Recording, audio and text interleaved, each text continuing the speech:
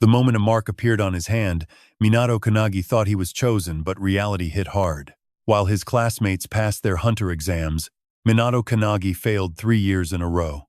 3 years was the limit. This was his final, desperate shot. Minato Kannagi felt his world collapse. He'd never be a hunter. So much for being chosen. That mark was just a useless birthmark. He stayed behind to clean while everyone else celebrated. Minato Kannagi wept silently.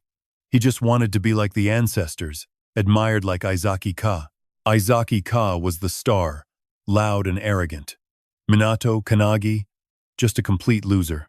Keep moving. How long are you making Kaisei Hizaki wait, you trash? Hizaki spotted the cameras, put on a show, and told his goons not to bully the weak.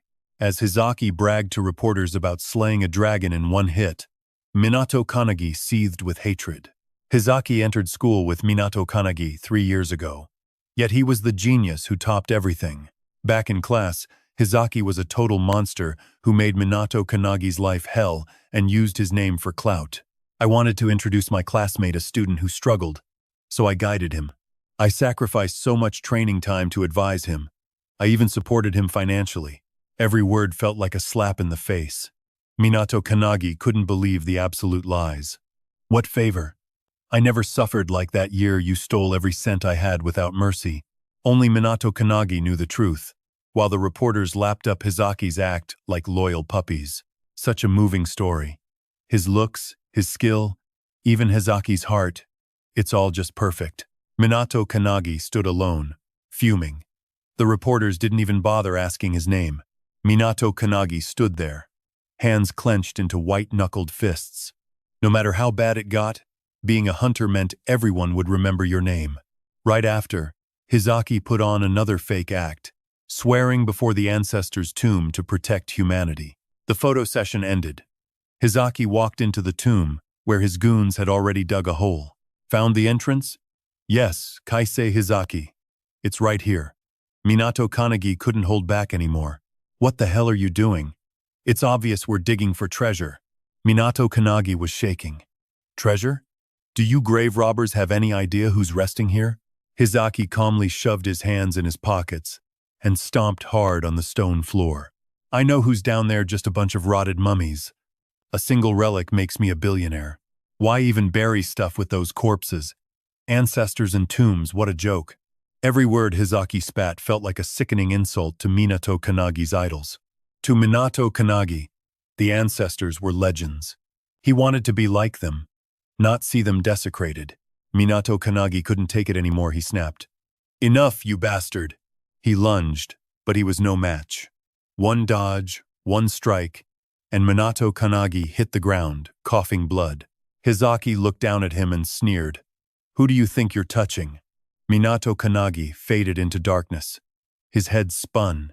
He couldn't hold on much longer.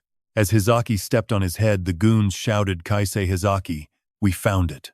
Is this aura coming from the item itself? Incredible. One piece is enough for a lifetime. Mission accomplished. Hizaki walked back over to where Minato Kannagi lay. Let me explain this so a failure like you understands. You're a desperate hunter reject caught grave robbing. A bitter, pathetic tragedy. This headline is going to be everywhere tomorrow. Stole relics from the ancestor's tomb and died fleeing. A student caught red-handed.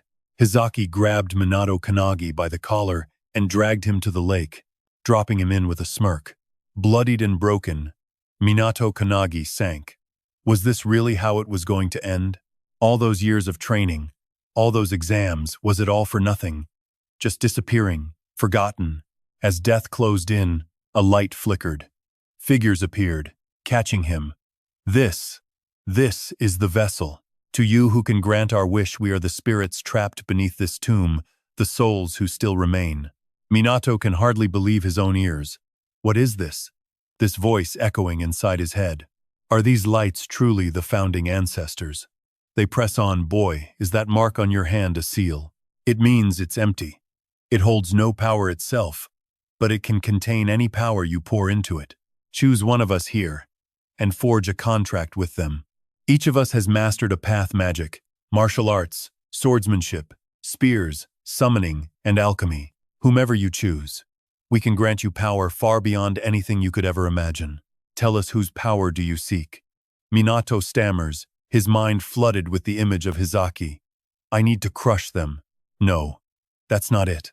I need power so great that I'll never lose to anyone in this world again. A power that overwhelms everything, enough to wipe away all the humiliation I've suffered until now. The seal on his hand begins to glow. The female ancestor urges him to hurry. Who will you choose? Minato has no time for games. He yells with every ounce of his soul. I want it all. I want the power of every single one of you.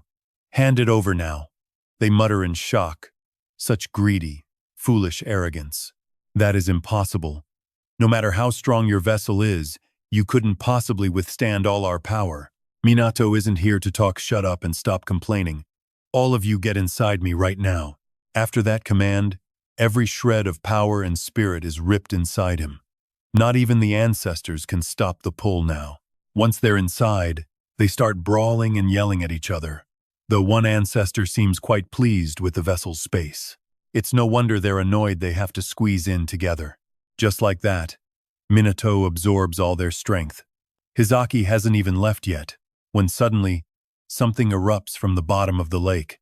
He turns back in total confusion, only to see Minato hovering in midair. Through the pouring rain, Minato lands with a completely different look in his eyes. How? You actually crawled out of there? You really are a stubborn pest. Minato stands there holding a twig, just idly smoothing it out. The others see this and burst into scornful laughter. What is that? You planning to bully us with a stick? How scary. Ha ha. Hizaki sighs enough. Don't let him stand back up this time. Just finish him off. One of the three thugs draws his sword and charges. My aura was ranked A in the swordsmanship exam. You know that? It was graded by an expert in the blade. Be grateful to die by it. In the split second of silence, Minato lets him rush forward. He flicks his twig, carving a few sudden sharp lines. The guy gets one swing in before freezing solid, his entire body already sliced into pieces. Amidst the agonizing screams, Minato asks, Hey, tell me, where exactly was that sword of yours certified? The mushroom-haired guy glares and begins chanting, Blue Cradle, Destructive Gaze, Level 57, Layer 2. Minato slowly watches him play his little game. He twitches a finger, everything looks incredibly slow to him. No chanting needed. Minato casually activates a Dogo lightning strike and shreds him. A flash of light, and a loud boom later. The guy is left twitching, charred and fried. Hizaki grits his teeth in shock, cutting someone down with a twig, and using high-level magic without a single chant? It's impossible. This Minato feels like a completely different person. Long ago, a swordsman once felled an army with nothing but a branch. A mage who reached the truth of magic could cast any spell without chanting a single word. The Spirit Ancestor Tomb, a place built to worship those exact transcendent beings. Right now, Minato Kannagi's body contains all their spirits. The number is up to 106. He starts walking toward Hizaki. The names of trash like you will never be carved into history. The only thing that will be remembered forever is my legend. While Minato focuses, the ancestors in the seal start whispering. They haven't been out in centuries, so they're pretty hyped. Wow. Check it out. It's huge. From here to here, this will be my territory. Minato has read their biographies so many times he has them memorized. Their souls are truly present within him now.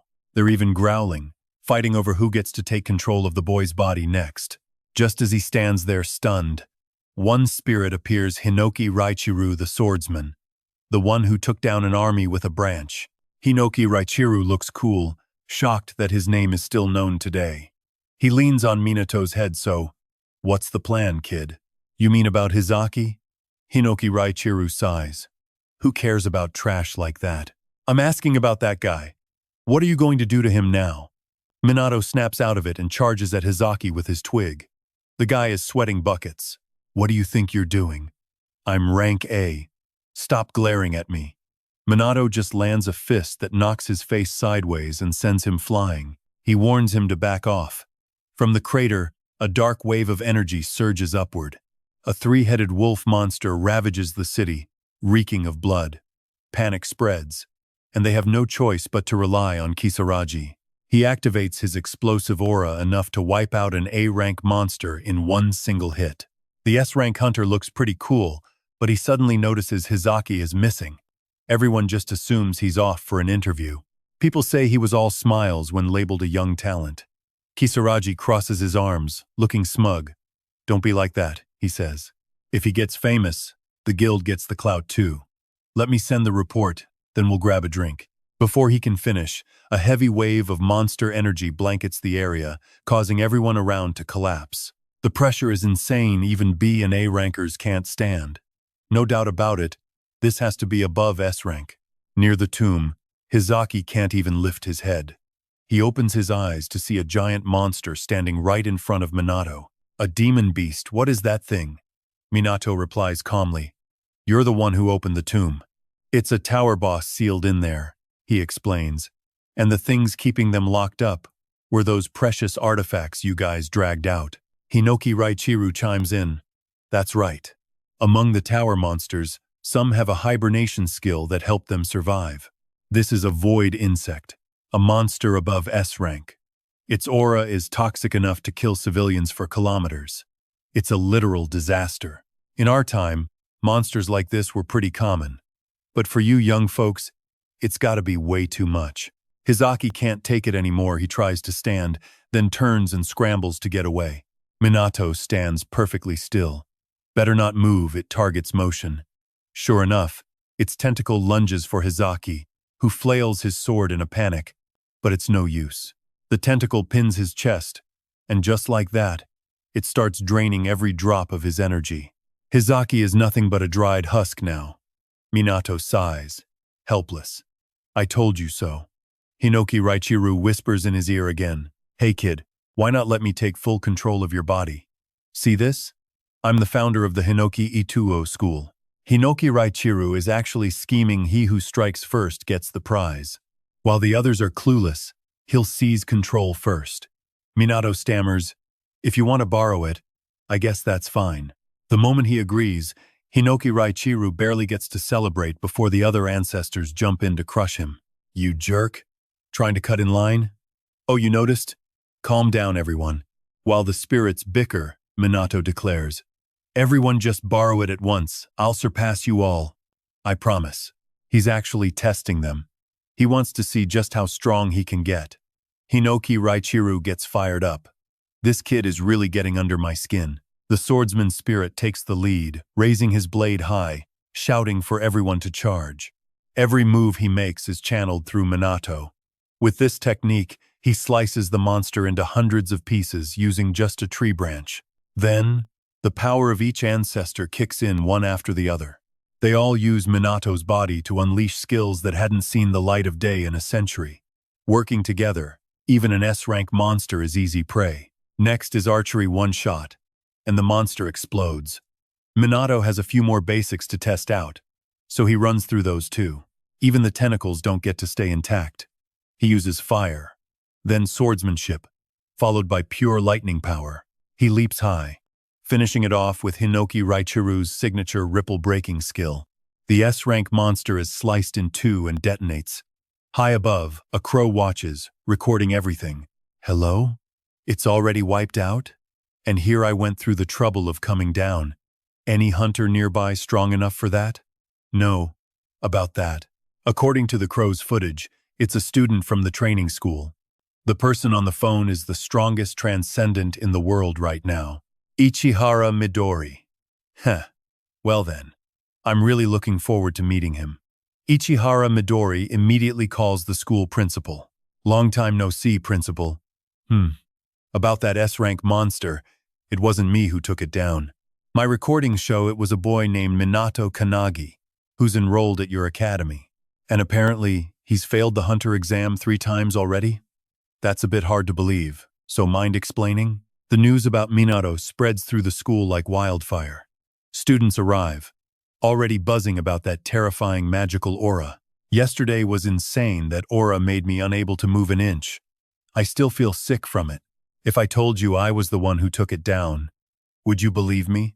Obviously not. You need 10 years of training to even sniff S rank. Anyway, rumor has it, a student here actually did it. Are you kidding? You'd have to be a top-tier hunter for that. Besides, someone like that wouldn't still be stuck here, would they? Right then, Minato hobbles by on his cane, sweat pouring down his face. Apparently, yesterday's mess is already the talk of the school. A guy with a sword shoves past him, shoulder-checking Minato, sneering as he walks off. He thinks that weakling couldn't possibly be the one who took down an S-rank monster. Minato can barely stay on his feet.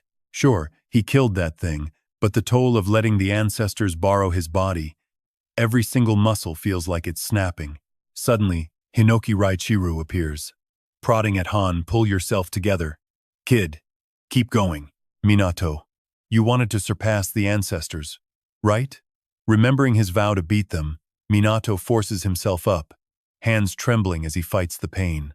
Hinoki Raichiru lets out a sharp laugh. "Show me what you are actually made of, kid." Other students stare, whispering, wondering what on earth Minato is doing. Raichiru thinks, modern heroes are just pathetic, really just commoners with a tiny bit of juice. If a tower appeared now, the world would be finished. Suddenly, a blinding light erupts from someone, bathing the entire area. Raichiru pauses, confused. But Minato is even more lost. Raichiru just felt a terrifying presence, even if it lasted only a second.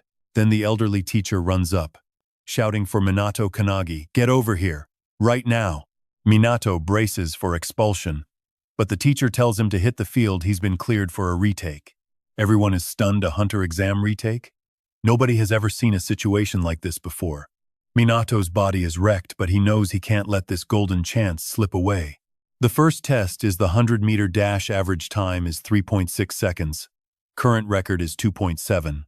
That guy in the backwards cap keeps mocking him from the stands, telling everyone Minato's just a famous school failure, a student who flunked 3 years running, only getting pity for a retake.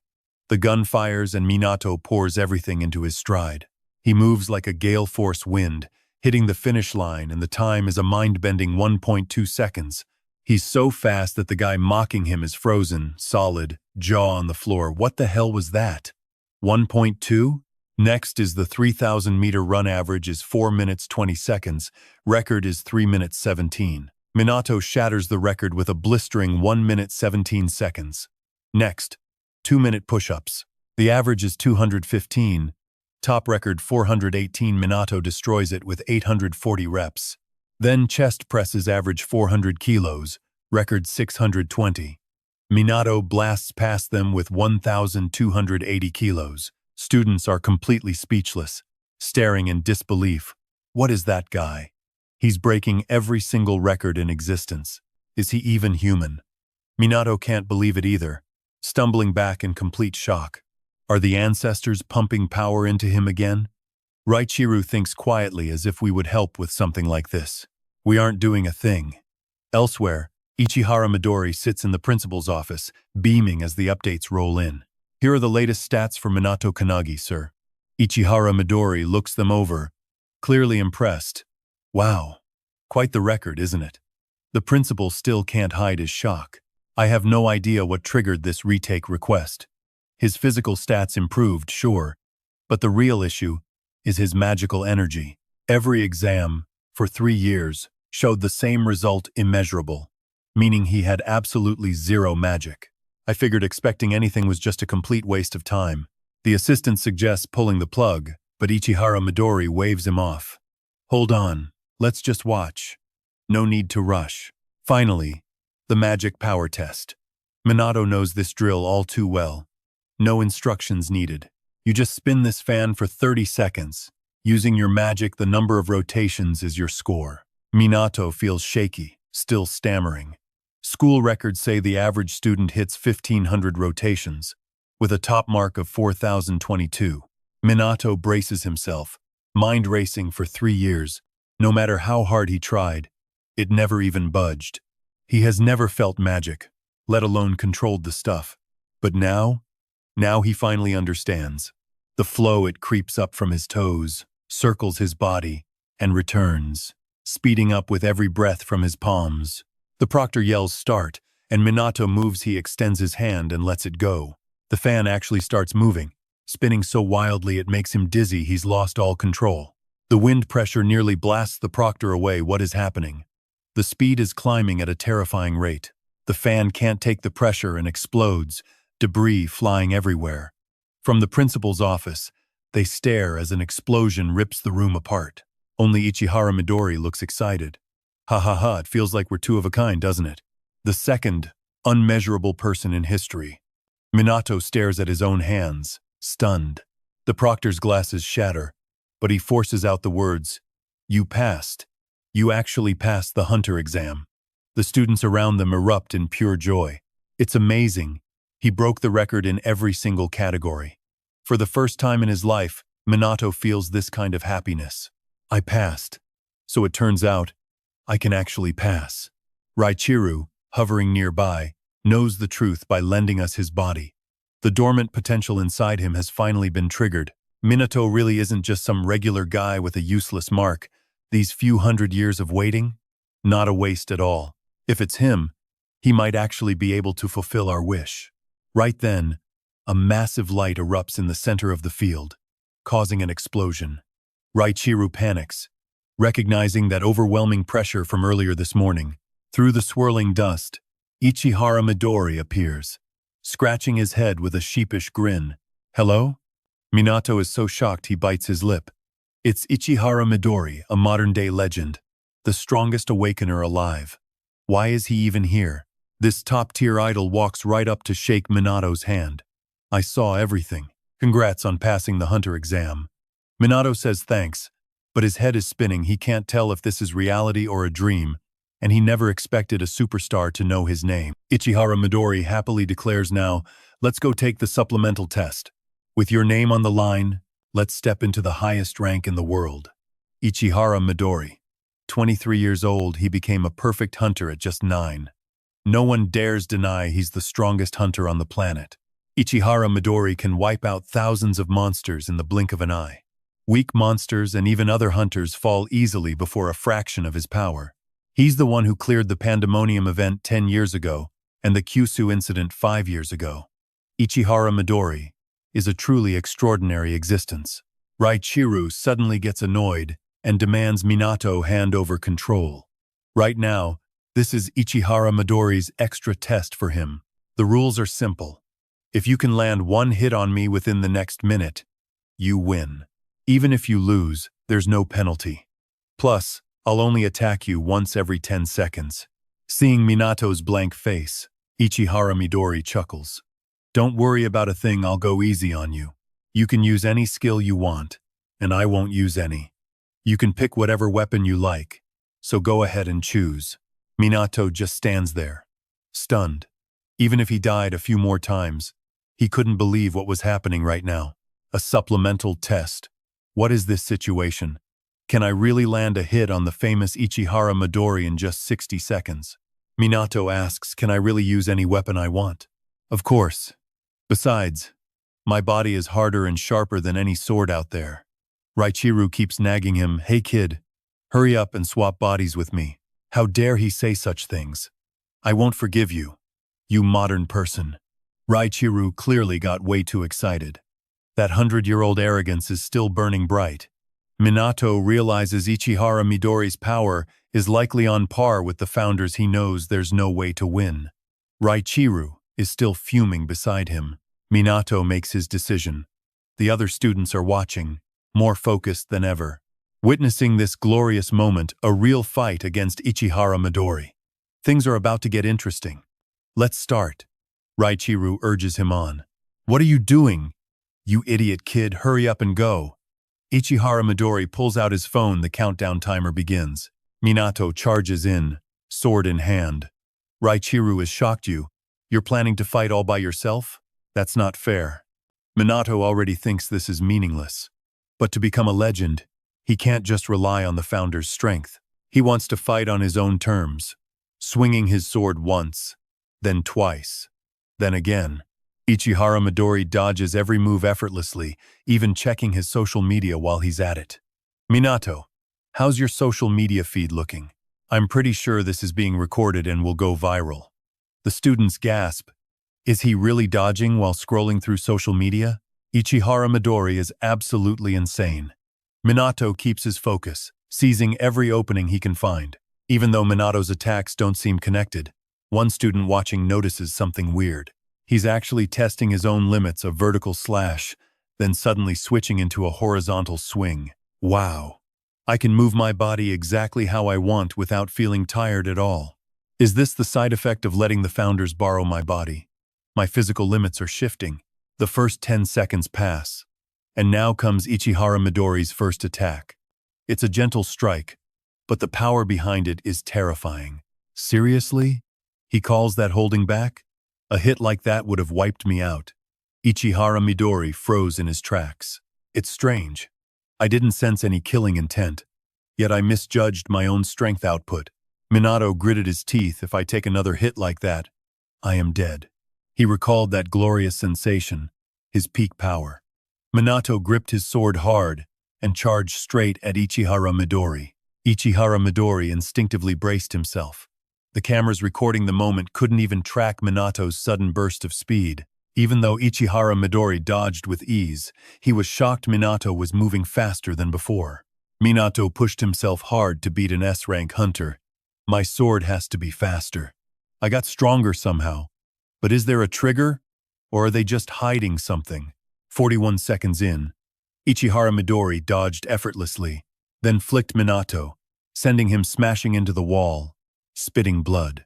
Dazed and battered, Minato felt a surge of pride. This is incredible. I can't believe I am actually fighting the world's strongest awakened. If my body were still like it was yesterday, I would have passed out the second I took that hit. I am stronger now, but with my current skills, I definitely cannot pass this test. Even so, that is fine. I will go all out for the time I have left. Ichihara Midori waited for the next strike, stopwatch in hand. Suddenly he spoke up. Sorry, I have seen enough. 30 seconds have passed. Minato might be a genius, but Ichihara Midori felt he was still not on the same level as his elite squad. Exhausted, Minato slumped over and drifted into sleep. That power I saw before, I still haven't truly experienced it. Ichihara Midori called his assistant immediately. Aloin, let's head back. Yeah, it is a bit embarrassing, but I am disappointed. Before he could finish, Raichiru seized control of Minato's body and stood up. That weakling is asleep, see? Finally, I get to use this body. Raichiru possessed Minato, grabbed the sword, and struck a challenge. Hey, let's play a little longer, shall we? Ichihara Midori felt a spark of excitement. This is it. This is the sensation I saw earlier.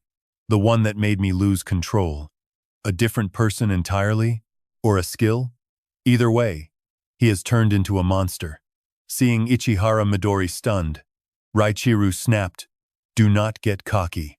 Ichihara Midori was genuinely surprised to see Minato moving with such different technique. His speed, power, and swordsmanship were all on a completely different level. Ichihara Midori struggled to parry the strikes, the power turning lethal. The students watching had to scramble back to safety. Ichihara Midori faltered. Minato's sword movements were becoming impossible to read. It feels like he can predict every move, like a master swordsman, like a flowing river. No, more like a raging waterfall. Ichihara Midori felt a thrill. Finally, this is enough to take on an S-rank like me. 40 seconds on the clock. Ichihara Midori fought with genuine passion, and so did Raichiru. He swung his blade while taunting. You think you can even touch me?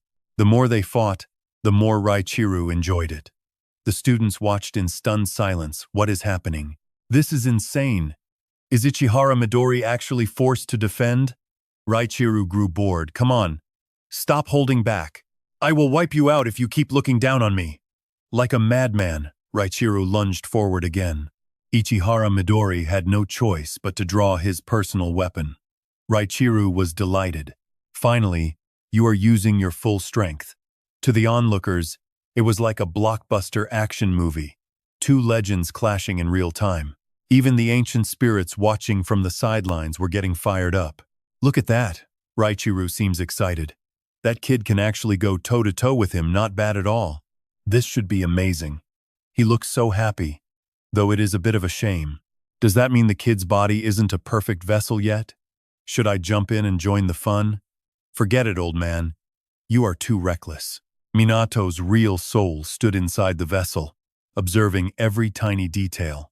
He took notes: vertical slash, diagonal cut, thrust, dodge right, no, left. Then a strike from below, shifting his center of gravity. The sword Raichiru was using suddenly shattered. Raichiru was wounded and annoyed. What a piece of junk. Ichihara Midori felt more alive than ever. Amazing. This battle has my heart racing. No sword left. Are you going to use a gun now? 10 seconds left. What are you going to do? Raichiru glanced over, leaped up, and snatched a sword from the student watching on the balcony. Handed over. With sword in hand, Ichihara Midori lunges. A massive blast echoes as he strikes. His swordsmanship? Truly masterful. They trade blows, but there's a wild joy in it. They're both grinning, wanting more.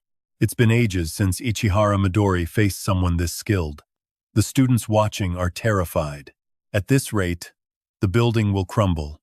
Raichiru and Ichihara Midori show no signs of stopping. Ichihara Midori snatches a ceiling fan, slams it down, and fires off his Hinoki sword style. As Raichiru counters with a lethal strike, the fan shatters. Ichihara Midori pauses for 5 seconds, then can't stop praising him. You are incredible. Raichiru, stay focused, take this hit. Suddenly, Raichiru's soul drifts into the void. As the 60 seconds tick down, Minato finally regains control of his body. He shoves Raichiru's soul aside, grabs Ichihara Midori by the throat. One final strike. This endless duel feels like it's lasted forever. It's an unpredictable battle, like a high-stakes chess match between two perfect equals. Even Ichiru is stunned that he no longer fully controls Minato's body. This kid, right in this moment, in one single move, he does the impossible. Not even I saw this coming. This kid has actually found the door to victory. Covered in blood, his arm bent at a sickening angle, Minato still fights back with his remaining hand. A flash of disappointment hits him. He missed. Or so it seems, until his hand reaches out and blatantly touches Midori's cheek. Midori recognizes the victory, grinning with absolute thrill. The room lies in ruins, walls shattered, until Minato's battered body finally gives out. Midori carries Minato, calling his assistant, Zin. How did it go? Haha, he passed. Pretty impressive, right? Oh, and I accidentally broke his arm. Get him fixed up. The students around them whisper in confusion. Did Ichihara Midori just say the kid passed? The air suddenly erupts as everyone cheers like they just witnessed a miracle. Amazing. He actually landed a hit on Midori. Dazed, Minato wakes up to find a girl kneeling beside him. He looks confused. I'll heal your arm. Please. Lie still. Congratulations on passing the test. In his delirium, Minato feels a wave of relief. Then, in a flash, he bolts upright as if he wasn't just half dead. What? I succeeded? I really landed that hit? Midori laughs nearby. Forgetting me already would be rude. Minato jumps, wondering when this guy even showed up. Midori stands, repeating, You see, we're even. I said you passed, so you passed. I accidentally got a little serious midway through your chain of attacks. Minato just stares blankly, only he knows Raichiru was the one fighting. Midori beams. Most importantly, you dodged my strongest move. Your skills are elite. You should be proud of yourself. Minato just blinks, eyes wide and innocent. But since I passed this, what comes next? His question is so naive that Jin and Midori are left speechless. They look around at the school, now wrecked like a total war zone. Back home, his mother proudly cooks his favorites, asking how many guests he has coming. He stammers while doing the laundry. I don't know. Just one person, I think. Well, today is a lucky day after all. You passed the hunter exam, and Ichihara Midori himself graded you. I always knew you could do anything if you just tried. Her words give Minato a massive boost. Then, she immediately starts worrying. This is ridiculous. What if a celebrity comes here and thinks our place is a doghouse? Mom, what are you rambling about? Ichihara Midori isn't that kind of person. After dinner, Minato sprawls on his bed, eyeing the business card Midori gave him and remembering the afternoon, even Midori's yelps when Jin broke his leg. Did I not say you'd be my partner if you won? I don't think you mentioned that, sir. I see. Well, there are too many people here. Can I stop by your house tonight? We can talk details there. I'll explain your options and tell you about our real enemies. Minato's mind races over those two words. Real enemies? Didn't the progenitors destroy the tower? Isn't a hunter's main job just to kill monsters escaping from spatial rifts? Is there some other reason? He's about to doze off when a shout wakes him up. He opens his eyes to see not just Ryu, but other progenitors standing there. Why are you all here? Is something wrong? Raichiru speaks up. We just finished talking. Minato, panicked, asks, Tell me, you didn't just decide who's taking over this body. Before we could even answer, the doorbell rings. Minato has to cut the conversation short. It looks like Ichihara Midori is here. He heads downstairs to total darkness. Then, he sees his mother collapsed on the floor. He's spiraling. He rushes over, but someone's already there, sitting on the chair, stuffing their face with fried meat. This meat is trash, kid. Teach your old lady some manners. If you're having guests, get the expensive stuff. Minato fights to keep his rage in check. Who are you? What did you do to my mom? The stranger cackles. Watch your mouth, kid, or I'll cut that tongue out. I'm Heitani Gozo, an S-rank hunter here to pick you up. I work with Ichihara Midori. Pack your bags, kid. Let's go. He keeps shoving food in his mouth. Minato snaps, charging forward with a tight fist. Before he can land a hit, Heitani Gozo is suddenly behind him, wearing that same sadistic grin. What? You want to challenge me? The table shatters.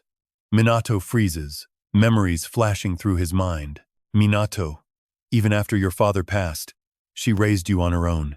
He remembers her wearing worn-out shoes, still asking him to go pick out new ones. Her words of encouragement when he got home, it drives him to madness. I'm asking you, what did you do to my mother? Inside, Raichiru identifies the opponent as an S-ranker of this era. He's already annoyed by the look on this lackey's face. Well, this fight will tell us how the ancestors should treat this boy from now on. Gozo glares, trying to intimidate him. Oh, that angry face of yours is just adorable.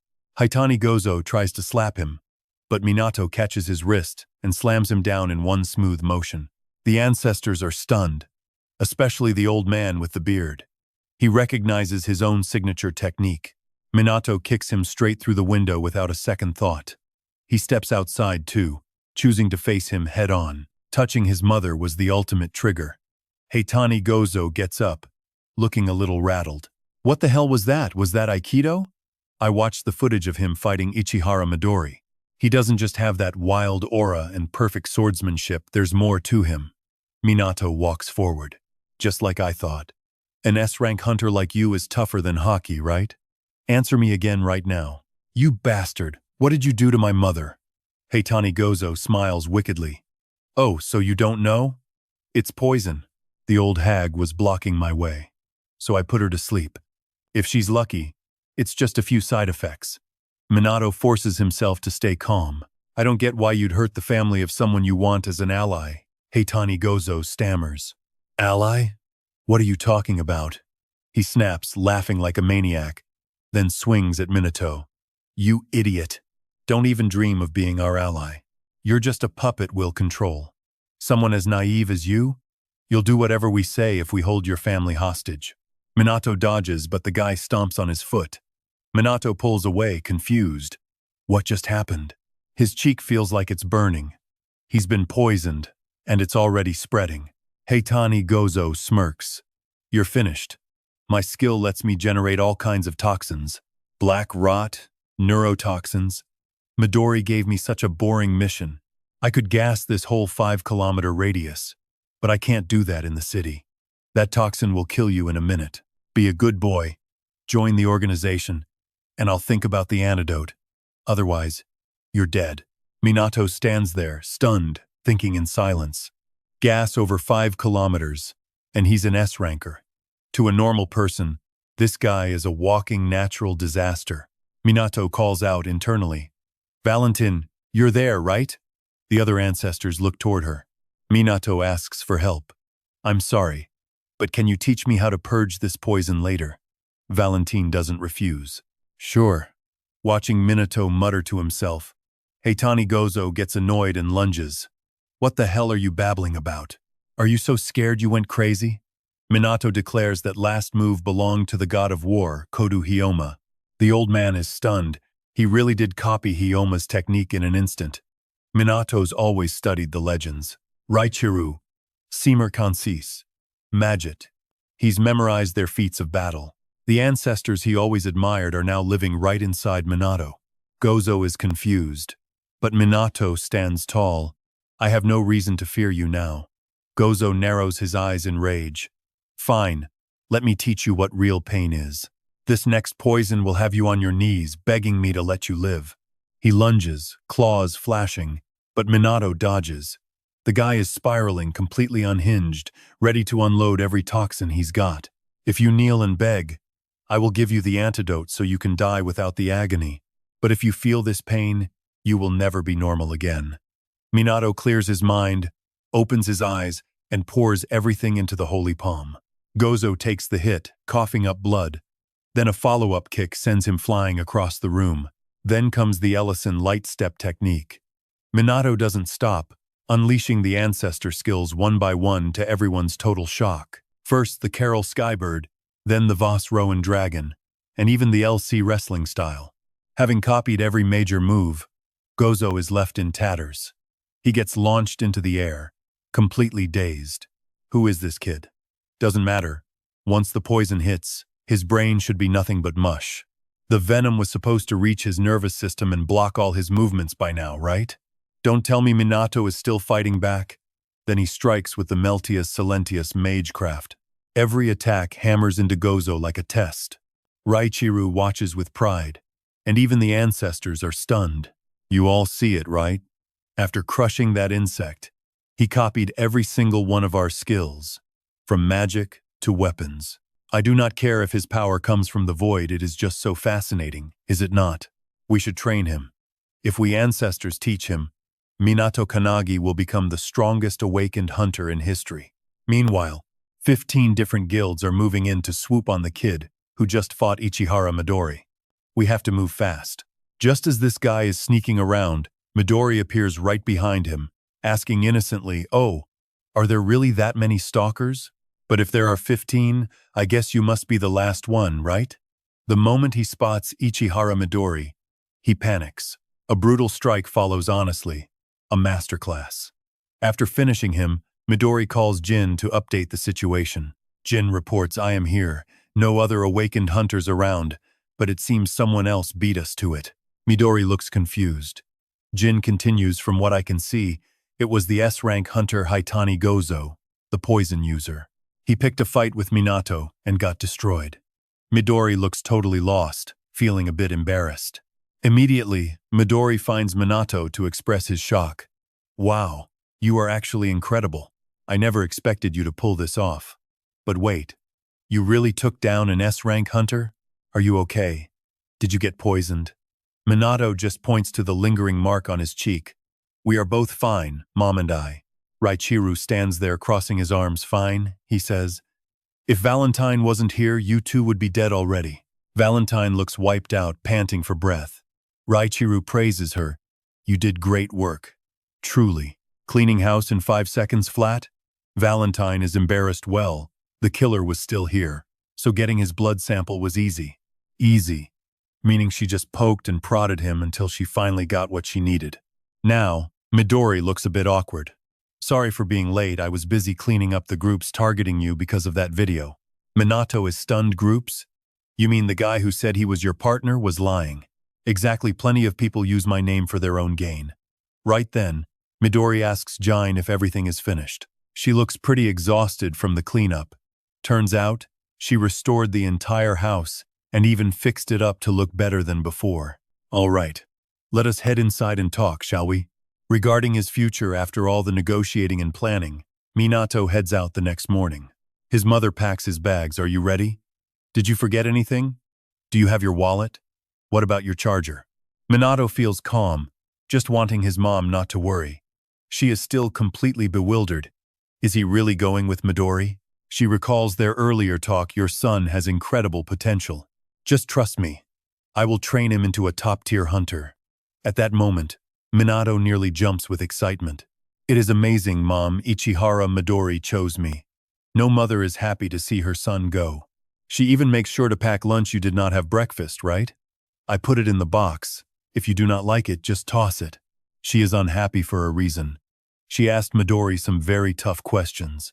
In the future, he will face life-threatening situations, right? Her son has always loved those legendary ancestors.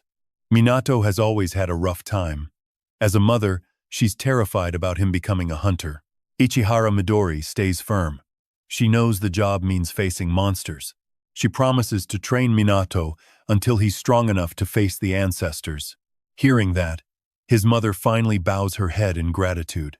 On the way back, Jin asks anxiously, is it really okay to promise that? The future is unpredictable. Midori glances in the mirror, watching his mother still nagging him, don't sleep shirtless. You catch a cold too easily. And make sure to separate your colored laundry. Seeing that, Midori feels a pang of sympathy, but her resolve hardens. Finally, it's time to leave. You ready? Yeah, he says, if I look back, I'm afraid I'll hesitate. Midori just stays relaxed. Fair enough. It's a long trip. Do whatever you want. Eat. Sleep. Beside him sits the lunch his mother packed. Minato opens it immediately. Inside, she cooked his favorite meat and even used sauce to write good luck. Memories of his mother fill his eyes with tears. It's the best lunch he's ever had. They've traveled far, reaching a massive mountain range. Minato is completely stunned, jaw dropped. This is it, Midori announces proudly. Welcome. Only a handful of awakeners ever make it here. This is the anti-prophecy unit, or the profitless. This is headquarters. A few awakeners are waiting inside. The moment they see Midori's car at the gate, they signal she's back. Get ready for a new recruit. The other awakeners gossip, surprised. What? A new member? Are you serious? It's rare to have a new partner. Huh? A partner? I need to test him to see if he's actually worth joining the profitless. Minato starts sweating buckets before he even steps inside. He can't believe what he's seeing. Man, this place is insane. The profitless? I'm sorry, wait, what is this place? Is it Ichihara Midori's guild? Jin looks helpless. My fault for not explaining sooner. We couldn't talk with your mother there, it's a national secret. Minato is floored. You've got to be kidding. A national secret, did I hear that right? Jin is exhausted but stays polite. Yeah. Midori smiles, saying they'll talk later. For now, Minato needs to drop his bags at the dorm. Jin offers to help carry things, but Minato still isn't used to anyone being this polite to him. Please, let me help. No, it's fine, I can do it. Suddenly, a guy jumps down from above, ready to attack. He screams, hold on, let me explain everything right now. What kind of explanation starts with a flying kick? Minato drops his suitcase to block the crazy strike. The guy sounds hyped. Oh, you blocked it? Not bad. Minato is already pushing his limits. That was heavy, who are you? The guy jumps back, bows, and introduces himself as Hanada Hikotaru, a member of the Profitless and his new partner. Minato stares, totally lost. Is this guy insane? Meanwhile, Midori is calmly pouring tea in the car. She just walked out to see Minato fighting Hanada Hikotaru. We're teammates, so why attack me? Obviously to introduce the unit and test your skills. Minato's face is tight. Test my skills? Hanada Hikotaru seems to be going all out. Minato fights back with everything he has, despite the exhausting trip. First, let me explain the origin of the profitless. Minato feels twice as helpless. What the hell? Is he going to lecture me while we fight? Hikotaru lunges again. Well, introduce yourself first. Minato Kannagi. Midori just watches the show, sipping hot tea. It's actually kind of sad. He was tested by the academy, then by an S-ranker, and now this. He's constantly being evaluated, don't you think so? Jin keeps a deadpan face.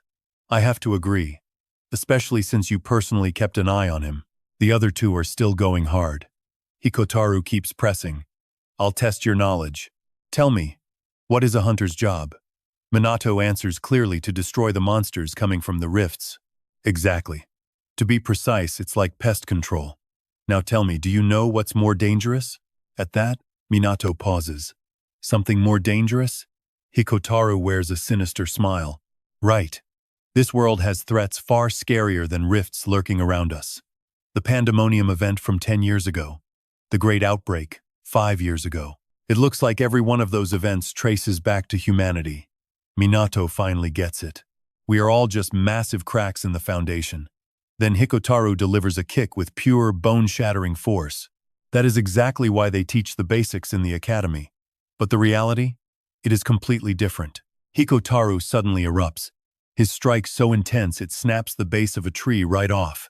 The truth is, forces from other dimensions are invading, just like the Malevolent Tower event 300 years ago. It is a critical emergency, and the invasion hasn't even stopped. Beings from another world are targeting ours with malicious intent. With every word, Minato turns pale, his face draining of all color. I don't get why Awakeners today are so weak compared to the Tower era, or why so few match the Founders, Minato asks innocently. What are we supposed to do? Hikotaru just keeps that same bright smile. That is why this organization exists. People who can foresee the future and identify these dangers only report to the elite, so they can wipe the threats out. And we are those elite, the non-prophets. Midori completely agrees with this explanation. Minato just looks blank, a whole organization fighting against prophecies. From today, you are one of us, and you are the first person to ever block my kicks. Welcome, Minato Kannagi. Welcome to the non-prophets. The two of them shake hands in peace. Midori stands there, clapping rhythmically. Hikotaru glances up at the Awakeners watching from above. All right, my partners. I have officially recognized Minato's potential. What do you guys think? They don't say a word, just appear and vanish in an instant. Midori looks confused. They pop in and out like they are the villains here, right? Ha ha, they probably just wanted to see for themselves. Ichihara, Midori, leave the rest to me. You sure? Fine, take care of it then. Hikotaru immediately takes a liking to Minato and leads him straight to the dorms. I will show you to your room. Let me grab your luggage for you. Yes, thank you. Call me Hiko. In the blink of an eye, it is dark out, the moon is up, and Minato is getting settled.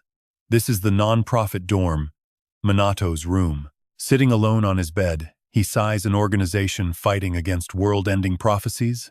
I wonder if the founders faced similar crises back in the Tower era. This must have been predicted long ago. Does that mean I have to face something like that too? I am honestly getting worried. Just as he is feeling lost, the founders appear. If you are worried, then just get stronger. Raichiru speaks for the group, apologizing for keeping him in the dark, and now they will share their decision. We are going to train you to become the strongest awakener alongside that Ichiya Midori guy and all of us. You are going to become the strongest awakener in history. Books will carry your name, Minato Kannagi. You will be our successor. The great founders. Minato cannot believe what he is hearing. Everything feels like a dream right now, a surreal, impossible dream. You want me to be your successor? That is exactly why we appeared before you right now. You want me to be your successor? Minato asks, dazed. Why? You aren't planning to take over my body, are you? Raichiru immediately lets out a sinister laugh. Hee hee. That sounds fun, but we will deal with each other. Minato is panicked, thinking it was finally over. I can't believe you still have that childish intent to fight a death match between founders. Minato makes a pitiful face. Please don't fight over me. Raichiru sees how shaken the kid is and laughs loudly. Just kidding. We did plan on that at first, but after watching you closely, we changed our minds. We are going to use your body for our own gain. That will make training you much more interesting. When you defeated that poison user, you copied all our skills after seeing them only once. You aren't a master yet, but you nailed the basics. Do you even realize how huge of an achievement that is? I don't know if it is because of the mark, but your greatest talent is your absorption speed. And that talent is stronger than all of us founders combined. Minato goes silent, tears welling up in his eyes. He clenches his hands together, trying to hold it all back. Hearing Raichiru's words, I really couldn't stop it. My memories are just full of teasing and cold sighs. They treated me like a lost cause, someone incompetent with no redeeming qualities. Until now, not a single soul expected anything from me. It all feels like a dream. After being treated like trash, told I was the stupidest failure for failing the Hunter entrance exam 3 times, they didn't even bother asking my name after the interview. No one ever believed in my future. With Midori and the Ancestors appearing, that promise of power feels like a total VIP awakening. I've never seen Minato break down like this. Minato is still sobbing. He honestly can't believe his life is finally overflowing with this much happiness. The people he's admired for so long actually believe in him. Raichiru sees the kid half sobbing, half laughing, and tries to comfort him. Take it easy now, stop the tears. Our souls will be right there with you every step of the way. Especially when you sleep, you can use the inner space freely. Forget about time or space limits. We're giving you 100 hours of training every single day. And in the afternoons, you'll train with the non-profits. Then at night, while you sleep, you'll train even harder. Mark my words, we aren't letting you get a single restful night from here on out. But you're ready for that, right? Minato stands up, tears still streaming down his face, yet he declares with total resolve, I'm ready, I leave it all in your hands. Morning comes in a flash. Minato steps out to wash up and runs right into Hikotaru. Good morning, Hiko. Morning, Minato. You still look like you're half asleep, kid. Minato is dead honest while brushing his teeth. I'm just not used to this yet. Hikotaru gives a friendly laugh. I get it. My first day here, I was exactly the same. Hikotaru takes a hard look at Minato, and suddenly, he notices that energy surging all through the kid's body. What's going on here? With laser focus, Hikotaru kicks off the new day by launching an attack even faster than yesterday. Total calm. Minato spits out his water and dodges it in one fluid motion. Seriously, I'm still tired, not in the mood to play around. I'm heading to the canteen for breakfast. Hikotaru is completely thrown. What just happened? My strike was faster than yesterday, right? This is the non-profit canteen looking around. Everyone is carefully pressing their hands together before they eat. Minato just grabbed his food, and Hikotaru is already looming behind him, pointing out a spot. Found a great seat over there.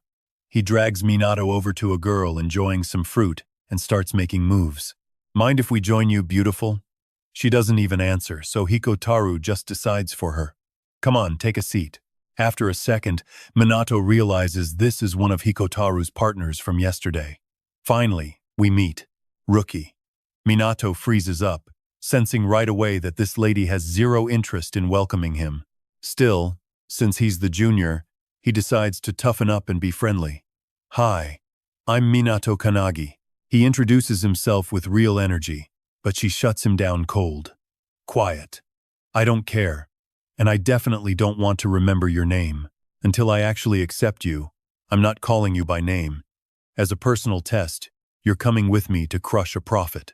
It's like fate is glued to Minato. All he gets lately is test after test after test.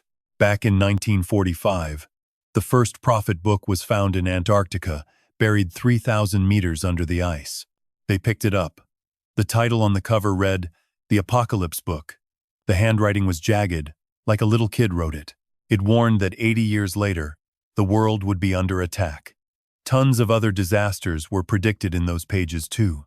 Just like that, the world decided to follow the book. In the car, that girl keeps challenging Minato. Why do you think they actually believe that thing? Minato feels uncomfortable. But I still don't know your name, so I don't know what to call you. She stays in full-on grumpy mode. Why should I tell you? Just answer my question already. Minato reluctantly answers. Is it because the things in there actually started happening? Right after that short answer, she just tears him apart. Are you an idiot? If even one event from the Apocalypse book actually happened, the world would have been gone ages ago. Get it? Minato panics and turns to Hikotaru. Hiko-san, how many prophets are out there anyway? Oh, probably around 200. Minato says innocently. Then this world is already doomed, isn't it? Midori jumps back in to announce that they've already stopped about 180 of them. Minato is just losing his mind over it. He turns back to his original question. So, why does the world actually trust that book? The girl explains that the man who found the Apocalypse book was Bernard Zelo. The second he opened it, the first page had a message welcoming him by name. It even had his exact age and the date written out. May 17th, 1945, 11:35 a.m. On a sunny day, explorer Bernard Sasso found the Apocalypse book. The car stops in Tokyo, Sumida Road, right at the site of a primary crack. The girl just marches straight inside, ignoring the police trying to stop her. This area is locked down. Please move along. The group just walks in like they own the place. The cops are furious but too scared to step inside, so they just let it go. It's Minato's first time causing this kind of trouble, but Hikotaru tells him it's fine. The girl speaks quietly. World War III, Black Moon, the pandemic, the phantoms, all of those events are incredibly urgent and dangerous. Even with the pandemonium event that Ichihara Midori handled, if there are exceptions in the Apocalypse book, there are still plenty of other prophet books scattered all over the world. To track and neutralize these threats, the Oracle unit was born. It is simple. Threats are ranked from dangerous to catastrophic. Per the World's End Archive, Level 1 threatens the entire global ecosystem. Level 2 is a national disaster, and Level 3 endangers entire territories. Minato is a clueless rookie. He asks, wait, are we really the only ones handling this? The woman snaps back. You joined the unit. Figure it out yourself. As they cross the barricades, two guards stand watch at the rift. Hey, someone is coming? They assume it is civilians and shout this area is lethal. Get home. The woman identifies it instantly. This is a Level 3 rift. It looks like a B-rank initial fissure, but it is a Level 3 calamity. The rift is expanding. Suddenly it tears wide open. The guards panic. What is happening? It was just a small crack. A-rank monsters swarm out. Kisaragi raises his hands, charging straight at the beasts. He expects a clean strike, but the monster shreds his face and devours his partner. This is what happens to the weak who act tough. Kisaragi screams, fall back. Citizens! The woman says nothing, activating the Magister death seal. Pools of water appear. She reaches into them, using Mercurius to manifest a storm of weapons. The blades tear through the A-rankers, landing every shot. Now, it is Hikotaru's turn. He moves like he is just playing with the monsters, not fighting them. He flips and jumps, leaving Kisaragi stunned. Who are these people? Their power far exceeds his own S-rank hunting capabilities. She stares Kisaragi down from our view. You are the civilian. Get out of here. He notices the mark on her hand. Is that a government seal? No time to talk. They rush back into the fray. A boss stronger than S-rank emerges, the S-plus Beastman, Gilia Unia. Kisaragi panics as Hikotaru charges. Hey, stop! Don't attack so recklessly! Hikotaru does not care, leaping onto the beast while the woman supports from afar. He thinks he has it, but he hits a wall. What? A counterattack? It has physical resistance. Hikotaru pulls back, making room for the awakened woman to strike. Minato suddenly lunges forward, shocking her as he grabs the beast by its snout. He channels pure force, shattering the ground and incinerating it with a blast of fire. Hikotaru is speechless. No way. That is the 1-inch punch. He took down an S-plus monster in one hit. My intuition this morning was right. Minato is terrifyingly strong after just one night. The woman wonders, who even taught this kid? Minato stays calm against physical resistance. You have to destroy them from the inside. I was trained by the Holy Saint last night. The basics of the 1-inch punch actually work. Minato turns, knowing he passed the test. He asks excitedly now, Dear lady, what is your name? I saved you after all. She has no reason to hide it anymore, dropping her arrogance to answer clearly. Fine, I am Shinomiya An. Only A-rank monsters remain. The S-plus boss is dead. Time to clean them up. Hikotaru jumps in, activating physical enhancement and penetration. Every strike inflicts internal damage, finishing them instantly. Anne does the same with Mercurius. They are both excited by this discovery. Just like Minato said, attacking from inside is easy. Even after teaching them this grand method, they still use a lame nickname. Hey rookie, let's head inside. Kisaragi is left confused and terrified as they prepare to enter. What? Inside? That rift leads to a completely different world. You guys are all insane.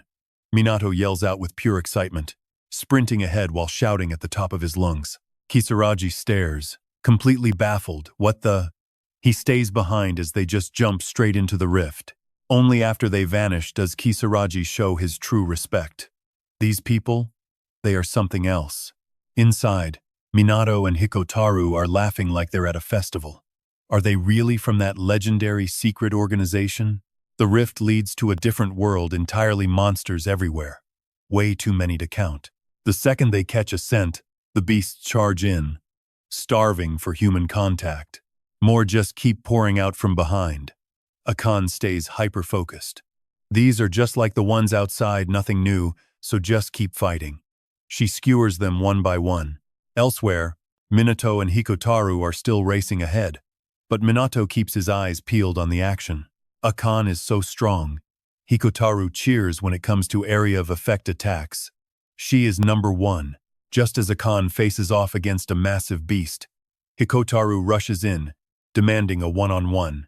The monster swings wildly, missing every time. Hikotaru plays tag, even taunting it with a childish gesture. In a flash, he's up on the ceiling. Hey, stupid, I'm right here. He launches into a lightning-fast aerial kick. Every hit lands perfectly, leaving Minato absolutely thrilled to watch. Wow, that looks amazing. Minato can't stay out of the fun and dives in. He jumps in, landing a few extra hits. He's basically copying Hikotaru move for move. Minato innocently asks if that was right, but Hikotaru just laughs, no way, kid. After clearing the trash mobs, the trio pushes forward. The monster spawns are finally starting to thin out. Akan locks onto a location. Minato is surprised by how huge the space is, but something crashes down from above. They look up, and a monster even bigger than the last one drops down, radiating intense magic. Hikotaru identifies the boss, an S+ rank Voshinyu. Akan approaches without fear. Finally, she says, "You are the boss here, aren't you?" She immediately triggers her Chris Magistus, trapping the beast in a circle and bombarding it with weapons. With a dead serious face, she reminds Minato and Hikotaru of rule number 1. Against a strong opponent, go for the kill immediately. Don't give it room to strike back. I will weaken it. You guys handle the finish. Hikotaru laughs, clearly loving the show. That move looks awesome. Got it. I'm going in. Minato stays back, watching every single detail unfold. For Minato, this is his first time seeing such raw power out in the wild. Their attacks are great, but he knows it isn't enough.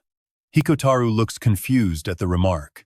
Hey rookie, are you dissing my ultimate move? Distracted, he lets the boss break through the barriers. The floor cracks, the fissures widening with every step. The ceiling starts to collapse too. Something is wrong. Akan never expected this. Are you kidding me?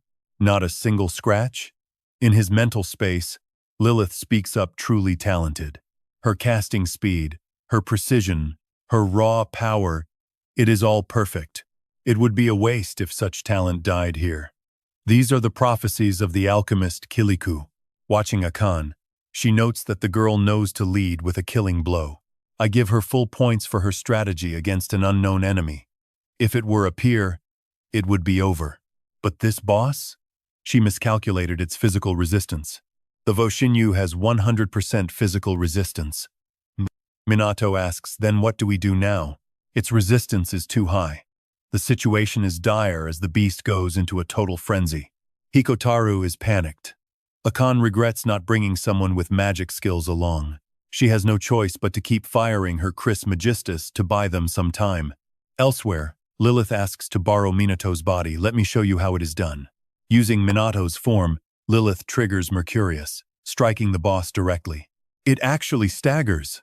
Akan is stunned. How is that possible? How do you know that skill?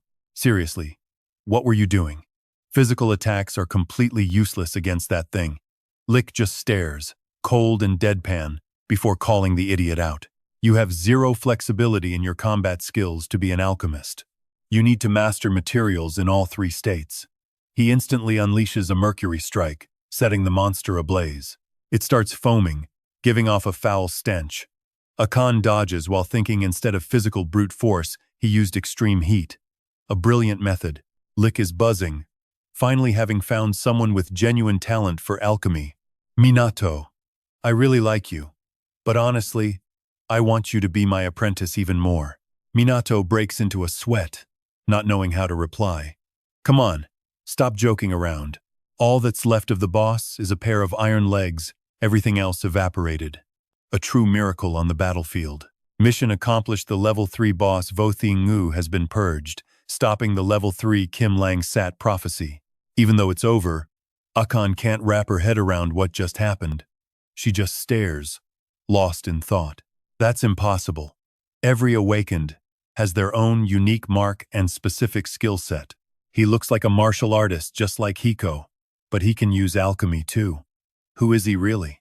Seeing the girl totally stunned, Minato reaches out his hand again. Let me introduce myself again. My name is Minato Kannagi. Don't you forget it. Akan, just a second ago, all fired up. Can't help but acknowledge him and forced herself to calm down. She offers a stiff, awkward handshake. Fine. I'll try. Minato. Hikotaru smiles to himself, thinking I never expected him to actually earn Akan's respect. Outside, the survivors are still waiting for news of the trio. As the rift begins to close, they start to panic. What on earth is happening in there? Minato pops his head out of the narrowing crack, followed quickly by Hikotaru jumping out. Mid-air, Hikotaru yells out, "That was incredible. What an unforgettable experience." The crowd outside is overwhelmed with joy, relieved they made it out safe, and the rift vanishes forever. Akan keeps her head down, while Minato looks confused, his brain still firing off a million questions. Wait, is the mission actually done? Now we just report back to headquarters and we're set. Phew, what a tough gig. Just then, Kisaragi approaches the team to offer his thanks. First off, thank you for saving me and my squad. We have nothing to offer, but please, tell us your identities or what exactly happened inside. Akan maintains her cold exterior, though she still wants to act tough. Fine. Thanks for understanding. Oh, just draw this emblem in your report. They'll understand exactly what it means. Kisaragi watches them leave, beaming. Understood. If anything critical comes up, come find us. Don't worry.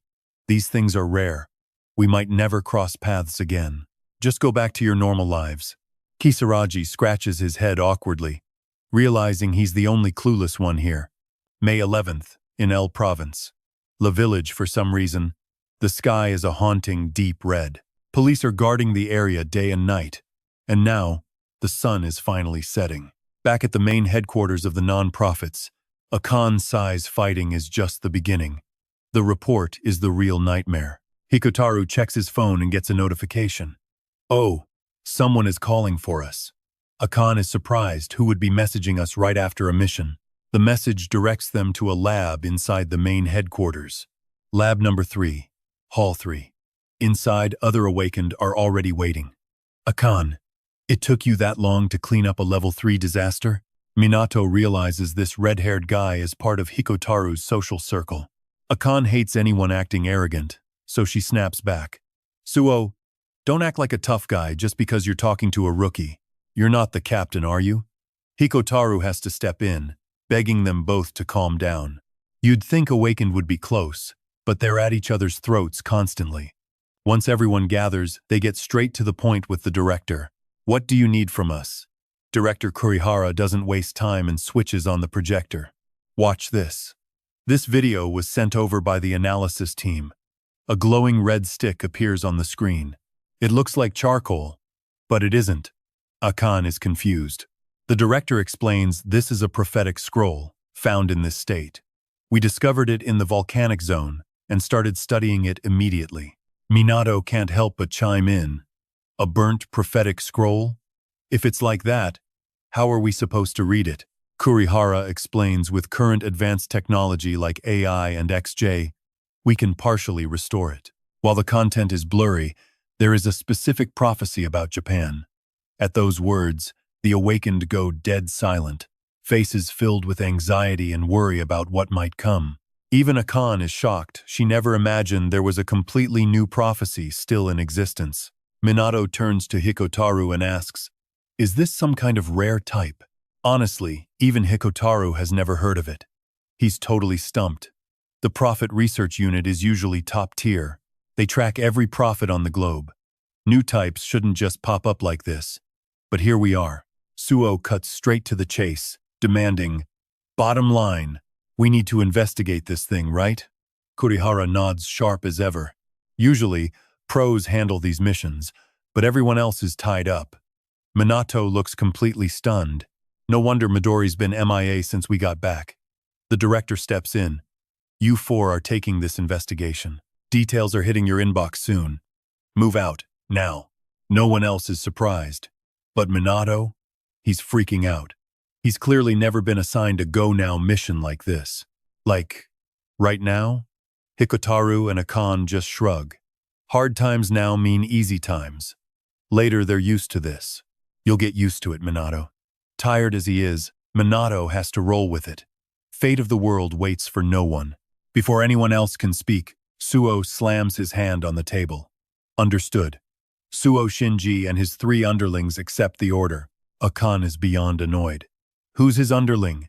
Keep acting like you're in charge and see where that gets you. The Awakeners trade warnings, keeping their guard up. It's a rush job, threat level unknown. Absolute caution is mandatory. Even if the prophecy sequence starts, they have to wait for the main force to arrive. On the transport, Minato stares at the sunset, zoning out. Threat level unknown? Whatever. It's just an investigation. Nothing to sweat. Suo can't sit still, acting like the big boss again. "You guys just finished a mission, didn't you? Get some rest. Unless you want me dragging all 3 of you dead weights." Akan snaps back. "Stop ordering me around, I'm fine even without sleep." Everyone's tense, but Minato, trying to catch every bit of shut-eye, innocently suggests, "Since that's the case, I'm gonna snooze." Hikotaru follows suit. "Me too. Sleep tight."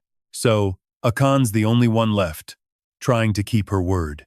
She's exhausted, catching herself nodding off, then forcing herself awake with a slap to the face. "Can't sleep. I will not fall asleep." So much for resolve. Once it's pitch black, she's out cold, drooling, her hand gripping Minato's cheek so hard his face is totally distorted. Suddenly, Suo wakes everyone up. Akan jumps, acting like she was totally alert. Who fell asleep? Not me. She opens her eyes to see the 3 guys standing outside, staring into the distance. Akan snaps at Minato for not waking her sooner. Minato is already locked onto something. Look, right there. The whole area is glowing red. This looks bad. The prophecy sequence is almost complete. Akan squinting. That magic circle is massive. 23 pillars. Just like the report said, Suo chimes in. It's just like that time. Reminds me of the Wakayama Mansion incident. 30 years ago, that event tore open a dimensional rift. The prophet's skeletons are freezing into place, solidifying at an insane speed.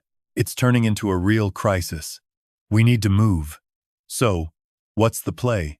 Suo already has his sword drawn, ready for a brawl. We punch them, obviously. Akan, even in a crisis, has to get a jab in. The boss said, "Wait for reinforcements."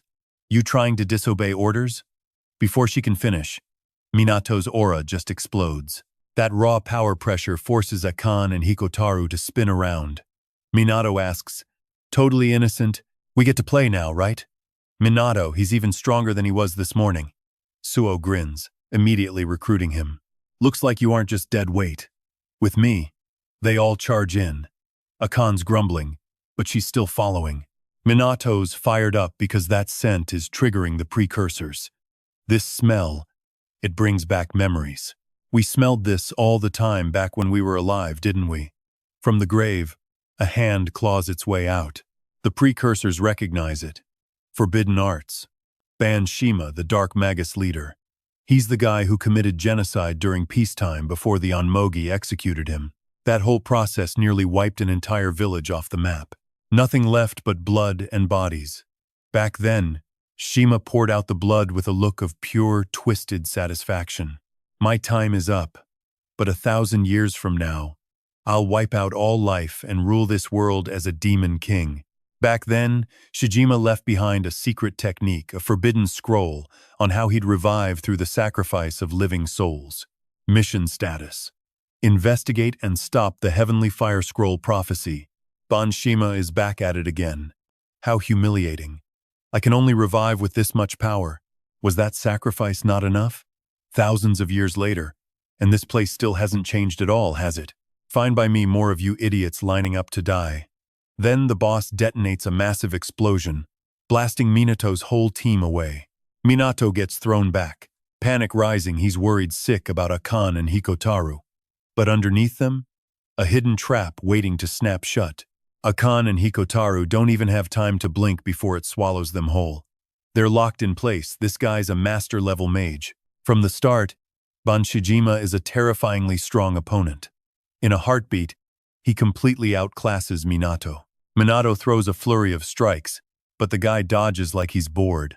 He sneers, "Nice physical technique, kid, but you're still just a rookie." Suddenly, a glowing circle erupts around Minato. A wave of raw, intense energy surges into the air, shocking Shijima. Minato emerges, radiating a completely different level of power, and lunges straight for him. Shijima just points to the sky, grinning. Not bad at all, that hit actually had some weight. While he's distracted, Suo seizes the chance and charges in head-on. Even so, that speed isn't enough. Shijima just laughs in his face. "Wow, I almost died there," he taunts. Suo grips his sword tighter. "Dead serious. I knew from the start this wouldn't be enough to take you down." Skill activation. Instantly, a barrage of red light beams slams down from the sky. Shijima bursts out laughing. "Oh, look at that, it's raining. Your flashy swords belong in a circus." Suo ignores the insults, locking his focus, pouring every ounce of himself into the fight. Just as he gets his blade close, Shijima blocks it with a single hand. "Nice.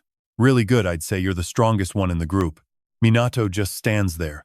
Stunned. Shijima is genuinely insane. Far stronger than he ever imagined. This guy is on a different level from anyone else they've faced. It feels like he's in the same tier as Ichihara or those fair guys. Minato freezes, lost on what to do. Then he glances back and sees Akan and Hikotaru sprinting toward Shijima. "Shijima. Minato, stop standing there." Both of them charge in to help Suo, but Shijima just snaps his fingers, summoning his minions, monsters with bull heads and skulls hanging from their necks. They're built exactly like a minotaur. After ordering them to block the team, Shijima turns back to Suo, smug and confident. "How pathetic, no one can help you now." Suo swings, slicing a line across the boss's neck, leaving him momentarily paralyzed. "Help? I don't need anyone.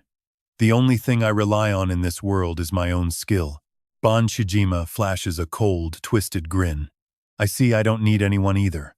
That's why I'm going to destroy everything." He charges Suo like a madman, and Suo knows he has to pick up the pace. Just then, Minato tears in from behind, tapping into his hidden power. Shijima stares, confused. How did that kid get in here? What happened to my soldiers?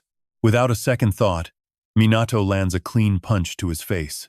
The force is so heavy, the guy skids back across the ground. Suo is still reeling, trying to process what just happened. Minato yells out, "Fighting alone is way too dangerous. Let's smash this guy together." Suo glances over at Akan and Hikotaru, still tangled up fighting the minions. They can't even handle the foot soldiers yet. But Minato managed to cut through them like paper and stand here right now. Suo's ego flares up, unable to accept it. "You want us to fight together? Get out of here. I don't need help. I'll beat him myself." Minato panics. "Are you kidding me? Look where we are." Shijima loves Suo's stubbornness, practically giddy with anticipation. "You're doing the right thing. I prefer enjoying this all by myself, too." He fires off power as if he's just toying with Suo, casually shoving Minato aside. Minato crashes near a smoking tree, slipping into a trance. The ancestors appear before him. "Unfortunately, you passed out." so we had to drag you here. Agony racks his body as he groans Raichiru's name. Suddenly, he snaps awake, a new resolve in his eyes. No, I have to get back there. Raichiru suddenly turns dead serious. You need to stay away from this fight. Back at the front, Suo and Ban Shijima are locked in a brutal rhythm. Ban Shijima is clearly just playing with his food. We think alike, the boss chuckles. Suo is terrified, realizing he's completely overwhelmed his skills, can't even scratch the guy anymore. Ban Shijima declares, we don't need anyone by our sides, which is why I'm going to end it all. Suo draws his blade for another lethal strike. Ban Shijima just finds it amusing. Better, show me more. Raichiru immediately points out the massive gap in strength to Minato. Just look, Suo is way stronger than Hiko and Akan. But he still can't touch Ban Shijima. This fight is beyond them, and his magic is pinpoint accurate. If this were a populated area, he would have become a demon king already. If he absorbs your life force, he'll only get stronger. The casualties would be endless. Finding that book was a fluke, but hand your body over to us and we'll handle this. Before Raikiru can finish, Minato cuts him off cold. He refuses. This isn't just training anymore. It's real life. I have to overcome these trials using my own strength. Am I right, ancestors?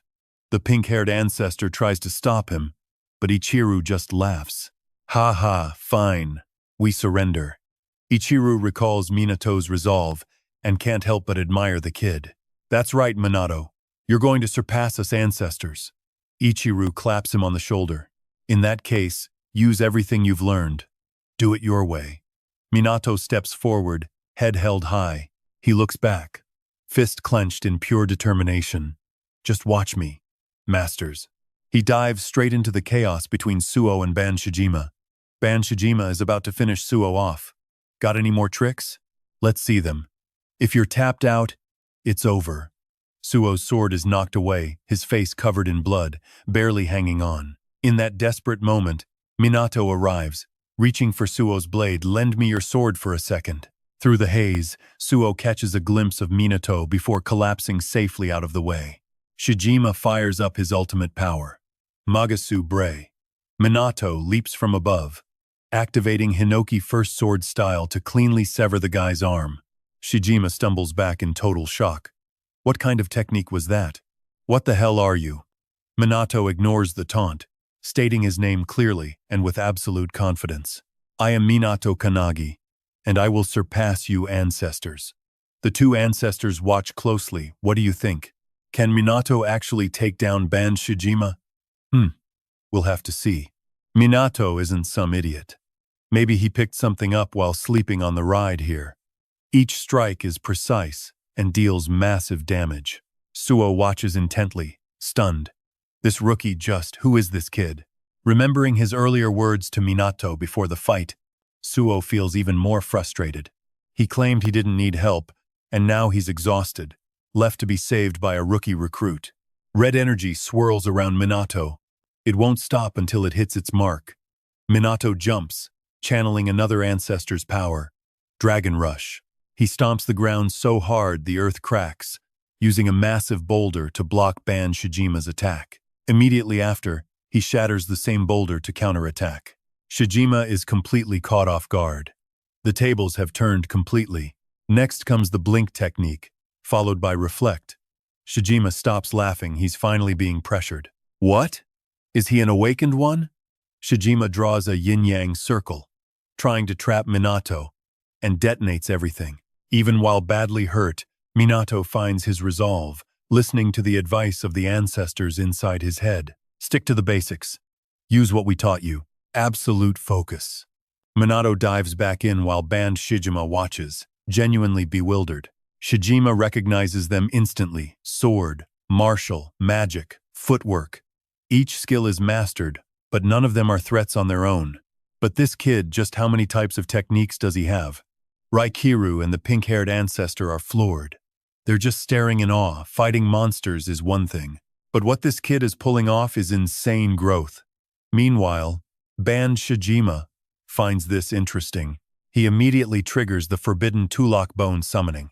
This has been fun, kid, but enough is enough. Let's finish this. The ancestors panic, sensing the shift, and scream at Minato to run. Minato just stands there, exhausted and feeling hopeless. Is it still not enough? He's right. I'm not strong enough to beat him yet. I need more, I really need more power. Minato closes his eyes, remembering the lessons. My lesson was on magic, one step at a time. First, the absolute basics of magic. Fireball. Hinoki first sword style has two schools, soft and hard. The wave slash is a powerful strike that cleaves the opponent in two. It belongs to the hard school. When you strike, toss all your fear and hesitation aside. Just look at the opponent's lifeline. Minato grips his sword tight again, executing everything with perfect precision. Minato refuses to back down. He keeps fighting, ignoring the ancestors' desperate cries. He taps into a technique Minato created, Flame Breath of 10,000. It changes how you view a rival's very soul. For Ichiru, life was simple, just a thin thread waiting to be cut. Minato mirrors that, visualizing exactly what his own spark of life looks like now. He locks onto Shijima. That life is a candle, burning with a sickeningly bright flame. Minato hates it, he wants more. He refuses to let it just flicker out. He swallows it whole, cranking the flame breath to the limit. The fire roars to life in a flash, instantly incinerating Tulak. Shijima freezes, pure shock on his face, while the two ancestors stare in disbelief. He combined my magic with his swordsmanship. How? Just then, Kili pops in to watch the chaos. This is actually getting good.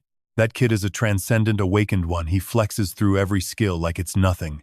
I thought it was just luck, but he fused those arts together and he's only getting started. Kili vanishes again, leaving Raichiru annoyed by the weirdo. Still, the pink-haired ancestor actually agrees with him. If he's right, we seriously underestimated Minato's potential. Is it really safe to keep training him like this? Raichiru just grins, radiating total confidence. Of course it is. Don't you want to see this firsthand? Watch him grow into his power. Minato looks drained, but Shijima is still reforming his shattered body. Shijima decides to change his approach. This is getting dangerous. You should have aimed for my head, he sneers. Too late. Duo doesn't hesitate, lunging forward to slash clean through Shijima's neck. The severed head rolls away, still trying to taunt them. Oh, I forgot you were still here. As Minato collapses, Suo catches him. A wave of painful memories crashing into his mind. A freezing, snowy day. Wait until sunrise, he'd promised. I'll go get you some food once the sun comes up.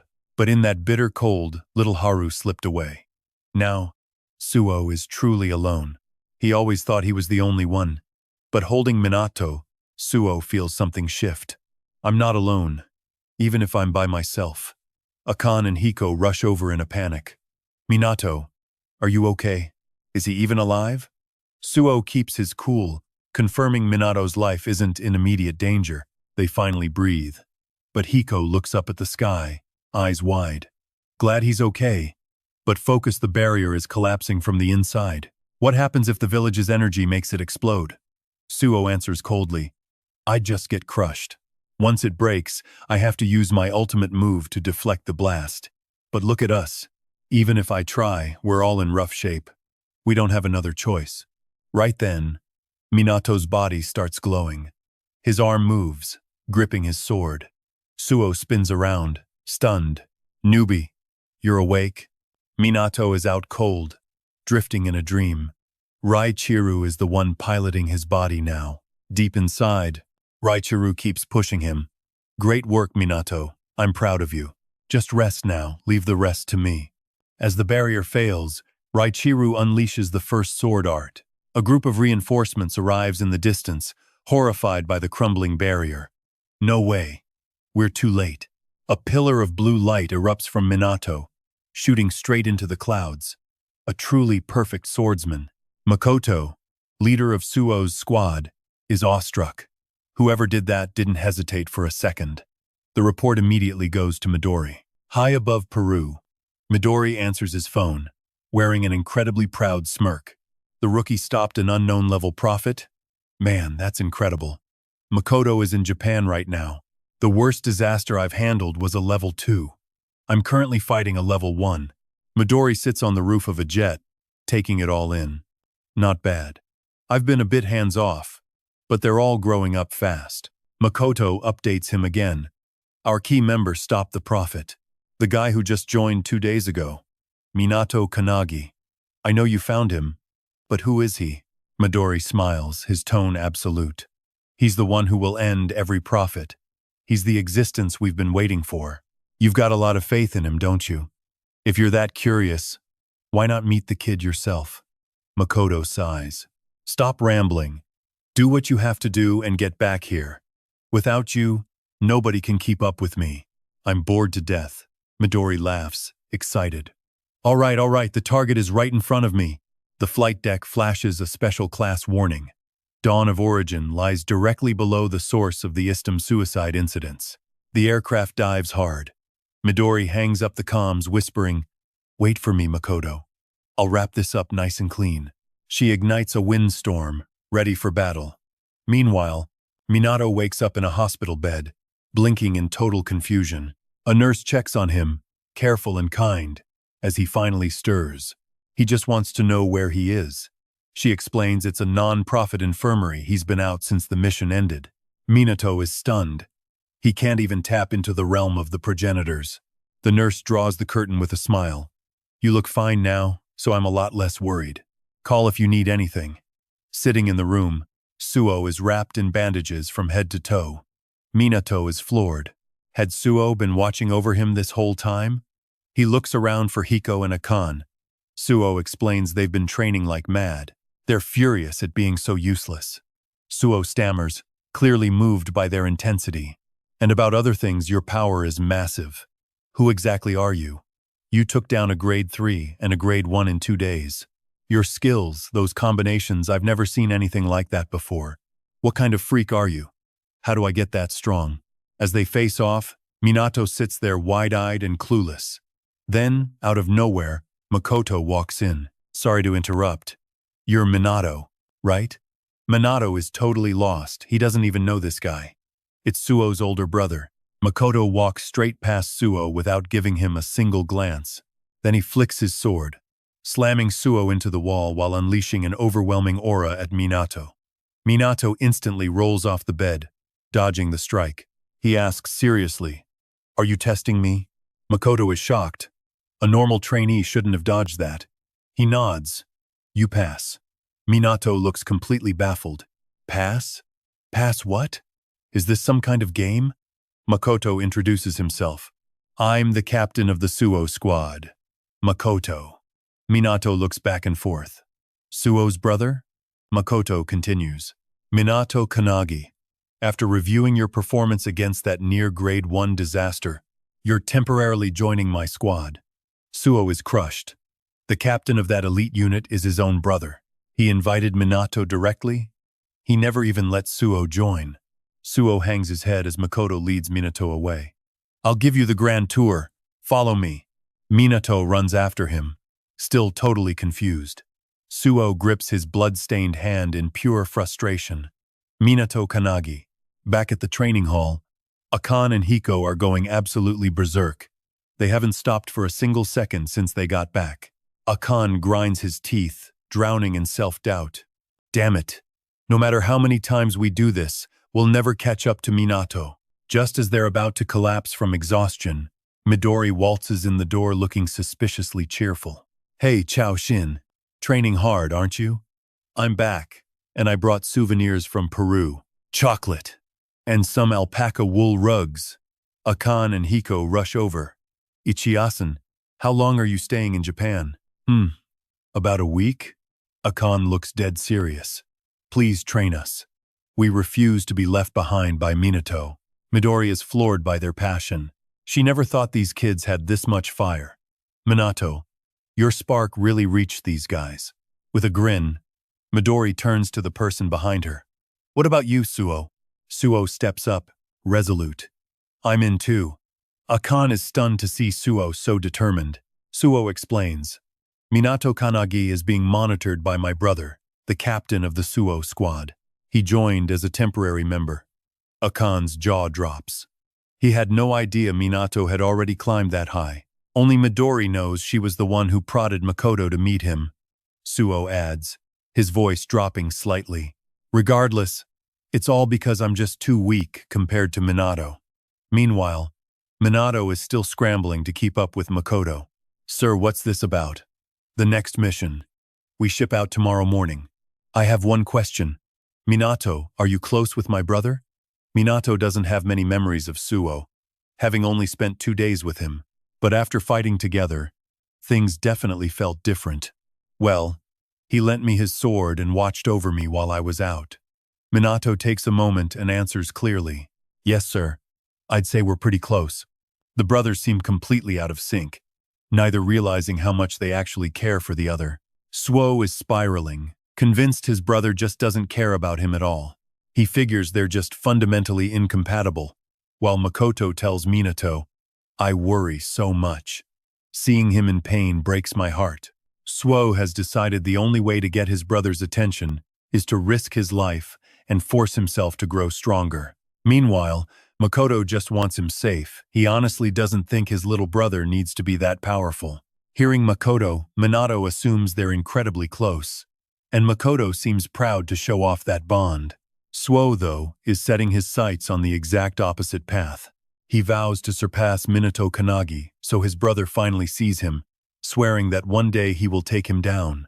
Minato is touched by their picture-perfect brotherly love. While back at training, Akane and Hiko are gossiping.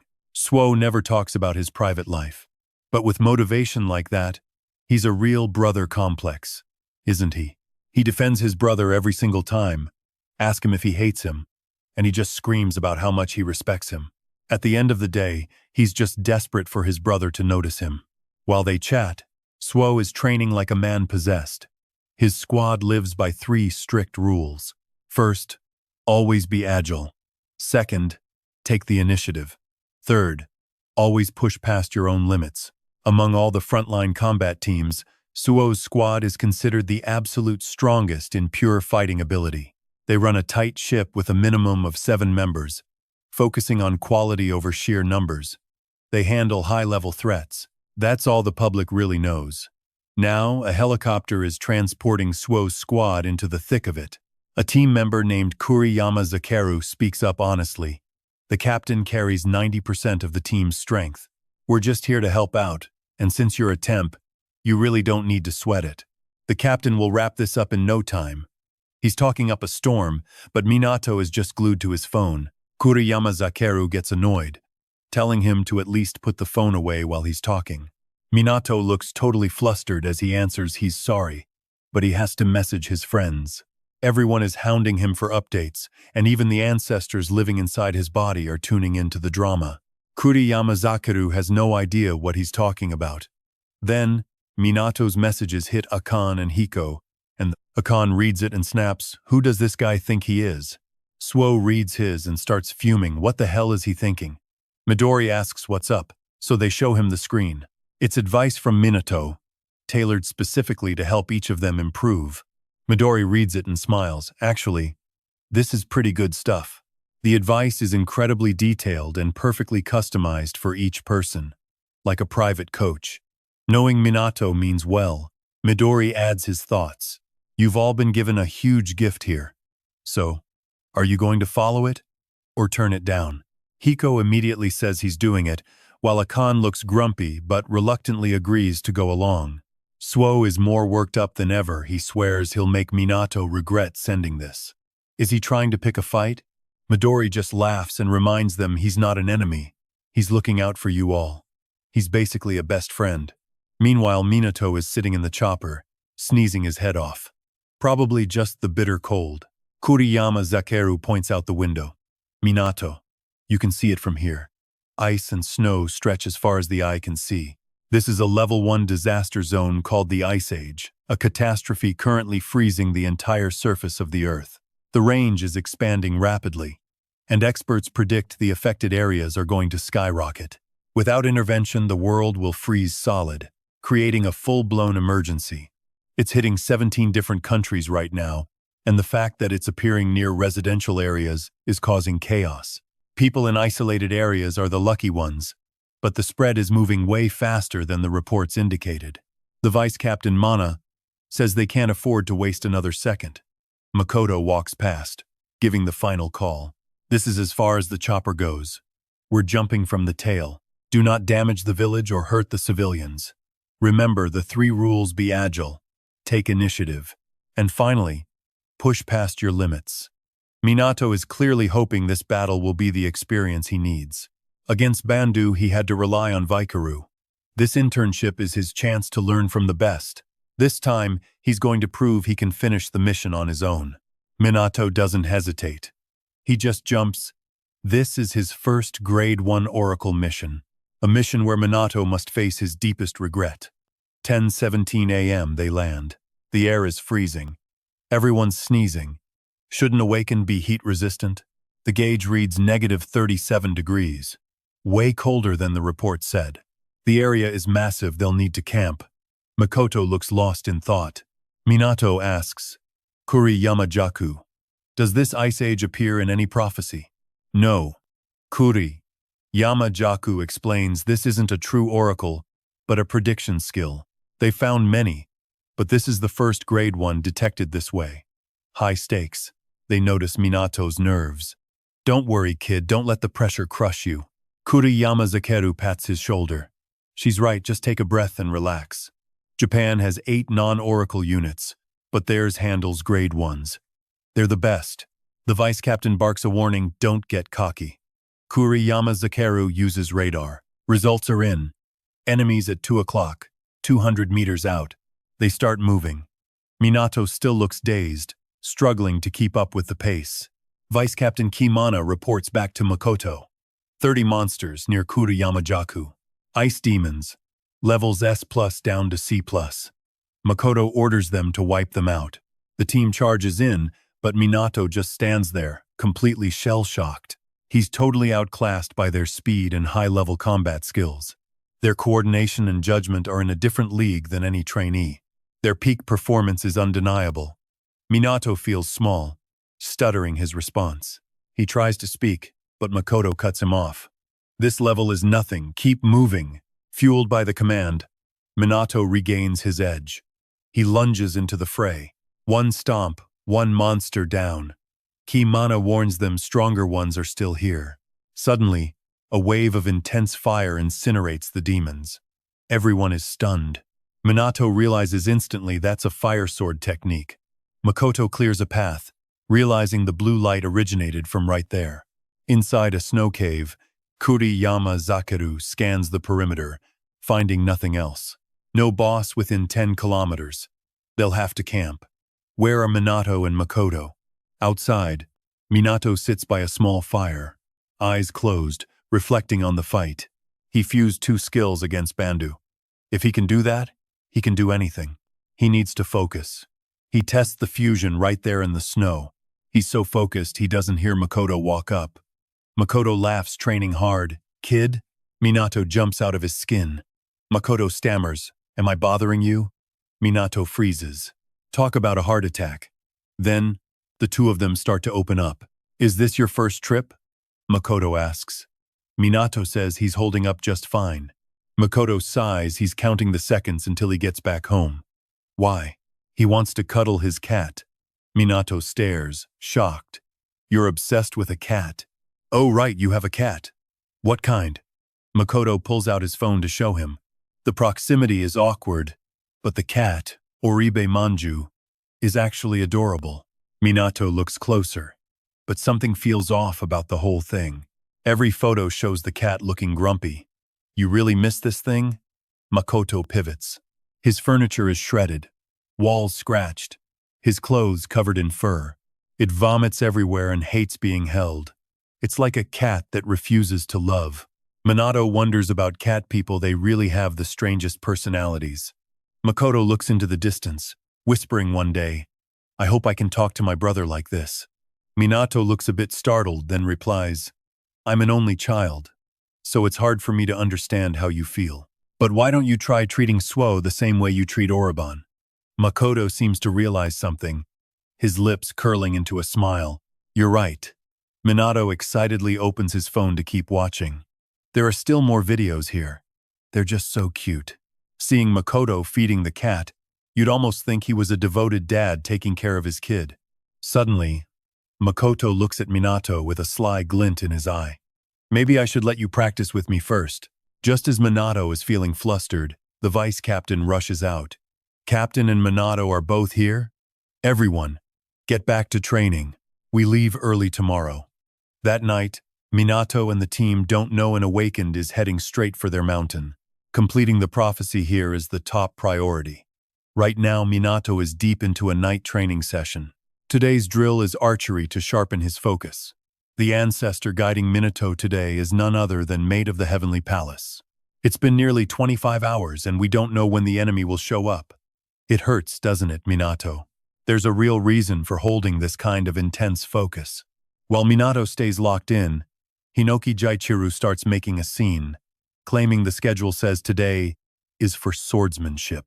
The ancestor Meltius Silentius can only raise a hand, urging Jaichiru to keep it down for a moment. Even with everyone chattering around him, Minato doesn't get distracted. This really surprises Mate of the Heavenly Palace. Compared to your first attempt, your focus has improved significantly. After all, every bit of Minato's effort is for a final, worthy goal. I'm on a mission with such amazing teammates. I really want to help them as much as I possibly can. Minato draws his bow and lets an arrow fly straight at the mark. Every single shot hits dead center. Mate praises him, saying Minato is doing great. At this point, there's nothing left to teach. Remember those feelings well. The training ends here. Minato collapses, exhausted but grinning with satisfaction. Jaichiru is totally stunned, never thinking it would be over this quickly.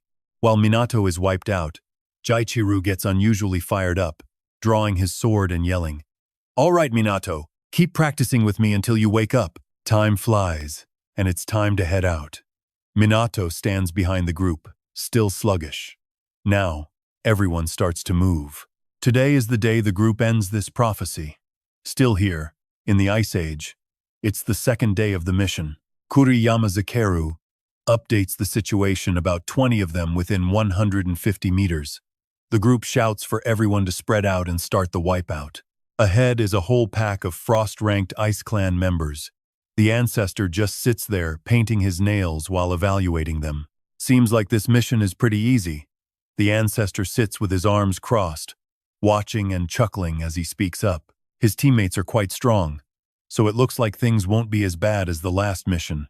While everyone thinks this is a piece of cake, the old ancestor Kodudu just stands there watching, silent. This makes the female ancestor Meltius Silentius uneasy, so she asks him. The old man strokes his beard, looking deep in thought. "I'm not sure, but I have a bad feeling about this." The team is still pumped up. "Captain, we've cleared them all out." Makoto turns to ask Kuriyama Jaku about the situation. About 2,000 meters away, there's a giant one. It's definitely a boss, and it's coming this way at incredible speed. By the estimate, 10 seconds. No, 9 seconds left. Before he even finishes, it's already here. This is the nameless god boss, Cam Metis. The aura it gives off is totally different from that low-level trash. Without hesitation, the group charges in to fight with everything they've got. Every attack is perfectly coordinated.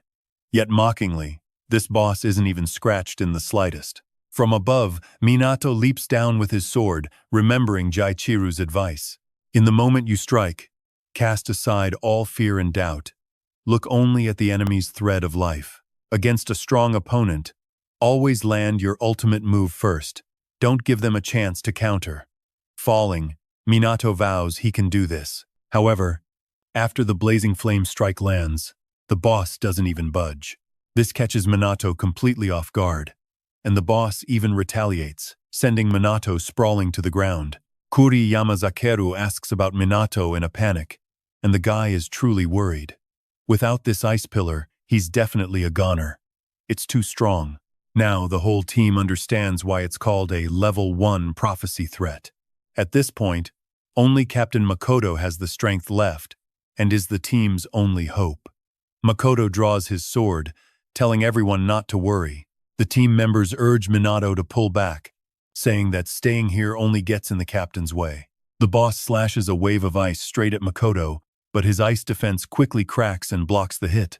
Makoto stays calm even when everything around him shifts. He's strong, no doubt. The team can't believe it. See that? It's done. They call his team a one-man show for a reason. And that boss was clearly out of his league. He stands his ground, and with one more swing, he slices the boss's weapon clean in two. Even the ancient ones watching are impressed. Not bad at all for an awakened one in this era. He's got potential. Raichiru gets excited, pushing Minato to swap bodies, but Minato shuts that down immediately. Makoto looks at the broken boss, limbs scattered everywhere, and feels a strange flicker of regret. Truth is, I wanted my squad to experience taking down a boss like you. If I could, I'd end you right here. The team triggers their shields. Makoto activates Fire Dragon God Wave, a massive torrent of flame sweeping the entire area. Then comes Scarlet Flash. Minato watches, jaw dropped, as the boss slowly burns to ash in the inferno. A fire slash? The power is way beyond my own skills. Without that shield, I'd be nothing but dust. Is this Captain Makoto's real strength? Right now, he's acting exactly like a cat. Sorry, but this is just business. I have to protect the world. The team feels helpless. He's actually turned into a cat. It's a completely different school of swordplay than Joichiru. The gap between his power and Minato's is like heaven and earth. Minato is pumped, finding it all so thrilling. He's hoping to learn even more from him. Makoto keeps toying with the boss, finally finishing it off with one clean, lethal strike. Just as things seem settled, everyone freezes in horror when one of Makoto's arms suddenly vanishes. The captain turns back to see Kuri Yamajaku shot through. Allies drop, life fading in a single heartbeat. Minato is the only one who doesn't understand why. Shocked beyond belief, he runs to Kuri Yamajaku, screaming in pure crisis. The enemy is everywhere and nowhere, hidden right in plain sight. Before passing away, Kuri Yamajaku blames himself, cursing that his radar failed to catch the strike. Captain, I'm sorry. At least now, you must have found the enemy's location. Makoto watches his squad die. Helpless and furious, he yells out everyone, find cover right now. This is an enemy skill. Makoto's arm is badly mangled, bleeding out. Even his shield couldn't hold off that hit. That move destroys everything it touches. The captain's eyes go cold as he charges. He didn't expect the boss to regenerate again. The vice captain grips his sword, turning to Minato, saying, I have to take this boss down myself. Can you move, Minato? In this moment, he seems completely broken by despair. Seeing his fallen friends, he kneels, trying to choke back tears. La Valentine, please, someone save them. Please, help me bring them back. Valentin, inside, kneels down too, tears falling. Minato, I'm sorry, but no matter the skill, I can't revive your fallen teammates. Minato keeps his cool and replies firmly, I understand. Raichiru, in the battle with a partner, in the end, I have to rely on you. Sorry, but please help me. Raichiru catches on and starts the possession. Makoto is still trying to analyze the situation. Kuri Yamajaku's radar couldn't lock onto that strike at all. His radar range is about 3 kilometers, meaning the target must be further away. One hit took my arm and pierced the shield. In short, he's just as strong as I am. Truth is, Makoto usually holds back to let his team grow. With that speed and those eyes, he can easily pinpoint a target 3 kilometers away, no matter where they hide. Makoto has reached his breaking point. Kuriyama, Hisano, Kawas, Marumi, I won't let you die for nothing. Makoto lunges for the enemy, activating Scarlet Flash to unmask him. The man below looks genuinely surprised. You found me and attacked instantly, truly worthy of the Suo team captain. Makoto is confused. His flames are being absorbed. This dark figure, in shorts and flip-flops, watches him from below, completely unbothered. If you still had your left arm, I'd be done for. But that's just a what-if. Go join your friends now. He unleashes his power on Makoto. Fighting with one arm is rough and the enemy is fast, but Makoto keeps up. He slips behind for a counter, but catches a blast of fire instead. Both sides of his ribs are punctured. The dark enemy stands there, gloating. Guess you thought you chopped my head off, but it looks like you're the one on the edge of death. Makoto, enraged, burns his remaining strength to strike back. Things have turned dire, honestly. He's in a really tough spot. This dark enemy dodges every single strike with ease. Even mocking Makoto give it up, he taunts. Why even try? Makoto's badly wounded but still pushes for a final blow, he asks. Why are you holding back on me now? You were hitting us from a distance. But you stopped after just a few moves. Seems broken, doesn't it? But it looks like you can't keep that up. If I'm getting weak, you're fading too. He rolls to dodge, then stands there sighing. You think our situations are the same? You're the one at a disadvantage. Makoto's in agony, nearly spent, sword shattered, blood pooling everywhere. Still, Makoto refuses to break. Disadvantage? The Suo squad has 3 laws, and the third is to always break past your own limits. The dark enemy is shocked. Makoto is using flames to cauterize his own wounds just to stop the bleeding. He's felt the worst of it already. He's got nothing left to lose. Activating Fire Dragon God Radiant Slash. The enemy mocks him. Oh, trying to burn your own life away? Fine, if that's what you want. Let's go. Makoto recalls the faces of his comrades to find his strength. He won't let anyone look down on his team. Makoto triggers the Fire Dragon God Radiant Slash, while the dark enemy unleashes his black orb. Meanwhile, Minato finally gets Ichiru's approval after begging the vice captain, and survivors are struggling against that freak boss. But it's not even scratched. The vice captain calls out to Minato, but seeing him broken and kneeling like this, things are looking seriously bad. Watching Kurama and the others die destroyed his will to fight. Can't blame him. Before joining the seer mission and becoming a hunter, he was just an ordinary student. But in this moment of pure despair, Minato suddenly stands up with a completely different aura. The ancestors are borrowing his body, syncing up to unleash their power. Minato, leave the rest to us. Back to Makoto. He's fighting to the bitter end, triggering Radiant Light Slash. The confident enemy is finally struggling. This is getting hard to deal with. The area destroyed by the black orb keeps mending itself instantly. Even controlling the black orb myself, there's a limit. Fine. I'll try it another way. The moment the enemy lunges, Makoto spots the opening. He lands a clean strike, finally wounding him. Makoto glares at him. The tide is turning now. The enemy just sneers back, tide turning. Really? Then he kicks Makoto's open wound, making his vision go white with pain. He gloats. You think cutting my arm means you won? Don't forget, you've still got that gaping hole in your stomach. I already predicted you'd track my position after the black orb and try to face me head on. You're strong, sure your moves are sharp and efficient, but you're just too simple and easy to read. That's why you're dying here. Besides, you were always fated to lose from the start. Makoto freezes the moment he sees that book. A book? Don't tell me that's the Apocalypse Tome? The enemy smirks, opening it wide. If there's an organization built to stop the seers, don't you think there are others built to fulfill those prophecies?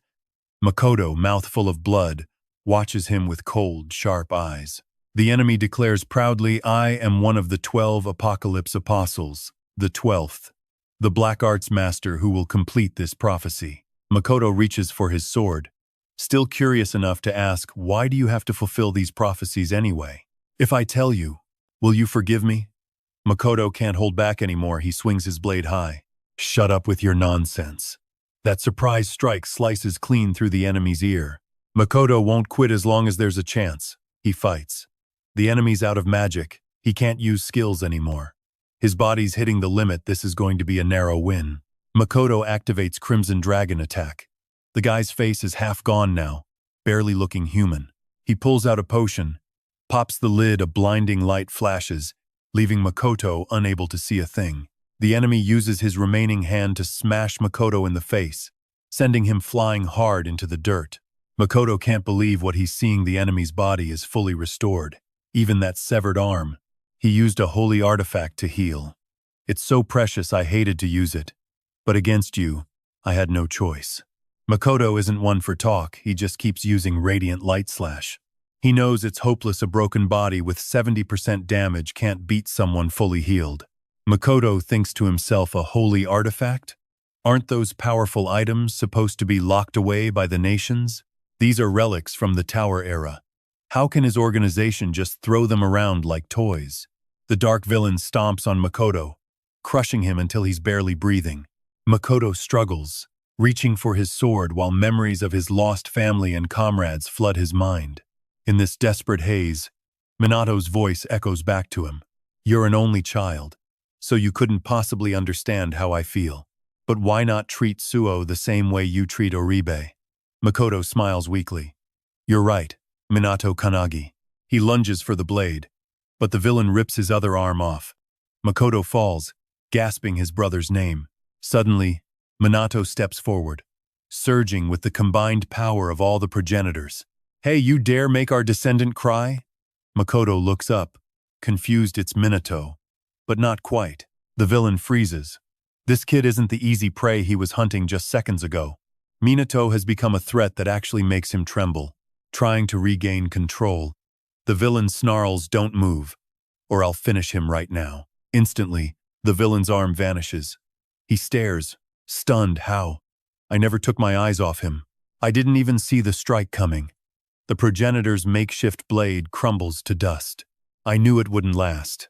No matter, I'll forge you something better. Now, let's show him what hell feels like. The villain's arm starts growing back. Raichiru looks shocked, but the female progenitor, Meltius Silentius, recognizes the dark art. I never thought a modern awakener could use reversal spells. It's that holy relic. It keeps forcing regeneration until the effect wears off, though it has a limit. The Heaven Palace mate takes control of Minato, firing an arrow straight into the monster's skull. The villain winces as the wound seals. The progenitors debate how to end this. Just keep attacking him until he hits his limit. The villain unleashes a black orb, but mate fires again, piercing his chest. Do you really think those pathetic little balls can stop me? The villain hurls dark energy, but the progenitors cycle through Minato's body, using god-tier movement. They move faster than the eye can track, closing the distance in a heartbeat. A grip on the wrist, then a direct palm strike to the face. So that's it, his black orbs erase whatever they touch. A deadly skill for long range, but useless if he can't see his target. The progenitors have already figured out how to dodge his defense. How many times has he died now? Ellerson sighs. Does counting even matter anymore? Minato walks toward Makoto. Makoto gasps, barely conscious. Minato Kannagi? Valentin steps in. No. We are the progenitors, inhabiting Minato's soul. We've got work to do. Makoto stares in shock. The progenitors? Meanwhile, the villain is losing his composure. He dodged my black orb. Impossible. I need to stop that monster before he recovers. Another progenitor lunges, aiming the weapon straight for the villain's heart. The green-haired progenitor asks Meltius Silentius, if we leave him like this, will he just keep fading? No. Looking at the villain rise again, it's clear. The light attribute progenitor is annoyed. If we destroy his body, where does he regenerate from? A severed arm sprouts back instantly. The villain screams, I won't let this kid stop me. I just need to kill Makoto and get out of here. But he won't get the chance. The progenitors cut him off. You're too slow. Watch closely. With one clean slash, Raichiru shreds the villain's body to pieces. Makoto watches from behind, completely speechless. In that moment of annihilation, the villain finally feels it. My mission, the prophecy, I have to finish it. I wasn't afraid of dying, but my conviction is crumbling under this absolute terror. The fear I abandoned so long ago is back. My mission is everything. I am not afraid. As his body knit itself back together, Raichiru sliced his arm off again. Before he could react, the relic popped off, creating a prison of ancient energy. His regeneration finally ends. The arm doesn't grow back this time. It just bleeds. Even so, he keeps gloating, convinced it's all going his way. He did it. He actually pulled it off. Raichiru and Meltius Silentius look up, realizing this prison is built from that sacred relic. Meltius. Silentius is frazzled, clueless on what to do now that his regeneration is gone. The dark entity outside laughs. Don't bother. Even my own dark spheres can't break through that time prison. If I can't handle you, you can't touch me either. I'm out of here. Raichiru freezes, then asks clearly, Hey, did you get a good look back there? Standing behind that dark entity is Makoto, his body battered, still trying to get back up one more time. Makoto followed the advice of Ichihara Midori, the strongest transcendent, to find a master, and became a disciple to many. But after only 1 month, each of those different masters gave up on training him. From today, learn from this person, the strongest swordmaster I know. This is my disciple, Hinoki Ichika. She became Makoto's final teacher, training him for 3 years. Then one day, he found a technique in a book and asked about it. Ichika took one look and admitted it was a lost art, something even she couldn't pull off. That belongs solely to Hinoki Raichiru. At that moment, Makoto pauses, clearly stunned. Right after, Ichika props herself up and tells him straight, "That's it, Makoto. I have nothing left to teach you. You've mastered every bit of the Hinoki one-sword style." Still, Makoto looks conflicted. "Master, what do I have to do to get even stronger?" Ichika just sighs, unable to find the answer. "I don't know either. Your talent is honestly too massive. Even after all this training, it's still just a budding flower. You could study other schools or just focus on fighting. But making it bloom while you're still alive, that's going to be incredibly tough. Someday, you might face a stronger swordmaster right before your eyes. Don't run from anything, because a destined encounter only happens once." In that moment, Makoto understands it all. Seeing him stand there, lost in thought, Meltius Silentius wonders what he's planning. With a focused, razor-sharp gaze, Raichiru watches on, full of anticipation. Over in the shared space, Minato watches their captain with a look of pure, heartbreaking concern. The aura radiating from Minato and Makoto erupts with massive power. At the Teiho headquarters training ground, Midori senses an abnormal surge of energy and looks out. Then, he smashes through the wall and leaps out, causing a massive explosion. Awakens and Hikode stare, clueless as to what's happening. The dark entity stands there, stunned. Amidst the chaos of the time prison, the entity wonders how Makoto, who should be finished as a swordsman, could do anything at all. Yet, he suddenly feels a terrifying certainty that he's about to be sliced to pieces. Raichiru turns to Minato and says, "Minato, if people are flowers, then blooming with true meaning only happens in an instant. Moments like the prime of one's life, or when you grasp a transcendent technique, or finally realize the truth. For Makoto, this is that moment. Burn it into your eyes." His body tattered, missing his arms, Makoto remembers everything he's been through like a flower slowly starting to bloom. Makoto manages to activate the lost technique of the Hinoki one-sword style. Instantly, he unleashes a strike that slices the dark entity in two, leaving him paralyzed with shock. My Kurami defense should have blocked that.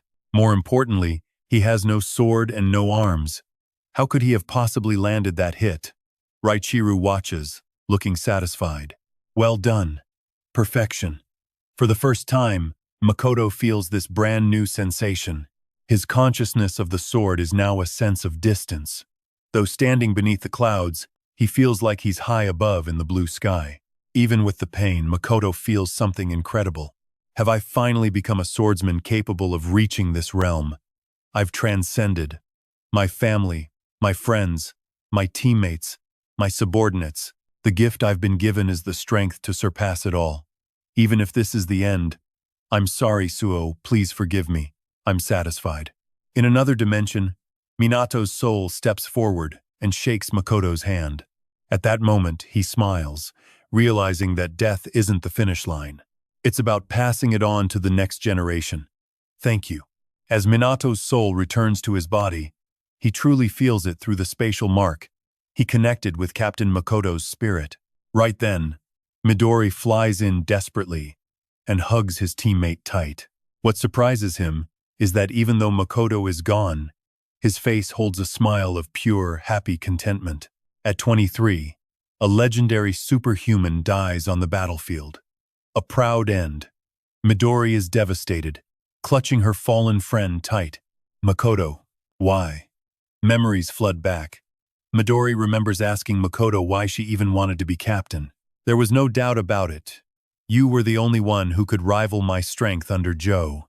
If you were serious, No one could touch you, right? So wouldn't it be better to just fight alone?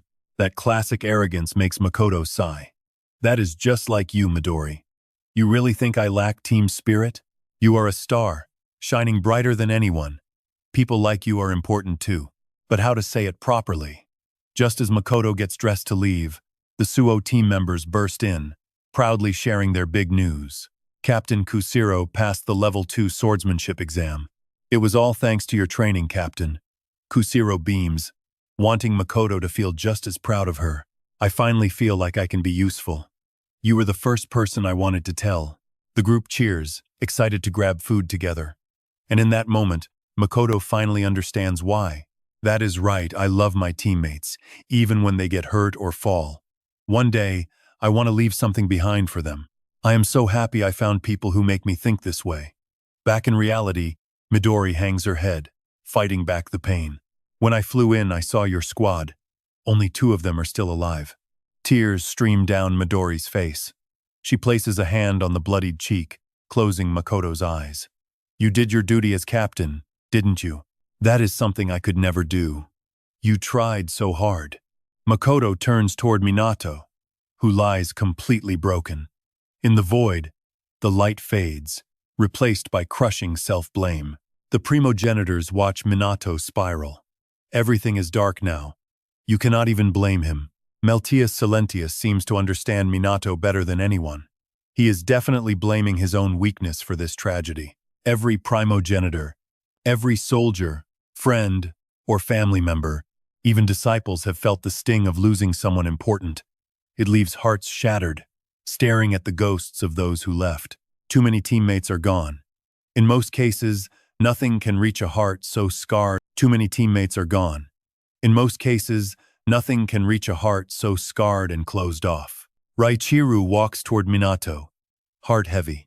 Minato is trapped in a spiral of despair, blaming himself. I should not have fought. My heart feels like it is trying to tear itself out. If I had just left everything to the primogenitors from the start, maybe no one would have died. I should have just trained this body as a tool, a way for everyone else to reach their full potential. Raichiru tries to offer comfort, but Minato is beyond hearing any of it right now. My mind understands, but the captain's hand I held back then, it felt like it was still burning hot. I was entrusted with it, and I refused to let it go to waste.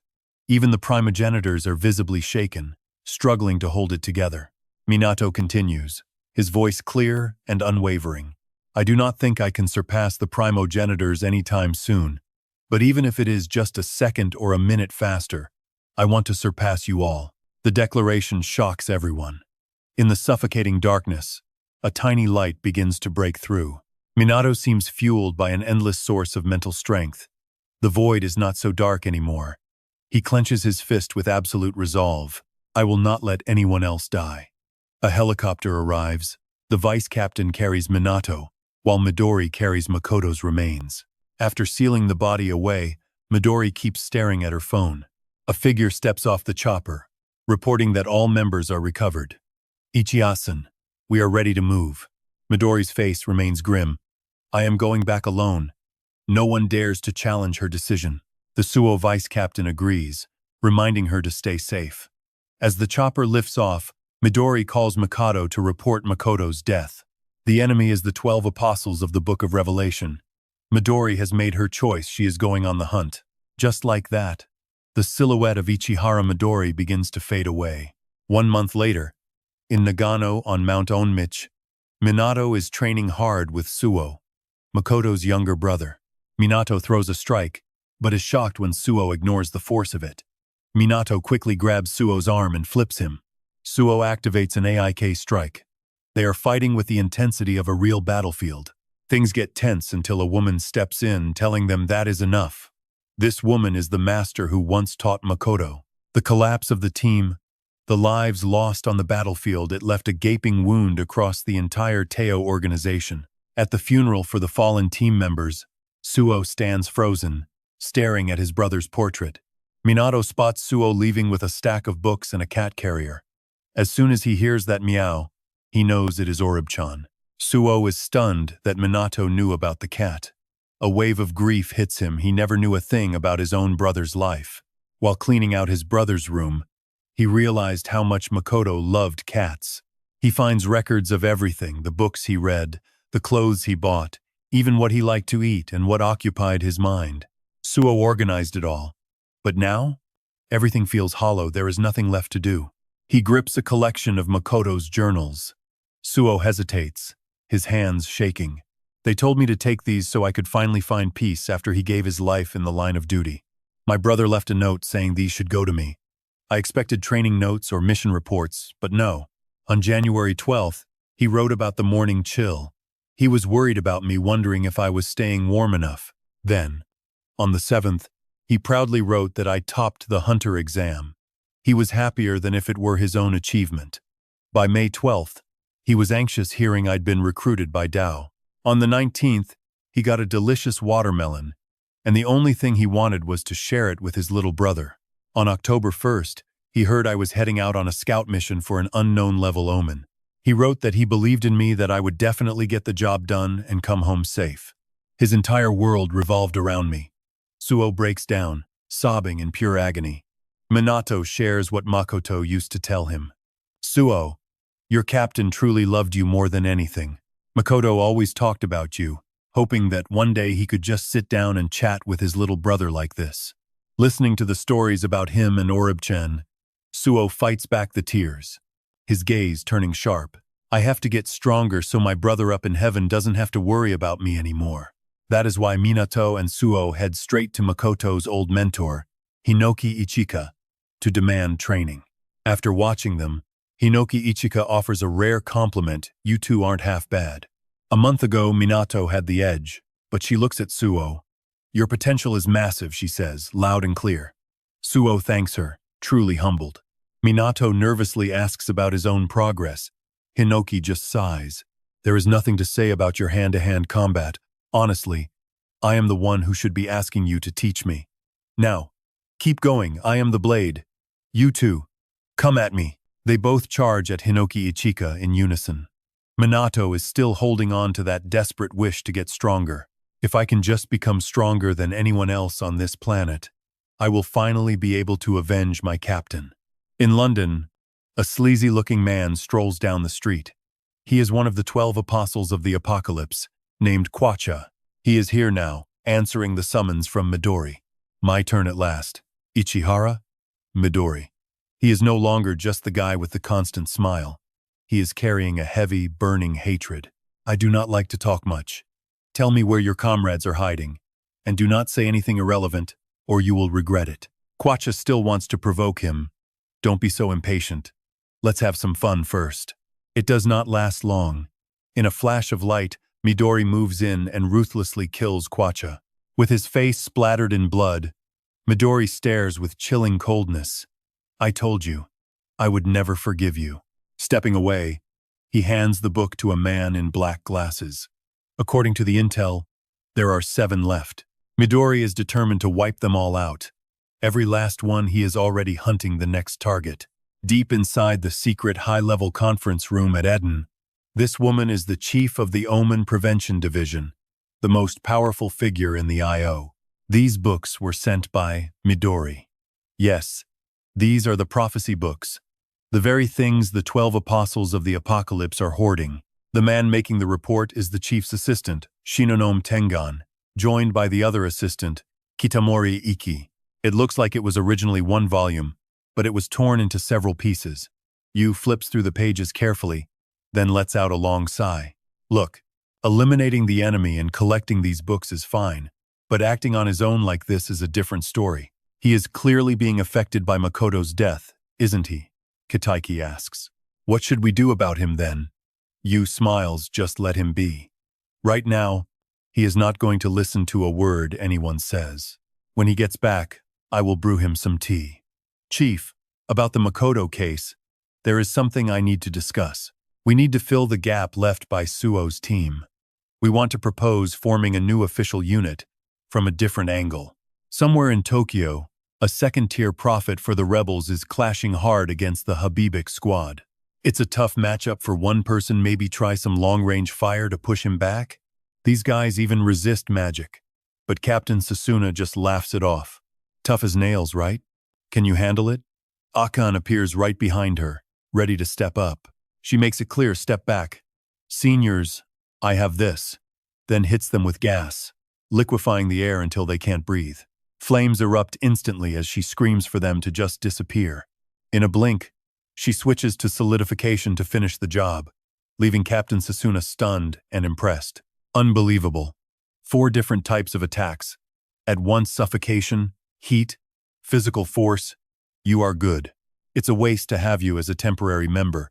So how about joining my team after training? Akan gets flustered, offering a polite smile while dodging the offer, saying she needs more time to think. The rest of the squad is shocked to see their captain so serious about recruiting someone new. Sasuna is actually just dreaming of a life of leisure, hoping if Akan joins, she won't have to lift a finger anymore. She's really counting on Akan to handle all the heavy lifting. Her team just sighs at her lazy motivation, while Akan excitedly dials Minato to report her progress. Minato, it is Akan. I have fully mastered all 3 states for Lesson 7. Send the next one now.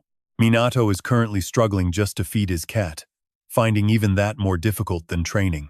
He has to ask Kiruku for advice, who is pleasantly surprised that Akan already finished 7 lessons. Minato pushes his luck, asking if the next lesson could involve managing 3 different targets. Kiroku eagerly takes the challenge, and Minato finally tells Akan he will send the details shortly. Over in Saitama, Hiko seems to have already blazed through to Lesson 8.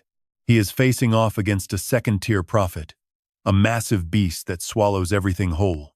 1 hit is all it takes to snap its neck, and Hiko is buzzing, having mastered the flash strike punch. Captain Koichiru from the Todoroki squad is clearly satisfied, inviting Hiko to join his team right then and there.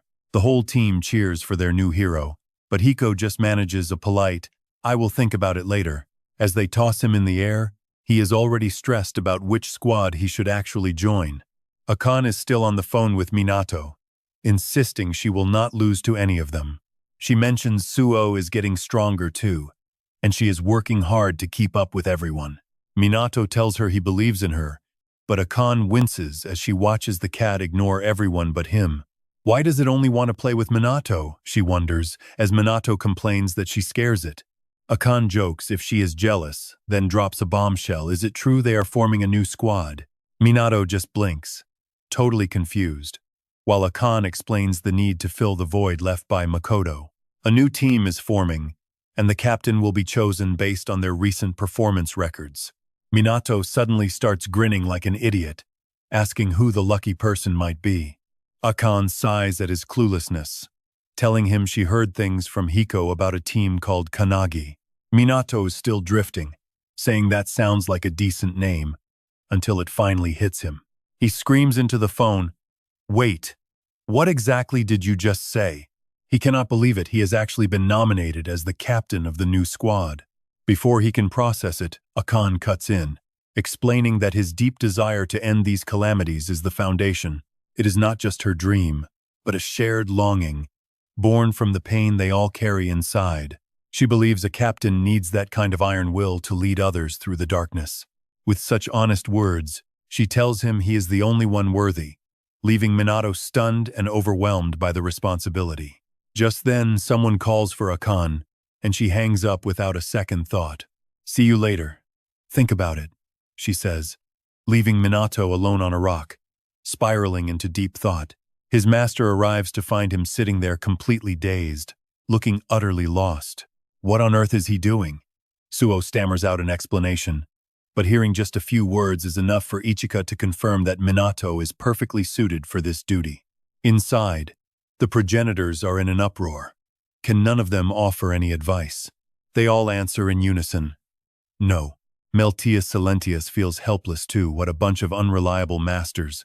Raichiru bristles, snapping back at her. What did she just say? They were in on this too. Raichiru turns sharply toward the progenitor strategist, Ron. Can he really do nothing? Ron just sighs. It isn't the time yet. Besides, there's already someone perfectly suited for the task. While Minato sits there lost in thought, a staff flies out of nowhere and slams into the rock, cracking it wide open. Hey Minato, why not train instead of brooding? Today, we are sparring on footwork. Minato doesn't hesitate. He jumps down, activating his skill to dash across the water and hold his ground. Ichika watches him with a look of pure satisfaction. Good. Not even sinking, that means you're ready to start walking, right? Seriously, what kind of freak are you? Even for a born prodigy, reaching that level usually takes half a year. Minato just smiles it off, but no one knows he's being forced to train even while he's sleeping. Without a word, Ichika lunges. Minato is caught off guard, but manages to react just in time. Suo is stunned by the sudden, brutal strike. Ichika keeps the pressure on, telling him to focus instead of letting his mind wander. Raichiru watches, puzzled. Could he be the right person for the job? Meltius Silentius narrows her eyes. Ichika seems incredibly strong for her generation. Raichiru hesitates. True, she was the one who trained Makoto. Could she be the current successor? Ichika activates her Hinoki single sword style, followed by a jagged, ice-cold slash. Minato is stunned to realize his master is actually serious. She unleashes her purgatory sword to battle him to the bitter end. In a moment of distraction, Minato hesitates and fails to react. Raichiru watches with fascination. Another technique he hasn't seen before. Did she actually derive a principle of erosion from it? Fascinating. The ground where they fight is being absolutely torn to shreds. Ichika rests her sword on her shoulder with a smirk. A decent dodge, but you have no clue what that technique actually is. That Hinoki style of yours looks a lot like the founder's own work. I know what's eating at you. You're wondering if you can become like Makoto. If you can really be a leader like that. Every word hits home. Minato is startled. It's exactly what he's been thinking. Suo watches, hesitant. He didn't expect Minato to still be wrestling with that. In this moment, something finally clicks. That's right. Because he saw it with his own eyes just how amazing Makoto was as a leader. I can do it. As he drifts into thought, Ichika screams at him to focus. Hey kid, look at this. Ichika unleashes the Hinoki celestial dance. Everything she's used today are techniques developed by later generations based on the founder's work. They can never truly match the founder. The power gap is like heaven and earth. Still, they study every detail, trying to close that distance and create something new. These words wake Minato up again. Study and close the distance? Ichika is firm. She doesn't know what kind of captain Makoto was, but he was definitely a great one. No one starts out the same. But if you keep refining your will, you can definitely do it too. Isn't that right? Minato Kannagi, shouldn't you be thinking about that instead? What were you actually entrusted with? Minato remembers that firm handshake they shared. He found his answer. It's the future. Minato replies with such a cool expression that Ichika is genuinely impressed. Looking sharp. Then I'll train you for that future. Come on, Minato. They clash again like it's a real battlefield. 2 weeks pass at the anti-profit unit headquarters. The Todoroki team captain is on the phone. This is the list of candidates for the new unit's captain, right? Shinnonomi, I presume. Usually, the captains nominate them to the commander. But this time feels different. In Shinnonomi's hand is the file for Minato Kannagi, and the one recommending him is none other than Special Forces operative Hinoki Ichika. They chat casually, totally unaware that someone is eavesdropping right below them. It's Eva, one of the 12 Doomsday Apostles. She slipped in without a single problem. Word is the captain selection trials start in 2 days. Just hang in there a little longer. Boss, I will be the one captaining Teo's new regular unit. One of the Eva Apostle's reckless skills lets him swap places with anyone he manages to take down. His main goal is taking that captain spot himself. He's got a calculated scheme to tear the organization apart from the inside. Ichihara Midori is systematically wiping out the 12 apostles one by one. Half of them have already fallen. You can't beat a monster like that with standard tactics. The only real play we have is to stir up chaos within the organization itself. It's all just to fulfill the prophecy. 3 days later, at the Tojo training grounds, the elite are out in force. Shinomi makes a bold announcement. The selection trials for the new unit commander are officially underway. We're looking at 4 total tests. The first 3 are just to narrow the field down to the final 4 candidates. Depending on your placement, first gets 3 points, second gets 2, and third earns 1. Whoever has the highest total score at the end takes the captain's chair.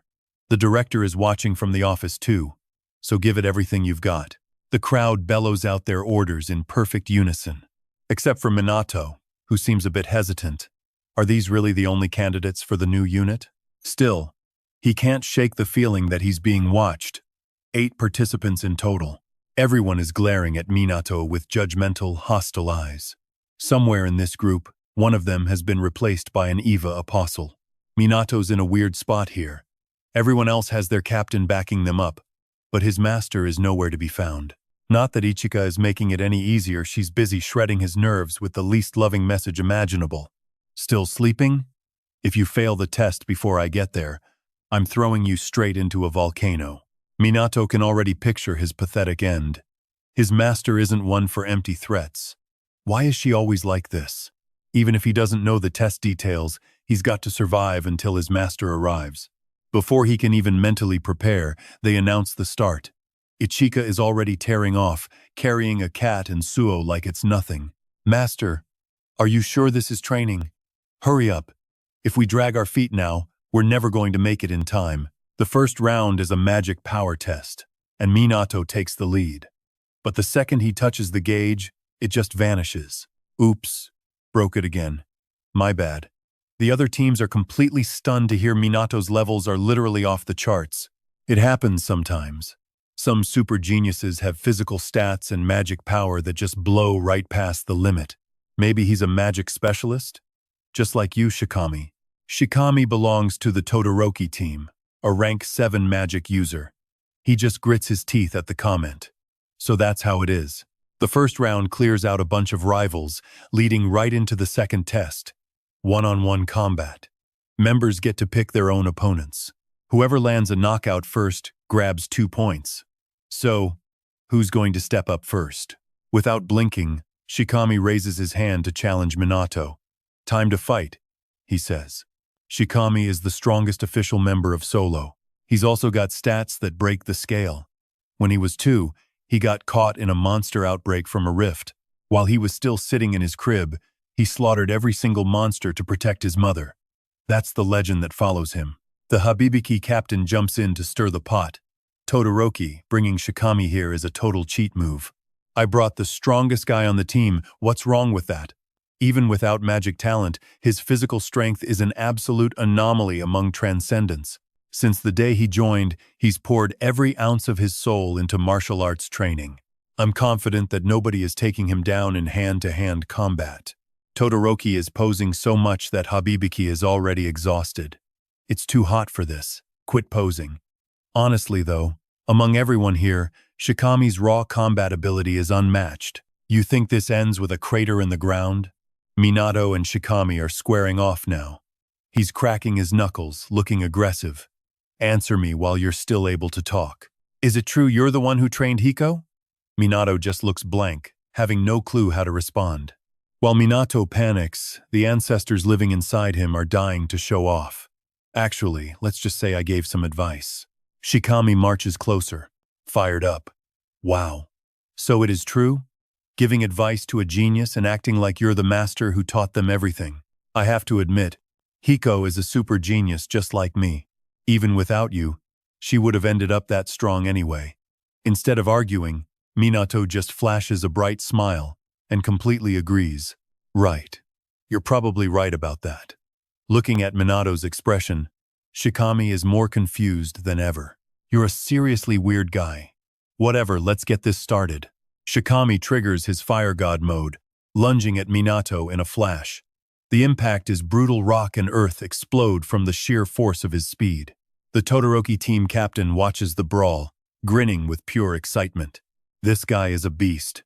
Shikami goes berserk, tearing into Minato with wild, savage strikes.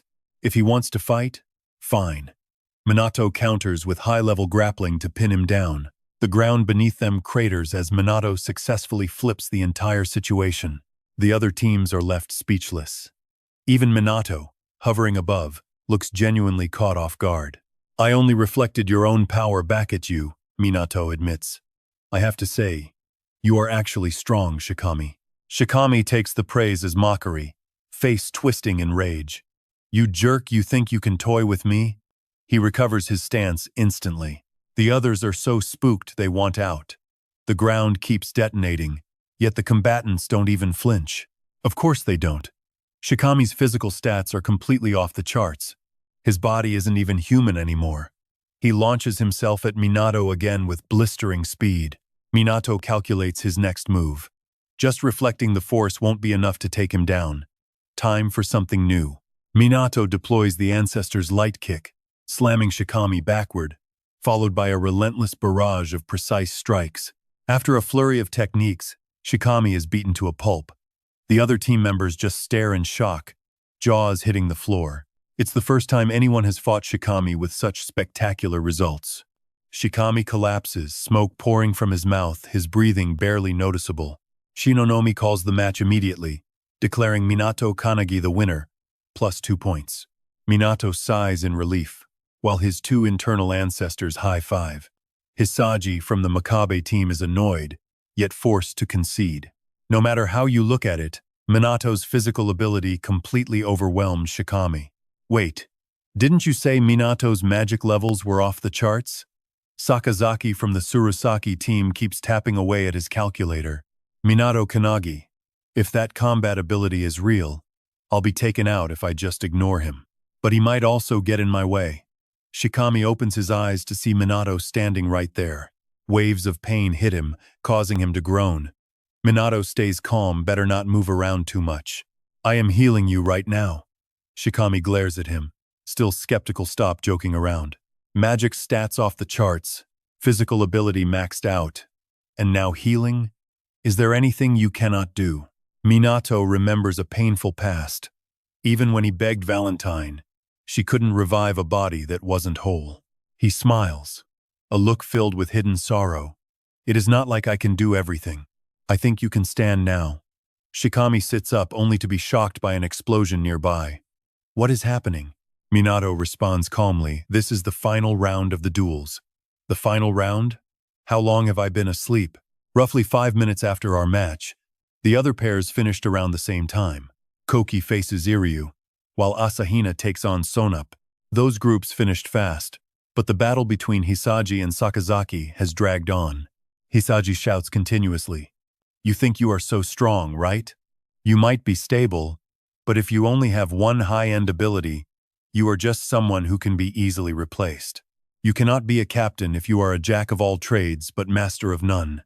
Sakazaki flips him off, remaining calm. Too bad, but it seems our goals for being captains are not the same.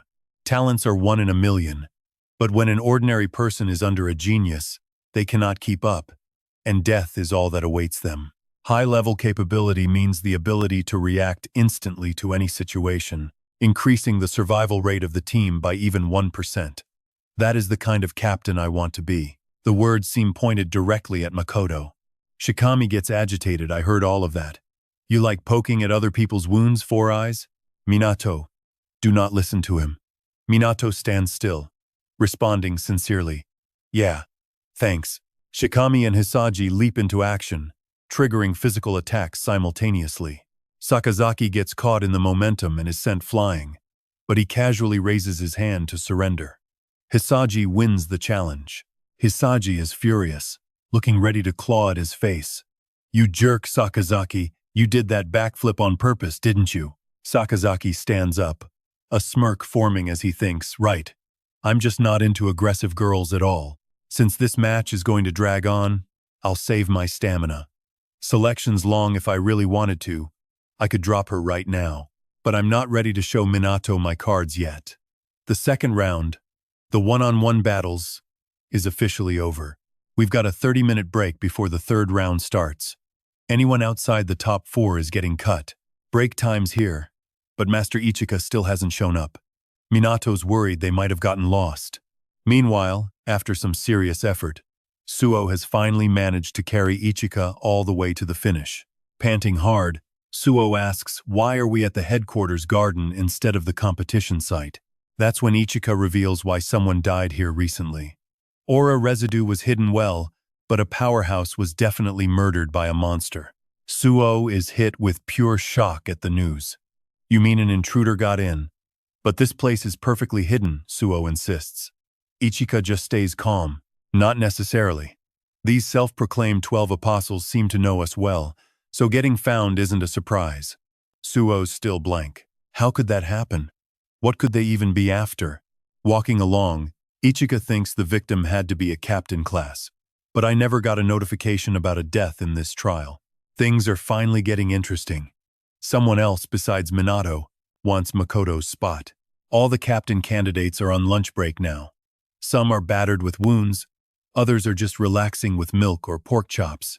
Minato beams when he spots his master in the distance, Suo tagging along with her. The moment she arrives, Ichika looks thrilled. I'm relieved.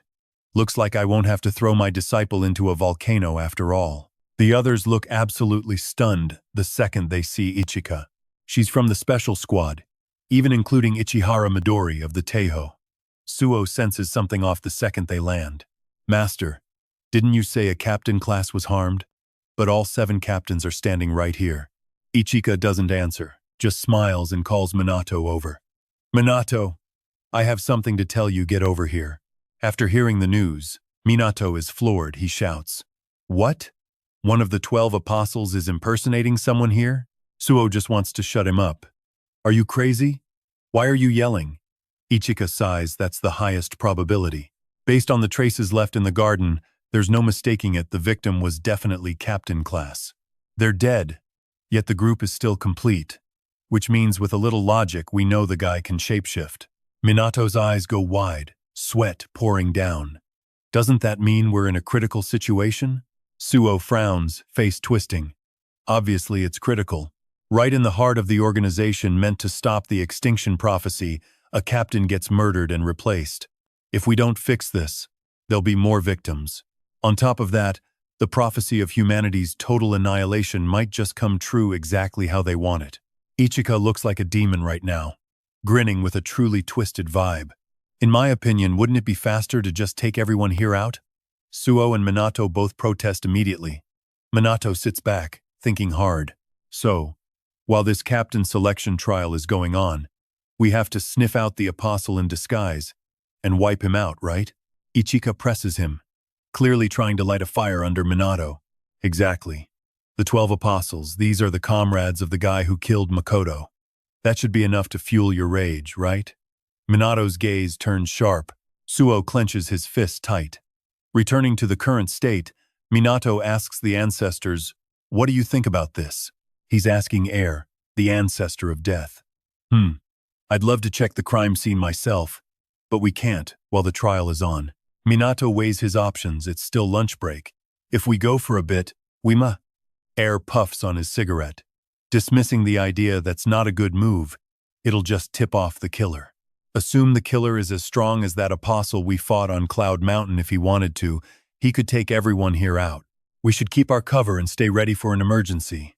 Minato nods slowly. I see. Anyway, the final round is coming up, I can go later. But how could a battle strong enough to kill a captain happen right in the headquarters without you ancestors sensing a thing? Raichiru isn't surprised. We were stuck on the mountain with you for a month. Plus, that's a holy mountain that disrupts energy flows. It's where the Hinoki one-sword style was founded. Right. Minato looks completely stunned. His eyes are wide, mouth agape. Meltius. Silentius hesitates, clearly deep in thought. That concealment is top tier, you'd have to get right up close to even sniff out a trace of a 12 apostle. Finally, a chance to show off my skills. But they're stealing the spotlight. Stop it, are you guys seriously planning to explain the whole thing? Quit taking the detective's job. Raichiru snapped. Shut it. And just deduce the culprit's name already. Azo sighed, then spoke to Minato. Minato, ask Mr. Hinoki this for me. Minato suddenly sat bolt upright, his face turning dead serious. Master, since you're not the captain, is there any chance the enemy infiltrated the candidate pool? Ichika looked genuinely surprised, as if the thought had never crossed her mind. True, if they're targeting the next generation of captains, that's a real possibility. But you can't rule out the current captains as suspects either. Minato brightened, a new idea sparking in his mind. That's true, right? If the next round is still testing combat ability, I'll try to stir things up a bit. The break ended, and the third round began the theory exam. Orders were strict. No talking, phones confiscated in the booths. Minato sat there, head in his hands, completely helpless. This is hopeless. I can't shake this up at all. It's all just endless questions about Teo regulations. I honestly don't know a single one. Answering all these questions about a super-level prophecy outbreak. Or what to do if a level 3 prophecy hits a city of over 1 million people. Name every public authority that needs to be notified. And another one, what paperwork do you need to use the headquarters training room? Minato's head is pounding. Still, this is the captain selection exam. He forced himself to stay calm, determined to think it through until the end. Finally, the results were posted, and the top 4 appeared. Minato was leading the overall ranking, but only because his previous rounds carried him. He got a 0 on the theory test, and dead last place. Shikami, who used to hate Minato, changed his tune. He's acting like they're best buds now. Minato's had it rough. I look at that purple-haired guy with the glasses who got a perfect score. He's so annoying. Minato felt awkward, realizing he was the only one who scored a 0. Regardless, Shikami didn't forget to congratulate him. You passed in first place, man. That's impressive. I thought I might pass with 2 combat points and 1 magic point, but no such luck. I'll be rooting for you in the second half of the exam. Whoever becomes captain, you have to decide if you'll actually serve under them. An official captain needs at least 7 people, meaning you've got to recruit at least 6 more. Once you're captain, make sure to keep an eye out for potential recruits among the other candidates. By the way, if you want a powerhouse for your team's physical combat spot, I'm volunteering to be your first choice. Good luck, Minato. With that, Shikami walked away. Minato's next move was heading toward the garden. He asked the detective Azo, "Wait, what? Don't you already know who the culprit is?" The other ancestors sneered, convinced Azo was just bluffing. Azo said seriously, "Honestly, Minato, I'm a detective. To make a judgment, I need hard evidence. Come on, it's time to hunt you down. You bastard apostle. Someone was killed and impersonated at the competition, and the enemy is hiding among us." One of the ancestors inhabiting Minato is a veteran investigator, and he immediately took interest. Even Celeptius was curious, asking what the detective ancestor's deduction was. Reiro heard this and wondered, "What have you been talking about this whole time?" She explained, "I was just setting the stage to build the mood." Minato immediately headed toward a building. This was the scene of the crime in the silent night. Occasional rustling leaves were the only sound. He started his investigation, quickly spotting some large footprints. Minato looked them over and asked, "How's it look?" He thought for a moment before deciding, "It's relatively close to my deduction. I'm already certain of the victim and the culprit." Minato trusted the detective's ability completely, so he didn't press for more. Reizero suddenly guessed, "Does that mean the opponent is definitely a 12 apostle? Just like that book that guy on the cloudy mountain was holding? I can feel the aura of that prophetic book clearly." Celeptius frowned slightly. "So, what's the plan now?" Minato replied, sounding a bit hesitant about it. But before he could even finish, there was a sudden disturbance in the air, and the nearby foliage made a bizarre sound. Minato froze instantly, his eyes sharpening. In a blink he realized the presence of A, which he had been feeling clearly, had completely vanished. Right then, footsteps echoed behind him, so light they were almost indistinguishable from the wind. Minato spun around, catching a glimpse of a golden light moving toward him. From within that glow, the figure of an elderly woman gradually came into focus. Yo wore an elegant traditional kimono, her silver hair pulled back neatly. She looked at Minato and asked gently, "Young man, what exactly are you investigating?" Minato freezes. That old woman appeared out of nowhere. She is Yo, though she hides who she really is. She just smiles slowly and asks, "I am just an old woman as I look, but would you answer my question?" Minato doesn't hold back. "Someone was murdered here," he says. Yo lets out a soft sound of surprise. She seems genuinely stunned. "You figured that out just from the signs left behind? You must be one of the captain exam participants. Quite the talented boy." She muses, then smiles. "So, You have to find the killer? Minato answers straight. I already know who the culprit is, and it was not just a guess. He pauses, calmly explaining his plan, but he warns that they cannot move to arrest the killer just yet. Yeo eyes Minato with intense curiosity. I do not understand. The sooner you take him down, the better, right? He breaks it down carefully. The enemy is incredibly powerful, and he suspects two people worked together to keep it this clean. Yeo frowns. Two killers? Minato gives a firm nod. Yes, so it is best to catch them both at once. Tomorrow, I will finish this quickly. He suddenly makes a request. Could she observe without interfering? Yeo looks at him with a sharp, serious gaze, then laughs softly. Interfering is not something a frail old woman can do anyway. She turns to leave, wishing him success. Minato watches her fade into the distance, then calls out loudly, Wait, Kannagi Minato. That is my name. Yo smiles back. I will remember it, Minato. The space in front of him suddenly shakes, a blinding light forcing him to squint while he braces against an invisible pressure spreading everywhere. A moment later, everything returns to silence. When Minato opens his eyes, she is gone. The whole encounter feels like a brief, strange dream. He pulls his hood down low and stands still for a moment. Scene shifts to Yeo at her small thatched cottage. Kita follows, asking curiously, Master, was there something interesting? She replies slowly, Nothing. That boy is the closest to the truth right now. It seems he even has a plan. I look forward to seeing his performance. Yeo gives one more order. Tell Tangen that if anything goes wrong, he must support the boy. Upon hearing this, Tangen, who is watching the shooting stars, feels a sudden, annoying sense of trouble.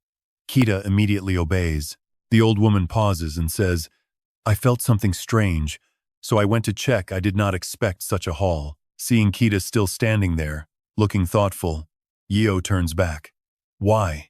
Kita replies quickly, Nothing. It is just rare to see you hold such high hopes for the next generation. Yeo falls silent for a few seconds, remembering Minato's sharp gaze. It is those eyes of his that gave her hope. The next morning, Minato walks into the woods. Eva, currently wearing Shikamian's body, follows close behind. He acts friendly, throwing an arm around Minato's shoulder. Minato pretends to be surprised. Shikamian, he laughs naturally, rambling on. Going together? Today's match is more about captain potential than individual skill. Sakazaki will probably talk about the need for group combat strategies. But I still support you 100%. Minato smiles. I appreciate that. He changes the subject, asking, By the way, why did you intentionally fail the exam? Eva freezes, unsure of the real reason, but his expression quickly resets, and he scrambles for an excuse. The plan changed midway. I figured being a subordinate to the new captain would give me more freedom to do what I want. Minato speaks coldly, suggesting it was to kill all the promising candidates at once. As they move, Jiro hides behind a large tree, watching them closely. Eva nods in agreement. Exactly, if I need to. I will just kill someone and take their place. He reveals excitedly. The theory test yesterday was impossible. My skills only copy information in the host's brain.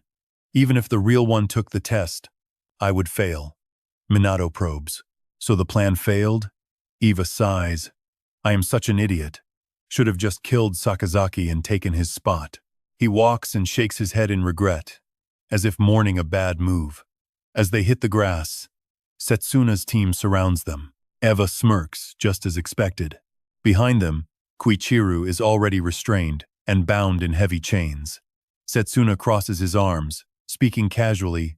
Hello, 12th Apostle, care to introduce yourself? Eva laughs, totally unbothered. He introduces himself. My name is Eva, Apostle number 9. My skill is simple. I take over the body of anyone I kill and inherit every last memory from their brain. Aside from Kannagi, Minato, this body was the strongest here, so I killed him and took it. Setsuna narrows her eyes. Why? You trying to destroy us from the inside? He laughs. Arrogant as ever, that's the plan. Since you failed, why not just all die for me? But first, I have a question. Who figured out I was the enemy? She doesn't hold back, nodding toward the guy nearby. It's Minato Kannagi. He set this whole trap up. The smirk on Eva's face vanishes. He realizes he walked right into it a long time ago. Eva turns to face Minato. A crushing, killing intent erupts, thick enough to suffocate the entire room. His eyes turn blood red, sharp enough to cut. He grits his teeth, his voice barely a growl. "Who the hell are you? Why would you hide yourself like that?" A few minutes before Eva stole Shikami's body, after hearing the captain's news, he beamed, "I'm really becoming a captain for the main squad. Is it for real?" Captain Todoroki Koichiru laughs, nodding firmly. "It's real. The others won't know until tomorrow. So keep this quiet." Shikami understands, eyes shining. "That's why you called me out here at this hour?" "But Captain, we're shouting, someone might hear us." Koichiru realizes, right. "My bad. I'm just too excited." They look at each other and burst out laughing together. A moment later, Koichiru stops laughing, his expression turning serious. "My assessment says you're the strongest one here besides us. You'll make a great captain." Koichiru holds out his fist, voice filled with genuine hope. "I'm counting on you." Shikami is moved, his voice cracking. "Captain." He bumps his fist against Koichiru's. "No, master. Please watch over me. I'll do my best." But those words never finish sharp. Brutal slashes rip through Shikami's body. Someone moved from behind, striking in silence. Blood sprays onto Koichiru. His smile freezes instantly, eyes blown wide in pure terror. "Hey, what is this?" A strange, weak voice echoes through the air. The killer appears, standing right in front of the captain. He looks down at Shikami's corpse, mocking, "Is this really all the power a Taiyo captain has?" He sneers, "Maybe we're just too strong." He raises a hand. Channeling energy, green magic begins to swirl. "All thanks to the artifact I got from our leader." The killer turns to Koichiru, names Eva, "One of the 12 apostles you're hunting. Pleasure to meet you." He triggers his skill and shamelessly steals Shikami's identity. Just then, a heavy blow slams directly into Eva's position. The captain activates his diamond body skill. He grows massive, muscles bulging. Every step he takes cracks the floor tiles apart. Koichiru roars, "How dare you!" But it's too late. Eva has already successfully taken the body. Eva stands behind him, clapping slowly with a twisted grin. "That was impressive. Wiping out one of the 12 apostles in one hit? You're the master for a reason." Koichiru recognizes the voice. Spinning around to see Shikami, he looks genuinely shocked. "You're still alive?" Before Koichiru can process the shift, Eva lashes out with a fatal strike. The captain's massive form is taken down in a heartbeat. He laughs, mocking wrong. "Master, I'm Eva, and I've taken over this brat's body." Eva pulls out the artifact and starts a ritual. Fine powder rains down, covering Koichiru's head as Eva mutters a resurrection spell. Moments later, the captain's eyes snap open, the wounds on his body closing up. Seeing Koichiru stand back up, fully healed, Eva grins in satisfaction. He punches the captain's chest, giving his orders, "From now on, you're my slave. Understand? Answer me." Koichiru replies, acting entirely on instinct. "Sure, leave it to me." Eva slaps him hard. "Master, really my name is Shikami, not Eva. Remember that?" Koichiru nods right, almost forgot. Seeing the captain obey like a puppet, Eva can't stop laughing. The video feed cuts to black, leaving nothing left on the display. A size seems like that's it. Not many people involved in the incident, so the recording ends there. Even so, it's more than enough to see every detail of what went down. To get this, A used the detective stage skill. It's a power that lets him replay everything at a crime scene like a perfectly preserved tape. The skill triggers only if he truly believes the evidence, if he can piece it all together himself. It is a terrifying ability, letting him glimpse the crimes that have yet to happen. But there is one fatal flaw, a single wrong deduction, and the power vanishes forever, which means he has never been wrong. Celeptius mutters about the body-snatching arts and corpse manipulation. Reisiro realizes the truth. Now this guy is using 2 killers? Watching these sick tactics is nauseating. Suddenly, the entire space begins to tremble violently. Minato is releasing a terrifying surge of inner power. Celeptius watches his expression, stunned. What is happening? Minato's eyes burn with pure rage. He can't forgive this cruelty. He clenches his fist as a circular sigil flares. He turns and lunges straight for Eva, delivering a strike as light reflects off the clash. His foot slams into the earth, amplifying the force of his attack with the impact of a crushing blow. The force is immense. His ultimate strike hits Eva square in the face like a bolt of lightning. Eva goes flying backward like a rag doll, desperately trying to brace himself against the ground. His heels carve deep trenches into the earth, the punch's power only growing as he slides. A thunderous crash echoes out, kicking up a massive cloud of dust. But through it all, Eva just grins. He laughs it off. Minato is surprised. Is this guy made of iron? Eva starts mocking him loudly. Hey now, you're pretty cruel, Minato. I thought we were friends after that little scuffle. Floating above him, dozens of mummies wrapped in bandages suddenly appear out of thin air. Eva looks to the sky, drawling. Life is nothing but a cycle of suffering. Let's have some real fun now. Celestius narrows his eyes, guarding against the grotesque objects overhead, while Eva complains about the punch. Seeing his opponent take a direct hit and still yap away, Minato bows his head in silent frustration. He thinks to himself, just as I feared, I am still not strong enough to finish this. Eva mocks him, reading his thoughts. You need to do better if you want to beat me. This is just a scratch. You're just playing around with your little friends from the CPU, he sneers, stopping to flash a strange light. This is just a waste of my time, he claims. Minato nods, accepting the reality of the situation. You're right. No matter how much this infuriates me, I am not the one who will take you down. Then, a soft voice echoes deep within Minato's mind. Well done. You bought us enough time to reposition. I feel your rage and bitterness just as deeply as you do, the voice promises. That is the sage of truth, Melus Celestius. Eva watches Minato standing in a faint blue aura, genuinely surprised. He wonders, is this the state everyone was whispering about? That eerie transformation, where he seems to become an entirely different person. Eva looks up and screams, Fine then, you brought this on yourself. Minato Kannagi. A terrifying pressure engulfs the battlefield. A massive rift tears open in the sky, and a pillar of raw, dark power erupts from Eva into the heavens. Sasuna watches, completely shaken, and asks what she is seeing. Aor responds in a calm, flat tone. It looks like Eva is just an empty vessel, using ancient artifacts to control all the bodies he has possessed. It is just as it seems. Eva glares at Minato. Those corpses all share the physical power of this body. Let the game begin. Sasuna estimates there are at least 100 bodies, each as strong as Shikami. Hearing this, Kanam turns pale, clutching his head in panic. What are we supposed to do? Captain Minato is disgusted, furious that this man would stomp on the dignity of those he killed. Is he really this twisted? Celestius smiles, telling him he has changed, which leaves Minato looking stunned. I have changed? Celestius looks into the distance, eyes filled with nostalgia. Perhaps our ancestors were the same. Minato stands calmly before Eva, a slight smirk playing on his lips. You really underestimate me. He watches the mummies fall from the sky, unafraid, when suddenly, massive bolts of lightning erupt.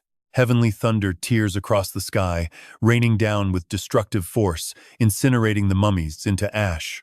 A blinding explosion follows, the final strike landing exactly where Eva was standing just a second ago. He manages to dodge to the side, looking at Minato with a much more cautious expression than before. The mummies burst into flames, falling like firebrands through the sky. Eva's eyes widen in shock. Damn it. He thinks, what did that monster just do? He looks at the blazing fire, feeling completely helpless. Sure, people spend their whole lives training for a perfect shot. But what Minato just pulled off, that goes way beyond normal technique. In a blink, he unleashes a barrage of lightning, dead on target. Every single one. Celestius calls out Minato, stay by my side and watch how I fight. No hesitation. He moves forward to obey. Watching her every move, Minato can't help but be amazed. This is incredible. She is using her body, so she hasn't hit full power yet. Even so, she pulls off these spells so efficiently. She seems to read his mind. Celeptius speaks slowly at first. You only hunted for your own power. Back then, you were shouting at everyone, give me all your strength. And back then, everyone was just eager to use this body to fight. Even Jiro shouted, let's go everyone. Minato looks stunned. He never expected her to talk about this. Celeptius pauses, then continues later. You got obsessed with that power, feeling like you were finally getting close to your goal. You saw your own growth as something inevitable, and we were all addicted to your unmatched talent. Then you went through the biggest tragedy of your life, when someone you deeply respected entrusted you with their future. Now, I can see you've given everything for those who died, getting driven to the brink of madness by his manipulations. Behind him, Rizuru and the others watch silently, a look of relief and absolute trust on their faces. Minato listens intently, showing nothing but respect for his senior. Celeptius looks at him with a satisfied smile. You see, we really love the person you have become. Suddenly, Eva tries to turn the tide. He yells at the others, what are you talking about? The weak will always be played with and devoured by the strong. That is just how the world works. Eva lunges forward for a head-on attack, but a blinding light rips through the air, cutting off his path. An earth-shattering explosion echoes out, shockwaves tearing across the battlefield. Eva stops dead in his tracks, unable to believe his eyes. Minato says calmly, a lot of people think that way. I used to too. He stops for a second, then corrects himself. No, we both clearly remember that something like this happened before. A true existence, wanting to destroy the tower, only to be toyed with and devoured by the strong from another time. He clenches his fist as memories of that carnage flood back. Because we saw that scene with our own eyes, our hearts started burning for the weak. Celeptius hears this sincerity and feels deeply moved. She watches Minato confidently stepping toward his opponent. Celeptius encourages him. You're missing that power right now. And I know you're disappointed in yourself. When we trained on the mountain, you looked like you were smiling, but inside, you were like a wire stretched to the breaking point. But never forget, we are always here, and we feel exactly the same way.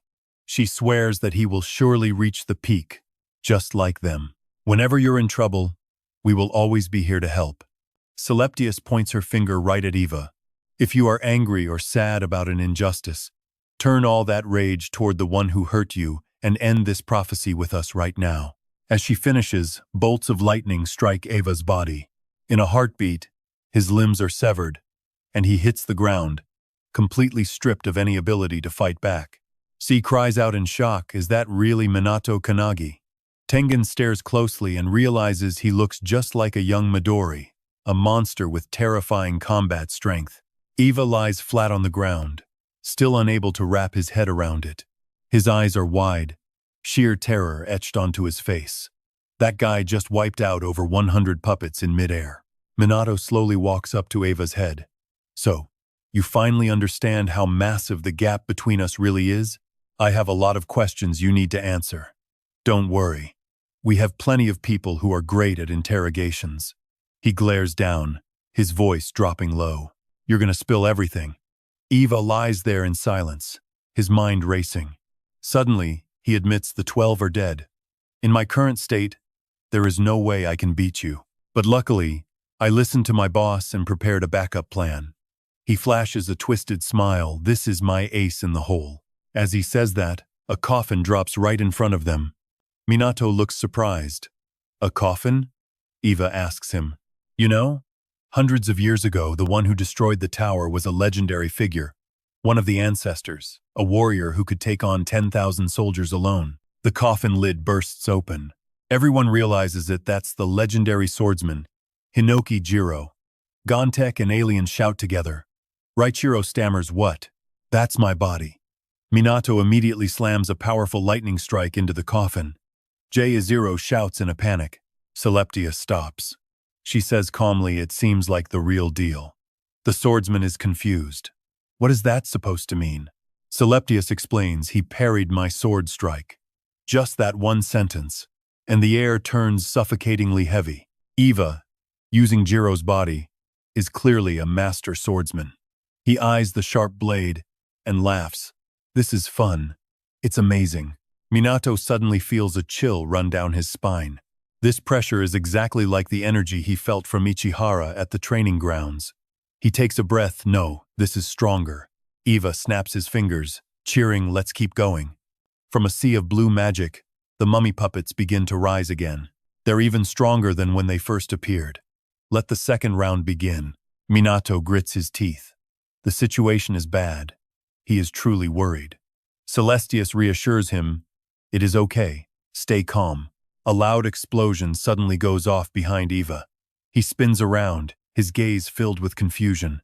Celestius reminds him, Minato, don't forget that on this battlefield, there are still many other allies present. Hikoro, An, Ichik, and Shinji are ready to fight. You are not alone. Have faith in yourself. He frowns, annoyed. What the hell is this? Are those your friends? Hearing this, Minato thinks he sounds exactly like Jiro. Even his way of talking. Eva's lips curl into a malicious grin. I really feel sorry for you. His eyes shine with arrogance because my puppets are just a little too strong. And he is not joking. On the other side, Hikurato is struggling with a massive puppet. Its counter is powerful, forcing him to jump back to evade. Hikurato realizes it is using a physical enhancement skill. I gave it everything I had, and they still don't have a scratch? Do not tell me these puppets have their own unique skills. Hikurato's eyes scan each puppet closing in. Every single one of them? Siru is pinned in the center. They are way too strong. Every second, the pressure crushes the whole team. Senem runs for his life across the battlefield. A pack of savage puppets hot on his heels. He yells loudly, why are there so many of them? Setsuna sees this and taps her headset. Unleashing her sound visualization skill combined with her Phoenix ultimate.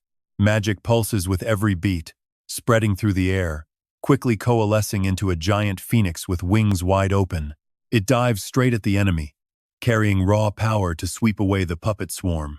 Kanem looks at his captain with gratitude 1 second later, and he would have been done for. Setsuna surveys the field. Things are looking rough. They are just corpses. Yet they can still use their skills from when they were alive. Suddenly, a chain snaps in a strange way. Kanem, running below, suddenly looks up. A tall, muscular figure in the sky is unleashing a fire palm technique. It is Captain Quichiru, now completely controlled by Eva. A thunderous blow crashes down toward Setsuna's position. She clicks her tongue, as if she had already predicted it. Things are not looking great, huh? I knew it. Luckily, before the fire palm landed, Setsuna managed to jump away in time. Now watch this chaos everywhere. Eva laughs with glee. This is a perfect mess. If you aren't a captain, you won't survive this. Minato turns to ask the ancestors. That is what he said. What do you all think? Gontek and Alien sigh, looking unsure. Minato smiles calm, as if he already has his own answer. Then Minato suggests Mel's, let me switch in. He looks at Eva and asks calmly, you said they wouldn't survive? Eva lets out a laugh, as if realizing the tone is different from before. Minato looks straight at him, eyes sharpening, do not underestimate my friends. 12 apostles. Hikurato is surrounded by giant puppets. He mutters one against a whole pack, just like lesson number 7. The system suggests a tip to help Hanada Hikurato get stronger. He slowly closes his eyes, weaves signs, and magic surges like a tidal wave. A massive burst of magic erupts, golden lights weaving together, condensing into the shape of a giant yellow dragon. Hikurato uses palm techniques combined with magic to attack the enemy.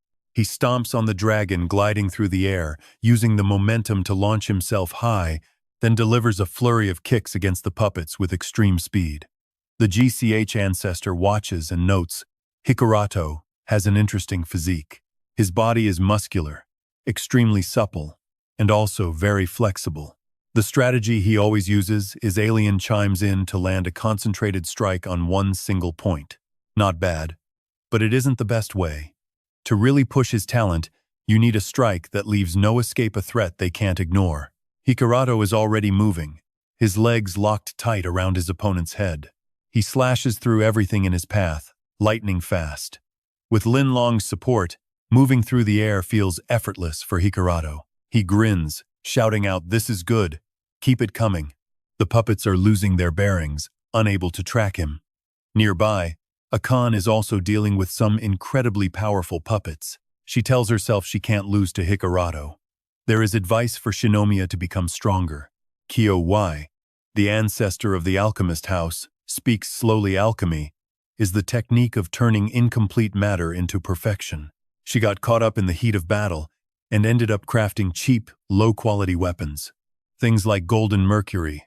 But those are just trivial tricks in the grand scheme of alchemy. Right then, Akan pivots, magic power erupting around her arms as she delivers a 3-Saint Buddha palm strike to crush the puppets.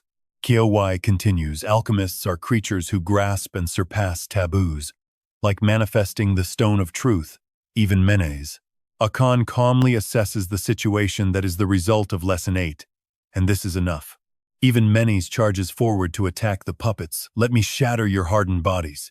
Now, Minato suddenly spins around, his eyes locking onto a familiar figure. Jiro lets out a startled shout. He reassures them, don't worry about Suo Shinji. I'm not as elite as him, but I have my own talent, specifically the Hinoki sword style, with its sharp, precise moves. Shin swings his sword in a heavenly arc. A massive wave of swordlight slams down from the sky, carrying enough power to split the battlefield in two. He combines it with another skill, the world-famous flowery golden sting. Swordlight and razor-sharp petals swirl together. In the blink of an eye, they shred the puppets into pieces. Seeing this, Ichika is pumped. That's a solid combo. Combining techniques and skills, swordplay has its limits. But the miracle Minato pulled off could even apply to Shinji. Even though Minato's combo was far more effective, she suddenly looks the other way. Why does that light look so familiar? A massive wave of energy radiates a blinding light, like a fire scorching the entire sky. Ichika flicks her sword backward, bisecting a puppet trying to ambush her. She thinks to herself, it's starting.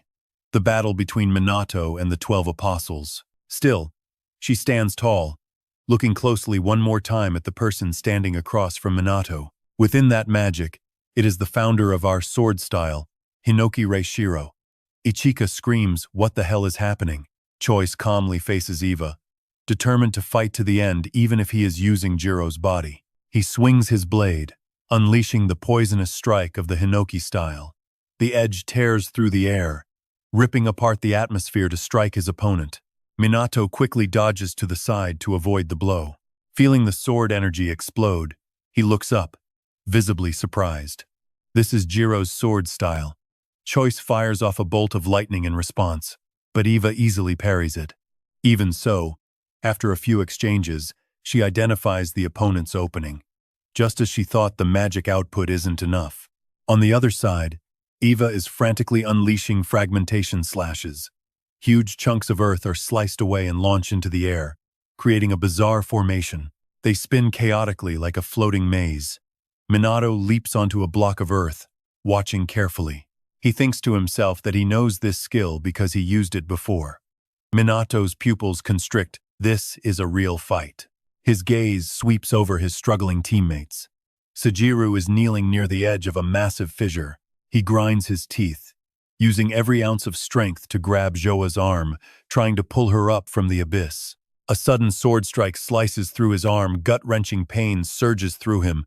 Siru screams in agony, blood spraying everywhere. With nothing left to hold on to, Zoa slips from the ledge and falls straight into the deep, dark crack. Minato reacts instantly, channeling magic to create massive orbs that wrap around his friends, holding them steady in mid-air. He prevents anyone else from falling further. Then, Minato moves across the large floating rocks, keeping a safe distance from his opponent. Celestius asks in a low voice, barely masking his anxiety, Hinoki, what do we do now?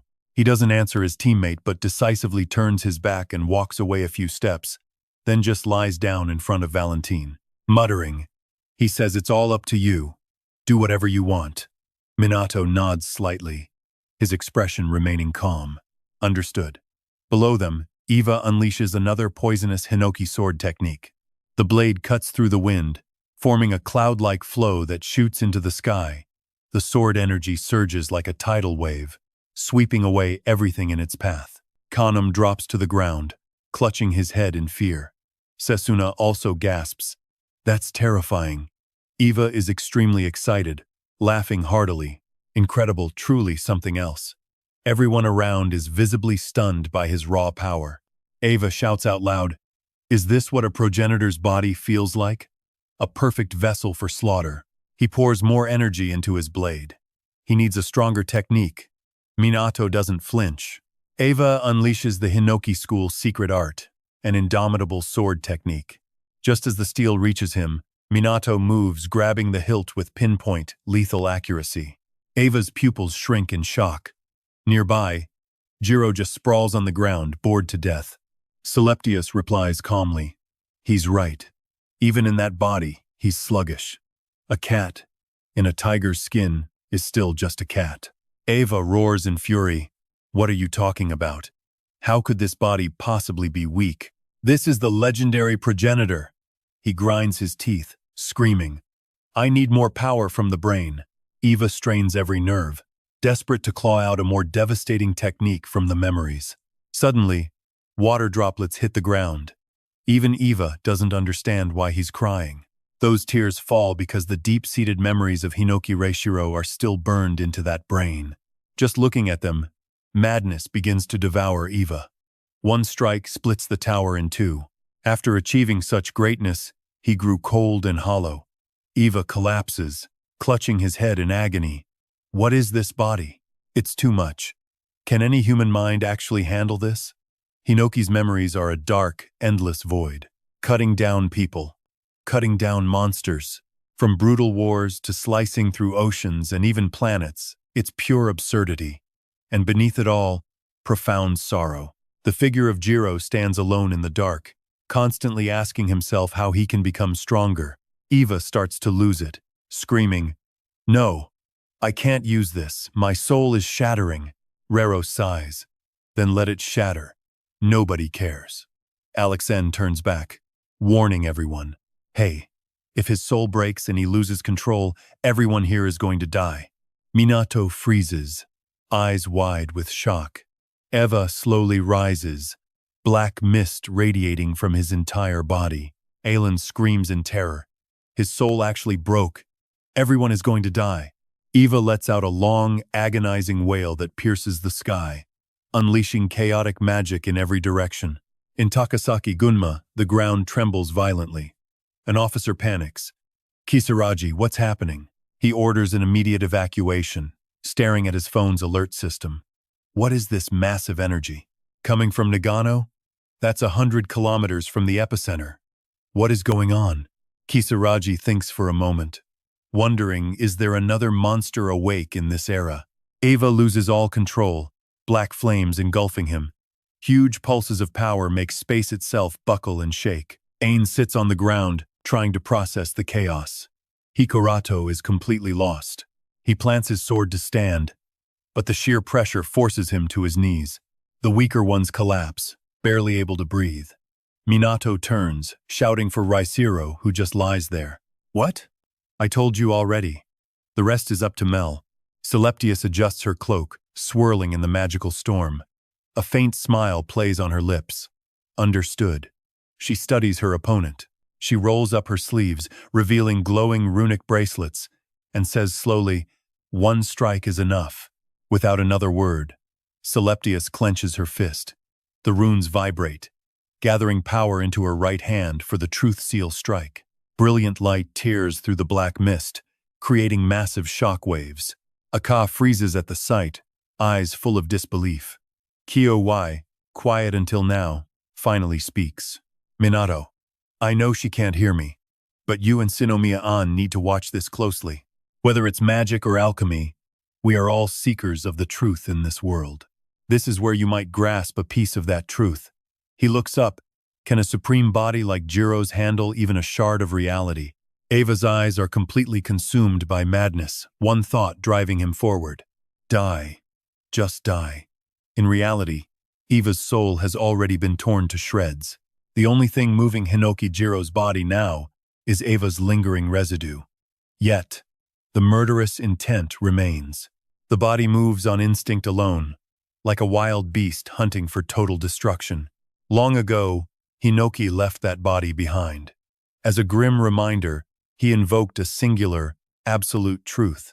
Asclepius stood silent, watching Eva chase evil power blindly, his mind shattered, consumed by madness and a hunger to destroy. Witnessing that wreckage, Asclepius's eyes ignited, piercing through to the core of everything. Black energy surged around Eva, shaking the earth, cracking the ground wide open. If this continued, the consequences would be beyond measure. Minato would be crushed without a chance. Even his friends couldn't escape a tragic fate, their bodies shredded by that violent, uncontrolled force. Volcanic tremors threatened to turn this place into a wasteland, with the fallout creeping toward the city. Innocent lives were at risk, and it wouldn't just end in this small corner. As Eva's magic hit its peak, the aftershocks promised to be even more catastrophic.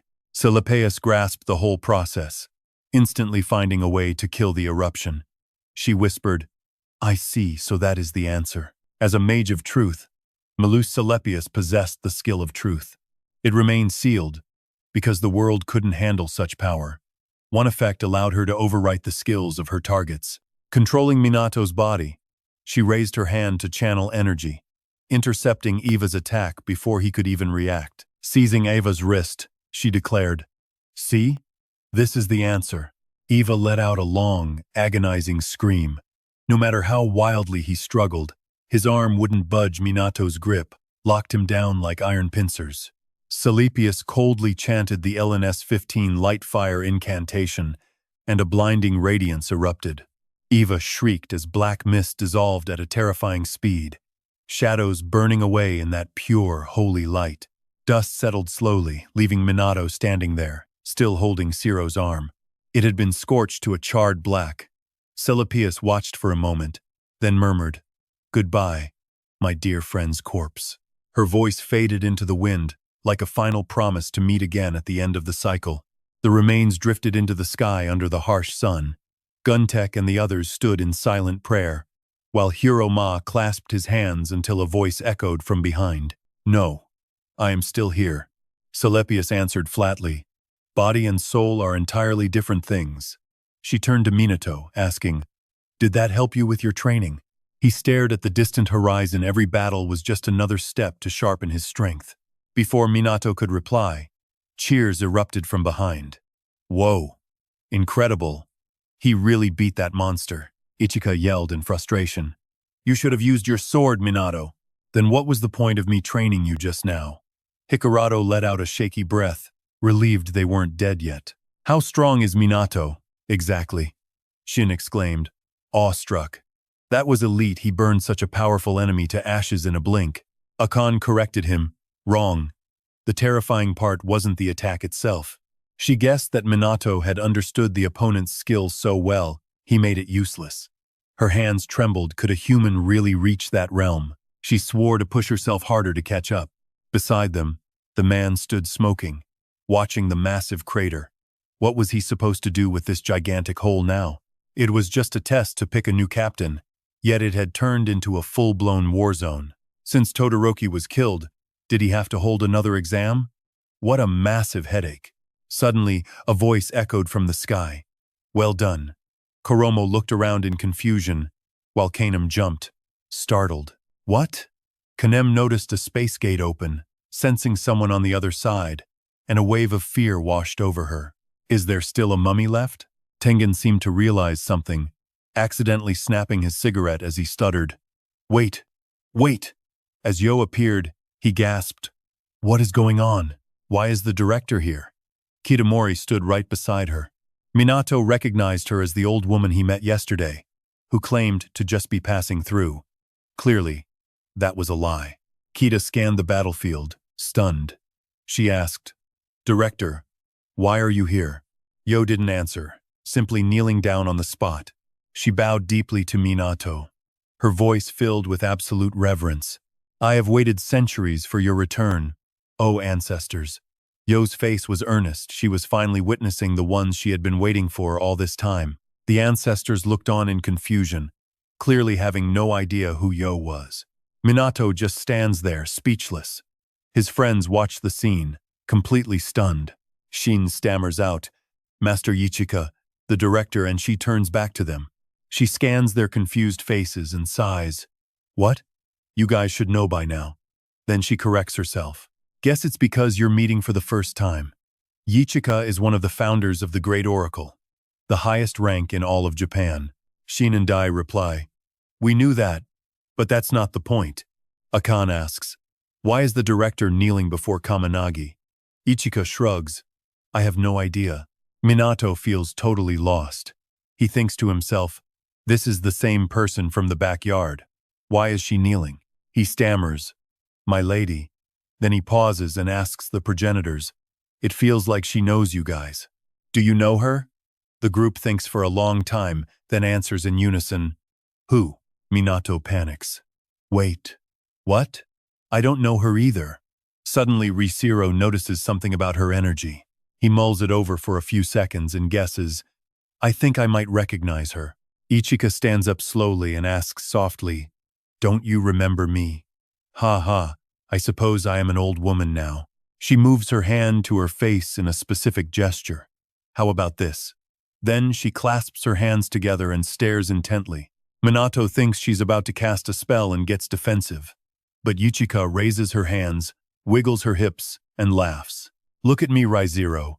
It's that hip-swinging dance. Seeing her smile, the pose clearly triggers a forgotten memory.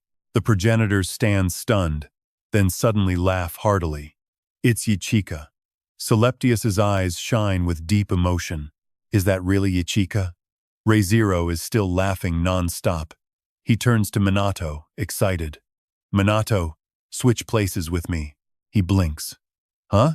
Wait, but before he can finish, Risiro takes over. He pats Ichika on the shoulder and speaks in his signature tone. Oh, long time no see. The friends watching are speechless, wondering how he could act like that with an old lady. Tengen and Kitauri are absolutely furious. Hey Kannagi, how dare you be so disrespectful to the executive director? Meanwhile, the other two are busy dancing together. Tengen grinds his teeth. You're dead, Kannagi. Top one or not, you're done for re-examine the captain selection now. Kitaori clenches his fists, wanting to blast him into deep space. They both look like they're on fire. Ichika stops them. It's fine, let it be. Risiro laughs out loud. Ha ha, it really has been a long time. He even pats the head of the silver-haired director of the Great Oracle. Ichika is deeply moved. In those eyes hidden by time, old memories come rushing back. That tone is exactly the same as back then, when she was just a teenager running around with the progenitors. Finally, the tension breaks. Everyone breathes a sigh of relief and starts cleaning up. Celeptius is amazed to see the seniors lifting massive chunks of earth to fill the holes. Now, everyone can laugh and joke just like before. A while later, at the secret headquarters of the Great Oracle, Tengen and Kitaori guard the Eternal Pavilion. Minato is invited inside. He looks around and exclaims, There's a garden inside the headquarters? Ichika smiles kindly. It's true. Sadly, I can't show myself often, so I usually stay around here. This place is protected by a barrier, too. Minato sets his bowl down and asks curiously, It seems you know the progenitors. She begins to tell her story. I was an orphan who lost everything during the Tower era. Then the progenitors saved my life and raised me. Minato is stunned. So that's it. The Tower. He pauses, thinks, and suddenly jumps. You were born in the Tower era? Ichika leans on her chin, remembering. Around 300 years ago, I think. Minato is amazed. She's over 300? Seeing his shock, Ichika smiles and reveals, I used an artifact to stop the flow of time. As long as I stay in this headquarters, age can't touch me. Minato suddenly remembers the artifacts he has seen before. That's incredible. Owners of those usually have strange powers. Deep inside his consciousness, the progenitors listen closely. Jiro whispers to Valentine, It's almost like your maintenance skill. She agrees. True. Back when I was in my prime, I could do something similar. Valentine wonders. But for Ichika to have such a powerful artifact, where did she get it? Ichika explains there is a secret division in the Great Oracle for collecting them. No one knows these people exist, and no nation can control them. But recently, the vault was attacked, and we lost a large number of them. Minato is left completely shocked. Who dared touch the oracle? Midori's special task force starts the mission to reclaim those artifacts. Ron exclaims. Got it, those 12 apostles have to be the ones behind this attack. Aor agrees, adding that it makes sense the 12 apostles probably hold the strongest transcendence of this era. Hearing their deduction, Minato is stunned, just a few words. And they figured all that out already? Aor replies, You saw the crime scene through my skill already. Eva notes they've just become too powerful. It is all thanks to the artifacts and the leader providing them with everything they need. Ron continues, instead of recruiting 12 transcendents stronger than Suo Makoto, using artifacts to boost mediocre ones is faster. Raishiro sighs, admitting, Exactly. The two enemies we met recently aren't nearly as strong as Makoto. Yo agrees, adding, We thought so too. Before the artifacts were stolen, no one knew these 12 apostles existed. They possess power rivaling the heads of the Great Oracle, an organization obsessed with making prophecies a reality. We cannot just let such a dangerous group run wild like this. Her voice drops as she says they've poured all resources into finding the mastermind. But Midori might reach him first. Minato's face tightens. This whole situation has completely spiraled beyond their original plans. Meanwhile, in Detroit, Michigan, late at night, a heavy, silent darkness blankets the city's towering skyscrapers. A massive light suddenly erupts at the end of the street, blinding, chaotic, and shaking the very sky. Shockwaves tear across the ground. The earth shudders, and debris explodes into the air, flying everywhere. Dust chokes the view. Midori walks slowly through the ruins, muttering to himself about these 12 apostles. He looks up, appearing to grasp a secret, though there are actually 13 of them. His gaze pierces straight toward the figure casually enjoying a cup of coffee nearby. Seeing Midori, Hastings calls out, You got here faster than I thought. He smirks, arrogantly asking, What will it be, coffee or black tea? Midori responds only with a freezing, killing intent. Ignoring the question, Midori growls, Die, Apostle Zero. Amidst the desolate ruins, only two figures stand under the cold moonlight. Suddenly, a massive, swirling vortex of magic appears overhead. That chaotic energy spins faster, growing more violent and intense with every passing second. In just a blink, the pillar of raw magic surges straight up into the clouds. On a nearby rooftop, two members of the task force watch it all. Nishina-ku sighs in awe.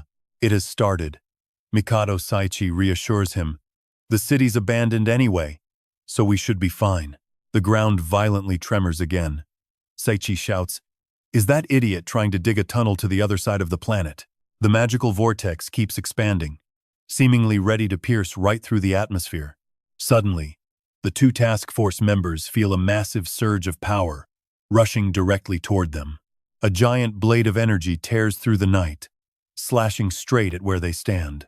Ku and Saichi dive in opposite directions, narrowly dodging the blow. But the assault does not stop. Waves of light strike like a relentless storm, shattering everything and kicking up thick, blinding clouds of dust. When the attack finally pauses, Ku and Saichi jump down. Ku commands, Leave that side to Midori. We handle this. Their opponent emerges, silver hair swaying in the wind, a long sword radiating thick killing intent. He is Kamaraji Hajime, one of the 12 Apocalypse Apostles. Back at the battle, Midori thinks, That was the strongest strike of my win path. Yet, it seems to have had almost no impact on his opponent at all. Hastings sips his coffee calmly at a small table, acting like all this chaos has nothing to do with him. Midori narrows his eyes, carefully studying the dense magical barrier protecting Hastings. Is it a skill effect? Or an artifact? Hastings sets his cup down, standing up and stepping forward. What is it? Are you done yet? Midori says nothing, simply swinging his arm to launch another attack. Hastings is quickly engulfed by the green shockwaves. Explosions rock the area as the jade cutting wall technique swallows the sky. Midori pours everything into this final blow, determined to finish his opponent off. But before the dust even settles, Hastings' voice rings out, Have you ever been to the aquarium? Even in the water, humans are defenseless against a massive predator like that, but watching from a safe distance, that feels different, right? A sly smirk curls across his lips. Right now, that's exactly where you and I stand. Midori realizes it instantly. He's got another card up his sleeve. A hidden defense. Hastings speaks calmly. It's crystal clear now. Normally, you're so terrifyingly strong that you don't even see me as a threat. He looks at Midori with pity, laced with mockery. But look at you. Broken up over your friend's death. What a pathetic creature. Truly. Midori's gaze is ice cold, yet he remains silent. Hastings slowly walks forward, twisting the knife with every word. From the moment you were born, you were just a weapon made for war. A creature designed only to fight, and you couldn't even protect the one friend who mattered. The words strike deep into Midori's subconscious. He stops cold, rooted to the spot. Buried memories flood back like a breaking dam. 23 years ago, an abnormal surge of magic erupted from a mountain canyon. Sainon Tenon, back then, was serving with the Special Forces. He stares in shock at the raw, massive power, wondering what kind of phenomenon this is. Io and Tengen push forward. She realizes these ruins are all that's left of the Ichihara family villa. Io watches for a long time, her face calm but her eyes deadly serious. Suddenly, Tengen spots something at the center of the wreckage. A blinding light floods their vision, forcing them to push deeper. As they get closer, they find a newborn baby lying there.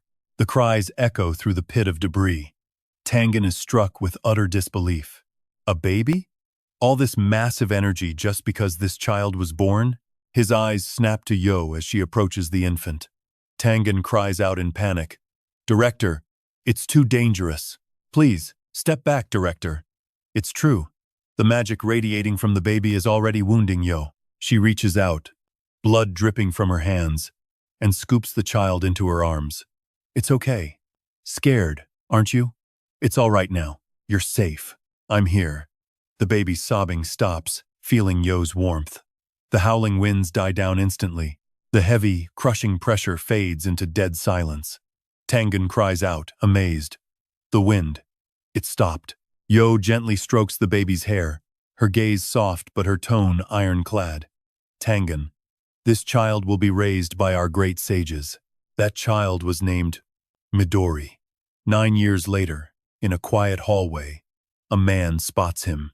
It's Hinoki Kijiru, a Special Forces member and senior to Ichika, who stops to ask, "So, you're the cursed child?" Hinoki Ichika, only 12 years old, stares curiously at the boy who just arrived. Midori's golden hair and clear blue eyes catch her off guard. Kijiru warns him, "Don't you dare cause trouble for us. If you lose control, the great sages will hunt you down." Midori stands still, face completely unmoving. He promises he won't. Kijiru, clearly doubting the boy, turns to leave. After a few silent seconds, Midori says coldly, "That's the only reason I let you live." Kijiru stops, glances back, and says nothing. The tension finally breaks, and Ichika lets out a breath of relief. But the moment Midori turns to leave, Kijiru's booming voice erupts. "Ichika, what's so funny?" She tries to hold it in, but bursts into bright, uncontrollable laughter. Ha ha ha. Then came the training days. Everyone else was much weaker than Midori. They all stand in a stance, beginning their chi training. Midori stands alone in the center. Everyone else collapses. If he pushed any harder, they'd be crushed. Because of that physical gap, Midori didn't have many close friends. He's wandering alone when someone calls out. A wooden sword flies straight toward him. Instinctively, his magic flares, forming an invisible shield. The wooden sword shatters into dust on impact. Midori slowly turns his head, his eyes icy as he snaps at the person who threw it. "What are you doing?" A red-haired boy walks over, smiling. "You've got it all wrong." He hands Midori a new sword and says, "Let's use this. Be my sparring partner." It's the first time someone approached him without fear or hesitation. Midori asks, "A sword?" Suo Makoto, also 9, keeps that sunny, sincere smile on his face. "Sure, why not?" Early one morning, Midori's voice echoes through the dorm. "Suo." He's doing pull-ups, turns around and asks, "What is it?" "Ichihara." Midori stands there, 2 swords in hand, eyes burning with a fiery resolve, ready to jump into a fight. Midori shouts with absolute resolve, "I am telling you again, I will not lose to you." Makoto watches his burning fighting spirit and just laughs. "Have you still not learned your lesson?" And so, they go right back to sword training. In a heartbeat, the wooden sword in Midori's hand shatters into pieces. He grits his teeth, sweating bullets, damn it. He slumps to the ground, constantly asking himself, why? Why can I never beat you? A young girl slowly sits down beside him. She hesitates for a moment before whispering, "You are just too strong." Makoto, busy with his weights, shouts over, "Do not tell him that." Nishina Kunisina, also 9 years old and their classmate, just watches. Midori finds it hard to believe too strong. No way. I lose every single time. Just then, someone walks in and says, "Actually, that was a compliment." Mikado Saichi, 14 years old, observes, "Midori, your aura is massive, but the wooden sword is too weak. Even if you could beat Makoto, if the blade breaks, the result stays the same, right?" Nishina-ku picks up a carton of eggs and calmly continues. "It is just like these eggs when your power peaks. If you just grab them, they will all shatter instantly." During the fight, Midori feels truly confused. He stares at the egg in his hand, looking lost as he tries to piece those words together. Saichi picks up an egg. Channeling his energy, a gentle surge of magic flows down his arm, wrapping around the shell. Then, Saichi suddenly throws the egg against the wall with full force. Midori's eyes go wide in total shock. The shell did not break. It hit the wall that hard and not a single crack. As if reading his thoughts, Saichi leans down to pick up the egg and asks, "Find that strange?" He explains the aura of the attack and the protection of the shell. You just need to balance them. And this is not some special skill, just control your own aura well enough. Then Nishina-ku tosses 2 full cartons into the air, using magic to cover dozens of eggs with perfect precision, not one misses. This is the basic secret of a transcendent. Midori watches Nishina-ku repeatedly slam eggs into the wall without breaking a single one. This is miraculous. Saichi places an egg in Midori's palm and guides him. If you want to beat Makoto in swordsmanship, you have to adjust your aura with absolute detail. Once you master that, no matter how overwhelming your aura gets, you will never hurt anyone around you. After saying that, he waves and walks away. Makoto watches him with eyes full of admiration. Mikado. Suddenly, a voice calls out from behind. Suo Makoto turns around by reflex and smack, an egg flies straight into his forehead. The shell shatters, yolk and white dripping all over his face, leaving Makoto frozen solid. "What the hell are you doing?" Midori explains, "That was not on purpose. Let us train to control our aura together, and then I will beat you in swordsmanship." Before the words even leave his mouth, Makoto smacks an egg right into his face. He grins wide. "Sorry, me first." Makoto glances down at the egg crate at his feet, his lips curling up. He has a fun idea. He kicks the crate up, all the eggs fly into the air as magic rapidly coats every single one. Makoto laughs heartily. "Let us start the training." Midori stands there, trying to channel his energy with total restraint, but in a split second, every single egg explodes at once. He does not quit, sitting back down to try them one by one. After many failures, Midori finally succeeds in coating the egg in magic and throws it at the wall. His raw strength is terrifying. Within moments, the wall in front of him shows serious cracks. After so many broken eggs, he finally learned to tune his power to the perfect level. Makoto walks over, sees the egg is still perfectly intact, and gives him a thumbs up. Midori's lips curl into a faint, real smile. Now that he knows how to tune his aura, he practices swordsmanship with Makoto diligently. Their classmates watch them with total respect.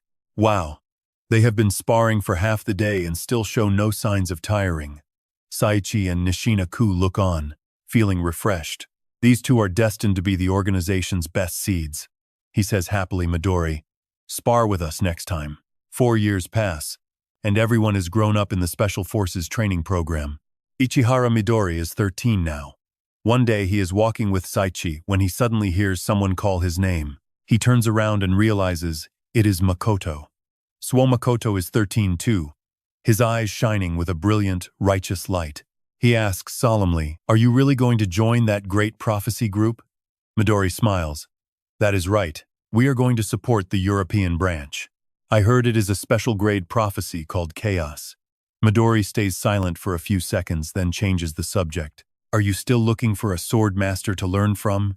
Makoto nods. "Yes. You are the one who told me to do it." Midori thinks to himself, "Well, it would still be better if you found a teacher for yourself." Makoto holds out a fist. "Sincere, if I really have that talent, I want to stand by your side." Midori smiles wide. "Sure, I will be waiting for you. Just a simple promise between friends, but deep enough to leave a mark on both their hearts." Midori slowly pulls back to reality. He is staring down Hastings now. He swears in his head he will not lose anyone else. To stand together, as long as they live, this world is worth protecting. He only needs those friends. He does not ask for anything more than that. And yet, those apostles destroyed everything. The things Midori craved the most precious pieces of his life. He lunges at Hastings, teeth gritted, roaring, "I will kill you. I will kill you." But as he closes in, Midori sees him pull out a golden egg, a twisted, cold glint in his eyes.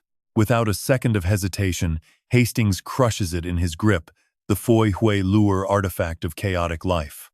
A terrifying force erupts like a volcano, the violent mana sweeping away all the surrounding dust. Sachi feels the tremor from over there, shouting out, "What just happened?"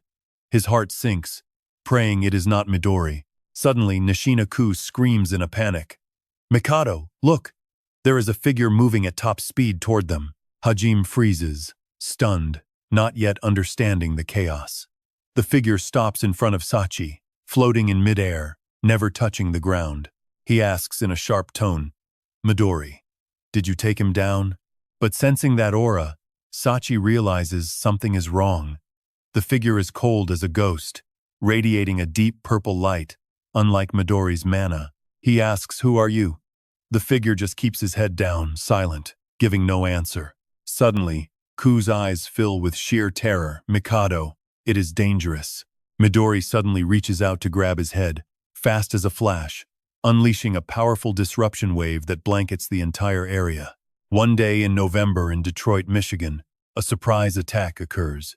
Key member Sachi is suddenly struck. 3 members of the Japan-based Dai-Tian-Chi force go missing. 2 others are assigned to the investigation. Marquis Warren, a special task force member from the U.S. branch of Dai-Tian-Chi, asks slowly, "How is it?" Aston Taylor is on the ground searching for clues.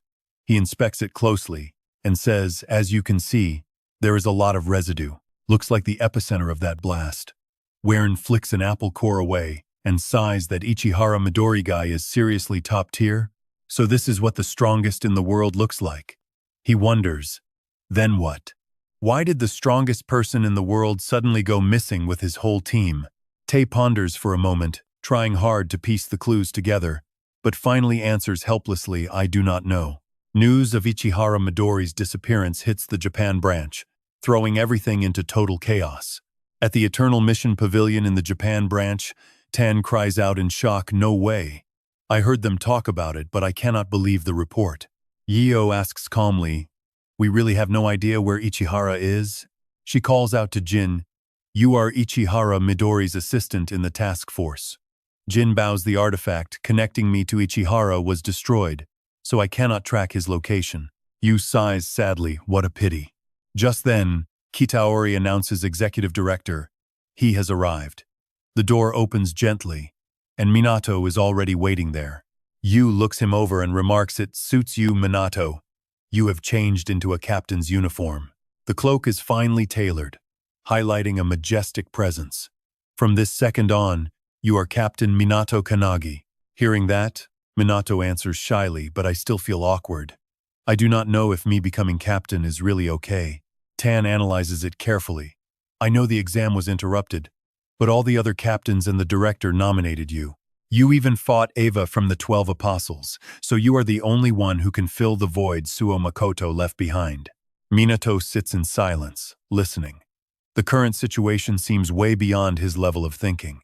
At first, Minato just wanted to clear the progenitors as fast as possible. He hoped not to let anyone else lose their lives. Things are different now, with too many missions left to complete. Minato says firmly, "Thank you. I will try my best not to let everyone down." Yo smiles happily even without relying on their power. "I still think you are the right person to be captain." Her face turns stern. "Now I will be blunt. I need your opinion."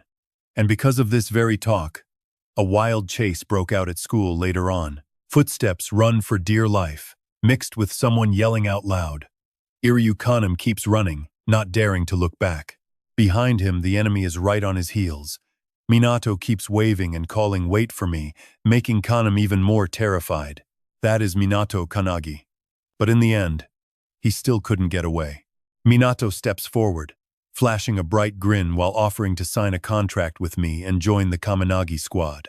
Back in the living room at the Eternal Mission Pavilion, hearing Yo say that, Minato blurts out a suggestion. She sits there, silent, focusing her mind.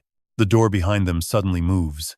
The image of a massive tiger appears. Seeing this, he feels pure shock. A door abruptly appears, swinging open to reveal a dark secret chamber inside. Minato peers in, scanning the room. Yo asks out of the blue, "You know Midori is missing, right?" Along with Nishina-ku and Mikado Saichi. She points to the two people sitting in the secret chamber, both wrapped in bandages, confirming they were with Midori in the special task force. Saichi speaks in a raspy, strained voice. He confirms with absolute certainty that the leader of the 12 apostles has stolen Midori's body. These words make Minato freeze for a moment. Soul-snatching isn't exactly rare, but Midori is an incredibly powerful fighter. Jin bows his head, his heart aching at the news. It takes a few seconds before Minato can even speak. He asks who did it. Sosachi explains the technique is nearly identical to one used to attack the Great Fairy recently. He suddenly recalls Eva, saying that the enemy's skill works exactly as he's seeing now. He can replace the person he kills. It might be caused by an artifact this time, but that is not what matters most. As of now, Ichihara Midori has become an enemy of humanity. Saichi bows his head, confirming the truth. Nishina-ku silently acknowledges it too. Minato's face turns ghostly pale, his voice choking up as he gasps, "Ichihara." Raikiro hears the story and instantly remembers Midori's cheerful face. "That kid?" Sachi looks straight at him, eyes steady. "Minato Kannagi." Midori fought back until the very last second.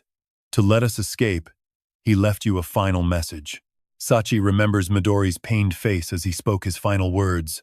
"I'm sorry, Minato-kun. Everything else is up to you now. That man, please. Defeat the one who bears the number 0. He is the enemy of all humanity." Watching Minato standing there, stunned, his eyes well up with emotion, Tengen gently places a hand on his shoulder to reassure him. "I understand why Midori had such high hopes for you, but you haven't even met the minimum squad requirement of 7 members. He bows his head, speaking slowly. "Listen, you already have 3 talented people. Suo, Shinomiya, and Hanada. Find 3 more. Choose whoever you think is best suited to face Ichihara Midori. That is the mission of the Kaminagi squad." Kan sees Minato following him and yells, "Stop joking around. I'm staying in the Hibiki squad forever. My captain would never let me leave." Akane holds up a piece of paper and says, "I already got permission from Captain Hibiki." He immediately breaks to a halt. "Akane, what did you just say?" Kan's face is filled with pure shock. How could the captain? Possibly. But the letter is definitely in the captain's handwriting. "To Akane, please take care of Kan for me. Signed, Suna Hibiki." Akane grins mockingly. "Give it up. You belong to us now." Kan can only cry. "Kaminagi squad, you guys play dirty." Outside in the flower garden, Asuke pushes up his glasses and mutters, "According to my data, Kaminagi received similar treatment when he visited the Great Fairy. But do you always greet people with your feet?" Hanada Hikurato. He flashes a bright smile and replies, "Guess I don't need to introduce myself anymore. Good afternoon, Sakazaki." Asuke Hikurato cuts straight to the point.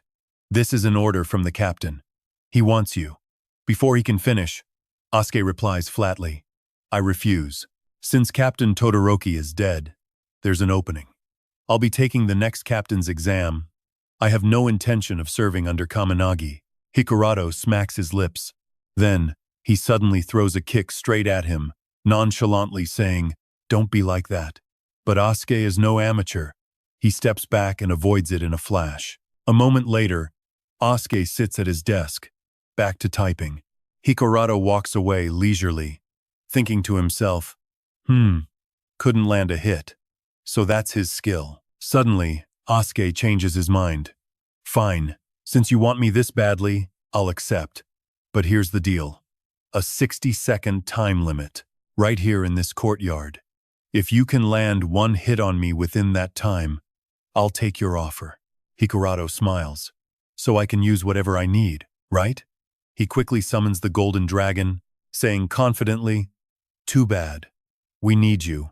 So I'm going to make you give up on that captain's exam." Asuke doesn't say much, immediately setting a countdown on his computer. A little later, Asuke walks into a cave and calls out, "Tsuruzaki, are you in here?" Captain Tsuruzaki is standing there fishing inside the limestone cave of the Great Fairy, near the 17th spatial rift. Tsuruzaki keeps his eyes on the water and replies slowly, "Sometimes I catch big fish here too." He asks suddenly, "Asuke, didn't you just sign up for the Todoroki squad?"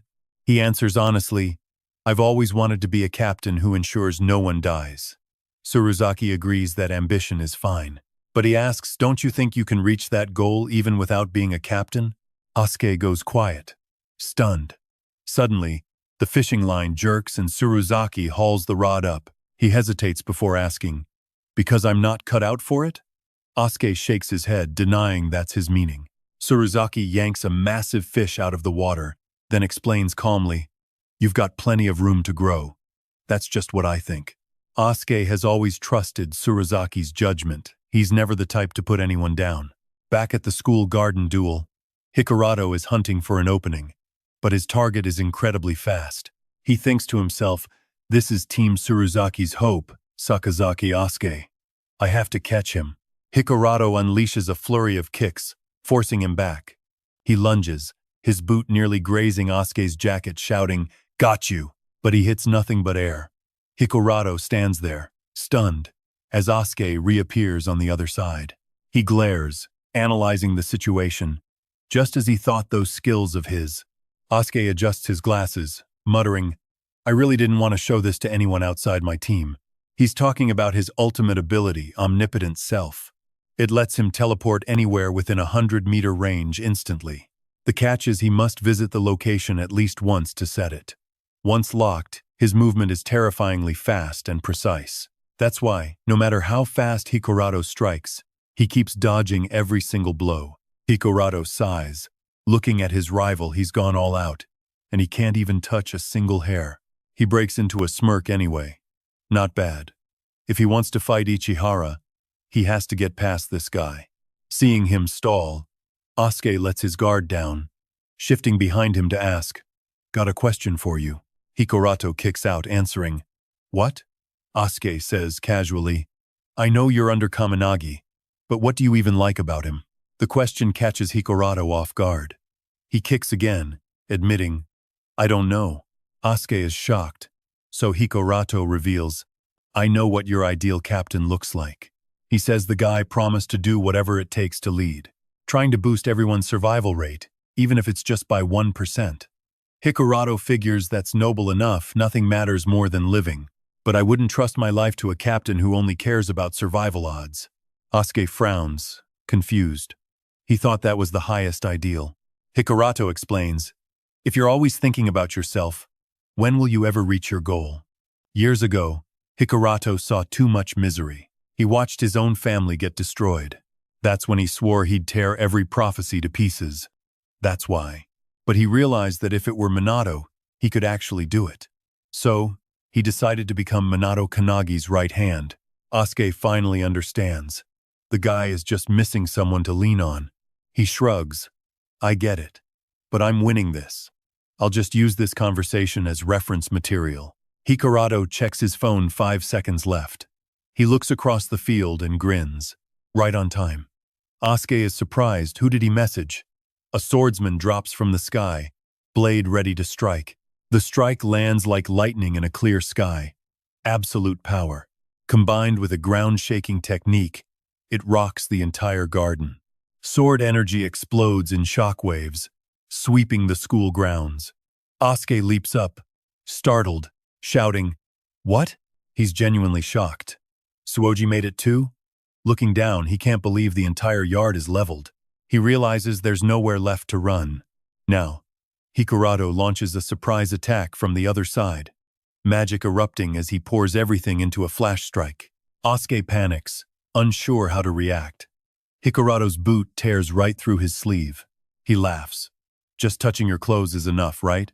Jindi sheathes his blade, asking, "Hiko, destroying the whole campus in under a minute? Is that okay?" He shrugs. "Of course. It's gotta be that much." Asuke looks furious. "You guys are ruthless. I'm not accepting this." Jindi glances over. So I shouldn't have helped you?" Hikarado stands there, stunned. Asuke slams his computer shut, ranting away. "I don't care how, but I lost. I'm joining Kaminagi's team." Hearing that, Hikarado excitedly slapped Shinji on the arm. A voice rang out from behind. "We're done too." Akan grabbed a chain to drag Kaneme into the team, shouting, "We've got Iru Kaneme!" He thought to himself, so Akan was just faking it back in Team Habibiki. Whatever, Minato sighed. He scanned the torn-up schoolyard, bricks scattered everywhere. His eye twitched. Why did the grounds turn into a plowed field? Shin blurted out, "Can you write an apology letter for me?" He was frustrated. "My first mission is writing an apology letter?" Hikarado reassured him. "Don't worry. Jin can handle it all." Akka reminded Minato, "We need one more person. But besides these two, I don't know who else to suggest. Do you have anyone in mind?" Minato replied, "I do. Actually, I already accepted them. And not just one person either. 3 of them." Everyone followed his pointing finger, shocked. Saichi peeled off the bandage on his face and declared, "Mikado Saichi, from Team Kaminagi." The quiet girl whispered a few words, "Nishina-ku," while the person carrying the sword on his shoulder was all too familiar. Hinoki Ichiki announced, "From today, we are temporarily members of Minato Kannagi." The students hiding behind Minato couldn't believe their eyes. This was completely absurd. At the Apostles' headquarters, inside an old clock tower, Hastings was currently inhabiting Midori's body. He looked around and asked, "Is this all that's left?" With only 5 Apostles remaining, they had suffered heavy losses. The group's total power was far lower than before. Everyone felt pretty down, but Seth kept his usual cheerful face. Asura wept, mourning the comrades who had sacrificed themselves. Hastings remained optimistic. "I've obtained Ichihara Midori's body, which means we're one step closer to wiping out the Grand Oracle." Hastings stood up and said, "Let's go." His earring flickered, radiating a strange, eerie, magical power. He flashed an arrogant smile and rallied everyone's spirits. Everything was for the emergence of the prophecy in this world. Inside the Grand Oracle's prophecy lab, Tengan asked grimly, "Have you found them yet?" He quickly replied, "As you know, the 12 Apostles' prophecy books are based on the fragments Ichihara brought back. This event is confirmed as part of the prophecy, a special grade prophecy. Bhagavad Gita to destroy the world, you only need Midori's power. That much is enough." Elsewhere, voices echoed. "Hajime, have you ever read the Bhagavad Gita?" He replied while running like the wind, "Not yet." Hastings then spoke up. "It's a Hindu scripture teaching that humans should perform their duties with a selfless heart, using it to name the prophecy that will destroy the world. Whoever wrote this prophecy must hold a deep, bitter grudge against humanity." Soon, they arrived in America. On the New York Times Square skyline, cheers suddenly erupted. "Look, how amazing," the man questioned. "What's so amazing?" "Transcendents who can fly aren't exactly rare." The boy immediately replied, "No, you don't understand. That's Midori, the world's strongest transcendent. He's so cool." Others quickly gathered around. "It's really him. Midori is here." Hearing the cheers, he spoke up. "Time to get started." Down below, the boy cheered, "Dad, take a picture of me with Midori." His father answered quickly, "Sure thing. In the photo, the boy's joyful face captured alongside his idol was suddenly interrupted by strange phenomena in the sky. Even worse, it kept spreading, magical currents spilling out at a dizzying speed. At that same moment, a smug glint appeared in Hastings's eyes. In another space, the real Midori was drifting, unable to find a way out. He kept screaming frantically, "Stop it!" But instead of stopping, Hastings just silently flashed a terrifying, twisted smile. At that moment, in the Grand Oracle's cafeteria, Minato saw his friend acting strange and asked, "What's wrong, Shinji?" He said urgently, "Look at the news. The situation is getting bad." Elsewhere, a voice challenged, "What are you doing? Midori has already wiped out New York City." Io tried to reassure him. "Stay calm, device." He shot back, "How can I be calm in this situation? Countless lives and a global economic hub have been destroyed in an instant." She suddenly denied, "That wasn't Midori. Inside that body is the leader of the 12 apostles, the one known as Number Zero. We've confirmed his true identity. His name is Hastings. He's from the same place. He might be allied with invaders from another dimension." Vi was completely shocked. "What did you say?" Yu replied, "The artifacts they're using aren't under the Grand Oracle's supervision, so someone or something is helping them." Vi fell into complete silence. A moment later he spoke again. "So, isn't that your side's responsibility? Even if someone else is in there, he's still the one who leveled New York and Detroit. You can't shield him anymore. The White House is seriously eyeing nukes to end Midori." Someone else casually asks if nukes could even touch him, but Vi snaps back, "Of course I know that." "What's the plan then?" Over there, Minato finally finishes his meal. He looks up. "Shinji, you and the others finished lesson 15, right?" Shinji nods quickly. "Of course." Minato closes his eyes, like he's making a call that'll change everything. He speaks up fast.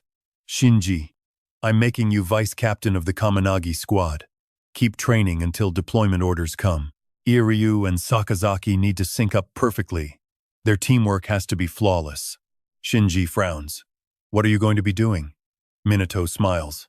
"I'm going to sleep." Shinji looks stunned. "What?" He starts weaving a spell. "I need a deep sleep this time. Nobody better wake me up." Shinji takes a breath. "A deep sleep? If you're asking for that, there's gotta be a reason." "I'm counting on you, Minato." He just smiles at the words. His lips move, barely audible. "What am I doing?" "Getting ready to hit them with our absolute best squad." Before closing the door, Minato hangs a sign on the handle.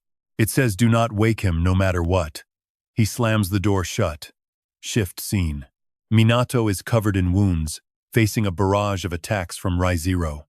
Re:Zero slashes down relentlessly. He sneers. "Did you just lose your focus? You're the one who asked us to go all out during training. I'll tear you apart, kid." A massive pressure hits Minato. Even the people watching from outside can feel it. Alice moves to step in. "Hey, Re:Zero is taking this way too far." But someone stops her. Alice looks over, confused. "What?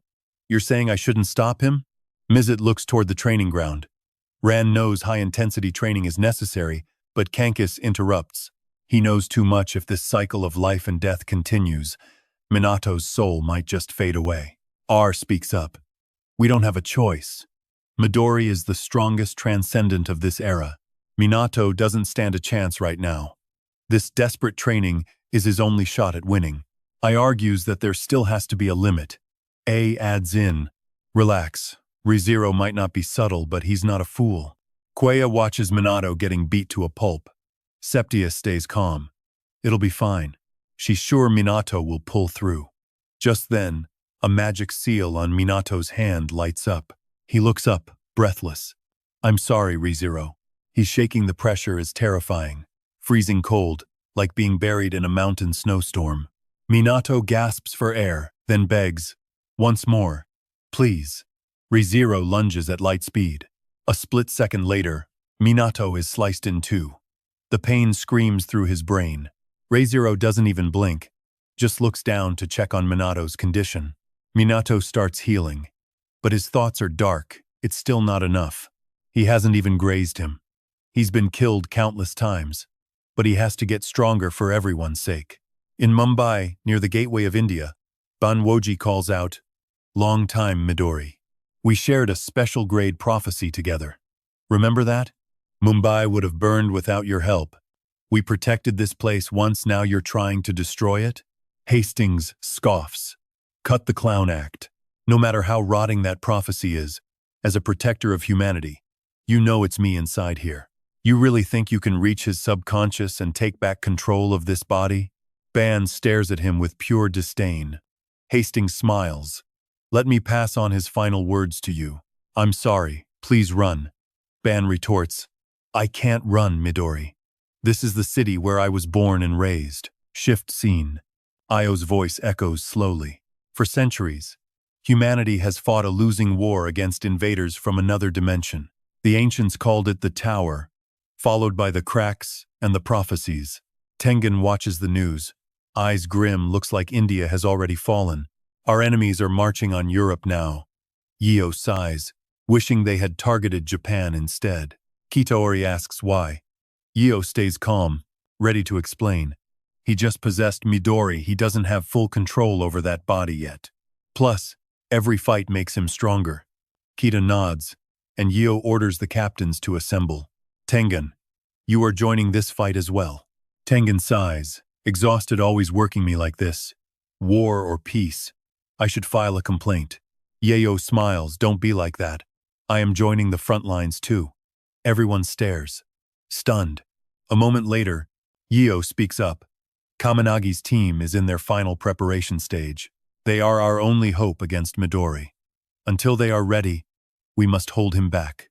Taylor groans, that sounds like an impossible order. Suna nods in total agreement. How long do they need? Yeo answers. Kamanagi reports blinding light pouring from Minato's room. Yeo's voice remains steady. He needs 2 days. We make our stand at the Pacific Ocean. High above, Hastings screams through the sky like a missile, then senses something strange. Far ahead, shimmering in the distance, stands Io. She and the captains are waiting. Hastings doesn't hesitate, casting his signature Vari shift. Io doesn't flinch. She instantly counters with her eightfold mirror technique. Hastings recoils, clearly caught off guard by the defense. Yeo warns him, "Don't underestimate us, you bastard." Elsewhere, Zoa calls out in a panic. "Captain Makab." Makab turns, confused Joa. "Why is everyone gathering here?" They stammer. "We heard you are going to fight the leader of the 12 apostles. Please, let us come with you." Makab shakes his head. "Why would we choose to join this reckless fight?" The girl freezes. He speaks gently. "Let's be rational. The power balance is totally against us. We will likely die. But if we don't go back, the rest of the world still lives. Keep trying. Carry that burden and keep the world safe." Makab's team marches off, leaving Zoa weeping in the dust. Sasiru turns to leave. "Let's go," Haruhi calls out, but Sasiru already understands the weight of the mission. "We have a job to do. Until Kamanagi's team is ready, we protect them at all costs. No time for tears." "Am I wrong, Zoa?" She wipes her eyes, nodding. "No, you're right." She whispers to herself, "Captain, please stay safe." Mae watches them go, a sad smile on her face. Back at the Pacific, Yo shouts, "Don't underestimate us, you bastard." The onlookers are stunned. She actually blocked Midori's Vari shift. Even Hastings pauses, wondering what that technique was. Io raised Midori like a son. Is she really hiding skills even from her allies? Io looks nostalgic. "I haven't used this in 100 years. The others are floored. 100 years? They had never even seen that move before. Her eightfold mirror works in 2 distinct states. The first state? Once Io learns the effect of an enemy move, she can neutralize it entirely. Hastings refuses to back down, unleashing a new hell, the Flame Tempest.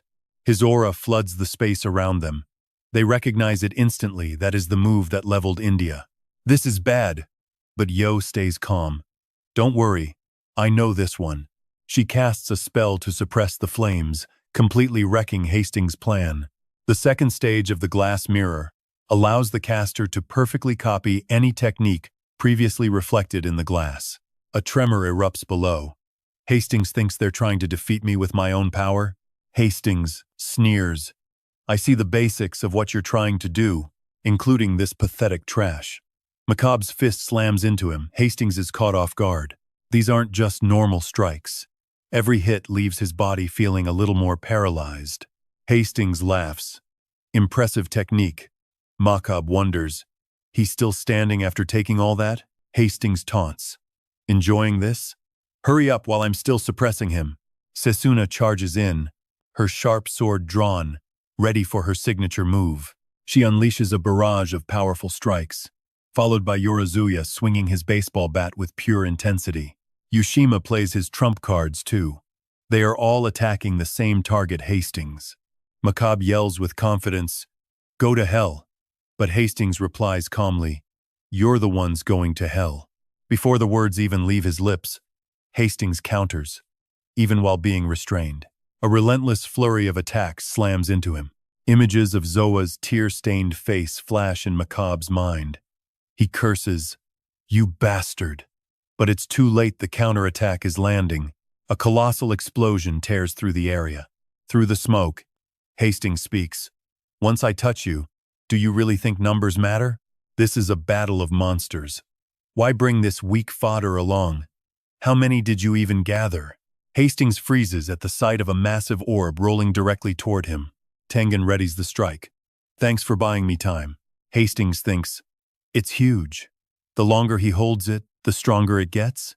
He reaches out to parry, but a wire coils around him. "It's Kitamori. Don't think you're going anywhere, you brute." Hastings wonders, "A teleporting transcendental. I can't use my powers. Is it these chains?" The fireball grows, leaving him trapped in his own thoughts. "Fie. Lie. Is this your plan? That old hag, I can't dodge it. But if I block with max wind pressure..." Hastings notices the danger. Just in time. A second identical orb begins to manifest. The second stage of the glass mirror allows the caster to copy any technique reflected in the glass. He realizes the gravity of the situation. She coldly declares, "Die for the future." The two colossal orbs collide, triggering a massive shockwave. Stung by the counter, Hastings screams in rage, "You bastards." Far away, every movement is being tracked, including his failure. Hastings takes the brunt of the series of hits, then explodes. The observer watches every detail intently. After verifying, he reports, "Target hit. That's actually impressive. Look at that temperature, at least 1,000 degrees Celsius. No one survives that, not even our own allies." He finishes his thought and asks, "Right." The attention shifts to Vi, who answers with a heavy, grim denial, "Not yet." No sooner does he speak, a powerful aura flares in the distance. It's Hastings. His power keeps surging, growing exponentially. Taylor watches in utter shock. High above, Hastings mocks them. "Are you kidding? You risked your lives for that? I'm genuinely surprised. You did well. But there's one thing that surprises me even more." He clenches his jaw, seemingly holding back a surge of raw emotion. A moment later, Hastings exclaims, "What the hell is this body? It's absolutely incredible. Even after taking a 1,000-degree fireball, I haven't taken a single scratch." As he stretches his limbs, Vi's forces lock and load. Instantly, a barrage of heavy ordnance rains down on him. But before anything touches him, it's all deflected. Hastings violently repels the heavy weapons and the entire ship. He lets out a manic, triumphant laugh. Even as the ship stabilizes, Hastings refuses to let up. They quickly weave a spell, shouting, "Warren!" The entire massive ship is suddenly encased in a shimmering layer of yellow light. Before long, the ship shows cracks. Warren cries out, "What kind of insane power is this? I can't deflect that from this far away." The Herald of Apocalypse watches, clenching a fist, muttering under his breath, "Not enough, still not enough." Meanwhile, Hastings stands completely unharmed after two massive attacks. Yet inside, he thinks, "Looks like I used a bit too much strength." Yo asks, "Finally running low on mana, aren't you?" Zero returns to the old woman's house. "A moment ago, Suna spoke up. I have to ask, We don't have any chance of winning, do we? Macabre frowns. Don't just say it like that. Sununa. She retorts sharply. So what? Should I sugarcoat it? He replies angrily. I dare you to try. Yo interrupts, sensing the tension. We can't beat him. Sesuna asks. Then how do we restrain Midori's body? She answers. We can't defeat him. But victory is just a means to an end. To pull that off, we'll use an ancient relic. Specifically, the space-time cage. Inside the cage, Hastings ponders. Ben continues. You surely remember this, right? It's the same type of relic you gave to your own subordinates. He wonders, so there's more than one? Outwardly, he asks. So what? Yo says coldly. To break this cage, you need to channel a specific aura into it. Since your mana is drained, you're not getting out. Hastings asks. So you're just stalling for time? I still don't get it. Once I shatter this, do you really think you can turn the tides? A smirk appears on Yo's wrinkled face. You don't know anything, Zero. You know nothing. Just wait 2 days, and I'll show you something interesting. He contemplates this. Something I don't know? Could it be Minato? The mention of that name leaves her utterly shaken. Hastings explains. You see, I've already scanned the memories of this body. It seems Midori views that kid as someone who can end all prophecies. Yo is stunned. Does Midori really think that about Minato? This is bad. He continues. The moment I took this body, Minato became my top priority to eliminate. Ending all prophecies? That's an entity that shouldn't exist. These words make Yo increasingly anxious. Hastings' stubborn voice rings out again. That's why you're the one who doesn't know anything. IO executive. Midori's body has gotten even stronger now. Finally, she loses her composure. He continues. The aura I used today is just a fraction of what's hibernating in this body. You only scratched the surface. As I fight, I get stronger, which means the amount of aura I can tap into grows as well. Sensing danger, Yo casts a defensive spell, but she's a step slower than Hastings. He attacks, saying, something like this. Now, which way is Japan? Meanwhile, Minato is training intensely in his deep sleep. The entire Japanese branch operation has failed. Zero is learning how to use the hibernating aura in Midori's body, and he's getting stronger by the second. Switching to the coast of Sado Niigata, Ichika calls out, Shin? He replies, yes, I can feel a massive aura from far away. She says calmly, looks like the others failed. We need to head back to headquarters. Others begin to sense the terrifying pressure, and even Kane can't hide his fear. Ichika adds, we still have to welcome the enemy there. He responds, understood. At the anti-ferry branch control room, Jin asks, is the U.S. fleet footage back yet? The staff responds, we lost the connection after the attack. She orders, switch to satellite imagery immediately. Jin thinks, damn it, I can't use my eyes over the ocean. What exactly happened out there? A call cuts through her thoughts. Jin! She recognizes the voice instantly. Kitamori screams, use your ability. Once she finishes, Jin rushes to check the situation. Seeing the scene, she is shocked. Jin stammers at the sight of the injuries. Kitamori cries, you have to save Yo. Meanwhile, Yo remains in a deep coma. Remembering the past, Yo had instructed, listen, Kitamori. She replied, yes. Yo continued, in this operation you carry everyone's lives. After the captain's attack, save them and keep your eyes on the enemy.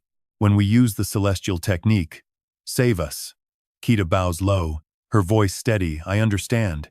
Even if it costs me my life. Yo snaps back, don't be ridiculous. No matter what happens, you are not allowed to die. When this battle ends, your mission is to bring everyone back alive. Listen, your life is the top priority, even if something bad happens to me. Understood? Kita tries to argue. But, seeing Yo charging her technique, Kitamori quickly folds, I am sorry. Yo sighs deeply, annoyed. You really are, Kita tears up, pleading because I don't want you to die. Yo lets out a soft breath, then says, no one has to die. I won't let that happen. All right, that is the plan. Back in the present, Yo remains in critical condition, leaving Kitamori in a panic. Wait, just a bit longer, please. Do not die yet. Jin understands her intent instantly. I know, but my skill is time reversal. It does not work on Yo, who is using an artifact to stop the flow of time. Yushima adds, even with my healing skills, I can only maintain her life. Restoring these wounds is impossible. Her time only stays frozen while she remains inside the headquarters of Fantin Chi. Once we take her outside, Tengen steps in to reassure them stay calm. There is nothing more we can do right now. Before he can finish, a massive aura surges toward them. He gasps in shock. Damn it, they are already here? A group of monsters led by Hastings has arrived in Japan. Kita screams in rage, I will kill you all. Jin tries to intervene, seeing the danger. Big sister, calm down. But it is too late. She has already lunged straight at them. Kitamori pours all her strength and fury into a strike. Her void technique connects one space to another instantly. On a small scale, she can teleport with incredible precision. But on a large scale, nobody can predict the result. It is guaranteed to cause massive destruction. Space begins to warp. Tengen is furious, what a fool. The director is still right here. She focuses the attack on a single target, Hastings. He doesn't even flinch, just coldly calls out Hazim. He appears instantly, ready to counter. Hazim swings his sword once, and the power unleashed is off the charts. Kitamori cannot react in time. As he sheathes his blade, space shatters. Kitamori's arms are sliced into pieces. The apostles watch, laughing impressive as always. Too bad for her. Unlike the apostles' praise, he calmly denies it. No. Hajime glances toward a spot, where she stands, then says coldly she is not finished yet. Far away, Shinji supports Kitamori, asking, Are you okay? She suddenly gasps the Kaminagi squad. Hastings asks irritably, So annoying. You plan to get in my way again? Ichika doesn't answer, just quietly unsheathes her blade. As she draws, her aura explodes outward. Ichika says calmly, Sorry, but our captain is asleep. We will play with you until he wakes up. Hastings frowns, clearly unhappy. Hastings isn't affected by her aura, but thinks it is strange. I know Makoto's brother and the special unit member Ichika, but who are those two? Since they aren't in Midori's memories, their power shouldn't matter. But if they fight at that level, he locks eyes with Kanem. Opposite him, Kanem and Asuke also radiate power. Hastings officially kicks off the battle. A second later, everyone disappears without a trace, leaving Kitamori confused. Where did they go? She wonders. All the apostles, even Ichika and the others, vanished in one teleport? Who did that? Asuke answers they were moved by my skill. Hida asks, Yours? What do you mean? Kanem jumps in, Hey, why isn't it mine? If anyone, it should be mine. He denies it. Am I not the one who cast it? He argues back, I did. Kita screams, I don't care who. Just explain. They finally get serious. It is a combo technique, everything, everywhere, all at once. Kanem's skill, synchronization, expands the target range for anyone he touches. Asuke's teleportation skill has been amplified, moving everyone to different locations instantly. This skill can't be learned, but it marks starting points and helps expand them. Everyone else has been teleported away, and they're about to face a brutal battle. Kita never heard of this. Completely stunned. Asuke keeps going. Hastings ended up in some strange space he's drifting. Lost. Constantly questioning where he is. He can't even get his bearings anymore. Suddenly, Hastings sees something bizarre, massive monsters swarming him, and more keep pouring in. Far off, Tsuruzaki waits. A voice echoes again, a cave, the 17th spatial fracture in the lower jaw. It expands 10 centimeters every year. It's a bottomless, otherworldly tunnel. A prophecy even Midori can't destroy. If you can do something about it, go ahead. Meanwhile, at Mount Ontake in Nagano, Hajime watches, bewildered. Is this a teleportation skill? Ika's smug laughter rings out. She's clearly enjoying this. Looks like we successfully split you all up, she says. Hajime immediately demands an answer. What about our leader? Ichika reassures him, don't worry. We sent him to a place he can't return from. Hajime prepares to fight back, asking if such a place exists. Why not just send all of us there? She shakes her head. No. Surely one of you has an artifact for escaping, right? If your leader has it and comes back, that's the worst-case scenario. Our director is weak right now, one hit, and he's gone.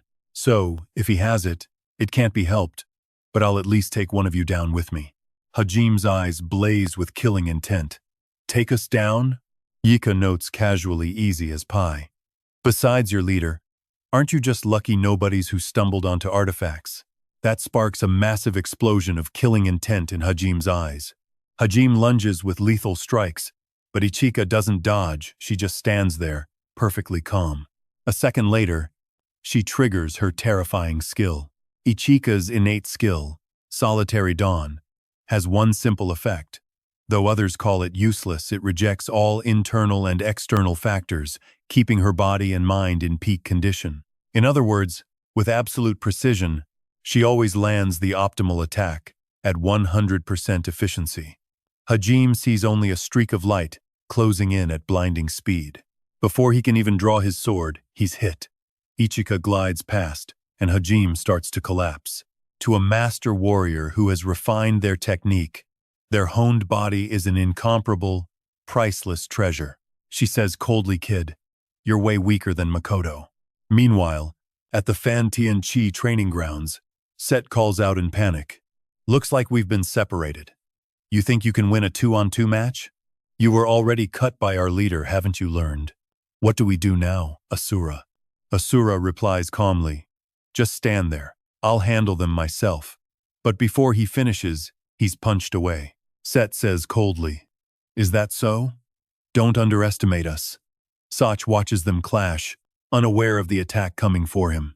Nishina-ku silently wraps her hair around him, muttering as she recalls the past. "I'll avenge Makoto." Though her face is covered, Set isn't fazed, asking coolly, "Looks like I've made you angry?" At those words, the sky shifts from gray to a dangerous, burning red. Two surprise attacks strike Kei and Set instantly. She laughs triumphantly and keeps unleashing moves. Seeing this, she wonders at telekinetic ability.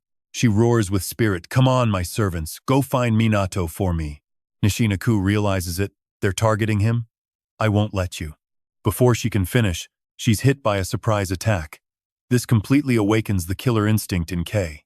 Right then, Set brags, "My ability allows me to manifest happiness and pain." As Set speaks, Asura's face changes. He mutters in fury, "I'll kill you. I'll wipe you bugs out." He unleashes countless powerful strikes. At the same time, in Tokorozawa, Saitama, Akan is in a fierce fight. Elsewhere, Dre and Hikarato are locked in a dead heat. They trade blows constantly. Seeing this, Shin unleashes his technique, Hinoki one-sword style. Even crushed under that massive strike, Rei isn't finished. He brushes it off with terrifying ease. Three of them, attacking at once, yet nothing. Ain thinks, "Damn it, he's even stronger than we feared." Rei speaks up, "Who are you people? Since you aren't dead yet, you must be the top brass of the anti-celestial organization. You're just in my way, and I need to save my energy, so hurry up and die." Hikarato smirks, "Looks like we're being underestimated." Jindi flares with intent. "I don't care. Let's take him down." She warns Suo. "Damn it. He's walked straight into a trap. I can't even blame him. He was just trying to avenge Captain Makoto." Dre catches on instantly, "Suo, so you're Makoto's little brother? That piece of trash? He died like a dog under someone as weak as number 12. What a waste of a life, just a pair of trashy siblings." Shinji loses it, charging straight at him despite Anne trying to hold him back. Sensing an opening, Dre readies his strike. A second later, Rei unleashes a technique so devastating it pushes all three of them to the edge. Back at the anti-celestial headquarters, Yushima whispers, terrified it started. Jin trembles, gripping her hand. "What am I supposed to do?" She feels the woman's racing heart, then bursts into tears, "Lady Yu." Across the room, Yoshima shouts out, "Team Yushima, report the situation." She replies immediately. The captains have recovered almost entirely from their wounds. Makabe jumps in, fired up good. "Let's join Team Kannagi." But Yoroya shuts it down, "Not a chance." He's confused. "What do you mean it won't be that easy?" Sasuna sighs. Oh boy. Taylor adds, looks like their target is Minato. Tengun sees the danger, everyone into combat positions. We have to protect Minato until he wakes up. Just as they scramble into place, a strange phenomenon ripples through the air. He recognizes the frequency of aura instantly. Kanem wonders, what is this? An earthquake. Asuke thinks otherwise. No, that's impossible. The source of that massive aura arrives, and even Tsuruzaki has to admit, you really are a monster. He panics, no way. That's number 0. He shouldn't have been able to break out yet. Asuke snaps to action. Let's go, Kanem. We have to lure him away from here. His teammate stares. What? You're kidding, right? Asuke pleads, please. I need your power. We have to move to save Captain Tsuruzaki. Asuke finishes his sentence, but his eyes lock onto a sight that leaves him absolutely stunned. It's aura pouring out from Minato's quarters. Minato has woken up, and he's helping them treat Yo. The healing process suddenly becomes effortless. Jin, who was just spiraling in despair, sees Minato. Minato asks softly, how long have I been asleep? She replies quickly, only half a day. I heard it would take 2. Can you beat number 0? Minato looks determined. I'll definitely win. But first, sorry to keep you waiting. Yo. Valentine's words echo in Minato's mind again. He follows the instruction, activating his holy healing skill. Inside Minato, Valentine channels her power, and her aura explodes with medicinal energy. The holy healer skill is a phantom medical text in her mind, letting her deploy maximum healing output instantly. Waves of healing energy flood out to sustain Yo. After a grueling effort, the wounds finally begin to knit together. They cheer. The gashes are closing up. But then Yushima realizes the truth. They aren't just closing. They are completely vanishing. Fully recovered? That's a skill I can't even comprehend. What is that power exactly? While she's lost in thought, Yo finally stirs. Jin can't hold back, lady. She lifts her heavy eyelids, spotting a blurry but familiar face right in front of her, and whispers in joy. You came here for me? Valentine. As Yo reaches out, Valentine grabs her hand and speaks. Yo, you got yourself hurt again, being so reckless.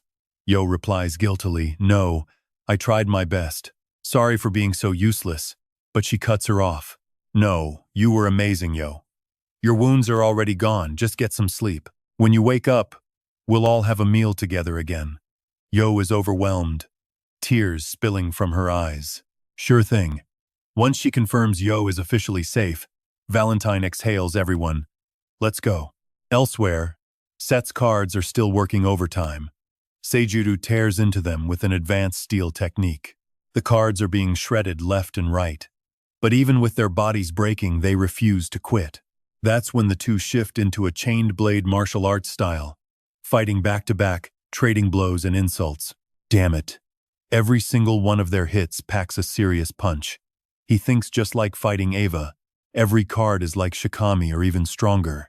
Exoa senses something closing in, but he's already a step too slow. The impact sends her flying back.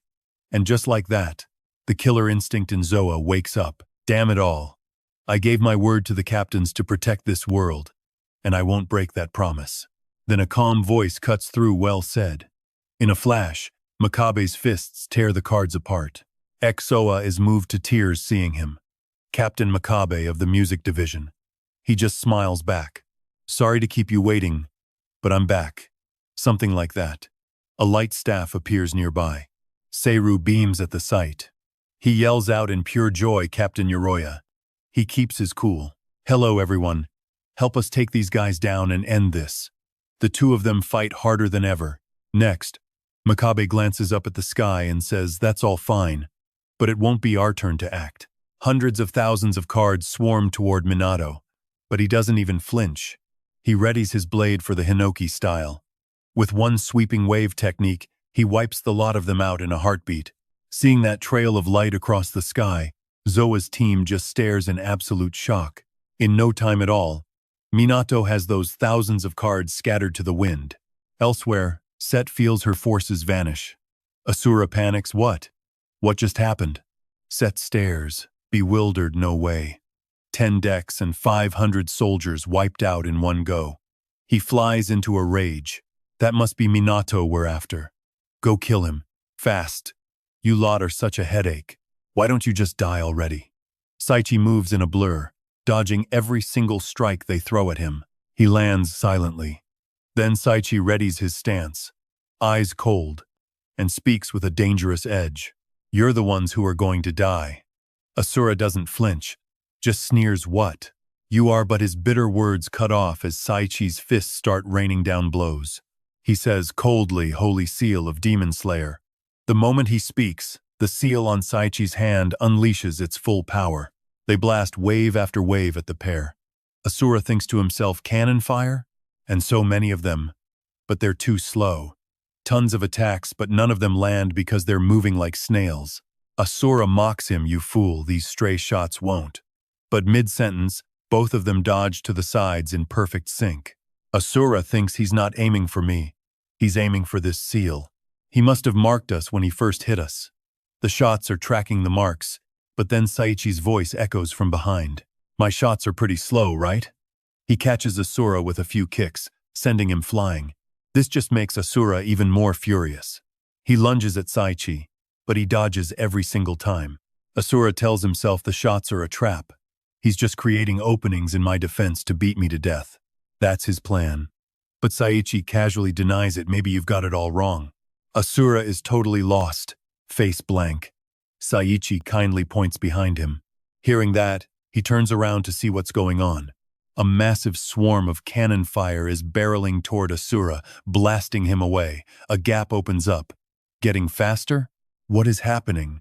While Asura wonders, Saichi's fist lands, along with a storm of cannon fire. The shots he mocked for being slow are now tearing Asura to shreds. Saichi readies his stance and says, calmly, you should have realized by now. I branded you with every hit. Every seal I plant doubles the speed of those shots. Asura curses under his breath. It's getting faster. I can't dodge this. Then the swarm hits his body, making him gasp. Every one of these hits is as strong as his melee attacks. Soon, the barrage on Asura multiplies. A moment later, Saichi says nonchalantly, oh, the thunder finally stopped. Is your rage finally over? Sensing the danger in his voice, Asura trembles uncontrollably. He tells himself not to let him touch him. Don't let him get near.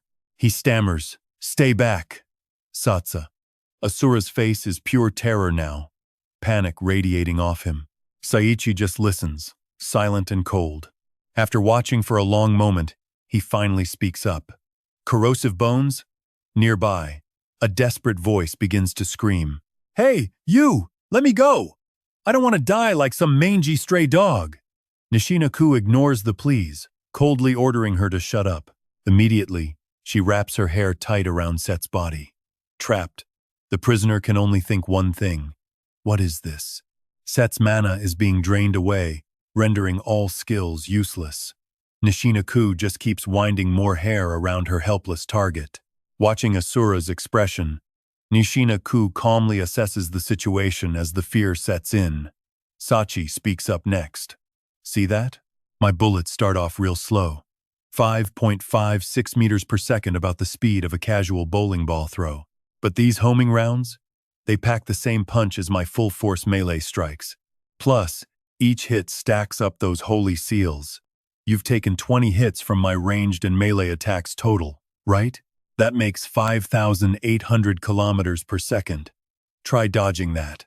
Painful screams erupt, followed by the roar of cannon fire. Once it's over, Sachi lets out a breath, but he isn't letting his guard down yet. Inside his head, a voice echoes, clearly jealous. Sachi, that skill is just straight-up cheating. One hit, and it is game over for me. He counters immediately. The stronger the opponent, the harder it is to predict their moves. Plus, it takes 10 seconds for the heavenly seal to even show up. Way too slow. Midori asks, do enemies like that really exist? Sachi snaps back. They're standing right in front of me, you jerk. Then he wonders, by the way, what does this seal even mean? Nishina-ku quickly replies, it is a holy seal. Makoto makes a guess, but Sachi shuts it down instantly. It has nothing to do with his younger brother. Midori asks if he thinks the skill is weak. He says the bullet's firepower is based on his own. Midori gives some cheery advice. Then just train until your muscles get bigger. You can do it, Sachi. He shakes his head helplessly. Geniuses always make it sound so easy. Just wait until I join the special forces with this skill. I don't want to lose to you. Midori just brushes it off. Sure. Good luck with that. That attitude makes Sachi absolutely furious.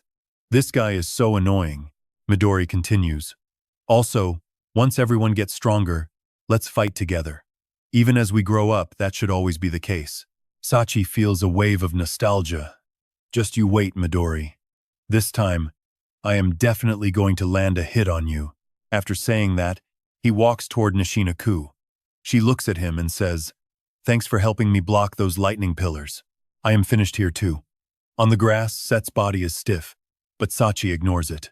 Let's go help Shin and the others. Facing an enemy like this with only 3 people is tough, so she agrees instantly. Sure, but the kid named Anne said something really strange. Sachi has never heard of it before, so he is incredibly curious. Sachi can't help but ask what it was. Meanwhile, Rei is playing mind games. Just hurry up and die. Don't you want to see your brother? Shinji ignores the villain, only asking if An is ready yet. She snaps back. Shut it. Just wait a little longer. Watch this, Minato. I can do it too. She prepares to use the 15th lesson. I will destroy that fortress. Back then, Nishina-ku had explained it. Alchemy is a field focused on transmuting objects. Understand the laws of the world to gain knowledge, then transmute matter beyond imagination. He wonders if the skills in the 15th lesson work like that. The mentor quickly confirms exactly right. But for now, we need to prioritize your combat training. So don't worry about that stuff yet. If it were Ain, she would definitely master it. Back in the present, Rei keeps cursing them. Just die. The techniques the villain unleashes are incredibly devious and don't follow any rules at all. Shindi's group can't help but shout, What kind of chaotic moves are these? It is impossible to tell where the next strike is coming from. Just as they say that, the villain attacks their position, leaving Hikurato deeply worried. Shindi immediately reassures him, It is okay, I blocked that hit. He glances back, but they can't hold the enemy off for much longer. Across the way, Dre mocks them. How much more can you take? 1 time? 2 times? Let me show you what real despair feels like. My leader told me to save this as a finishing move, but using it now should be fine, right? He gets into position, preparing to unleash his next attack. Dre uses the Purgatory Crystal artifact and speaks with a wicked tone. Let's end this right here. Shindi is shocked. What on earth? The villain fires the attack while explaining, Let me tell you, this artifact launches copies of itself, and they use the same techniques as the owner. In other words, if you still don't get it, the whole sky is now filled with Dre's artifacts. He pauses, then adds that the attack will come from all of them at once. Dre unleashes his move, and countless artifacts in the sky follow suit. The villain feels absolutely triumphant. Everything in this space will be incinerated by my fire cannons, now die. The barrage is so dense, Shinji can barely dodge. Hikurato cries out in pain. He catches himself and shouts out, Akan, I'm counting on you. Akan speaks calmly. I see it now. Rei answers from across the way, I see you too. The artifact expands instantly. A second later, they surge forward with terrifying force, triggering a massive, space-shaking blast. Rei is thrilled. They're dead. Truly dead. Our leader gave me the ultimate power. He remembers the moment Hastings appeared back when he was at his lowest. Rei's voice rises. Those who mocked my failures will pay. I'll avenge this rotten world. We'll bring this whole world down. Mid-triumph, a powerful light appears, silencing Rei as he watches it grow with confusion. Dre quickly realizes what the light is and immediately readies his move. The storm of attacks almost hits them, but Anne nullifies the entire assault. Dre is shocked my fire cannons did nothing. Now she speaks. Let me explain this. Mila's is a skill that lets me rewrite the essence of any analyzed technique. I turned your attack into a healing move. Hikurato's face brightens as he's restored. Shinji admits it looks like we've made a full recovery. Anne continues. I used the excess energy to buff us, so for the next minute, we're supercharged. Dre can't believe his ears. What? What are you even talking about? She replies coldly, don't bother thinking, you wouldn't get it anyway. Either way, you're finished. Dre doesn't flinch, but instead of fighting, Dre chooses to bolt. He freezes mid-stride. Anne blocks his path and scolds him. You idiot. Did you really think you could escape? She finishes and Hikaruto unleashes his eightfold phoenix claw. He doesn't stop, following up with a dozen strikes that Dre can't even parry. Hikaruto is happy, it's for real. My body feels so light. Now Shinji uses move 16 Hinoki branch severing, combined with finishing stroke, shouting void severing strike. Countless slashes materialize before Dre. He tries to scream, but his voice vanishes. A heartbeat later, Dre's body dissolves into mist. Thanks to Shinji's relentless, rapid-fire slashes and the memory of Dre's insults, he says coldly, die again under my brother's hand in the next world, assuming you even make it to heaven. Rei, one of the 12 apostles, is defeated by the Kaminagi team Shinji, Hikaruto, and Akan. As the dust settles, Akan trembles. Gone is her fiery intensity. She's completely drained. Akan thinks a combo skill? I shouldn't be able to learn that yet, but he did it just like me. Shinji credits Anne. It was all you. But she collapses, and he panics. An! She drifts into a haze. Jin, do you know? I always wanted to apologize to Midori. 7 years ago, a desperate Akan stared at him. Why? Why didn't you get here sooner? Midori has no words, just hangs his head in sorrow. He finally blames himself. I'm sorry. A special grade prophecy. The nightmare's seed. His father, a diplomat with anti-prophecy ties, touched a cursed painting. Once activated, the world around his estate shifted into another dimension, a total nightmare. Midori rushed to the scene, entering the painting to stop the prophecy, but his parents, the guests, and the staff were all already gone, leaving only Ain alive. She asked quietly, aren't you the strongest transcendental? You're responsible for stopping these prophecies, right? Then why? Why were you so late? Jin tries to explain we were, but he stops. Akan, getting no real answer, breaks down sobbing. Who knows how much time passed, but the three of them didn't move. Ain only learned later that Midori was dealing with another prophecy halfway across the globe. He saved hundreds of thousands. Why would Akan say such things to him? Midori was only 16 back then. The scene shifts. She wondered, don't you hate all that? Midori was confused, just blurting out, huh? Akan explained instead of enjoying his own life, he's constantly stressed, trying to stop those prophecies. Then she whispered, plus, you even have to save selfish people like me. But Midori told her team, no. These are my friends. All of them. Our special unit always works alone on missions. We don't always fight side by side, but our hearts are always connected. They're my support. The reason I'm not alone. Akan just stared, completely lost. He told her, one day you'll understand, Akan. Looking back now, she finally grasps it. She wakes up, and they both notice right away. Shinji asks anxiously, are you okay, Akan? Akan asks slowly, how long was I asleep? Hikaruto calculates and replies, not even a minute. She just sits there, stunned. Suddenly, Akan calls out to them, Shinji, Hikaruto, I really want to apologize to Midori. So I want Shinji cuts in. I want to thank him too. Because my brother, Makoto, was an irreplaceable friend to him. Akan is shocked, not expecting that. Shinji? Hikaruto adds, I want to surpass Midori one day too, so we can't let him die, can we? Fast as a flash, Akan understands what he means. She regains her spirit and speaks up, let's go. We're saving Midori together. Meanwhile, inside the limestone cave at the anti-prophecy headquarters, at the 17th spatial crack, Tsuruzaki is fighting hard when he senses someone approaching.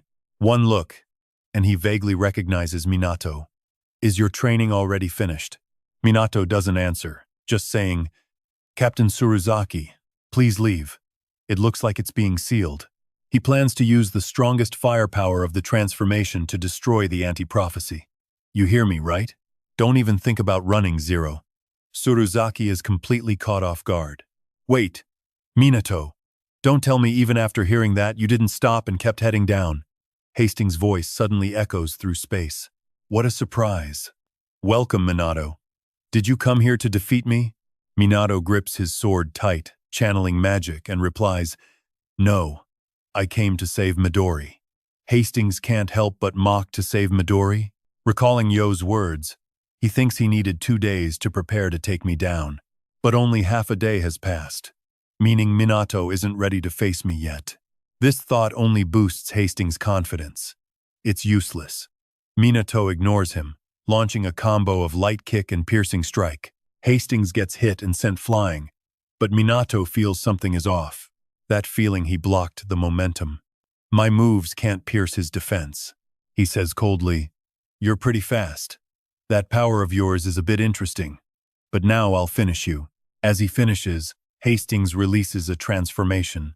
To escape this other dimension, he pours all his accumulated aura into the attack. Anything it touches leads to death.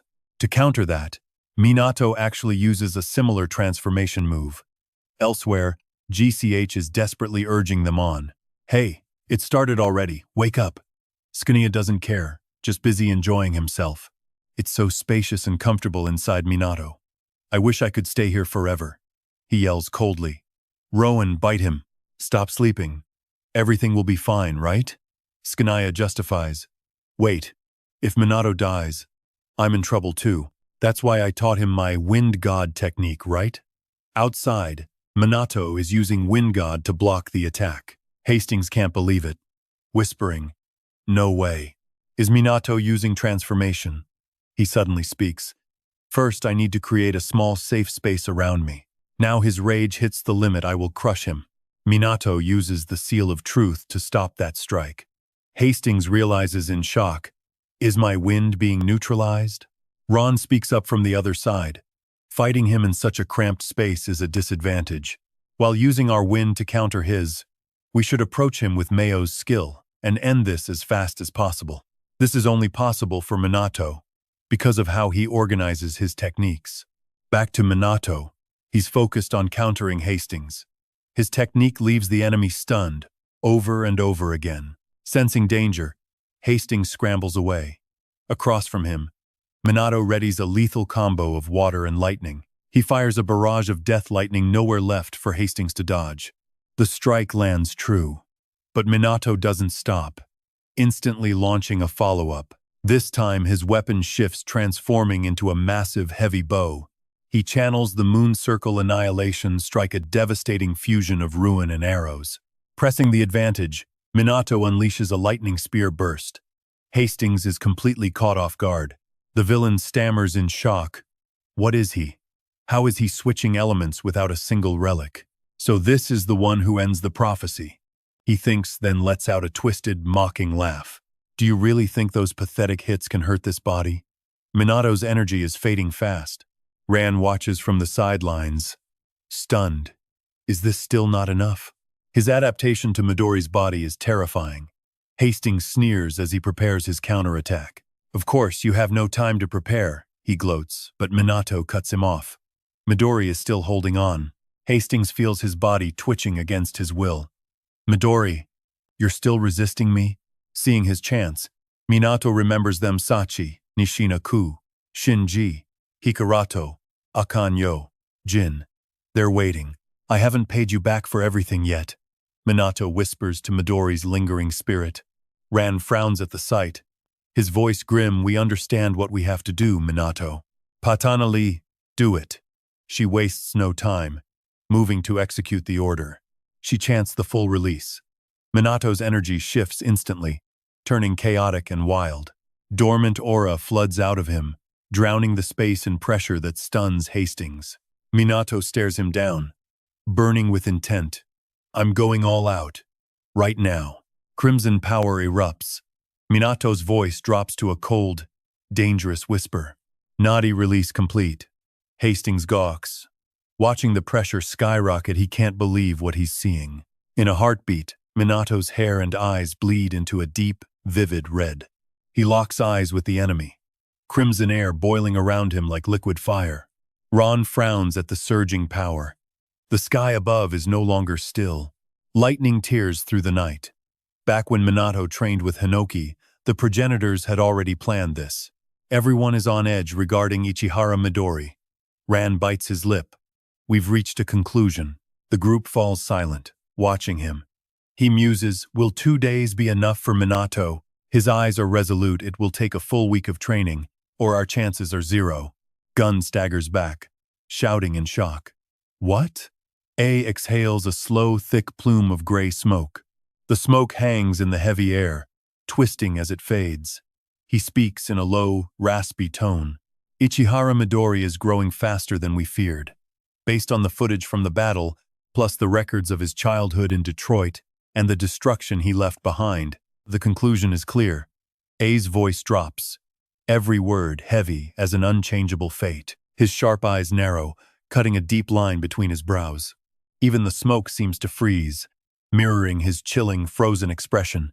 Ichihara Midori will soon reach the same level as us, the progenitors. The other progenitors freeze, their usual arrogance shattered, mouths hanging open in pure disbelief. A stays calm, unfazed by the sudden panic sweeping through the room. Even with Minato's current growth rate, he won't catch up in this short time. Valentine's beautiful face twists in panic. It's impossible. Alice loses it, her fury erupting. What are we supposed to do then? Rian glances around slowly, voice low. There is a way, but the price is high. Beside Ren, the girl finally speaks. If Minato's power isn't enough, we must open all of his chakra points. She is the progenitor of support, Kafatanjali. Chakra points are the very source of human life. It could boost his power significantly in a short time.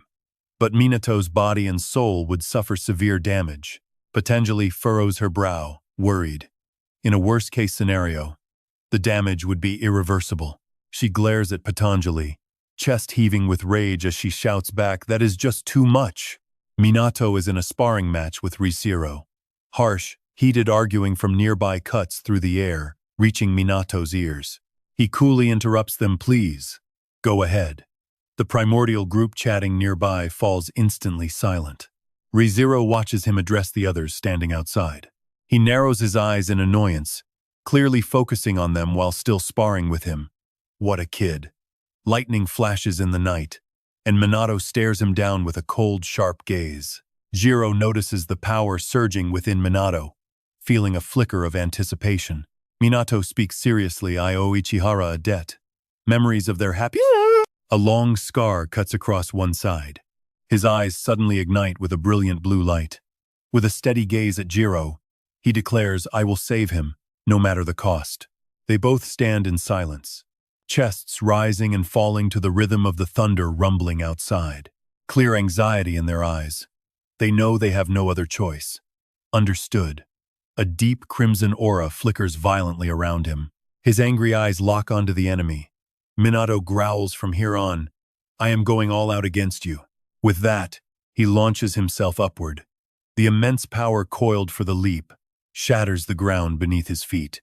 A crushing punch lands square on target, instantly warping the enemy's face. The raw impact sends him flying backward. He is stunned. No way. Did I actually get hurt? Did he really pierce through my defense? Minato closes the distance instantly, sword gripped tight. Seeing him approach, the enemy recoils in shock. He grits his teeth, hands gathering energy to form a purple orb that lights up the sky. It suddenly appears right before Minato, startling him. He roars interference. The energy orb slams hard into Minato's hand.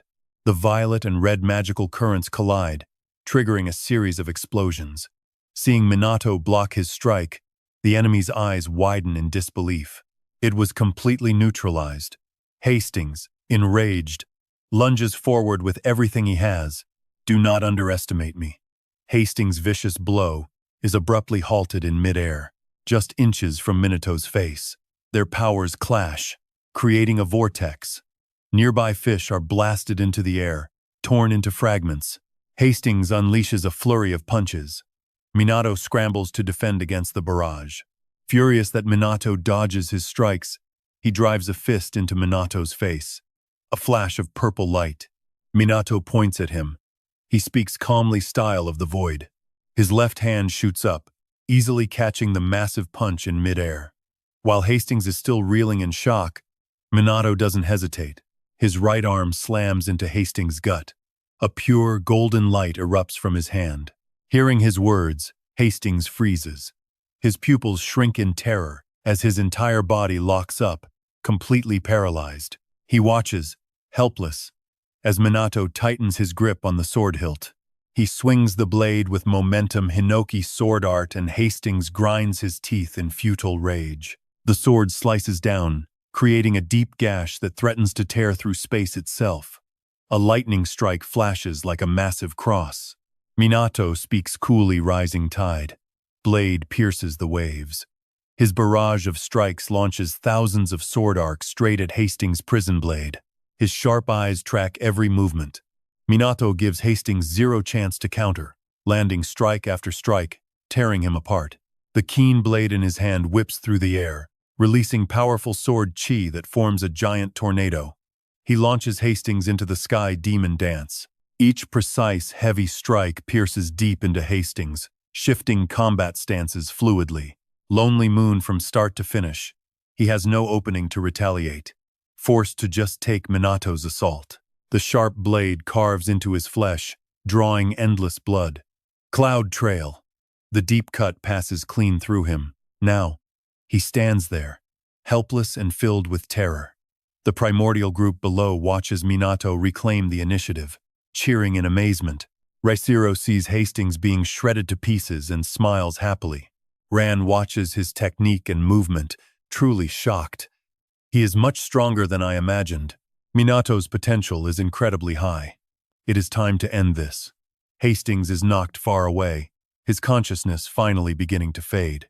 Minato stands firm, sword pointed straight as he fires a mana burst at Hastings.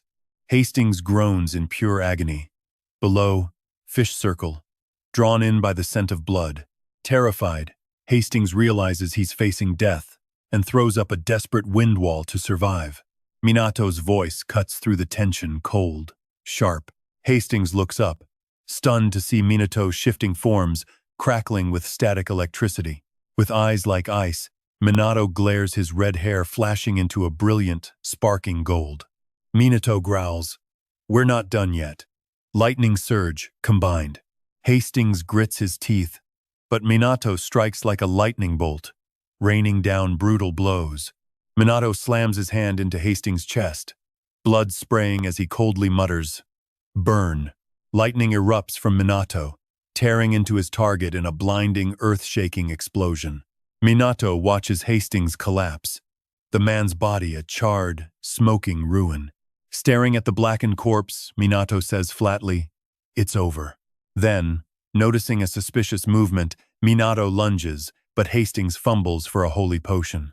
The seal breaks, and in a heartbeat, Hastings is healed, looking up with a smug grin. The Elysia artifact. A blinding light forces Minato to shield his eyes from the glare. The artifact grants instant, continuous healing. Hastings smirks, sweating as purple energy shields him. Maximum interference activated. Minato stares, genuinely shocked by the ancient relic's power. Thunder rumbles around the violet energy as a massive column of light pierces the sky. Hastings laughs triumphantly, looking down at Minato. "I actually did it." Rocks swirl around him while Minato snaps up a barrier, watching his every move. Hastings sneers, "You should know by now you've got no chance of killing me." He basks in his own power, convinced he's untouchable after crushing everyone else. Minato just tightens his grip on his sword, hair turning from gold back to black. "I don't care, I'll just fight until that artifact runs dry." Suddenly, Minato coughs up blood, his body pushed past its absolute limit. Hastings laughs harder, gloating, "I knew it." Minato collapses to the ground, his strength completely spent. Hastings roars, "That power is burning your life away. You can't keep this up." Excitement rising, Hastings sneers, "Good thing I'll kill you before you can recover." He raises his hand, swirling purple mana into a vortex. "Die, you obstacle to prophecy." Suddenly, Ain appears, hands glowing as she commands, "Freeze." Flashing back, Ain had rushed over, calling out to Minato Kannagi, She finds him sitting there and asks, "Suo said you were sleeping. Why are you still up?" Surprised, she watches blue mana ripple around him. What is this? Minato stays silent, focusing on his hand, focusing where a blue orb crackles with unstable energy. Anne gasps, reeling back. How are you using Ichihara's skills? It's a total mystery. But Minato just smiles. I'll explain once the battle is over. Turning serious, he asks, "Did you finish lesson 15? Ain sighs. I did, but I still need more time to analyze it properly. She looks at him training and hesitates. Don't tell me this is why you called me out here. Minato nods simply. Yeah, the blue vortex in his hand gusts with wind. I need you to analyze this interference with your freeze technique. He locks eyes with her. When the 0-hour battle breaks out, I need you to protect everyone. An focuses her energy, projecting a blue mana field toward Hastings. The violet energy column crashes down, but Ain holds her ground to protect the fallen Minato. Hastings stares in disbelief at her sudden intervention. Impossible. She's healing Minato's shattered bones, making him whole again. Hastings panics. How is he recovering so fast? He screams in frustration, unable to accept that his strongest technique is being undone. Hastings screams in pure rage, no way. A violent surge of energy crashes toward him, causing chaos. He just glares, teeth gritted, refusing to accept the reality unfolding before him. Minato's teammates suddenly surround him. Hastings can barely believe it. He stammers, "No way." Down on the ground, the others rush forward. Anne beams at Minato. "See, I kept you safe. Kannagi, give the order. You're the commander here." Minato looks stunned by her words. He senses a shift deep within himself, lost in thought. All that chaotic energy just poured into him. His grip tightens around the sword hilt. He's still got some fight left in him. Minato doesn't look back, choosing to trust them. He shouts, "Let's go together. We save Ichihara Midori from that zero." Hastings' hand is severed, floating in midair. The purple orb in his grasp hasn't even fired yet. Minato and the others swarm Hastings, slashing repeatedly, but his body begins to knit itself together. Jin watches, focused. We can do this.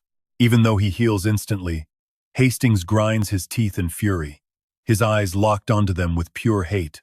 Deep gashes across his skin start to pull inward.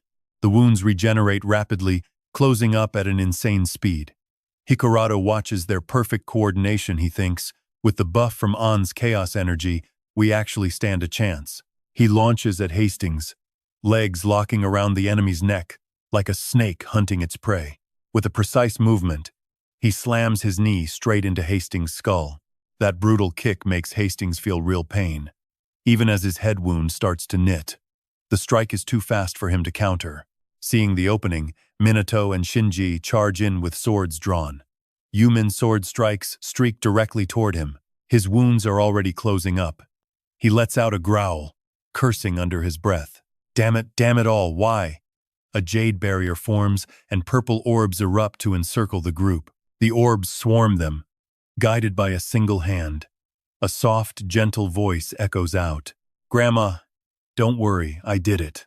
I'll protect the person who saved you." Siki's gaze stays fixed on keeping Minato safe. Void-crushing, the orbs explode one after another around him. A massive blast crashes down right where they stand. The ground trembles violently. The group struggles to stay on their feet, while Hastings flinches, sensing a sudden surge of strange power. Someone's using teleportation? He turns, eyes widening at a fist clenching tight, aimed right at him. "You!" Sauk's fist connects with Hastings' jaw, shattering his face. The impact sends him flying backward. Seichi yells at the top of his lungs, "Hey, how long do you plan on sleeping in there? That idiot Midori." Saichi unleashes a flurry of strikes so fast Hastings can't even raise a guard. A purple cloud explodes right in front of him, blinding his vision. A silhouette and flowing hair whip toward him at lightning speed. Hastings is stunned, sensing something wrong. His body is bound tight by strands of hair, leaving him unable to move. The technique locks him down, offering no chance to break free. Each strand forms a circle of magic energy around him. Hastings panics as he realizes he's wide open. What the? Boom! Q's power detonates all around him, the holy demon-slaying seal. Immediately, she pulls her long hair back. The sudden jerk sends his body spinning wildly through the air. He lets out a desperate, shrill scream. Sachi smiles with satisfaction, watching him fall. Wake up already. He lands on a tree branch. Q ignores him and turns to Ichika. Not joining in? Ichika leans against the tree, bored. No need. Anyway, I've got nothing to say to Ichihara. I'll leave the rest to the kids, she thinks, happy to trust her students. Shinji and Minato watch his every move. Hastings is still hovering, and Minato points his sword straight at him. His voice rings out. Cold as ice, we can see the candle of life inside his body, starting to flicker out. He stares at the enemy. That light is fading out, he says coldly. Hastings flinches at the words. The artifact's effect is gone. I can't heal anymore. I have to use wind skills to survive. Minato and Shinji stand side by side. He looks at Shinji and nods. Let's do this, Shinji. Both tighten their grip on their swords, aiming at Hastings. Deep blue mana erupts from his body. Hinoki-style poison hand sword. Shinji builds up a dark crimson energy. Soulbreaker, they swing their blades in perfect unison. Their twin blades slice through Hastings, cleaving his body in two. He stands there, completely stunned, watching them. His body falls into 3 pieces. Unbeatable? He screams in absolute fury. No way. No way. He glows, wrapped in a pulsing sphere of light. Agony tears a ragged groan from his throat. A wave of magic slams into the earth. Midori hovers above, finally back to his normal state. Midori's eyes go wide. Together, they launch a desperate, coordinated strike. Hinoki-style, the invisible sever. A technique honed to the extreme, designed to cut through the intangible, even a soul. And it works. Hastings' soul is severed by them. Reach the peak, and you won't even need a blade to shred both flesh and spirit. In the dark void, he screams in fury, unable to grasp how his own soul could be carved apart. His body dissolves into the ether, leaving only harsh curses. Damn it all. The spirit tears free from Midori. A death knell of a shriek. Midori watches, stunned, as Hastings escapes. An rushes over. Midori stands there, while Shinji gasps for air, barely holding himself together. It worked. He lets out a silent sigh of relief, still getting energy from Shinomiya. You did it. Shin feels a hand on his shoulder in congratulation. He whirls around to look. Shin stares at the blue sky, voice heavy with sadness, brother. Midori touches down. He feels a massive shift, the void energy is gone. Akan screams his name and slams into him. Midori is caught off guard by the sudden embrace. He looks down at her, voice soft. Akan. Suddenly, he spots a familiar figure. Minato walks toward him, perfectly calm. Midori. Minato smiles, reaching out a hand. Midori hesitates, then takes his hand. His voice trembles with gratitude. Thank you for saving me. Suddenly, a golden orb erupts from his palm. Both men freeze. Midori stares in total shock. That's the void energy. Is he still inside me? In a rage, he crushes the sphere to dust. Minato stands across from him, looking just as bewildered. A golden light washes over the entire area. Midori screams a warning. Minato, that artifact, the runaway power, its life energy, the blinding glare makes Ain jump. Nishinaku watches, voice laced with suspicion. What is this light? He screams frantically toward them. Kannagi, move. Midori can barely see through the glare, teeth gritting in frustration. Damn it. Panic rises in his chest. This isn't good. The artifact pulses, closing in on Minato. He's trying to possess him. The golden glow fades, leaving nothing but a cloud of thick dust. The tension between them is suffocating. Midori stays on guard, stepping in front of Anne. Minato's voice rings out, cold as ice. So, you really have 2 artifacts capable of soul stealing? He speaks with chilling calm. Zero. When you're backed into a corner, you'll always try to take my body. Midori is stunned. Minato seems lost in his own head, just like R and Air warned. The others watch him, panic clearly setting in. Akan stammers, are you really Kannagi? Midori is frantic. He wasn't possessed by that thing, was he? Minato replies coolly. Yeah, I was. He says it so flatly. He's already inside me. They stare at him, completely horrified. Deep inside, the soul of Hastings slips into Minato's body. He laughs in manic triumph. It's done. His spirit is stitched back together, though a massive chunk of his hair is missing. His voice rings out from inside Minato. I don't need Ichihara Midori anymore. I'll be the one to end every prophecy. He's drunk on his own victory, dancing and screaming. From now on, Minato Kannagi's body belongs to me. He ignores everything else. Thinking he's safe, little does he know, he's walked straight into a lion's den. The first ancestors watch him prance like a clown. Suddenly, a killing intent chills his spine. Hastings freezes and turns. Minato's voice is glacial. Seems like you didn't know. He taps his own chest, right where Hastings has chosen to take root. A blue magic circle glows on his palm.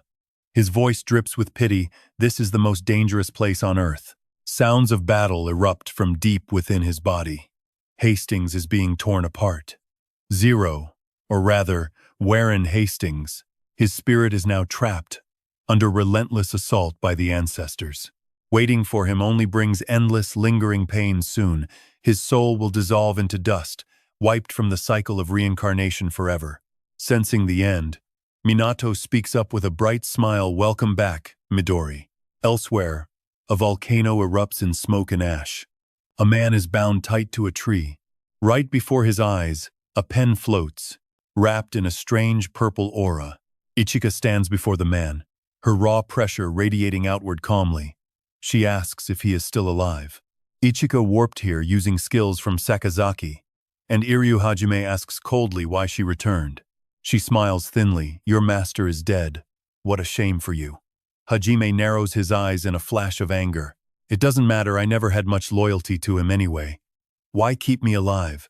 Because you are still worth training. Ichika reaches for her blade. She slices the chains binding Hajime in one stroke. What? Her voice turns eerie. She commands him to heal his wounds immediately. Soon, she warns. She will put him through such brutal training that he will wish he were dead. Ichika used her status to spare Hajime now.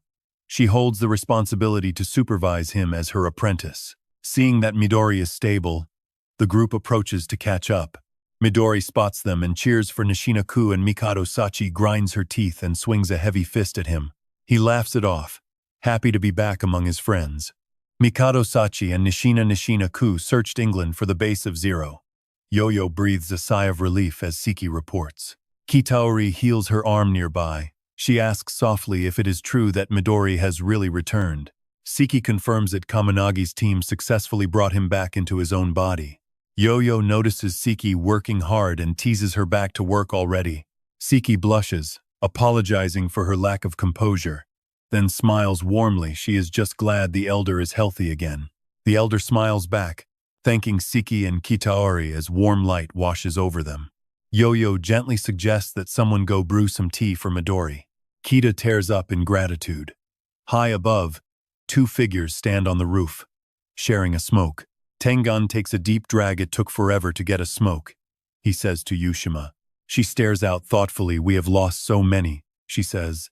It is hard to just smile and celebrate. Smoke curls from Tengan's lips as a helicopter engine roars overhead. He turns to look. He nods in agreement. We have plenty of work left to do. Now the real trouble begins. Cleaning up the mess Midori left behind, Vi watches sternly from the helicopter. Looking down at the celebration below, Tengan sighs. At least they can enjoy the victory of protecting Midori for now. He talks idly to Yushima. Let them have their fun.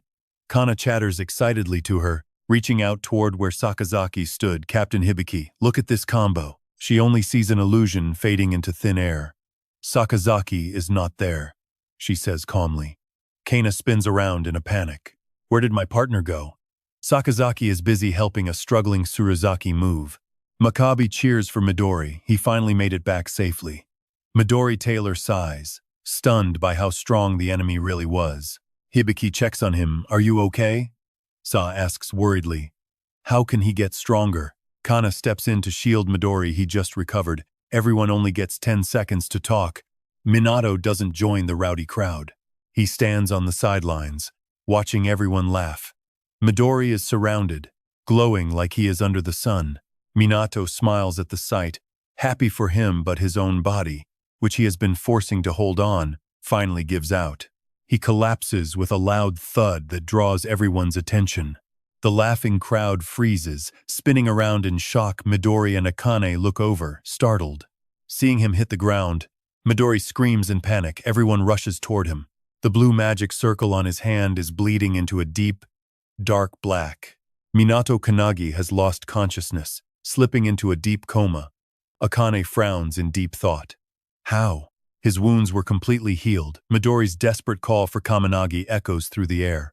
His black hair slowly fades into a silver white. Minato's voice turns strained.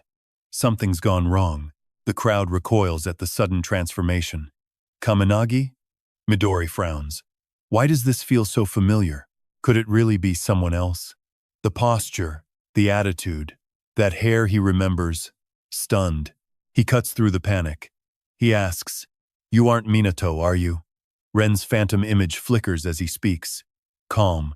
Let's be clear, I am Ren, the ancient spirit dwelling within Minato Kannagi, one of the original ancestors. The crowd listens to his words, frozen in absolute shock. Ayan panics, shouting about ancestors. Ran ignores their confusion, pressing on. I meant to keep this secret, waiting for the perfect moment to reveal it. But the situation is critical. I have no choice now. Ren's gaze turns desperate. To those bonded with Minato Kannagi, I am entrusting him to you all. Please. Minato lies still on a field of fragrant flowers. Ran pleads with his friends. Please, save him. The last of his strength drains away. Minato is completely spent, collapsing face down into the vibrant flower bed. A phone message begins to play. Aradip bows his head, brows furrowed, speaking in a low, somber tone. If you're watching this, I'm likely already gone. He clasps his hands, forcing a playful grin. Just kidding. Aradip here. He chatters on, addressing Midori directly. I'm heading out now to stop them from taking over your body. I can't be sure if I'll even make it out of this in one piece. But I need you to understand this. He speaks gently, comforting him. None of this is your fault. No one stays calm when their best friend is murdered. The real culprits are those 12 apostles from the prophecy. They are pure evil incarnate, coming for this world from now on. Whether I survive or the world falls, my only wish is this, Midori. Please stop blaming yourself. He turns the phone camera toward the city, showing him the view. Anyway, I've arrived. I still hope we'll have a chance to sit down and enjoy some masala chai together. In Mumbai, the 2-minute 26-second video ends. Midori sighs, a low, pained groan escaping him. Aradip. A ball bounces rhythmically. Sachi speaks up. Midori, let's go. He and Ku walk toward him. Midori hesitates at Sachi's prompt, finally answering with a quiet, yeah. At Taiyo headquarters, the TV blares a news alert. A transcendent being of unimaginable crime, the most shocking case in history, Ichihara Midori confirmed dead. His photo flashes on the screen. During the joint U.S.-Japan interception operation in the Pacific, a man's skeptical voice rings out. We defeated Ichihara Midori and confirmed his death. On screen, battleships patrol the vast ocean. Vi scowls, annoyed. It's not like we actually did anything to him. Mrs. Yo hears his gloomy complaint. It couldn't be helped, she says, staying calm. We can't make the prophecy public, and we can't explain every little detail. This was the only way to end the show. Vi hears her, rubbing his head. I understand. He stands to leave, calling back over his shoulder. There are still plenty of super-level prophecies left. We can't afford to lose Ichihara Midori yet. As his massive frame exits, Vi speaks coldly. Now that he's regained consciousness, we have to use him effectively. It's all for the survival of this world, after all. Yo watches him go and nods. You're right. In the bustling crowd, a conversation starts up. Dead, huh? From world's strongest to history's biggest villain, quite the promotion. Midori catches and returns the ball. Sachi intercepts and fires back. He chats cheerfully. You were on their side from the start, but now you're famous for this? Isn't that just ridiculous? He hurls the ball back at Midori. They compete, back and forth. Ku sits to the side. Midori, you're standing out way too much. He glances over. I didn't ask for this. The enemy is just that strong. Midori tosses the ball to Sachi. He shouts back, I'll be a lot more careful from now on. Sachi punches the ball hard, shattering it into jagged pieces that fly toward Midori. He flails his hands, frantically catching every fragment. Sachi stares, asking, How's your health doing? Midori lands softly. I feel like my body has fully recovered all its strength. The shards of the ball suddenly drift together, reforming. Sachi watches, amazed. Nice. Did you piece it back together? Midori tosses the ball back to Nishina-ku. Fine. I am heading out now. Saichi hears him leaving and speaks up. Midori and the other two go quiet. His gaze turns steady, fixed on Midori as he says, You have to come back safely. Do not let Minato Kannagi die. His firm voice echoes before he walks away. Yeah, I know. At the ICU headquarters, Toan is surprised to see him visiting. Midori hears her and asks, How is Minato doing? Hikurato replies, lost in thought. Same as before. Nothing has changed since then. Midori frowns at the news. They can only stand outside, watching him in a coma, his body wrapped in casts. The air inside grows suffocating with their worry. Hikurato says, He still has not regained consciousness. Staring at him, his voice falters. There is no progress. Only signs of getting worse. Surrounded by IV lines, Shinjiji panics. He cannot even breathe on his own. His wounds keep tearing open, bleeding non-stop. Even healing skills are completely useless now. He grits his teeth, his voice trembling. If this keeps up, Akan hears Shinji and is filled with raw anger. Midori stands beside her, buried in deep thought. He sighs, staring into the hospital room and asks, Can you finish that story from earlier? Sir Ran. His black hair slowly fades to a light blue. Minato speaks, but the one in control is clearly Ran. Back already? Ichihara Midori. Ran explains the situation just as they discussed. Because he pushed his power past every limit, both his body and spirit are in critical condition. Ran looks at the worried group outside and says, If that were all, there would still be plenty of ways to save him. But something unexpected happened. His cold eyes lock onto them. An enemy has invaded his body. The group outside gasps in terror, shouting out, An enemy? Inside Minato's mind, he is still casually exploring a world where flowers bloom. He cannot believe what he is seeing. High mountains mixed with hills fragrant with flowers. The scent hits him head-on. Minato wonders if he is dreaming. He calls out toward the blue sky. Reisiro Malicious does not answer. Minato is puzzled. No one is here. Why am I even? Suddenly, a voice echoes in his ear. Your body and mind have exceeded their breaking point. Death is just a matter of time now. He jumps in shock, frantically looking around. Beside him, a figure stands looking completely at ease, gently tilting a unique black octopus-shaped pot, slowly pouring refreshing water onto the vibrant flowers.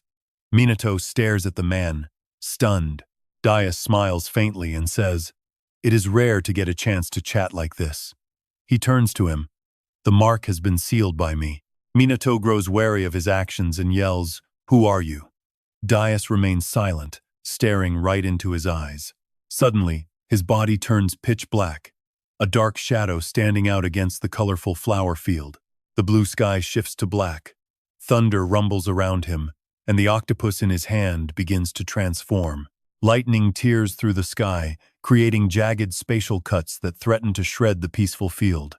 Minato stands his ground, watching him carefully. Daius's raspy voice fills the space. We are the Tindone, the masters behind what you call legends. The eyes on his face smile happily. We are this world's enemy. We are the Tindone. Midori stands outside the room, shocked by the reveal. Tindone, he looks toward the gathering crowd, while Ran listens intently. He turns back to the crowd and answers calmly, That is right. He begins recounting events from the past. 3 years ago, they existed in another dimension, the very ones who brought the tower to this world. His ethereal form frowns, speaking with conviction. Our sworn enemy. Shinji hesitantly repeats, Sworn enemy. Ran scans Minato's body from head to toe. His gaze sinks as he says, "And the only one with enough power to face the Tin Don is the owner of the mark." Now, the mark on his hand is turned pitch black. Hikurato says darkly, "So it is Minato?" Rian frowns in thought. "I fear that right now, the Tin Don is relentlessly eroding Minato's mind from within." He looks earnestly at Minato's teammates outside and says, "I need your help. We must purge this enemy from Minato right now." They hear his plea and gasp in unison. "Us? How are we supposed to do that?" They listen to his instructions and head into the room. The four stand at the corners, listening close. Rian says, "Just touch him, then trust in his spirit." They place their hands on him. Because they're bound to Minato Kannagi, the marks ignite. His hand glows bright. Shin and Akan stare, completely stunned by the sudden light. Ran speaks up, "I will lead you deep into Minato Kannagi's mind." The marks flare, blinding.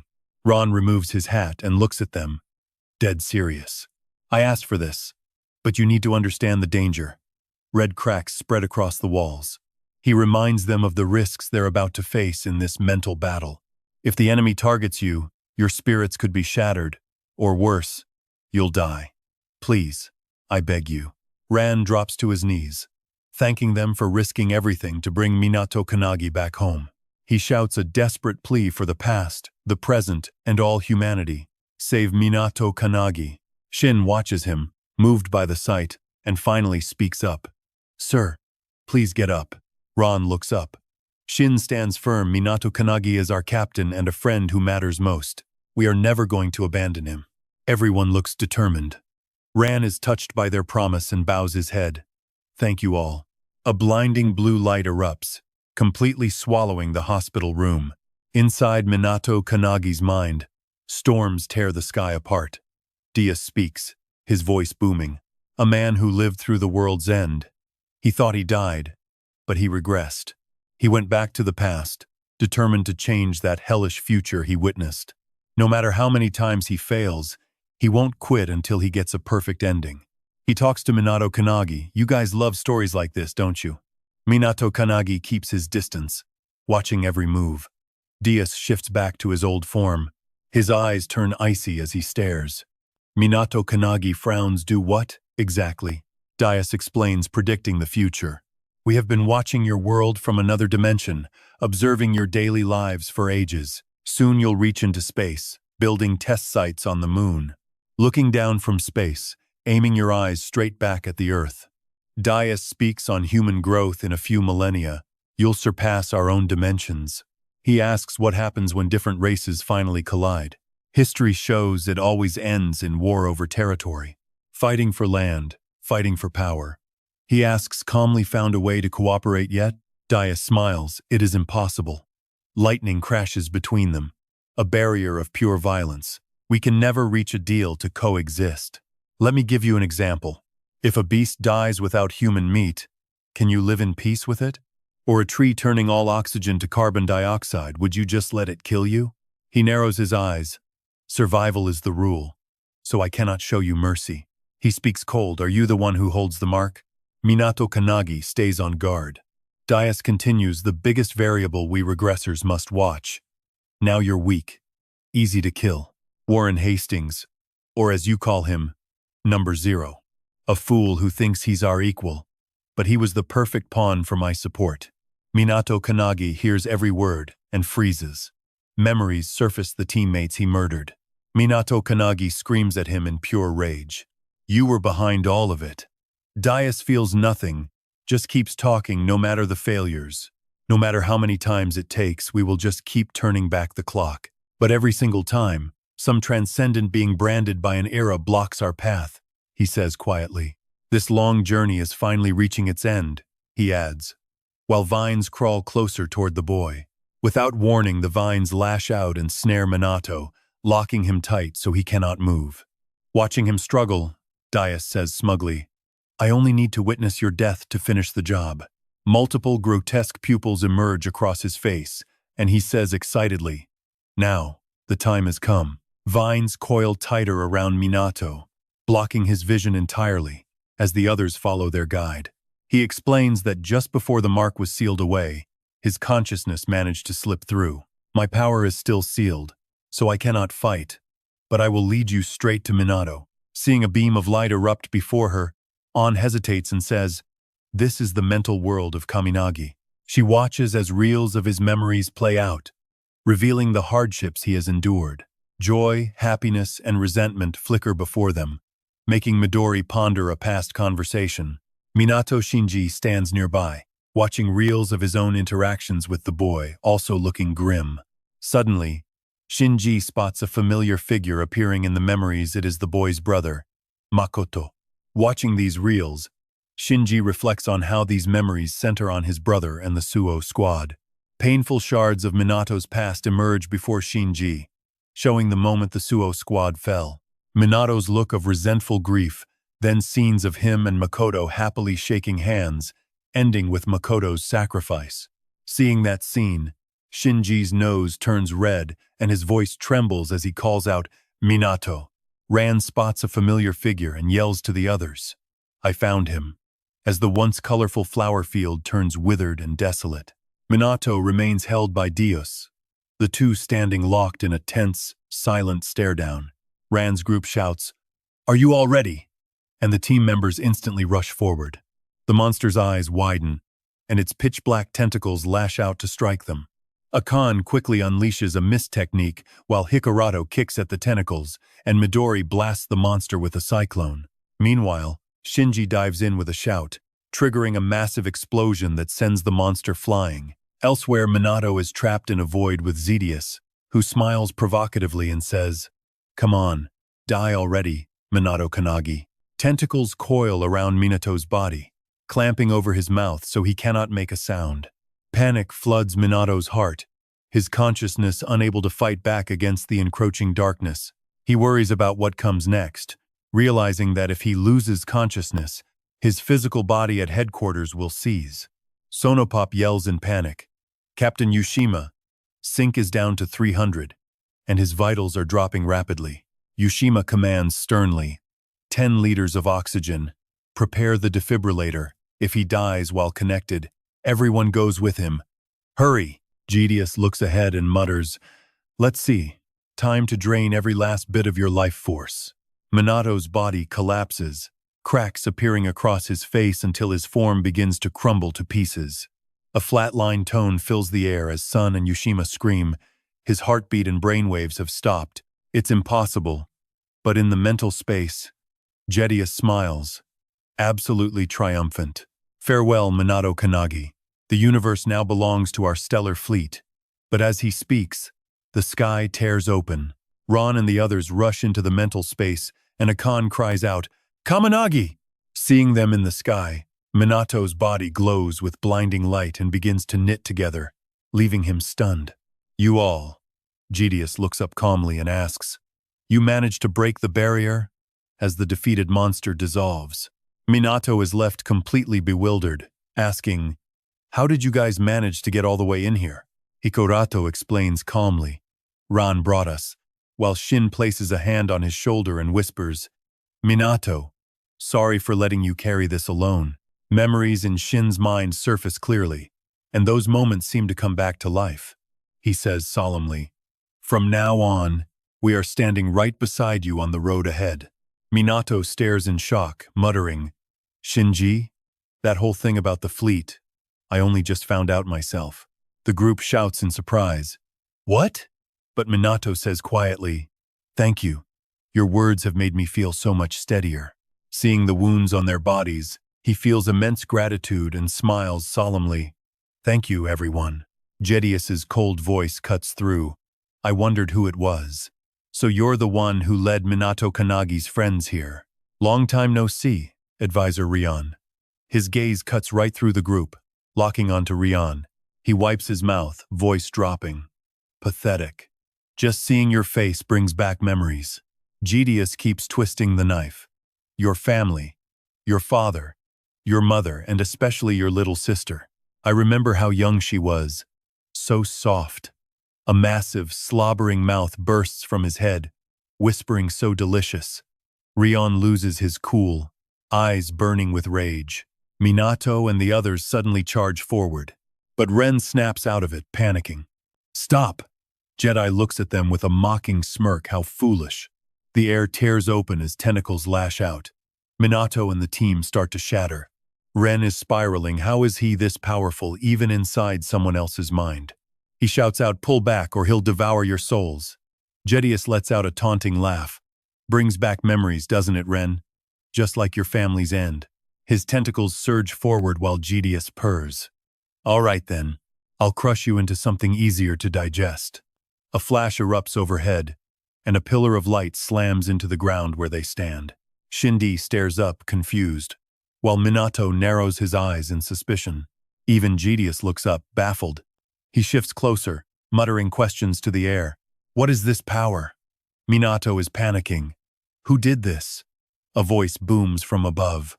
Great work, Kaminagi's team. Breaking the outer barrier made it possible for us to enter. Natasha speaks, calm as ever. Good work. Clow can't help but tease. My, milady. The real fight is just beginning now. Minato seems to regain his senses. He spots them and shouts. Who are those people again? Hikurato speaks up, voice stern. You don't remember? You met them the day you joined the squad. Minato freezes. Memories start flooding back. Hikurato shakes his hand, booming. Fellow recruits, I officially recognize Minato from here on out. Minato gasps. It's that person from back then. Hikurato looks up, puzzled. I heard they were discharged. Shin is confused too. Why are they here? Jedius's tentacles rise, on high alert. Clow calls out, come on, milady. Let's blow away these lackeys. Then we can have a proper chat with Kannagi. He looks smug. Natasha nods, muttering time to crush this battalion. Jedius eyes them skeptically. What is this? Who are you? A grotesque smile spreads across his face. Clow lands, his tone turning serious. Stand down. Puppet of the battalion. You are standing before the princess of the noble alias bloodline. You have no right to speak in her presence. Shin and Ayan are bewildered. Princess Natasha? Hikurato looks at her, doubting. Where in the world is Alias? She looks up, soft-spoken. Greetings. I suppose this is our first meeting. Minato, will you help me save my world? Minato is stunned. World? He steps back, panicked. Save the world? That came out of nowhere. Natasha offers a gentle, reassuring look. Come now. If you agree, I'll save you right here. Minato stares at her, completely lost. Jedius pipes up. Alias, I see. So that's how it is. The space within the barrier begins to crumble. Jedius says sternly, Kannagi, Minato must die. That cannot change. Jedius roars in fury. A pathetic race like the Alias dares to be arrogant? Don't stand in the battalion's way. Tentacles swarm them. Ain screams in disgust. Gross. Gross. Gross. Midori struggles not again. Every time these things touch me, my skills stop working. His body begins to rip apart, and Midori grits his teeth. Damn it! Clow signals fast. Milady, we need to get out of here first. Natasha rubs her eyes with a sigh. No choice. I suppose I'll have to act. The tentacles lash toward her. Natasha's deep blue eyes snap open. She instantly deploys her sparkly skill. A surge of light drives them back. Everyone stares, stunned, as the tentacles freeze in place. It stopped. Jedius howls in rage. What is this power? You vermin are only fit to be our nourishment. Clow walks forward, offering praise. As expected of Milady, he strides toward Jedius. The gap closes. Clow stands calmly before Jedius. He taps his forehead lightly. A pulse of light erupts. Jedius's body begins to dissolve. He grits his teeth, screaming, Damn you! You've ruined our once-in-a-millennium chance to finish off Minato Kannagi. I'll make you regret this day. Clow smiles thinly. Then I'll pray that never happens. Jedius crumbles into white dust, vanishing into the air. Minato is shocked they actually beat him. How did they do it? Shindy looks at his intact body, stunned as everything returns to normal. The ground beneath them suddenly cracks wide open. Natasha calls out, looks like we held them back, at least for now. It's too comfortable here. Minato is panicked. Don't fall asleep in someone else's consciousness, Claw warns him. My lady, staying here this long isn't good. Natasha nods. You're right. Let's talk more once we're back in the real world. A powerful force pulls them upward. Natasha's voice stays calm. Don't forget, Minato. We've decided to put everything on you. Minato stares, stunned, at the sky. Natasha's voice echoes and fades away. Goodbye. Minato wakes up in a hospital bed. He looks around, dazed, taking in the familiar room. He turns his hand over, wondering if his wounds are actually healing, then blinks in surprise. Everyone is slumped over by his bed. Shin sits there, eyes closed, deep in thought. Akan is passed out right by his side. Hikorato is sleeping like the dead. Midori stands nearby, eyes shut, resting. Minato smiles faintly. Hey, guys. The door creaks open. Shin peeks in, voice hushed. Minato, you're awake. That's a huge relief, she says, beaming. Rinsan speaks softly. Ever since the Ichihara group got back, my skills started kicking in. I reversed time to heal your injuries. Minato clenches his fist, relief washing over him. Thank you so much. Jin speaks up in a low voice. Minato-kun. Me too. I'm truly grateful. She says sincerely that he saved Yo Ichihara-san. It's a miracle I still have the chance to thank you. Akan jolts awake. She looks up, seeing Minato is already conscious. Akan shouts in excitement, You're awake, Kaminagi. Midori and Hikarata wake up too. He whispers, Good morning, Minato. Akan smiles, voice quiet, It's okay now, Kaminagi. Minato smiles back at them all. Thank you, everyone. And Ichihara too. A familiar voice suddenly cuts through the room. Kaminagi, you're finally up? Clow and Natasha are here to visit. He speaks gently. Mind if we come in? Great. It's like everyone from the same class is here now. Shin looks stunned. Clow, what's with the way you're talking? Clow waves him off. What are you even saying? Shin, darling. Shin is shocked. He drops the playful act, voice turning serious. You all probably guessed it by now, that we're actually from another world. Natasha speaks low, so you've been hiding who you really are this whole time. Clow calmly reminds her. Come on now, my lady. You've slept enough. Time to wake up. Natasha wakes up and cheerfully says good morning to Kaminagi. Minato, as we agreed, you're responsible for saving our world. Minato is blindsided by her bluntness. He stammers, even if you say that, I don't know what to save, where to go, or how to do it. I never even agreed or promised you anything. Natasha remains completely calm. That's true. Everyone freezes. It really is. Natasha explains on our planet, towers are appearing everywhere, non-stop. Minato starts, horrified by the terrifying news she just dropped. Akan and the others shout towers. You mean the otherworldly mazes the ancestors conquered 3 years ago? Rindo looks shocked. What are you talking about? Natasha says softly, That's right. The tragedy that struck this world is now repeating in our dimension.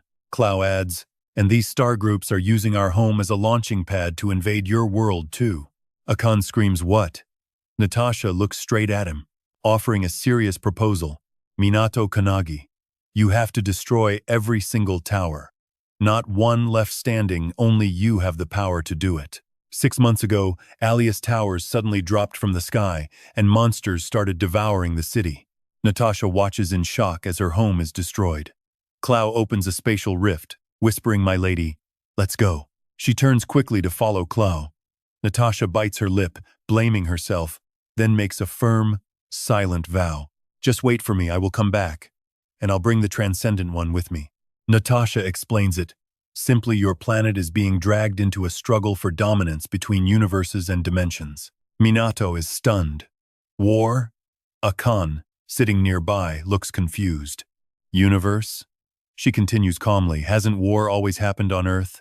Territory, resources, labor, those are the sparks for every conflict. I'm sure back in the day, the great powers all fought tooth and nail to seize those things. It's exactly the same thing happening now, just on a universal scale. Listening to this, Minato whispers, Sorry, this is a lot to take in. Natasha signals Clow, You're right. It is pretty confusing. Let's take a walk so you can clear your head.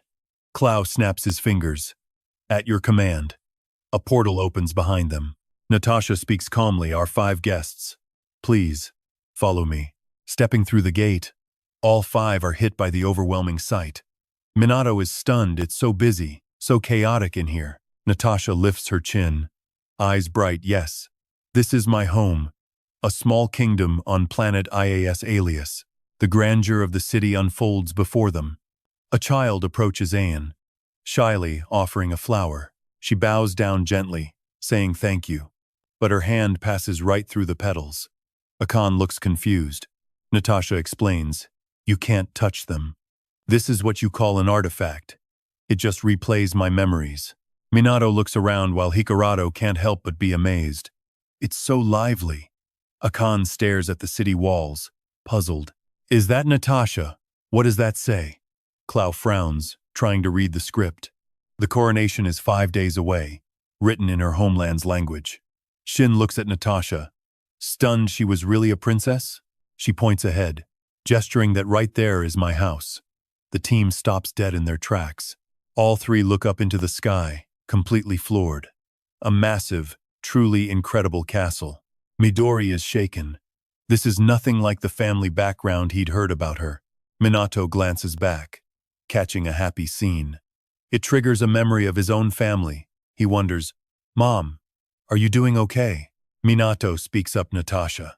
You were raised in such a wonderful environment. She replies calmly, thank you for the compliment. Then, Natasha adds Minato, watch everything very closely. Until the end. He's so confused he has to ask, what do you mean by until the end? The sky suddenly tears open, towers raining down. The team looks up in panic. The citizens below frantic.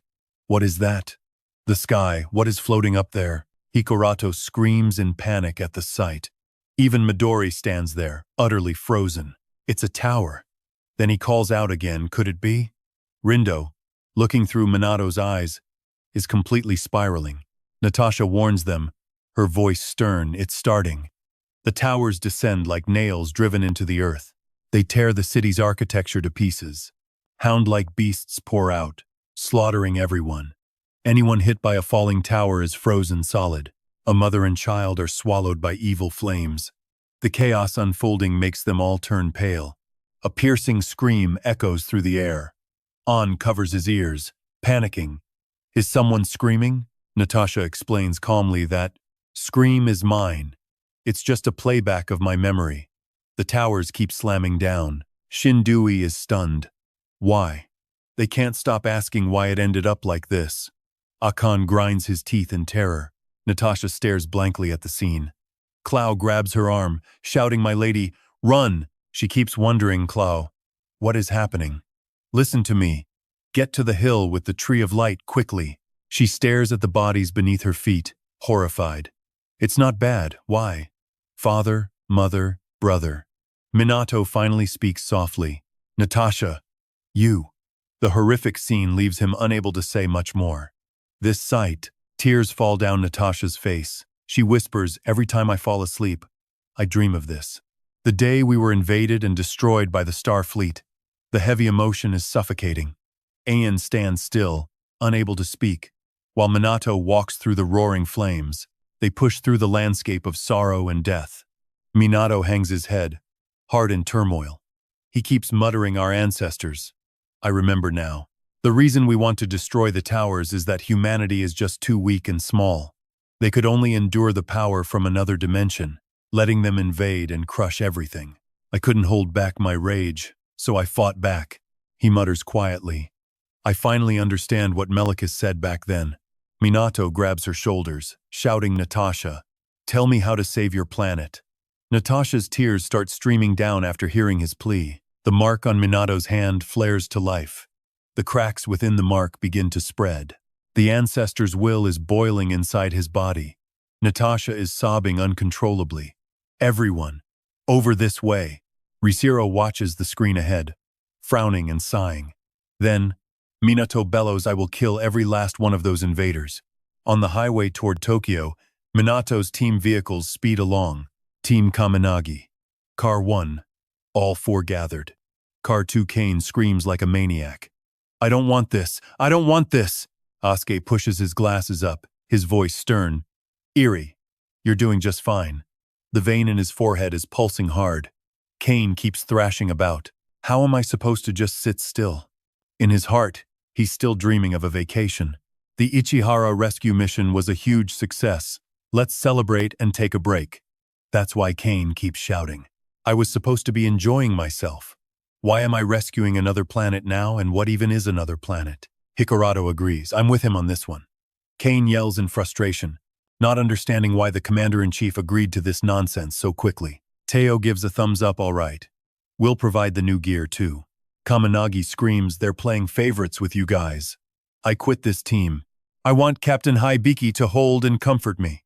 An suddenly speaks up. Eri turns around, beaming. Does Anne want a hug too? She snaps back. Silence. Both of you. Akan's killing intent leaves him rattled. I'm sorry. He sighs to himself. Akan is terrifying too. Why does nothing good ever happen to me? What is that kid Kaminagi actually planning? Minato stares out the car window. Flashback to 12 hours ago, when Minato met the founders. Seishiro speaks softly. Minato, long time no see. Minato nods. No kidding. Melos whispers. Alice N scratches his head awkwardly. Sorry. We didn't foresee the Star Corps sealing us. So embarrassing. Then Kafo speaks up. My apologies. It's my skill's fault. Valentine tries to comfort him. Stop crying. But Ranciette grabs his arm. Dead serious. Don't say that, Patanjali. Your skill is the reason we took down Ichihara Midori. Minato turns, looking genuinely touched. You've all worked so hard, thank you. He adds sternly, don't be so formal. Your future is what matters more right now. Minato nods in agreement and declares, I want to save Natasha's planet. How did you guys manage to drive off the Star Corps in the past? The founders look at each other, then speak calmly. Just slash them and they die. I use kicks, I throw things, I stab, I shoot. Minato cuts him off. Confused, that's not what I meant. Ron looks skeptical. But that's the truth. You're confused. What do you mean? He explains calmly. Because the Star Corps failed to kill you, they had to come up with a new strategy to counter you. The time is right now. Offense is the best defense. We have to head to Planet Iris immediately. The best plan is a raid on Alias. Minato panics right now. Flying straight into deep space? Seishiro is doubtful. Is there really anything to hesitate about? He's still incredibly worried. True. But Rand speaks up, eyes sharp and serious. First, let's go to the place where we all first met Minato. He emphasizes sternly. The founder's tomb is there. And suddenly, Minato's eyes light up. Before him, a pillar of light shoots into the sky, hiding a massive portal. Behind the founder's tomb, there's a giant sigil. Natasha squints, stunned. That light, she rubs her eyes and continues, confused. What is it? Minato explains awkwardly. It looks like it can take us straight to Alias. Clow and Natasha are shocked. Straight there? He covers his mouth, unable to believe it. Shin frowns. Confused, it's so blinding. What's there to be surprised about? He mutters. Stunned, the portals we use to get from Eurus to Earth require stopping at other planets as transit stations. From planets with toxic atmospheres to places ruled by beasts. Even planets with 10,000 times normal gravity, it takes about 2 weeks to arrive, and that's fast for that distance. Natasha is puzzled. A portal that can transport this many people at once. I've never seen or heard of one. Just then, Midori speaks up. Minato, something's up ahead. Insects start pouring out of the light. Natasha looks at them, panicking. That is, Seishiro warns them suddenly. Hey Minato, remember the monster we fought at the tomb? He stammers, responding to the other. Of course, the one hibernating in the tower. He calmly reminds him void insects. This explanation shocks Minato even more. No way. A remark is made, they are also soldiers of the Star Corps. Seishiro laughs coldly. Looks like they were set to rise the moment the portal activated. They're gathering close. Minato panics. Seishiro shouts excitedly. Minato, let me borrow your body. The mark on his hand glows suddenly. Sharp slashes appear in the air. Shin watches the car shake, screaming in panic. Reizero, in Minato's body, climbs onto the roof and laughs coldly at the vermin swarming the light. The technique he uses is 10,000 blade slash. Anyone daring to stand in my way is finished. Hinoki, Reisiro Midori, suddenly climbs onto the roof with him, speaking softly, I'm joining the fight too. Reisiro looks at him, fired up, just as I thought. Soon, you and I will have to settle this. Midori says quietly, whenever you want, but now isn't the right time. He explains further, I'm frustrated with how weak I am. Let me blow off some steam. Reisiro chuckles at his intensity and laughs triumphantly. All right, let's go. Hey, little brother Shin. Floor it. The stomp on the roof makes Shin jump. He slams on the gas, and the speed just keeps climbing. The insects swarm into a single grotesque monster. Jisiro is absolutely buzzing. Reisiro shouts with glee. It's been ages since he had a real fight. Time to get beaten to a pulp. The giant creature lunges. Jisiro raises his blade Hinoki one-sword style, and blue light carves right through it. Liu Yun, the beast, is cut clean in two. Clow watches them, stunned. No way, Midori mutters, shocked. He's already mastered such a high-level starter technique. He thinks back just a while ago, the guy wasn't anywhere near this smooth. Reisiro marvels at how much stronger Minato's body has become. He's not the same person he was back then. Jisiro turns back, smug. What about you lot? Midori stares as Jisiro yells at the pile of defeated bugs. Kaminagi squad fears no toys like these. But the insects suddenly wake up, chasing them down. Kei panics, clearly grossed out. I don't want to fight these things. Why are there so many? This car won't hold up. There's more ahead. Sakazaki, use teleportation now. Asuke snaps, stop whining. Iri-Shin stares ahead, horrified. We're in trouble. He glares at the bugs. It's all up to you two. Midori dashes forward, a glowing orb forming in his hand. A figure suddenly streaks past him. Reisiro steps up, sword raised. Blue light wraps around him. Hinoki one-sword style. Jiro's training memories flood his mind. Just a quiet river back then. Then a raging waterfall. Rain or shine, he never stopped training. Jisiro's eyes stay shut, feeling every ripple of dew on a leaf, every drop from the falls. The rushing water makes him snap his eyes open. The bugs ahead come into sharp focus. Reisiro draws his blade. One strike cuts through layers of insects, then he sheathes it. Time seems to freeze. The insects shatter and scatter.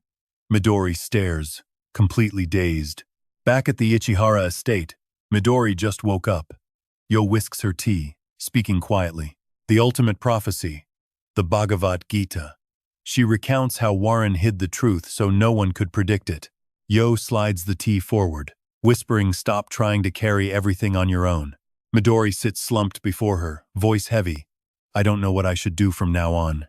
He looks at his hands, muttering, I don't know how to make amends. He remembers the fallen, wondering how to pay back Arab and the others he killed with these hands.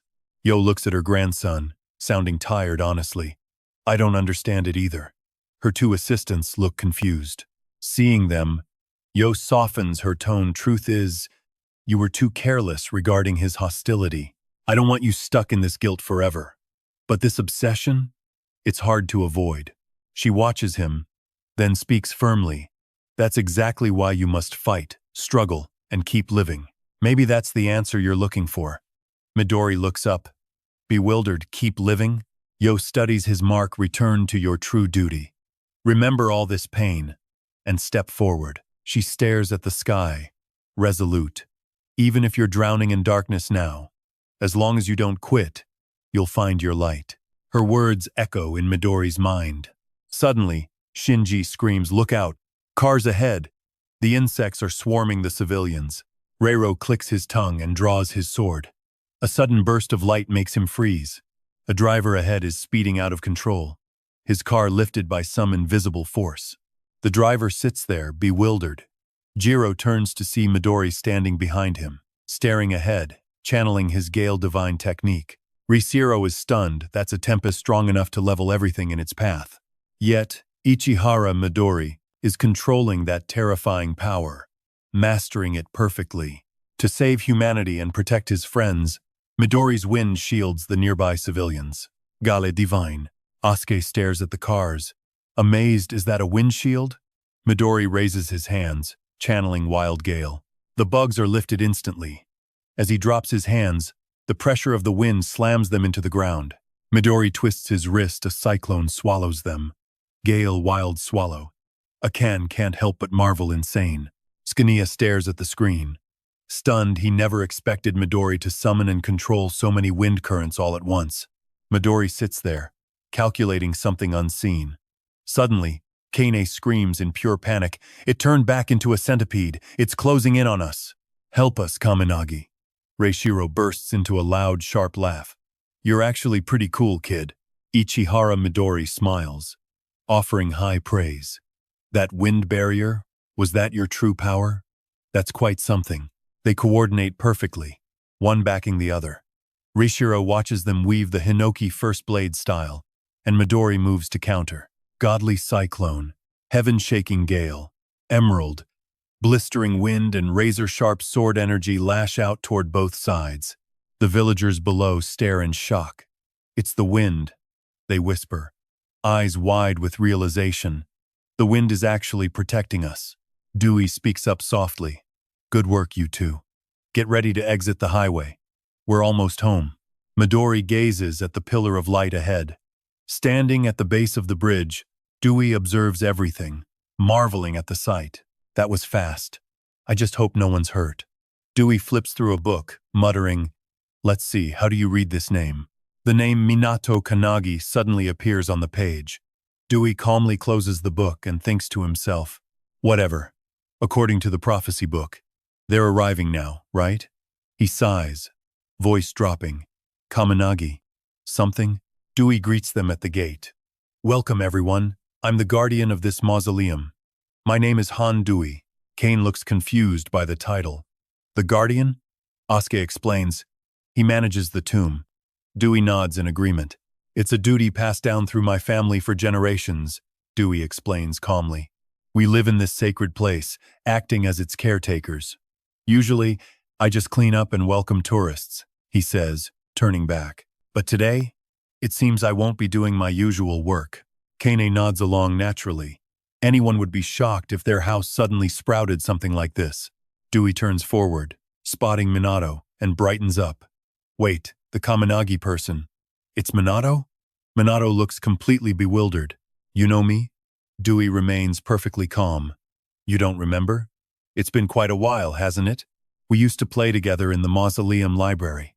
Minato suddenly remembers, shouting, Dewey! Dewey answers smoothly. Right. Thinking about it makes me nostalgic. No wonder you didn't recognize me. I used to wear glasses back then. Minato looks stunned as he asks, Dewey, you took over this place? What about your father? Dewey turns, lowering his voice. Let's leave that for later. He lifts a lamp, signaling them. All right, everyone. Follow me this way. Minato looks at the stairs in surprise. Dewey raises the lamp, speaking with a touch of pride. According to the ancient records passed down in my family, I'll lead you to the base of the teleportation gate. Memories drift back Dewey as a child, running through the library, while his father chides him. Hey now, no running in the library. Minato appears behind him, whispering. I'm sorry, sir. Dewey defends himself. It's because Minato was chasing me. Father, read him the legend of the founders. His father ruffles their hair, voice softening. Minato is right, Dewey. This isn't a playground, it's a place far more interesting. He pulls out a book, looking proud. Look at this. Dewey looks confused. It's so dirty. What is that? His father explains. Records of the Void Mark.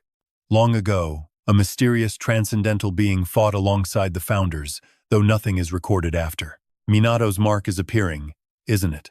Follow the path of your favorite founder and protect this world. Minato beams, shouting, Yes, I'll do my absolute best. His father praises him softly. Good boy. No guests today, so let me read you the story of the founders. The man who sliced the planet? Dewey looks terrified. No way. I don't want to hear that at all. Those happy memories flicker in Dewey's mind.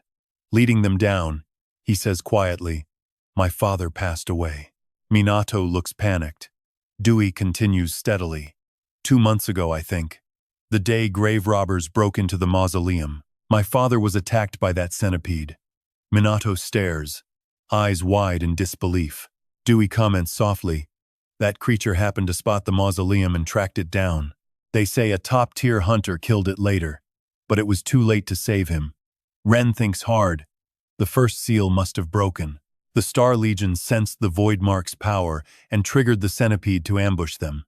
Unfortunately, his father just happened to cross paths with one of them. Minato grinds his teeth. "Is this because I broke the seal?" "How?" Dewey speaks sternly. "That's not your fault, Minato. The real villains are those Star Legion creatures."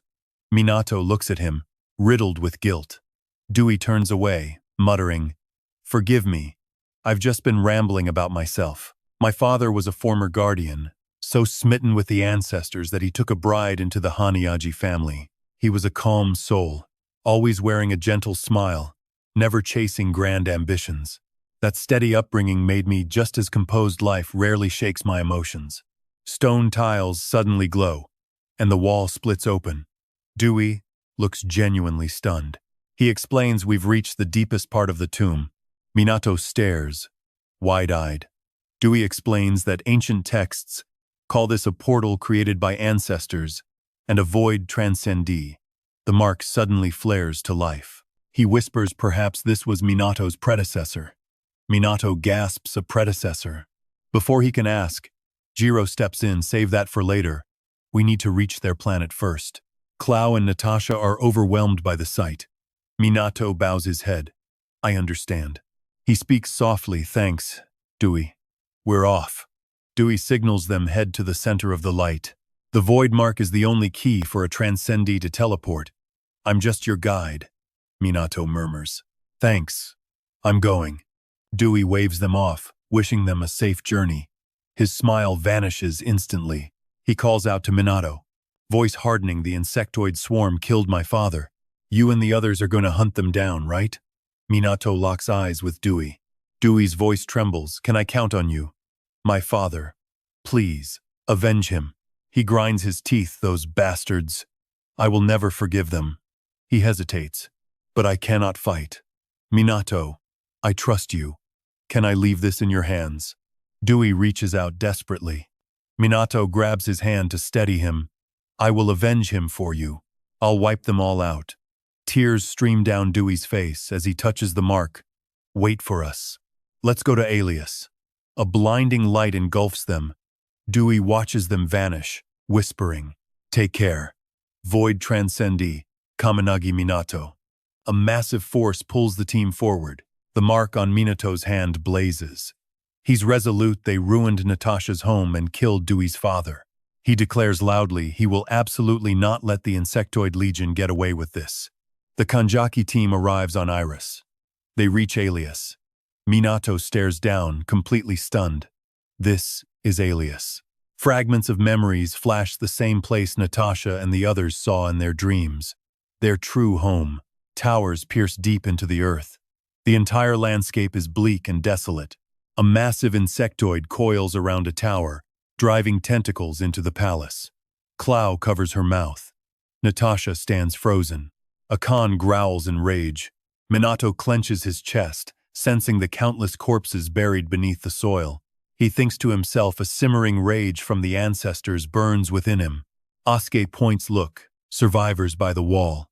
Tattered tents scattered across the wreckage. The people look pale, struggling to survive among the ruins. Shin is horrified they're scattered and hiding just to stay alive. Natasha's heart breaks. Kane suddenly screams. Something is tearing through the ground in the distance, moving fast. He's panicked. Something grotesque is coming. A giant insectoid charges forward. Natasha glares at the beast. She dives toward it. Clow yells out, "Wait, my lady!" Minato signals his team, Kanjaki squad. "Move out!" Among the ruins, Jara speaks up, "Everyone, line up." She spoons out thin porridge. "This is all we have today. I'm sorry." A child leans on his mother, weeping. "I'm so hungry, I want more." She hugs him tight. "I'm sorry, everyone only gets a portion." Another boy sobs, "Mother, I'm so cold, I want to go home." She comforts him. "Don't worry, we'll go home soon." Jara sighs, the situation is dire. If only the princess. Her voice trembles. If the princess would return. Suddenly, Natasha's voice rings out. Everyone. The old woman looks up in shock. Natasha and Clow land before them. They stare, bewildered. Princess. Natasha looks at her people. Voice low, I'm sorry. For making you wait until now. She bows her head, blaming herself for her own helplessness. I am sorry, everyone. Contrary to her guilt, a boy cheers the princess is here. This is amazing. Tears glisten in Natasha's eyes. Everyone beams at the sight of her princess. Natasha is finally home. They cheer endlessly, knowing she wouldn't abandon them. Tears of joy blur Natasha's vision as she takes in the warm welcome. Klaus speaks up from her side, my lady. Natasha snaps back to reality. Right, she thinks. Even if she claimed it was for her people, she still walked away from them. Clow looks on, moved. It's wonderful, my lady. Natasha lifts her head, eyes full of resolve. She shouts out for everyone to hear, everything is going to be okay. Natasha then makes a formal declaration. I have brought back some incredibly powerful allies to stand with us. Before she can finish, a monster looms behind them, jaws wide. The crowd screams, but suddenly, a pen falls right in front of the beast. High above, a flash of light, and two familiar figures appear, drawing the creature's gaze away. Aki and Kanem sync up. Their combo, my ego is everywhere, and my home is your home too. The monster freezes in midair. Hikurato teleports behind Natasha, launching a kick that sends the massive creature flying as Minato moves in to coordinate the team. Wave after wave of devastating skills hits the monster. Radiant flames, ultimate alchemy, and impenetrable barriers collide. The beast shatters into shimmering particles of light. A young boy claps in awe at the display. Natasha turns, softening her voice. They came here to help us fight back against Grasta. She announces loudly, these are the new friends of our nation. The people cheer in gratitude, amazed by their strength. Aa looks at the suffering crowd below, whispering to himself, we must. She speaks with conviction, we must protect them. Midori and Hikurato agree, unwavering. Suddenly, a shadow creeps across the wall. Minato stays on guard, spotting a newcomer, an imposing figure riding a warhorse, gripping a spear. Clow gasps, horrified by the sight. Natasha pales, staring at the figure brother. Mikan speaks up, welcome home. Natasha, mother and father are waiting for you. His eyes leak black sludge, and his voice sounds horribly distorted. Come, let's return to the palace together. This is Prince Alias Mikyavarek Minov, Natasha's older brother. As the tower anchors to the palace, Anastasia's voice echoes, tell me, dear husband, where did Mikan go? Nikolai replies calmly, he is out fetching our runaway daughter. Anastasia smiles. Is Natasha home already? How wonderful. She pops a piece of rotting meat into her mouth. Nikolai drains his wine, nodding in agreement. Indeed, Anastasia. It has been such a long time since our family was whole again. His eyes fixate on the family portrait. Mikan stands before Minato, soft-spoken Natasha. Welcome home. Mother and father are waiting, let us go. Minato raises his sword, on high alert. Natasha trembles, staring at her brother in total panic. Brother? She stammers. Is it really you? Even Aiken pulls back from the mud, looking up in shock. That thing. Klaus speaks with grim intensity that is one of the terrors currently consuming Grasta. They seize the bodies of the most talented people, establishing total control after the invasion. Hikurato is stunned, possessing bodies. He recalls Eva and Number Zero, noting the twisted order of it all. Glasta was the one who gave Number Zero its material form. Midori screams in fury. So you've been spreading your methods to everyone else? Mikan proudly thumps his chest. Indeed. We accepted Grasta and became a part of it. Clow is frantic. Mikan, please, he yells, clearly thrilled. The perfection of it, a completely different creature than when I was human. Come, Natasha.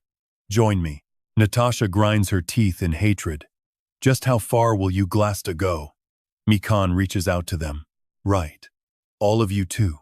I want to thank you for bringing my sister back. Care to join our ranks? Just accept Grasta, and we can rule this planet together. He starts to laugh maniacally. Take them all. A flash of blue light streaks from Minato's sword. Minato stays cold, thank you. But I refuse. Brother! Mikan stares at him. Icy, I don't recall allowing you to call me that. Re:Zero watches through Minato's eyes. Minato, this one is yours. I will observe the enemy state for now. Minato channels his energy Kanki Quake Strike. He slams the attack directly into the steed Mikan rides. He laughs coldly. A horse? Minato unleashes a barrage, Hinoki style. He follows up with Murakumo. Minato realizes something about that spear. He took a Murakumo strike and didn't even get a scratch? Mikan sneers Flash Spear S. Tentacles erupt from the tip of the spear. Minato watches the trajectory in panic. Grasta tentacles firing from the tip. Aiming behind me? Midori panics, those tentacles are sealing everyone's skills. Stay away from those vines. Suddenly, the spear tip flares with light. Lightning strike. Mikan shouts out too late. Blinding gold light swallows the area. Minato scrambles, checking on the others. Mikan charges forward. Lightning horse strike. Minato desperately blocks with his blade. That power. Mikan smirks. The Smauve royals descend from a line of knights. The spear arts I learned on horseback, all of them are thrusts. Mellows watches the screen, stunned. So that's the trick. A lightning-based ability. But who do you think stands before you? Do you even know whose student he is? Minato quickly activates Truth's distance. Mikan's lightning instantly dissolves. Stunned, he gasps that power erased his lightning. Minato strikes back, blade glowing. Long Mikan unleashes a lightning house. Two forces slam together, green and gold light, weaving into a massive explosion. Dust clouds billow across the ground. Mikan laughs loudly. This is actually fun. The tower behind them suddenly pulses with blue light. He turns away, sighing, damn, a direct order from Mother to withdraw. Time to go, Loium. Minato, still reeling, shouts in alarm, wait. He looks back. Challenging if you want more. Come and get it. My castle is Thane Vel. He vanishes, fast as a bolt of lightning. Minato goes on guard by the window. Two figures watch everything unfold. Minato is frozen. Natasha's parents. Melicius calls his name loudly, Minato. The orders are set. Shima handles Mihan. Ron takes care of finishing off Nikolai, and Melicus will deal with Anastasia. She speaks sternly, we attack the castle. Memories stir young Mikan, constantly calling Natasha's name at the dinner table. Natasha! Natasha! He's full of worry, calling out Natasha. We're eating. Wake up already. Opposite Mikan, Natasha lazily gnaws on bread. After a struggle, she mumbles in her sleep. Give me 9 more hours. Mikan is bewildered by this. Until nightfall? Hey Natasha. Mother is watching. Anastasia looks clearly displeased as she speaks up Natasha. Only when she speaks does Natasha finally snap, fully awake. I'm up. I'm up. Nikolai laughs heartily at that. It's fine. Whether she likes eating or sleeping, I'll take care of her. Anastasia frowns, but she doesn't have to do both at once. At this point, she can only laugh. Honestly, I wonder if she can follow in my footsteps.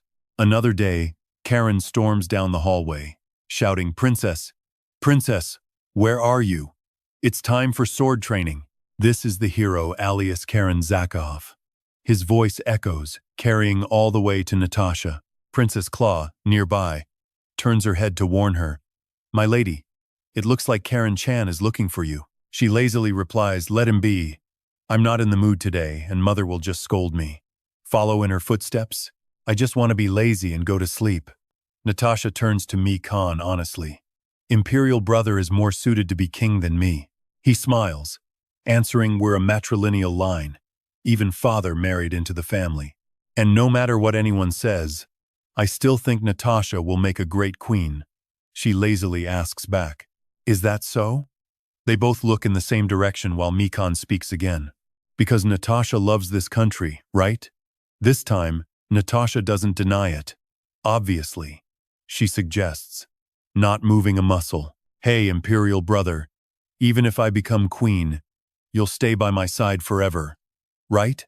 Mikan tenderly pats Natasha's head, promising, I'll support you, so you have nothing to worry about. She smiles, delighted, leaning her head on him. I'm counting on you. Their exchange is cut short by Karen's shouting. Princess, I finally found you. And the young master is with you too? Used to this, Mikan immediately scoops Natasha up and runs away, ignoring Karen calling after them, don't just take her away. Both siblings burst into laughter. Their laughter echoes through the castle. Back to the present, the castle is held by something. Natasha's eyes full of sadness and tears. She and the others watch everything. Imperial brother, Minato approaches, asking a single question. Natasha, what do you want to do now? This sudden question makes both Natasha and Akan ask back. Wait a second, Kaminagi. Are you the captain? He asks again, voice dead serious. Natasha, will you fight your family? That's for you to decide. She falls into deep thought. Happy memories with her family resurface as a voice whispers, I will. Natasha turns toward the people waiting for her. Mikan's voice echoes from the past because Natasha, you love this country, right? The vivid scene of the siblings flashes back as the question hangs in the air. Natasha finally made up her mind they were going to Volume Slow Castle. The group moved fast, reaching the massive gates in no time. Midori stepped forward. Feeling uneasy, the castle looked almost alive, like it was watching them. Kane couldn't hide his fear. Something about the vibe inside was just wrong. As they pushed further in, Shin spoke up. Hold on, Ichiya-san. Protect everyone, Shin warned, his eyes scanning every shadow with sharp, constant vigilance. Someone stood before the gate, a tall figure encased in dark, heavy armor. It was Karen. When his identity clicked, both Cloud and Natasha froze in pure shock. No way. The hero alias Karen Jakchov, his face triggered memories for Natasha of the brutal training he once put her through. Karen clutched his face, letting out a pained cry. For a split second, one eye cleared, and he called out. Natasha felt a flicker of hope, thinking he was still in there. But Karen immediately spiraled into a violent, chaotic frenzy. He let out a desperate, crazed warning, you suspicious fools. Get out of here. He unleashed a brutal slash, forcing the entire group back until they slammed hard against the walls behind them. Minato watched the display, stunned by the sheer, overwhelming power. Damn it, he thought. Ancestral spirits were summoned, ready for the clash, while familiar figures watched the chaos from high above. It was Natasha's own family. The parasite clinging to the castle was growing more dangerous by the second. Jiro finally broke the tension. I would love to let you keep fighting, kid, but Minato, you are out of time. Minato was caught off guard by the sudden request. Nearby, the others called out to Natasha in visible distress. Akka spoke with grim resolve, we have to fight him now. She looked at Karen, who had clearly lost his mind. Natasha nodded, her face hardening with a quiet, steely determination as she agreed to the impossible choice. Karen lunged forward, unleashing a ruthless strike aimed straight at Minato and his crew. Natasha refused to stand idle, instantly activating her skill, Sparkle of the Universe, a blinding, cosmic radiance exploding outward. The light washed over Karen in a heartbeat, forcing him to turn his head against the searing glow. Natasha shouted for him to back down, but a moment of hesitation flickered across Karen's face. Princess, he managed to choke out, but it was too late. His body was already taking multiple heavy blows. Jiro was the one behind the strikes. Sorry, warrior. I really wanted a fair fight with you. Energy rippled off Jiro's body, his voice heavy, but it seems we just don't have that kind of time. Minato and Reisiro unleashed their combined technique, Hinoki sword style. First form, restrike. Karen's body took the brunt of the assault, and the very structure behind him was shredded into tiny pieces. A final, blinding flash erupted. Karen's life force faded as he locked eyes with Natasha one last time. She stood there, completely unable to find the words, her expression frozen in place. Karen's mind drifted to old memories. He whispered weakly about the days she would skip training, making him chase her through the fields. His voice filled with a strange, lingering pride as he spoke. You really have grown up so much, he said. And before fading away, he begged her to save their country. Natasha could only answer with everything she had, I understand. She used the sparkle technique one last time, finally freeing Karen from his suffering as Midori watched in deep contemplation. Is there really no way to save those who have been possessed by the Clasta? Elsewhere, the rest of Natasha's family turned and left, while the Clasta on the castle grew more active than ever. "We are out of time," someone remarked, and ReZero immediately signaled the group to keep moving. Natasha steeled herself, eyes fixed ahead, and they marched toward the looming gates of Vlaus Castle. Minato sprinted forward, shouting over his shoulder, "Leave this to me!" He unleashed the Hinoki sword style, Oneri style, aiming the devastating strike straight at the Grasta hovering above. Ken saw the move and gasped, "That's too dangerous. You should have warned us sooner." Shinji analyzed the technique with wide eyes. "Impossible. That is an ancient art of the Hinoki school." Minato replied with grim focus, and Melicus jumped in. "That's their barrier, isn't it?" Ran nodded, her expression dead serious. "Right. If we don't break that, we can't get inside." Kankis let out a frustrated sigh. "What a nightmare. It's not just covering the ruins, but the entire castle." Ran locks his eyes on the target, mapping out an open entry. "No guards in sight, we go straight for the palace." He turns to Jiro Hinoki. "Let me take point." Once they swap, he barks out an order. "Everyone, listen up while we run." "IMR," he says. "Does everyone have the situation straight?" Asuke just pushes up his glasses, ready. "Just as expected. That monster." They all snap their eyes toward the same spot. This mature void insect likely sensed us coming and is speeding up the hatching process. Kanem looks completely lost at the phrase. "Hatching? Seriously?" Akan shoots back, confused. "You already forgot what that means?" Shin steps in to cover for her. "We went over this back in the vehicle." Finally, Hikoro gives the answer. Hatching is when the tower drains this planet's energy to power itself and fuse with local life forms. Ron looks pretty satisfied with the answer. 100 points. "But with your current strength, I doubt you could even scratch it." That blunt declaration hits Kanem hard, leaving her totally rattled. Even with Kanjaki and Ichihara here? Midori sinks into deep thought. Then Shinji speaks up. "Is it still controlled by the primogenitor, even while Minato is there?" Ran keeps moving while he replies. "The possibility isn't zero." He lays out a new plan. "We hit the insect using the fastest route possible. As soon as the barrier drops, we storm in." A massive gate looms clearly before them.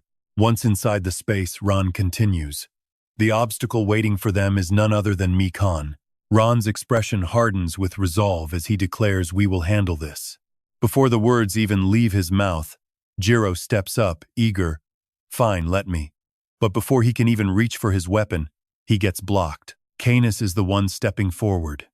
"You already fought earlier." He glances back, adding a sharp remark. "You have done way too much today." Reiro can only click his tongue, unable to argue. Keys declares seriously, "Leave it to me.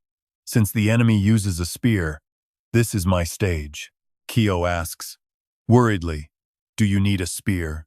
He just shuts the idea down with a single word. "No." In truth, Kankis is guiding Minato forward, weaponless. Suddenly, a violent bolt of lightning strikes toward him. It is Mikan using his lightning assault. Kank kicks a flag off the ground. He grabs it, using it like a weapon. The impact from Mikan makes the castle flash as dust clouds explode into the air. Mikan's face shows nothing but pure shock. Clow is the first to comment. To block a spear, with just that decorative pole, Kankis's weapon clashes against Miyansama's rival. He throws out a biting remark. "Ugly. A filthy spear." That one sentence is enough to visibly rattle Mikan. He gets pushed back instantly. Fear starts to claw at Mikan's chest. Who the hell is this guy? The air feels totally different now. He looks at his own horse and realizes it is shaking. Canis isn't finished yet. "I will show you the real technique. Primogenitor spear art. Green Demon Canis. I am going to teach you exactly what a spear is meant to be." This is the legendary tale of the primogenitor, Shima Canis. Chapter 1. Hundreds of years ago, during a war between two nations, a powerful roar echoes.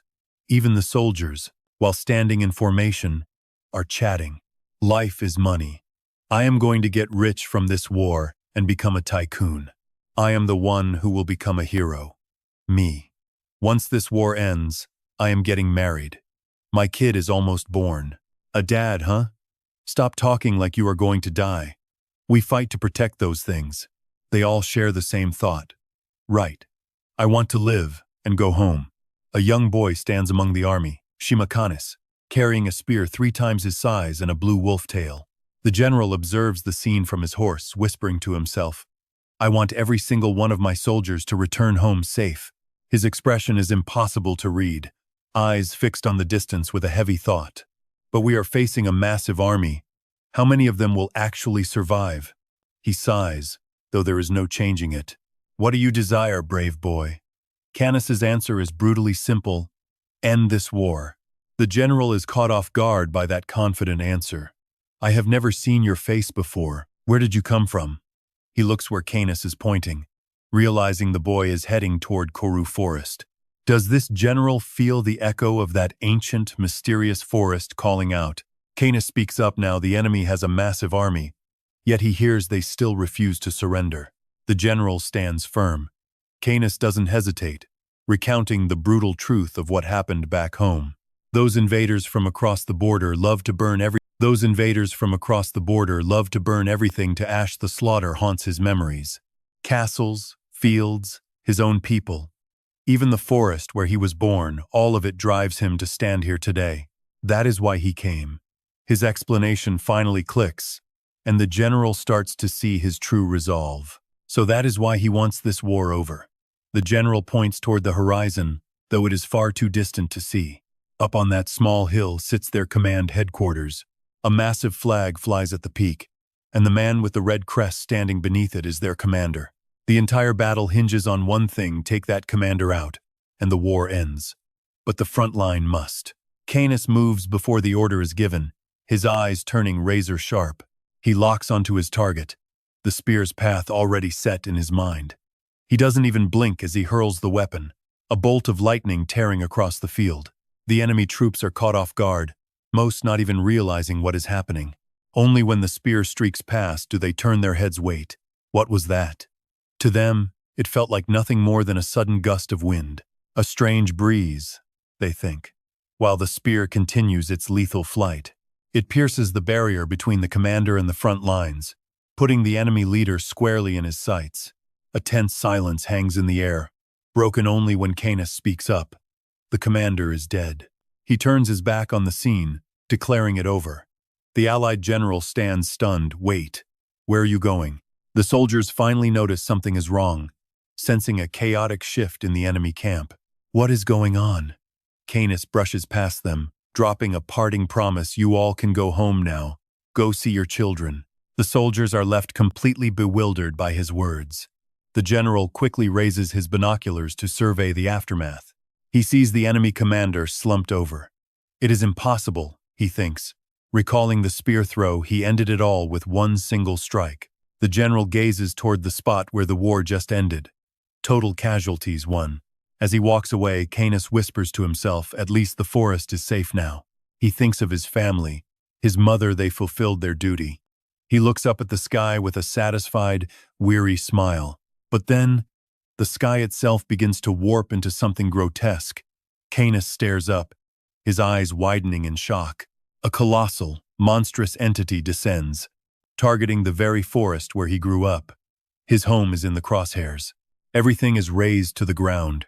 The castle, the crops, the people, the forest of his childhood all gone. Now, Canis channels that burning rage to challenge Mikan. He stares him down and makes his declaration clear. I will teach you the true essence of the spear. Elsewhere, Natasha is moving at full speed.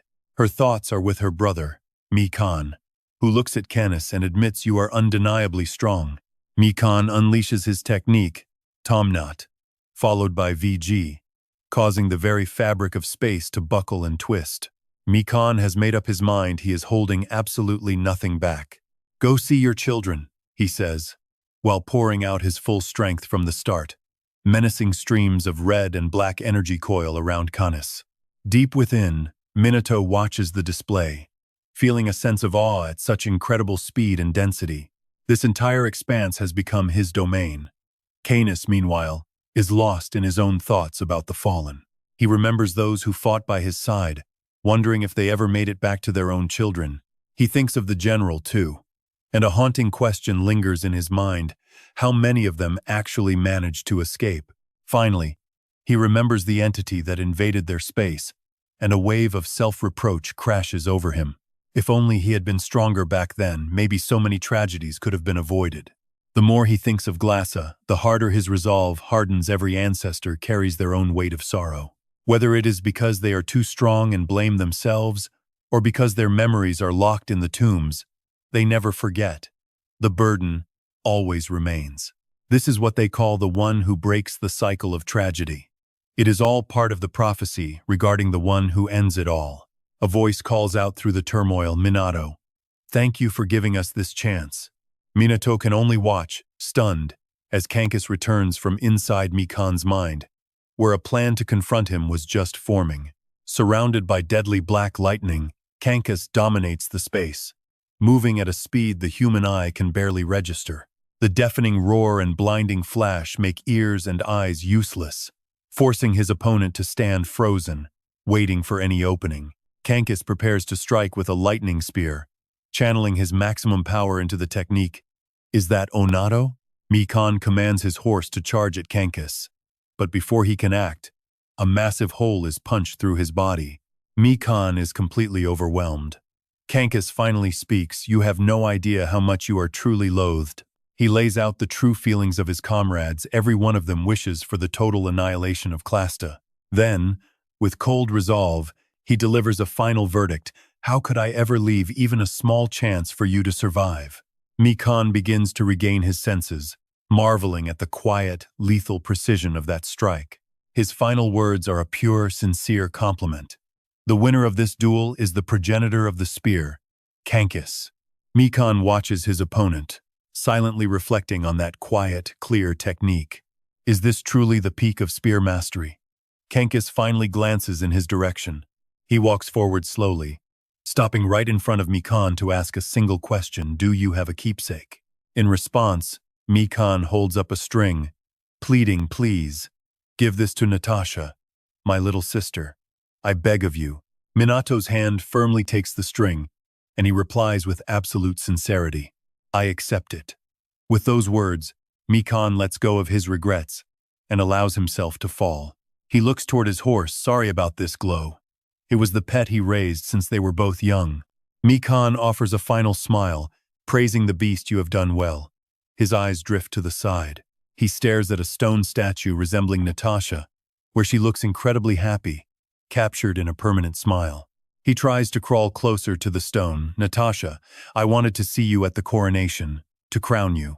His hand reaches out, struggling to finish his final words before fading away. "The day you become queen." He entrusts everything to her. Elsewhere, Kankis moves with blurring speed. "All right, keep this pace up until we reach the next enemy." Suddenly, he is interrupted. Kankis looks down, and the one causing a disturbance is none other than Rogan. This is the dinosaur progenitor, Dinosaurowan. Meanwhile, Natasha's group moves quickly under close guidance. They are almost there, just past this cathedral. They will reach the audience chamber. Natasha feels a deep sense of dread, guessing that if Mikan was guarding the main hall, what lies ahead might be even worse. As the doors swing open, the silhouette of Nikolai appears beside a massive pipe organ. Father. Memories of their family life in this room flood back, but Natasha feels nothing as she speaks his name. Nikolai's fingers stop hitting the keys. He poses a chilling question. "The black lightning has stopped, hasn't it? Is Mikan gone?" He adds a sharp criticism to think a child would go before their parents. It really is a comical tragedy. Nikolai turns to look at Natasha, his face twisted by the entity possessing him. His ghastly laughter echoes through the hall, fueling Natasha's growing rage. Midori steps up to block him, reaching forward to take Nikolai down, but he is suddenly hit by flashbacks of his past. Midori's eyes widen in shock. He collapses to the ground, letting out a cry of pure agony. An, standing nearby, watches in horror as a flood of traumatic memories resurfaces all at once. Everything is becoming too much to handle. Midori realizes it too. These memories of slaughtering so many are etched into his very flesh, a curse left behind by Number Zero. It has left a heavy, permanent scar. Now, he can no longer bring himself to attack any human-shaped enemy. Ayan anxiously supports Midori, while Hikurato calls out in a panic he is coming. Nikolai advances toward Natasha. He activates World Ghost Avatar. Nikolai's body balloons into a giant, completely dwarfing Natasha. He bursts into laughter. "I've been waiting for you, my princess. Come give Papa a hug." Natasha responds without hesitation. "Father." Her expression is icy, as she declares, "I am not a child anymore." Nikolai is visibly startled. Instantly, Natasha fires Sparkle Flash. Nikolai dodges, and Hikurato watches, silently judging that evasion. Nikolai scoffs how boring. Shinji seizes the opening and lunges forward to attack. Nikolai dodges again, landing right in front of Natasha. Kanem stares, shocked at huge frame. How is he moving that fast? Nikolai twirls his beard, smirking. "Sparkle? That little trick? I picked it up on my way to Earth." He recalls the past. "That technique is bad news. It can actually shut us down." Nikolai demands an answer, his face twisting into something monstrous. "Who taught you that? Where did you get it?" Natasha remains ice-cold, looking Nikolai in the eye. "I cannot tell you the location." She doesn't hesitate to reveal the source, claiming the person who gave it to her is a wandering progenitor. This revelation stuns both Akan and Shinji. A progenitor? Even Clow is caught completely off guard. Clow lunges, pulling Natasha out of harm's way just in time. Nikolai is losing it, attacking wildly, desperate for the truth. Who is that wanderer?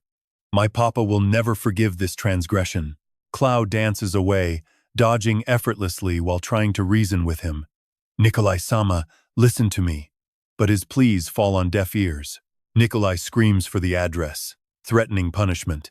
Finally, Natasha calmly points towards something behind him. "Father, look behind you." Rogan has appeared right at Nikolai's back. Rogan channels the dinosaur progenitor, her skill manifesting the raw, ancient majesty of a prehistoric titan. It is the technique called dynograph. Every member present watches in total shock. A dinosaur! Rogan pauses for a heartbeat. The form she is currently using is the Mirocoder Rex. Shinji notices something strange. "No. Wait, look at the center of the dinosaur's belly." The figure they see embedded there is none other than Minato, appearing almost translucent. Akan quickly reaches a conclusion. Does that mean the dinosaur is a skill of a progenitor inside Kannagi? Hikurato is just as stunned. A skill that turns you into a dinosaur? Nobody has any idea what is going on here. Regardless, Rogan stays focused on taking Nikolai down. Akan calls out to Iryukun, but Kanem is already too hyped to think straight. Kanem yells, "It is a dinosaur!" She starts rambling about its lineage. A Tyrannosaurus, specifically a Tenosaurus variant. Akan listens to this long-winded lecture, completely lost. But Kanem keeps shouting in pure excitement. 13 meters long and weighing 9 tons. One of the biggest carnivores from the Cretaceous period. Hikurato stares at her, confused. Where did she even get those glasses? Asuke, now missing his eyewear, demands them back. "Give them back, Iryukun." So that was the answer to Hikurato's question. They belong to Sakazaki-kun. Meanwhile, Nikolai struggles to hold off Rogan. Why does she have an Alios dinosaur? He yells, "Wait! Just wait a second!" Rogan ignores him, pausing only to chomp down harder. Nikolai is officially out of patience. Enough of this already. As his head pops off like a festive firework, the others watch in absolute horror. Clow observes the carnage with an unreadable expression. Nikolai-sama is fraying like a cheap toy, and Natasha doesn't waste the opening. She fires a flash sparkle to finish it. Even now, Nikolai has the energy to be sarcastic. "Come on, stop that." Natasha just glares back. "You move fast for a dead man." He keeps making snide remarks. Who fires a skill like that at their own parents? Suddenly, the pipe organ starts playing on its own. Clow is horrified by this twisted sight. Rogan is playing herself. But how is Nikolai-sama doing this? Nikolai is hovering in midair, using only a piece of his body. He declares loudly that playtime is over. "You, Minato. This is a requiem composed just for you." A blinding light erupts. Shinji stares, eyes wide. "What is that?" His head is changing. He watches as his opponent merges with the organ pipes. The instrument begins to warp, growing limbs and becoming something grotesque. Nikolai shouts his final transformation, spirit fusion. He unleashes his ultimate form, the divine weapon warrior Ogavoina. Asuke actually finds the monstrosity beautiful. What a lovely creation. Akan, however, is disgusted to his core. What? That looks incredibly tacky. Rowan is visibly shaken. Nikolai is now massive, matching her size, and oozing unearned confidence. What do you weigh? 10 tons? My pipe organ alone hits 20. The tide has officially turned. Take this, you little beast. He swings a giant hand, using the CL Organica technique to strike Rogan's head. Shinji screams in terror. Minato. Rogan reacts instinctively, activating her Miro code. A strange sound echoes. Luckily, Nikolai strikes Rogan's armored head instead of flesh. Ken recognizes the creature instantly, a Pachycephalosaurus. Nikolai is forced back, his face twisting in genuine shock. Melicus watches, coolly unimpressed. Makes sense, Rogan's skill shifts her form into a dinosaur while keeping her aura intact. She flashes a confident grin at Minato, then delivers a bold declaration. Physical stats mean nothing here. It is the combo strike skill. Rowan pummels Nikolai, giving him zero time to react. Blow after blow lands, and Nikolai takes more and more damage. Impossible, this body. My invincible musical fortress. He refuses to quit. His form shifts again, defiant. Like I would ever lose. His fingers dance across the keys, issuing a command. Sing out. Near the refugees, the sound carries. They start whispering among themselves. Can you hear that music? So nostalgic. They know it, the sound of King Nikolai's song. The shockwaves force Midori and her crew to cover their ears. A sonic weapon. He calculates the threat, intense pressure. A focused sonic blast aims straight at Minato. Worry creeps in. If the mere aftermath hits this hard, what about the center? Minato is in there, surely struggling. Ran panics as Minato collapses. Jiro speaks up. What are you doing, Rowan? Aren't you ancient kings? He offers a challenging smile. Now, lead the way. Rogan responds to the push. Her body shrinks down. Ken identifies this form as a velociraptor. Meanwhile, Hikarado frets for Minato. It looks pretty tight in there. Rogan's fluid movements make it impossible to land a solid hit. Too fast to lock onto. Nikolai watches her leap high, light as a feather, then declares with pure arrogance, "That is just lizard brain. You threw away your speed advantage by fleeing into the sky. Even if you turn into a flying lizard, my guided melody will shoot you down." With that resolve, Nikolai unleashes Gloria. Across the field, Rogan counters with Miro caught. Suddenly, a dark shadow falls over Nikolai. The others are stunned. It is Rogan, transformed into one of the largest dinosaurs on Earth, a Supersaurus. She crashes down with massive force, her sheer weight pulverizing the castle beneath them. Reisiro laughs at the display. The fight is over. The winner 40 meters long and 30 tons of pure power. Rowan celebrates with Minato and Ran. Rogan looks down from above as a new voice chimes in. The anomaly is at Elias? Gidius confirms the report. That is right. He adds some details about his experiments. I tried to crush the anomaly's spirit using my own mental form. He concludes calmly, though it failed because Princess Alias interfered. Denmi is stunned. Even your mental form? Jalavden cannot fathom how an Alias heir could manage that. Vitalis steps up next. According to fresh intel, she received the sparkle skill from someone. Everyone thinks of Natasha. Enya lazily shares her take. The only skill in the universe that can kill us instantly. Why would someone possess that? Denmi adds that the situation is shifting heavily in their favor. Gidius follows up. That is one of Minato Kannagi's powers. He explains Minato's skill no matter how dire. He always turns the tables. They call it the fate-guiding ability. Gidius warns them, as long as he exists, we cannot avoid the future of failure I already saw. Denai looks over, puzzled.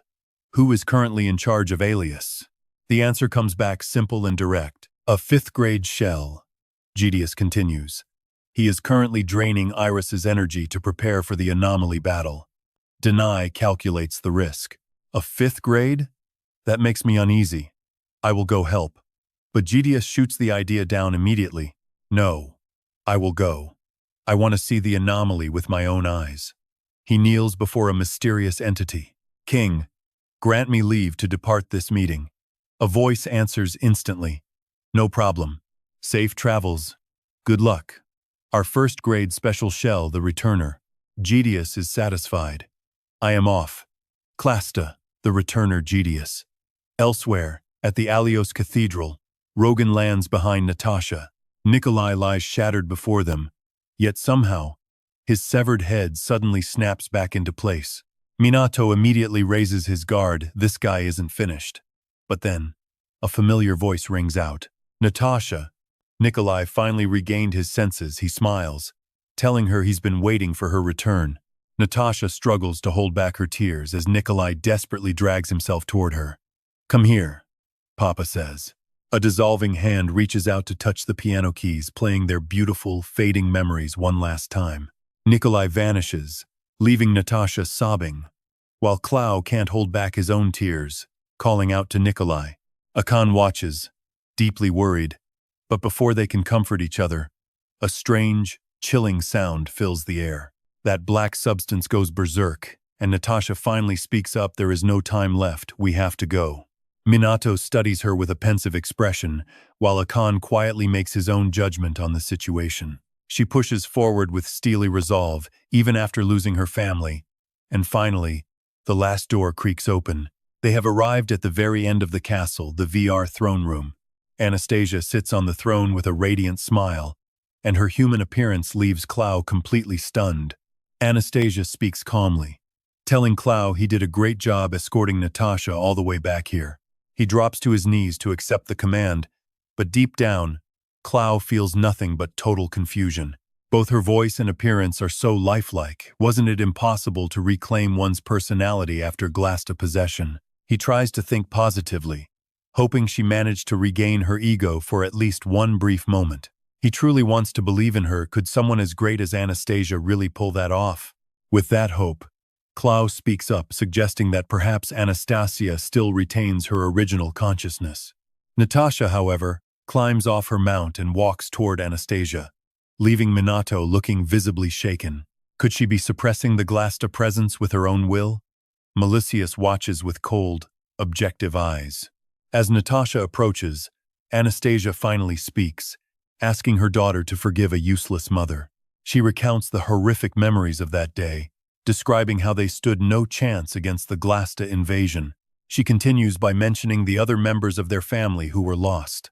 Even Mikan and Karen were swallowed whole while trying to save them, Anastasia says, weeping as she adds how glad she is that Natasha escaped. Natasha slowly steps closer to her mother, saying she should be at ease, though her face remains completely devoid of any emotion. As the last of the royal line, Natasha vows to take responsibility and restore their fallen kingdom. Anastasia is moved to tears by her growth, remarking that if it were Natasha, the country could be saved. Suddenly, Natasha cuts her off. She stares with clear irritation, telling her she isn't talking to the face, but to the creature inside. She demands the real consciousness of her mother, leaving Anastasia unable to say another word. Natasha grows sharper, demanding, "Stop imitating her voice and gestures. Don't you dare stain the honor of the Alius Glasta royal family." Seeing the jig is up, the entity drops the act, and Anastasia lunges at Natasha to launch an attack. She counters with her sparkle skill, and Anastasia's claws are severed in a flash. Some of the severed limbs embed themselves in the ceiling as Anastasia hangs above, looking down. She laughs with a twisted expression, saying it's a pity she couldn't be fooled, calling the attack terrifyingly familiar. "That is the second time you have tried to kill your own parents," she mocks, sending Natasha into a blind rage. But before she can strike again, a voice rings out to stop her. "Calm down, kid. The person you are attacking is still wearing the body of this nation's honored queen," Malicious warns. The words clearly annoy the entity, even if it can't return to the original form. Melicius declares that if it continues to stain that honor, she will burn it to ash, prompting a response from Anastasia. "Oh, you appeared the ghost from 3 years ago." The body shifts as it boasts about being stronger than the trash Melicius has faced before. On the other side, Melicius fires off an Ellen Mellum blast in retaliation. The moment those two powers collide, a blinding light erupts and tears through the walls. You see, Glasta are a collective organism. Every single drop of that black liquid in every cell is part of the whole. Their rank is determined entirely by the density and purity of those cells. That is why Anastasia declares with total confidence, "I am not like the small fry you have met before," especially with the parasite living inside the Empress. This entity is connected to the brood at the top of the Gasta nutrient factory, a specimen of incredible density and purity. Anastasia unleashes a powerful attack, and Melus immediately fires back with her own magic. The two forces collide, shaking the space around them. Ken gasps out, "It is burning hot." Hikorado shields his face, remarking on the terrifying firepower, thinking to himself that one strike alone is already enough. Suddenly, strange sounds echo out, making her alert Anastasia's body is still intact under that blackened, charred layer of stone. Melus observes closely, guessing it must have layered liquid between solid shells for thermal insulation. The Empress lets out an arrogant laugh, posing a mocking question while they continue trading blows. "Is that really all you have? You are even weaker than the rumors claimed." The progenitor Anastasia sneers coldly, or perhaps this is just the limit of that boy's physical body. That comment really irritates Minato, but Melus is still controlling his body, and she issues a direct command. "Ichiakun, Akan. Go now, stick to the plan." The others move out instantly. Anastasia finally realizes the truth, recalling the plan they received from R on the way to the throne room. Akan will analyze and break the brood's barrier, using the strongest turbulence attack from Ichihara Midori and Natasha's sparkle skill, designed specifically against Clasta. "We are going to tear it apart without leaving a single piece behind." Ron had explained the strategy perfectly. The entire tower network is connected to the brood. Another truth revealed is that all the absorbed energy concentrates in the brood for self-incubation, a simple model to visualize. Their plan is to kill the brood and channel the sparkle energy back, causing all other towers to collapse. "We will hold off the Empress. So you go on my signal and start breaking the barrier. Everything is counting on you." Only now does Anastasia understand their true intentions. They have been targeting the brood from the very beginning. She rushes to intercept them, splitting her forces to strike from both sides, as if "I would ever let you get away." Luckily, Akan avoids the strike because someone else blocks it, and Anastasia looks back in pure disbelief. They are all taken down, and Melus speaks with unshakable confidence as she issues a challenge. "Who do you think you are fighting?" But this only makes Anastasia angrier, insulted that a mere soul dares to defy her. She lunges forward, determined to end her opponent. But Melus speaks again. "You are wrong about Minato's physical limits. She is already preparing a spell, solely to ensure his comrades are not dragged into the crossfire." Circles of light ignite as Melus begins to chant. Anastasia watches with growing dread, realizing that chanting is the act of inscribing a magic circle on the body to trigger a phenomenon. Melus is the true magician who controls all spells without incantation, yet this magic forces her to chant. It is still too early, and Minato's body is still developing. Minato's eyes widen as he witnesses this scene. On the other hand, a conclusion is reached. Perhaps this is a spell that even someone like Melus requires a chant for, even while using a body as grown as Minato's. Anastasia sends streams of dark energy forward in a massive, synchronized assault. How foolish. She is completely crazed, looking down on her opponent, thinking they are wasting time with something meaningless while standing before her. "No magic of yours will ever work on me," she declares arrogantly as the space is consumed by her blue power.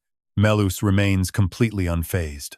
A blue light flashes the moment she finishes the command, and everything freezes instantly, as Melus begins to explain that there are countless ways to destroy a Clasta. The first and most common method is sparkle. The second is destroying the parasite, and the one being used right now is bringing it to absolute zero. If it is a liquid body created from multiple cells, freezing it to the core is enough to end it all. She steps right in front of the Empress, pouring out her thoughts. Do not look down on us, because we have endured this rage for a long time.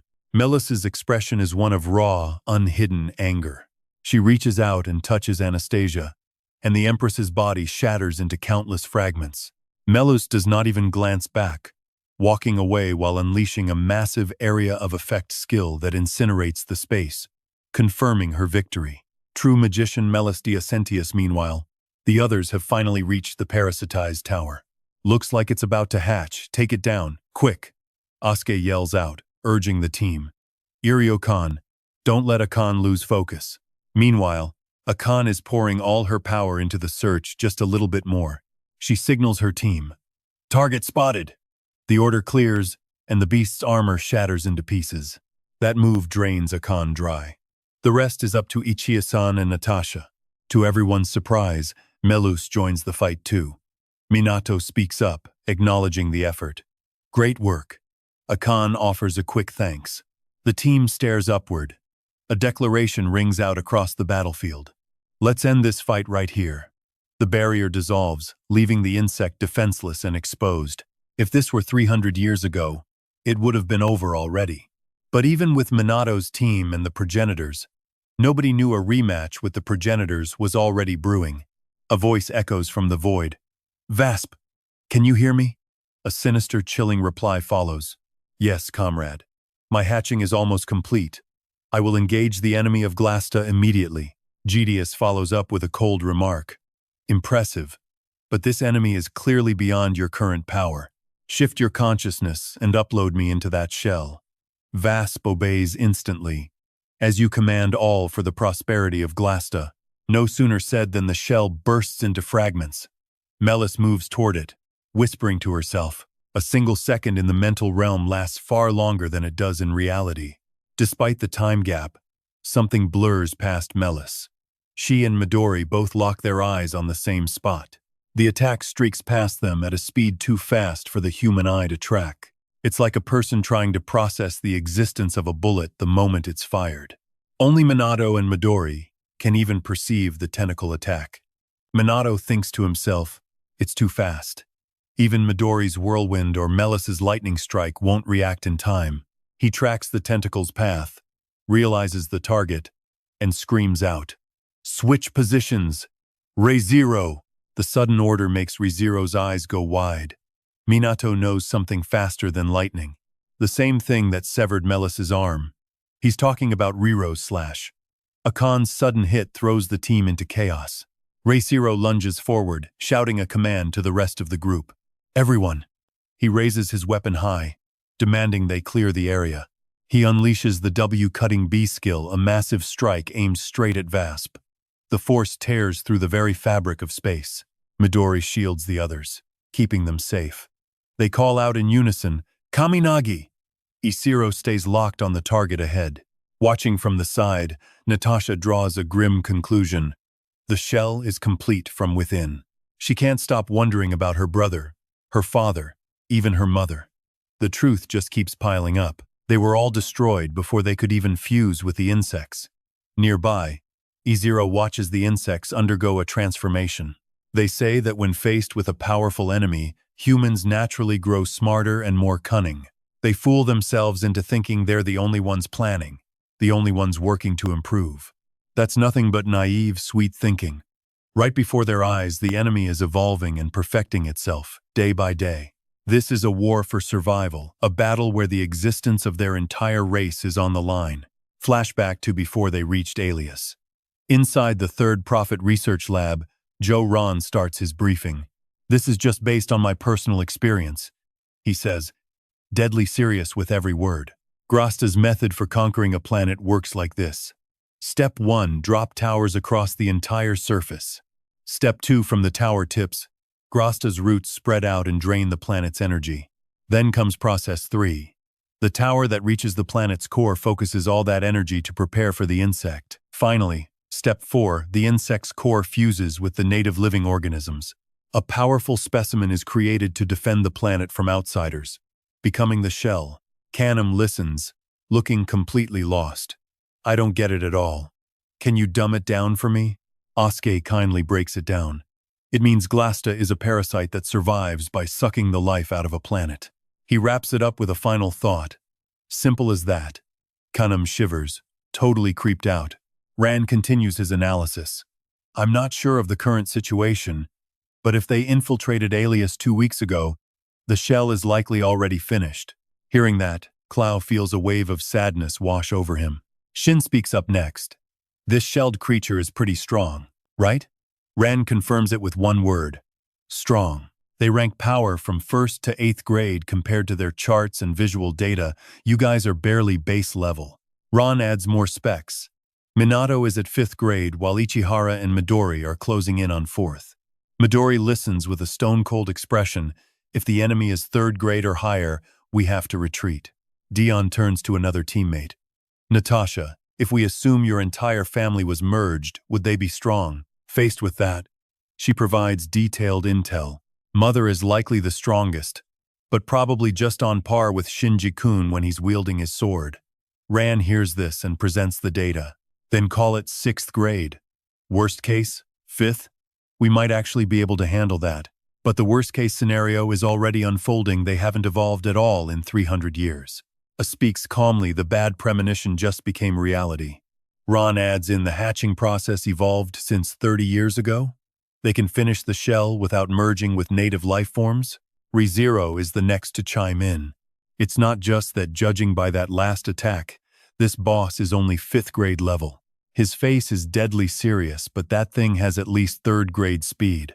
Ran is totally caught off guard. 3rd grade? A remark simply it's been 300 years. Making accurate predictions based on pure theory is impossible. Their opponent finally speaks up. This is so comfortable. It seems that body can even transmit the surprise of the ancestors. ReZero raises his sword. On high alert, he calls out suddenly, "It has been a long time, Minato Kannagi."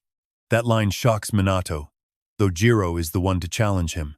"Who the hell are you?" Jedius replies, how hurtful. His true form is revealed.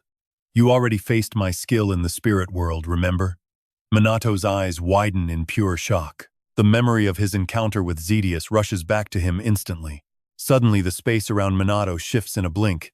He's dragged into another dimension. Midori can't react, staring in horror as a thick barrier forms above them. Jedius makes his declaration with this: "Your friends can't save you, and you can't save them." He stands perfectly still while continuing, "Shall I introduce myself?" His identity is quickly laid bare. "I am Jedius."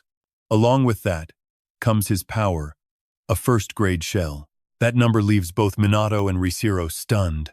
Looking at the barrier encircling them, Anne cries out, "Another barrier." Shin follows her. Looking worried, "We've been separated from Minato." Hikurato speaks up, "If it's like the last one, even the ancestors couldn't break it." Shin turns to A, questioning her. "A, can you break it?" Even she isn't confident. "I will try."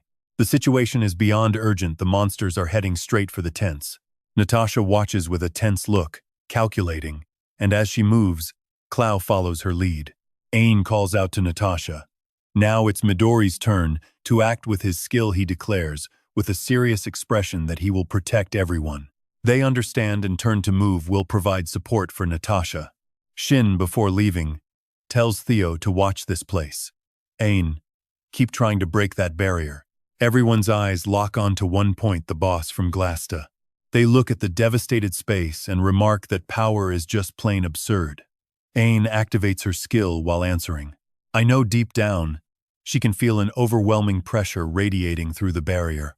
Ain shouts out loud, "Don't you dare die, Kaminagi." Inside the barrier, is that a 1st grade conversation? Not bad, but for you, that won't be enough. ReZero doesn't say another word and lunges. "I'll cut you down." His blade clashes with Jedius's strike. Light explodes everywhere. Yet ReZero and Minato are the ones pushed back. Jedius starts using his skill again. His eyes never leave his opponent, while ReZero's lips curl into a thrilled grin. That speed is pretty strong, isn't it? His aura is burning hot. Interesting, then take this. Minato's eyes go wide. ReZero's reeling from this fallout. Jedius can't help but feel completely overwhelmed. Minato's body goes limp, unconscious, and Jedius seizes the chance, closing the gap for a strike. ReZero panics, firing off questions. What's happening? What's going on? They're all watching Minato's soul, paralyzed by worry. Ren jumps in first. Hinoki, get out of Minato's body now. Jiro points at Jedius, snapping back. Forget getting out. What about that thing? A sudden blast of light rips through the air, creating a massive explosion. Back in the present, Jedius looks genuinely stunned. The attack's blocked. Alex steps into the fray. That was dangerous. Did I manage that okay? Rand's shocked to see her on the front lines.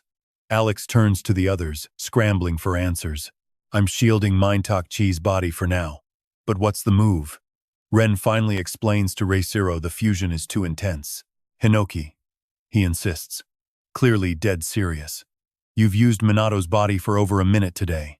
If you keep merging, you'll reach the breaking point. You'll completely consume Minato's body for good. Jiro looks totally lost. A time limit? So what do we do now? We can't just touch Clasta directly, right? Alex adds, looking shaky. I tried using my shoes to block, but I can't keep that up forever. ReZero is spiraling, the tension climbing with every second. Even if he uses electricity, he just dodges. I'm the only one who can handle this right now. Before he can finish, two people smack his head at once. Back off, Canis says, calm as ever. We still have way more fusion time left than you. Munit follows up. Tell her to craft a weapon. She listens to their request and gives a short, sharp answer. Understood. ReZero still can't shake his anxiety. Damn it. I know we're out of options. But a weapon made of alchemy isn't enough to take him down. Meanwhile, Alison is dodging blows while controlling Minato's body, urging them to hurry. Come on, make the call. Jedius glances up, looking surprised. A sudden idea sparks in ReZero's mind. Rowan, can you go again?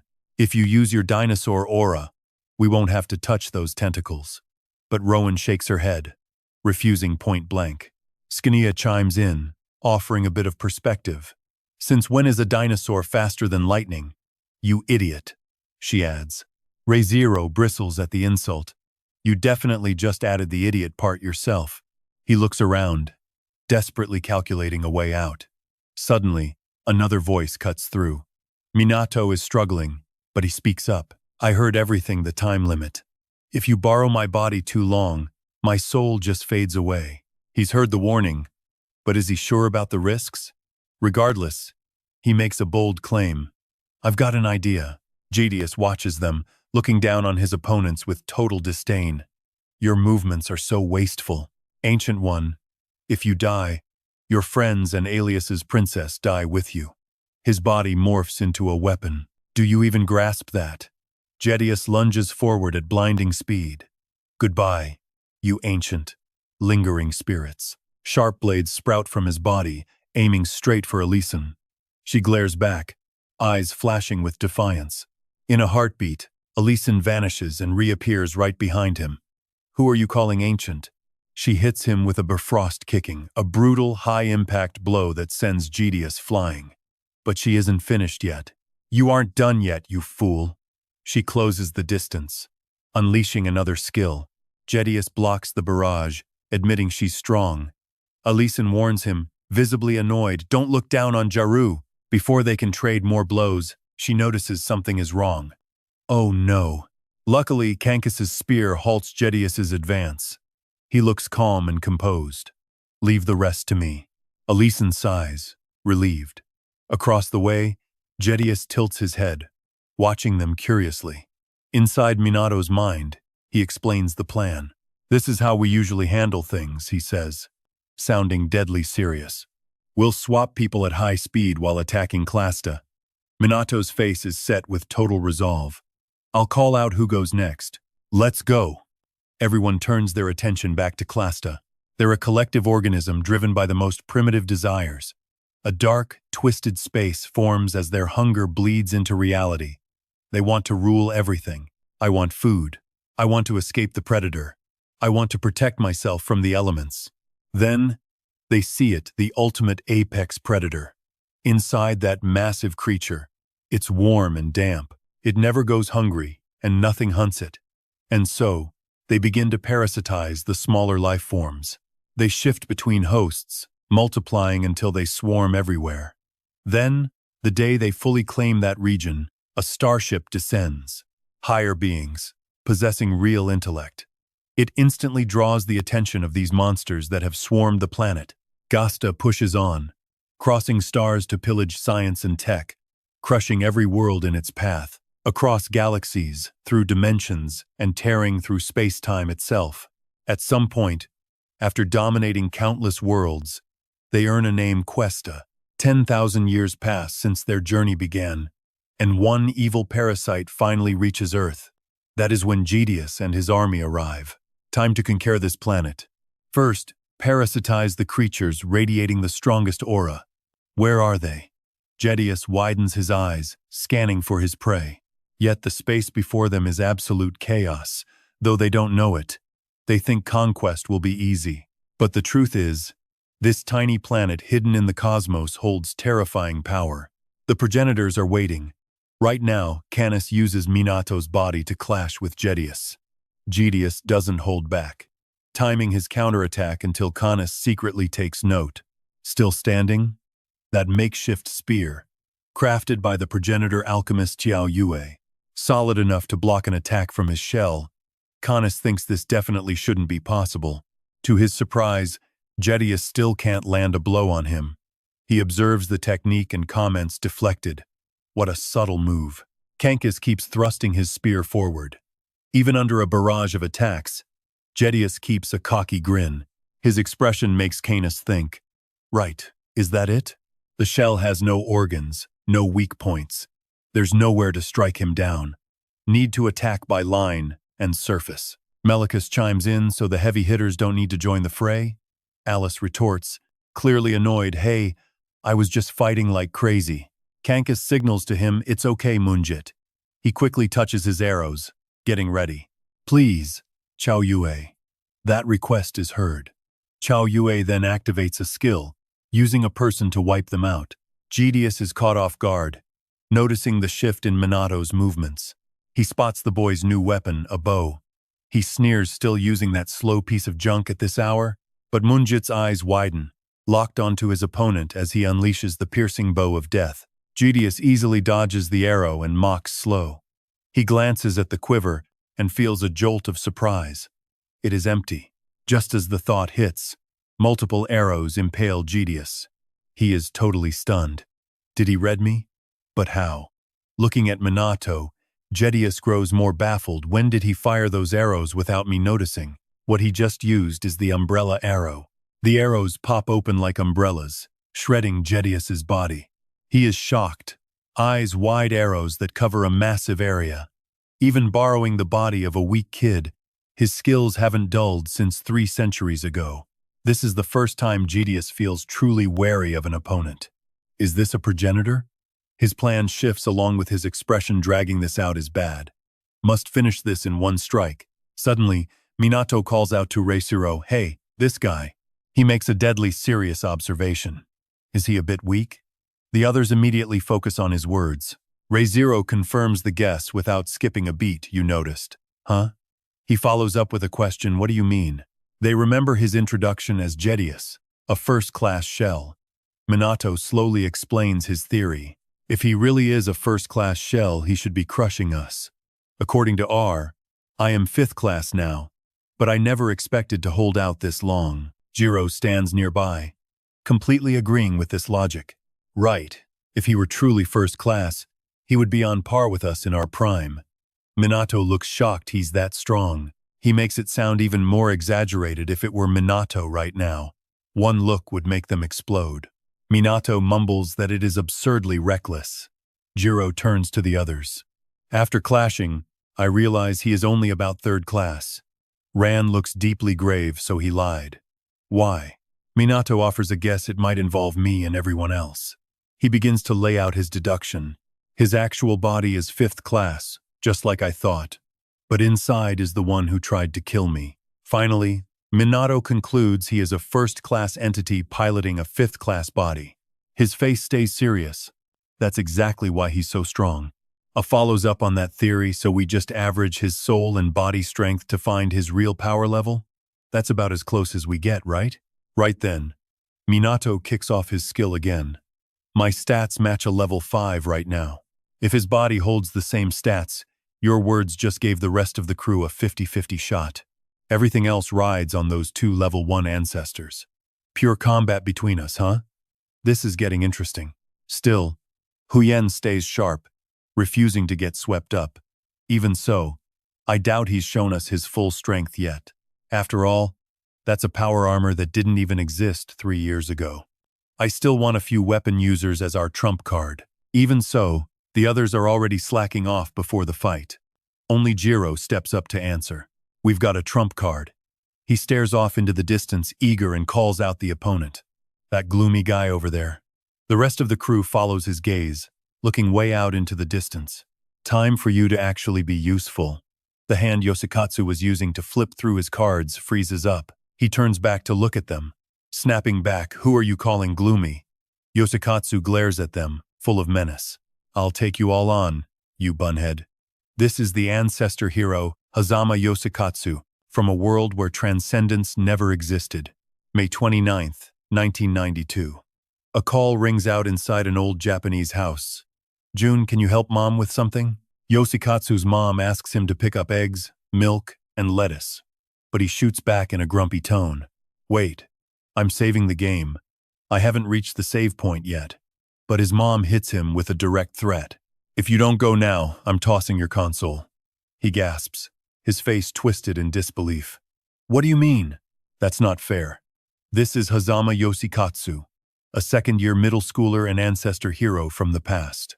His mom holds out a coin, trying to lure him in. "You can keep the change as pocket money." Yoshikatsu's eyes light up immediately. "Really, Mom?" He quickly heads out for the chore, which smells like curry, I think. "I'm starving. Gotta finish this quick so I can get back to my game." But then, something appears right in front of him. A hole rips through the sky, and there's Glasta. Then, the noise starts loud, relentless. That's where the legend of us ancestors started to get twisted. Yoshikatsu almost hits the floor, shouting, "Are you kidding me?" A magic circle flares up right where Yoshikatsu is sitting, and the story just keeps going. The first generation of transcendence, that's what they called us. People from another era, pulled through a rift into this strange space. Yoshikatsu keeps his eyes squeezed shut, crying out, "Am I dead?" He looks around, dazed, wondering to himself, is this it? A voice calls out from behind him. Looks like someone else got summoned too. To fight off the monsters, Earth pulled these people in the moment the towers fell. Standing before Yoshikatsu is the group of ancestors, the strongest humans from every age. The first one to approach Yoshikatsu is none other than Jiro. "What's your skill?" He stares back blankly, wondering, is this a game? Those are the ancestors. Right now, Yoshikatsu is locked in an intense argument with Jiro. Who's the real introvert here? You with the ponytail? Jiro doesn't hold back. It's you guys? Acting like this during an emergency? Your whole group isn't even training Minato, so at least try to be useful for once. Hearing that, Yoshikatsu fires back, training? We'd do it if we had the chance. The members with him all nod in agreement, but, well, look at them. They're pretty weak-willed as they state their case. Yoshikatsu speaks for everyone, yelling out, "All you do is." He vents all his frustration. "You're hogging Minato, not letting anyone else near him." Jiro looks genuinely shocked. "What?"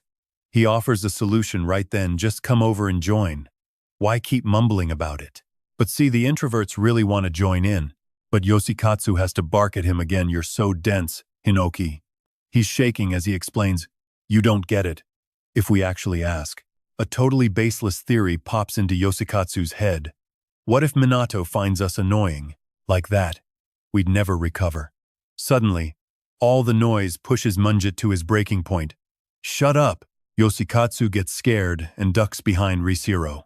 He speaks up, all serious about the situation. "If you're gonna join, hurry up." This guy. Munjit's expression is pure annoyance as he continues, "Starting to get used to my attacks, huh?" Meanwhile, he keeps the pressure on, even though Jedius manages to dodge almost everything. He flashes a wicked grin. sizing him up. I get it that body's hitting its limit. Right? Jedius lunges, a long black tentacle lashing out at Munit. He lands a direct hit on his face. At that trajectory and speed, you might dodge, but you won't have the strength to guard and draw your bow. Jedius gloats, I can see it clearly. That look puts Minato on the defensive. Is this guy testing the power of a progenitor? Minato stays calm inside. It's like Jedius calculated every move, waiting for the perfect moment to deliver the finishing blow. Jiro adds more pressure. Are you sure about this? Yoshikatsu, if this keeps up, Minato is going to die. Minato tells him to be quiet, then slowly walks toward Minato. Yoshikatsu keeps his distance and takes a breath. His expression is pure, undisguised worry. The others are lost. As soon as Minato turns, Yoshikatsu dodges. Wait, he's looking back at me? This just confuses Minato more. Yoshikatsu is equally flustered. He's talking? Minato wonders, wait, what is even happening right now? Yoshikatsu gathers all his confidence to respond. Hey, I have always been watching you. Minato is thrown off by how he says it. The other members just silently cheer him on. Go, go, Captain. Yoshikatsu struggles to get it out. So, can we borrow your body for a bit? Minato freezes. This sudden request makes Minato's eyes go wide. You mean you want to fight with me? He quickly confirms. Yes, that's exactly it, he says, stumbling over his words. But you probably don't even know our names, right? Minato looks at him, baffled. Why wouldn't I know them? Minato even recites Yoshikatsu Hazama's full name. He names Mien Inari next, then the third member, Nemine Frenokov. Minato even knows the long-haired guy, Huo Long-ian, and doesn't forget the purple-haired Takamura Kaji. Even the girl with the unique look is remembered. Luciana Grickspear, right? Now it's Minato's turn to share his thoughts. Of course I know you all. I've admired you my entire life. I've always felt that way. Minato shines so brightly, it leaves them all in awe. Every word moves Yoshikatsu. These are the progenitors I love most. Finally, Minato reaches out a hand, asking to borrow their strength. The speech leaves the members trembling. Yoshikatsu can't hold back the tears, and the other progenitors whisper in awe they're crying. Yoshikatsu's group huddles up. Listen, Minato has inspired us this much. Minato listens, gently reminding them, you can call me Minato. Why are you all huddled up? Yoshikatsu immediately changes how he addresses him. Minato has given us all such motivation. If we don't fight, we aren't worthy of being called progenitors. Jedius suddenly can't land a hit on them anymore. He looks forward, confused. What is this? Has the atmosphere around him changed again? Yoshikatsu focuses on controlling Minato's body. All right, everyone. The group shares a single, unified resolve. Let's go. Yoshikatsu takes the lead, lunging forward with a shout. Take this. This direct attack leaves the others stunned. He's using the sword of ultimate prophet. Once again, the progenitors are shocked. Jedius dodges, feeling uneasy it's too slow. Is he trying to bait me? Jedius seizes the chance to counterattack. Yoshikatsu desperately backs away, forced into a flurry of dodges. Wait. That was close. The battle is broadcast for the other progenitors to watch. Hey Hinoki, Aelin asks, voice full of worry. Are you sure about this? ReZero glances at her, puzzled. What? You're complaining now? Gontek is the next to speak up. I never fought alongside those guys when I was alive. Alan supports his claim. Honestly, I've never seen him fight either. But Jiro stays confident. Just watch in silence. G-Par is the next to vouch for him. Kaji can fight too. He won't lose. Even against you guys. Alan responds. It's not that I don't trust him, but Minato speaks for himself. What are you saying? His face shows infinite trust. Of course he's strong. He's a progenitor after all. This reaction makes ReZero smile with genuine interest. Just watch. He's looking forward to the future. How will a hero fight? We have to look back 300 years. Back when the progenitors were just playing around nice moves. Hey, let me dance this hip-shaking routine with you. The camp is alive with music and dancing. But a few paces away, a small group sits in shadows, anxious about the battle looming ahead. Captain, Maybe you should just give up now. Yoshikatsu holds his cards, flashing a grin as if he hasn't a care in the world. You guys really scared of me? I won't fall for the same trap twice. All right, let's flip them. 1, 2, 3. Wait, I lost again? You guys are definitely cheating. Nefernox stares him down. Captain, you really are pathetic at this. Chi nods in agreement. You have lost 12 rounds in a row now. Just then, Inari points off into the distance and makes an announcement. Captain Yoshikatsu follows the gesture with his eyes. What is it now? The person they are all watching is Glitch Bear, the girl who teleported in just a few days ago. Nefernox speaks up to Yoshikatsu. If I recall correctly, her name is Luciana. Next to chime in is Ji. She does not seem to fit in with everyone else here, does she? Longyan feels a pang of worry. What should we do, Captain? The commotion from their side successfully grabs the attention of Glitch Bear. Hold on. Yoshikatsu gets shoved forward, shouting in a panic. I am terrible at talking to strangers. I cannot just start a conversation with a girl I just met. I am too scared. At this moment, Glitch Bear finally speaks up to ask, Who are you? Hearing this, Yoshikatsu flails his arms around, desperate to get his point across. We are playing cards over there. Do you want to join us? This leaves her confused enough to ask again. It is so sudden, but right then, Glitch Bear notices Yoshikatsu's awkward, nervous state. She smiles and accepts his kind gesture. Thank you. But he doesn't hear the rest. Glitch Bear has no intention of repeating it. No problem. By now, Yoshikatsu is already wounded, while Jedius attacks, cautiously sizing him up. Another progenitor? Weak strikes, but the movement is surprisingly fluid. He even compares him to the others, though he admits this one lacks the strength of the spear or bow users. Jedius narrows his eyes. Turning sharp, his tentacle lashes out at Yoshikatsu. In a blink, Jedius swaps positions, appearing right behind him. He feels total certainty as he drives the attack home. Got you! A deafening, harsh sound rings out across the clearing. Right then, Jedius is stopped cold by a shield. His eyes widen. He absolutely cannot believe what he is seeing. He channeled aura into his shield. Yoshikatsu's move is a perfect counter. He doesn't miss the chance to taunt Still Too Green. Jedius barely has time to react before another strike comes flying in. The other progenitors watching are stunned. Jedius inspects the wound on his own body and mumbles to himself, I knew it. Not just a sword, but a shield too. It looks like this progenitor's specialty is aura manipulation. Yoshikatsu wears a twisted grin as he speaks up. This sword is poisoned. The others standing nearby can't help but feel uneasy. That look on his face is honestly terrifying. Alex N even frowns and shouts out, This is not right. What kind of hero acts like this? Re:Zero just smiles and explains that kid, before being summoned, he had never even been in a fight. Just a normal student. A truth comes out after awakening. He was even weaker than Minato. He speaks with immense pride about what transpired, claiming the boy grew strong only by enduring his training methods. WCH and Alien looks shocked.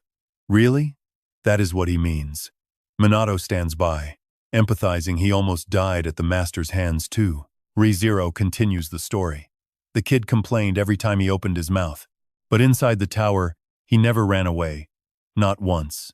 He looks at Yoshikatsu, he suppressed his fear, pushed forward, and that is what I call true courage. Back in the present, Re:Zero can state one thing for certain. Hazama Yoshikatsu is a hero. Yoshikatsu stands tall, facing his opponent head-on. His teammates can't help but feel a surge of pride. Aelin smiles as he watches from the sidelines. But in reality, Yoshikatsu is struggling immensely. Damn it. The pressure is too heavy. My legs are shaking just from trading blows with him. I cannot hold out much longer. He grinds his teeth, constantly reminding himself. Still, Minato-kun lent me his body. As his thoughts descend into chaos, a voice calls out from behind him. Yoshikatsu! The others cheer him on, one by one. You are shining out there. You can do this. Use your poison to kill him. You have got this. Yoshikatsu. They place their absolute faith in him. Keep going, you are our captain, after all. Yoshikatsu feels deeply touched by their support. Minato steps forward to stand right beside him. I am sorry, Yoshikatsu. Since I am still weak, you must be having a really rough time. Now it is Minato's turn to share his own heart, but I want to save Natasha and this whole planet. Then comes a desperate, solemn plea. So, I am counting on you. Yoshikatsu nods, finally understanding the will of his comrade. He breaks into a bright, genuine smile and charges forward. All right. This time I am using a combo counter-strike and lethal blade. Gideus feels gross, his body is slowing down. It's not light power, but the poison is hitting harder than he expected. He finally speaks, you're weak now, but you're still the same ancestor who fought us 3 years ago, right? Out of nowhere, the shield in Yoshikatsu's hand shifts. He triggers his skill, Shield Bash. Yoshiku yells it out, you're the one who's weak now. He's got a confident grin. Kept you waiting, let's keep going. Gideus watches him, thinking he's trying to corner me with that poisoned shield. This fool really never learns. Yoshikatsu gives Minato the signal to call in the others. Minato reacts instantly. Inari Gideus's body gets sliced into tiny pieces. He's caught completely off guard. What? Another ancestor. He swapped weapons?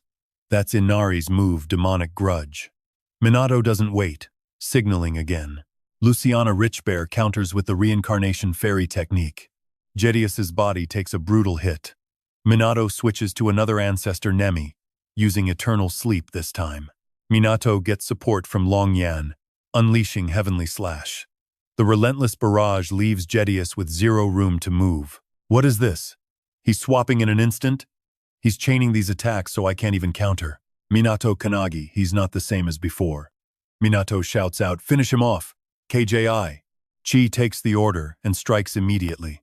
The weapon in his hand slams into Gideus with massive force. His body dissolves into pieces. Gideus thinks to himself, I can't regenerate anymore. This body's reached its limit. Nothing left but a single Kaminagi hand. Minato, he actually pulled it off. He defeated his opponent. Yoshikatsu and his team are buzzing with excitement. Nice work, winner. They've built a real bond here. Team Hazama, Yoshikatsu, and friends. Blue light flickers over the remains of Gideus. But as the fight ends, something no one saw coming happens. The self-destruct sequence activates. The story jumps back to when Minato Kannagi took down that special-grade shell. Elsewhere, Shinji is fighting alongside Hikurato. So, you're still alive. Hiko, you're still standing? You too? Shinji looks annoyed, muttering about their plans. We thinned out their numbers, but now we just have to wait for Minato to win his fight. Hikurato agrees, but they're both distracted by the tremors below. Wait, what is that shaking? Back to Minato, he's kneeling on the ground, gasping for air, thinking to himself, I borrowed the ancestors' power for way too long. The backlash is brutal. A tremor hits near Minato, making him scream in shock. An earthquake? Minato reaches out, feeling uneasy. Something's wrong. I beat that special grade, so why hasn't the barrier vanished? A voice calls out, making Minato scramble back in defense. Who's there? Vasp watches him and calmly replies, I am Vasp, the true owner of the shell you just defeated. I watched your fight against my comrades. Gideus, your weapons and techniques, they really are impressive. I'm actually quite impressed. Minato raises his guard, staring him down, the true master? Then he doesn't hesitate to confirm it. That's right. I am the commander of the forces on planet Alias. A secret gets dropped. He's the one who created this barrier too. Minato points his blade at Vasp, pressing for answers. You saw it yourself, I just took down someone stronger than you. So why show your face now? Vasp looks at him and explains, I wanted to give you a small reward for that fighting spirit. Vasp adds, just now, I made this planet's core lose control. That declaration leaves Minato confused. Yosik scratches his head, looking lost. He made the planet's core lose control? ReZero frowns, adding in, I don't get it either, but it doesn't sound good. Only R realizes the true gravity of the situation, shouting out in panic. No way. Vasp continues. Unfazed, simply put. This planet will explode from the core and scatter into space dust. Minato's jaw drops, shouting back, What did you just say? Why would you do that? The enemy doesn't hold back, laying out his goal to make sure he kills you this time. For us, the energy of a conquered planet is precious fuel, but sacrificing that is worth it if it guarantees your death. Minato grinds his teeth, furious at the explanation. They went to these lengths just for me? Vasp's body glows as he adds, "One last thing, be proud of yourself. We went this far just to take you down." Meanwhile, Minato is too exhausted to even fight back anymore. Under Vasp's influence, volcanoes erupt and the ground splits open, leaving everyone terrified. Clow cries out in alarm, "What is happening?" Natasha barks out orders Clow, "Protect everyone." Deep down, she knows this isn't just a natural disaster. What is happening? "Minato, are you okay?" Across the field, Minato spots a missile launching. Despite his fading strength, he swings his blade, Hinoki style.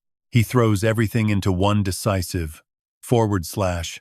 He spins, unleashing a wave of energy against the missile. But it's not nearly enough power to stop it. V sneers, "Fighting my underlings was just the warm-up, right?" He looms over Minato. "You look absolutely exhausted," he adds. "And mark my words, I'll be right here with you until this planet explodes." The missile screams past, the heat searing Minato's skin. V continues his taunt. "You may have lost your shell's stats, but this body still spawns insects. That's enough to hold you here." Minato's sword hand trembles violently. He gasps for air, his face battered beyond recognition. Vas lunges forward. "Killing you right now would be a bonus." ReZero shouts in a panic. "Minato, swap with any progenitor. We have to kill this guy fast." Minato can't even respond. He's sent flying, helpless to stop it. He coughs up blood, broken. "I can't swap with anyone else anymore." Ran grinds her teeth, agonizing over the sight. Not only did he face that special grade, but he's already burned himself out swapping with over 10 progenitors. Minato's mind is hitting a breaking point. Al frowns, desperate and worried. "What do we even do to help him?" Gehach adds, his expression grim. "We have to take him down, break the barrier, and reach the teleporter to get back to Earth." Alex N stares in shock. That much, all at once. But in this state, how? Jiro cuts through the debate. "You're all wrong." Alex and Gontek go silent. Minato speaks up immediately. "No." He says firmly, "There's no meaning in this if we're just trying to save our own skins." Minato leans on his blade. "I don't care what happens to my body." His eyes burn with pure resolve. "I have to save this planet, no matter the cost." His unwavering determination shakes Yoshikatsu Minato. "Stop." Yet, even Minato doesn't see a way out of this hell. Damn it. After everything we did to take down that special grade, is this really where I go down? He spits out an insult, furious at his own limits. Damn it all. A voice breaks through the air, along with the sound of the barrier shattering. "You did well, Minato." The barrier vanishes instantly. Minato hangs in the air, drifting the barrier. It broke? His eyes are dull with exhaustion. Then, he feels it a warm embrace, healing him. Akan, drained but smiling, cries out, "I'm so glad I made it in time to shatter that shield." V watches. Disgusted, that girl. "She broke my strongest barrier. You aren't going anywhere." He refuses to quit, accelerating his plan and charging straight at them. It's over. Midori steps up to face him. He watches his opponent with an unreadable gaze. "You don't look human at all, do you?" Just Midori's presence is enough to send V into a panic. V's eyes widen. He shifts into defensive mode not by choice, but out of raw, primal fear. Since the day V was born, he has never felt anything like this. Midori doesn't hesitate, unleashing his full power onto Vasp. He floods the area with a massive, space-warping technique, his own reality taking over. 45 minutes and 37 seconds later, Minato Kannagi and Ichihara Midori have finally crushed the enemy.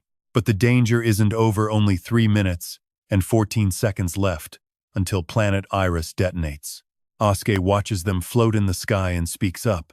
The insects are gone, but even with the enemy down, C interrupts, voice trembling. The volcano and the earthquakes, they haven't stopped? They evacuated the people, but is this actually going to be enough? Refugees watch their world collapse. Cities, castles, all drowning in ruin. This country is finished. She adds. Voice heavy, all that effort. For what? So this planet really can't be saved? Asuke picks up where the others left off. It's a death sentence, a brutal end. He reflects on everything. His and Iru's skills? Just enough to get these refugees out. He wanted to be a captain. Someone who protects everyone, so why is he so helpless now? A voice cuts through the air. Sakazaki. Iryu. Kane looks up, face lighting up. Right. He locks eyes with the source of the voice. Natasha speaks calmly. I checked it out. Everyone is accounted for, just stay exactly where you are. The people below whisper anxiously. You can do it, princess. She breaks into a genuine, happy smile. Thank you both. Because of you, I can still keep fighting. With that, Natasha sprints away. Kane and Asuke watch her, eyes full of trust. She reaches the group in seconds. Minato, is everyone okay? Minato finally speaks up, his voice heavy with regret. I am sorry. The enemy is down, but I couldn't stop Gasta from triggering the self-destruct sequence. Minato apologizes again. Natasha just presses her lips together, looking grave. She rests a hand on Minato's shoulder and declares firmly, No, we can still save this planet. On stares, wide-eyed. But how? Natasha begins to explain. 300 years ago, like Earth gathering its strongest founders, every planet has its own will. With the power inside me, Starlight, I can commune with that will. That statement stuns Minato, Akane, and Midori. Natasha adds one quick detail. Maybe. They respond in unison. Maybe? She slowly explains this will be her first time attempting this. The Traveler's founder taught me how. The tower where the insects nest must lead down to the planet's core. I just need to get there and use my starlight on the Glasta core. Only those who belong to this planet can enter the deepest depths. So, I will go. Natasha turns to leave without a second thought. Leave the rest to me. I'm off. But Minato calls out, tossing her a familiar cord with an explanation. Sorry for the delay, but please take this. Natasha looks at the object, stunned. Minato explains what happened. I got this from your brother. The pendant holds 2 family photos. He says a few more words. He told me to watch over his little sister. Natasha smiles, gripping the pendant tight. She moves out, leaving behind only one thing, thank you. Her target is the planet's center. Anger burns in her mind. Glasta, those bastards. Good memories flash by the things they stole. Natasha's rage mounts. They took everything from her. She puts the pendant on, pressing forward with a look of pure resolve. She will not let this planet fall. Only 2 minutes left until the planet detonates. Natasha calculates as she runs. I've used too much starlight today, but there's no time to be careful. I have to push at full speed. Suddenly, dark thoughts creep into her mind. I am a useless princess. Memories of past battles surface. I couldn't protect anything. Natasha feels a heavy sadness, remembering those who waited for her and died. Even after escaping and getting starlight, she couldn't do this alone. Finally, she thinks of Minato's team. That is why she leaned on these warriors from Earth. Natasha's eyes show fierce determination. Old memories return. At that time, she had been completely overwhelmed, because standing there was Minato's group, everyone, even Ichihara. But why? I did beg for help, but my planet has no connection to you all. Shin is the first to explain it, is the bond between comrades. Hikorato chimes in next. That's right. Like a connection from a past life. Klaus sweats, muttering to himself. Earth's connections are so hard to understand. Akane's reason is simple. I just can't look the other way. I know the pain of losing loved ones. I've been there too. Midori has her own purpose. I'm doing this to atone for my mistakes. Asuke's reason is more personal. This is for my own goal. Kane beams and declares, I don't want to go anywhere dangerous. But you are so cute, Natasha. It'll probably be fine. Minato finally speaks up. Honestly, I'm not really sure myself. That claim gets shut down instantly. You're the captain, how do you not know this? He rushes to explain. The ancestors inside me are furious. Minato keeps recounting what happened. Anyway, after seeing those memories she showed me, I just wanted to be the one to stop her tears. This reason leaves Natasha momentarily stunned. Kanem listens and sighs, what a drag. Akan chimes in. Kaminagi, you're so awkward when you talk. Hikurato smiles and adds, but it's full of passion too. Their reaction leaves Minato confused. Is that not okay? He looks at Natasha and adds, but maybe that's my number one reason. A sincere smile lights up his face. Besides, I just really love it when you smile. The memory ends there, and Natasha can't help but smile.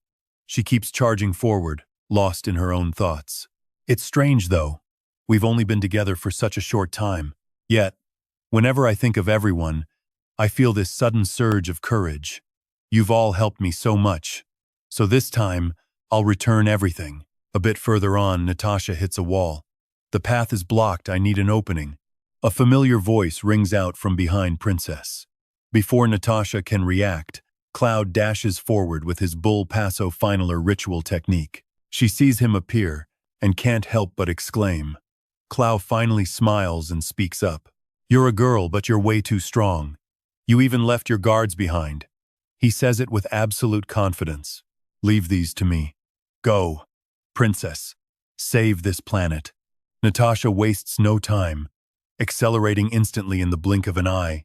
She's in another space. Natasha's eyes go wide, stunned by what she sees.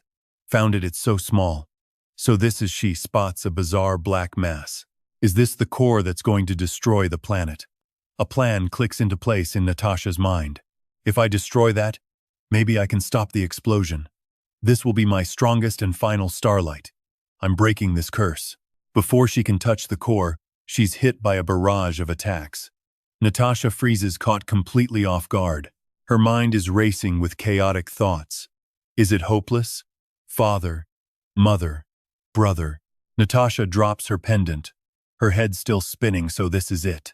Suddenly, 3 glowing orbs appear. Natasha's vision starts to fade, but she feels the support of her family behind her. They all beam at Natasha with such warm smiles. She suppresses the pain and surges forward. That's right. I'm not giving up. Not until the very last second. Finally, Natasha breaks through the thorns. Her hand successfully touches the core. Natasha declares loudly as she fires sparklight, a blinding flash erupts. The moment Natasha's hand meets the sphere, the light explodes outward. In a flash, that radiance spreads everywhere. A look of pure satisfaction washes over her face. Clow, elsewhere, monitors the situation, shifting back to Alias. At the ruins of Volsla Castle, Khan witnesses something terrifying. Are those Casta heading straight for the tower core? Midori makes his move, using his ability with a firm declaration. I won't let them get close. Meanwhile, Minato shows no signs of recovering. Akan's eyes widen as he sees something. A pillar of light erupts from the tower. The energy pulses all the way to the edge of the planet. Everyone there watches in confusion. I thought the earthquake stopped, so what's that? They worryingly look toward Alias. Is that their new weapon? Then, the surrounding towers begin to glow. The phenomenon makes everyone even more anxious. What now? It's too bright. A question hangs in the air. What on earth is happening? Meanwhile, the light spreads at breakneck speed. In a blink, it blankets the planet and triggers an explosion. As the blast ends, the galaxy falls into silence again. Hikurato looks up and wonders. Those Clasta, Sinyi follows up. Have they all been wiped out? On this side, Akan alerts Minato. Look. Kaminagi, a proud smile appears on his face. They gaze at the shattered remains of the tower. You did it, Natasha. After a moment, Natasha's eyes flutter open, but she immediately jerks upright. She's greeted by An's gentle voice. You're awake. Good morning, Natasha. She's still totally bewildered. Akan, am I dead? Her thoughts are cut short by a strange scent. What is that smell? Water droplets float in midair. Malicious is using Minato's body to cast a cooking spell. Next up, Iziro steps in, wielding his Hinoki blade with precision, the Vur Tram technique. His strikes double as prep work, perfectly slicing the ingredients for a complex dish. Job done. Re:Zero calls out to the others. It is all yours now, Genjiburu. He answers instantly. You got it. This guy? A true culinary founder of the district, Toki Genjiburu starts showing off his skills. Leave it to me. His hands are a blur, moving that pan with pure artistry. Just like that, a fragrant hot meal is ready. There we go. Stir-fried meat and greens. Dig in. Clow appears out of nowhere to take the food. All right, I will take this part. The kids are excited. Hurry up, Clow. He calms the kids down while dishing it out. Plenty to go around. No need to rush. Can you kids handle your greens? Just then, Genjiburu hits a snag. Everyone is back. The other members have finally returned. Hikaruto hauls in a massive fish, while Shinji drags a wild boar. Another huge supply of food. He guides them, looking satisfied. Perfect. Drain the blood, then start on the appetizer. You guys help me process that smaller fish, okay? And he doesn't let them rest for a single second. Shin, get those blocks of meat sliced and marinated. Shin looks a bit lost, despite the orders. Sure, but how big should these blocks be? Genjiburu turns to Hikaruto, giving constant instructions. Keep working on that fish. Got it. He even leans on. We are short on bowls, please prep some more. This whole scene leaves Natasha completely baffled. Wait, what is everyone doing? Shin looks confused at her question. What do you mean? Hikaruto just explains it gently. Cooking. They keep showing her the ropes. Though they are short-handed, the refugees can't hide their joy at having a real meal. It is so good, Mom. I can't believe it. Such a relief. Just then, Genjiburu checks on Natasha. If you still have any wounds, Valentine, our healer, will fix you up. We just managed to save you, after all. Even though Minato collapsed at the end, after resting up, he recovered enough to let a founder borrow his body. After that simple explanation, he hands her a steaming plate of rice. That is how it is you have to eat after a battle, right? Still, Natasha is not in the mood. No, forget the meal. What about those Clasta guys? She is overwhelmed by the scene in front of her. A remark echoes through the air, there is not a single tower left standing. Hearing this, Genjiburu nods in agreement. You were the one who wiped them all out after all. He makes sure to add that little detail. The sky over Alias has turned blue again. He points behind him and says, So, eat. It is a simple offer. Join everyone. Standing before Natasha is a little girl, smiling bright. Princess, let us eat together. Touched. Tears well up in her eyes. She has no reason to refuse this kindness anymore. Okay. I am coming. Suddenly, a shout comes from behind. Kannagi, we have a problem. Refugees from other sectors are flooding in. Genjiburu's spirit flares up even more. What? Let them come! He turns to his group with a bold request. Listen up, Team Kannagi. We have to feed all of these people. Got it? They shout back in unison. The refugees finally break into smiles. This sight warms Midori's heart. The refugees are eating and giving thanks. It is delicious. I feel like I am alive again. So glad to be alive. It is great, Princess. Even Natasha has to agree. It is actually delicious. This is the first time I have ever eaten something this good. Meanwhile, Yoshikatsu is super jealous. Wish we could have some too. Keiji follows up while drawing cards. It has been ages since I had anything cooked by Genjiburu. Hearing this, Minato gently offers. Later, I will let you guys borrow my body, so feel free to taste it. They wait for exactly that, faces lighting up with joy. For real? A competition kicks off right then. Listen, whoever wins the next fight eats first. Clickspar hears this and fires back. So JC eats last, right? His intensity doesn't lose to anyone. Don't be so sure I will lose. Just wait and see. Watching this, Melicus breaks into a smile. Jiro is curious, why are you laughing? She shares it without holding back. No, it is just, I remember this scene. 300 years ago, after every battle, we used to eat together, just like this. Hearing this, he laughs too, then turns to walk away while adding, after a big fight, having a good meal like this, isn't it the best? Melis watches him go and wonders. Where are you going? The answer is simple. I need to clear my head. The truth is, that high-level guy is still alive, and I cannot recover yet. ReZero is trying hard to suppress the anger inside. Next time, I will cut him down myself. Elsewhere, a meeting is underway. Was Du really defeated? The members sitting at the table argue back and forth. Yeah, he used a 5-layer shell. We will tease him when he gets back. They are all talking about the same thing. Earth, if I remember right, I left a prophecy there. Right now, Gon the photographer drops his declaration whether things have kicked off or not. We have to see this for ourselves. But until that moment hits, Minato and the rest of the crew are still soaking up every single day. Days pass since the Alias battle. Minato and Akan are slamming down their Chit Magistus technique, and an entire building materializes right before them. Then comes the high-speed prefabrication skill. Seeing houses go up that easily, Kanam can't help but gasp, no way. Asuke jumps in right after. This is just beyond words. Minato chimes in, then Shinomiya, your conversion speed is getting way faster. She keeps it simple, alchemy is my specialty. After all, I am not losing to you. But she's caught off guard immediately. Wait, how are you even faster than me? Kanam wonders then, what is this crack in the ground? Asuke explains it, that is just a fissure from the earthquake. Who knows how far it goes? Just as he says it, a pillar of light flares up in the distance. Water starts flooding that crack, turning it into a river. Hikoro, the brains behind this work, walks up from afar. I rerouted the river flow. Hey Minato, I even caught some fish. Minato waves back from up high.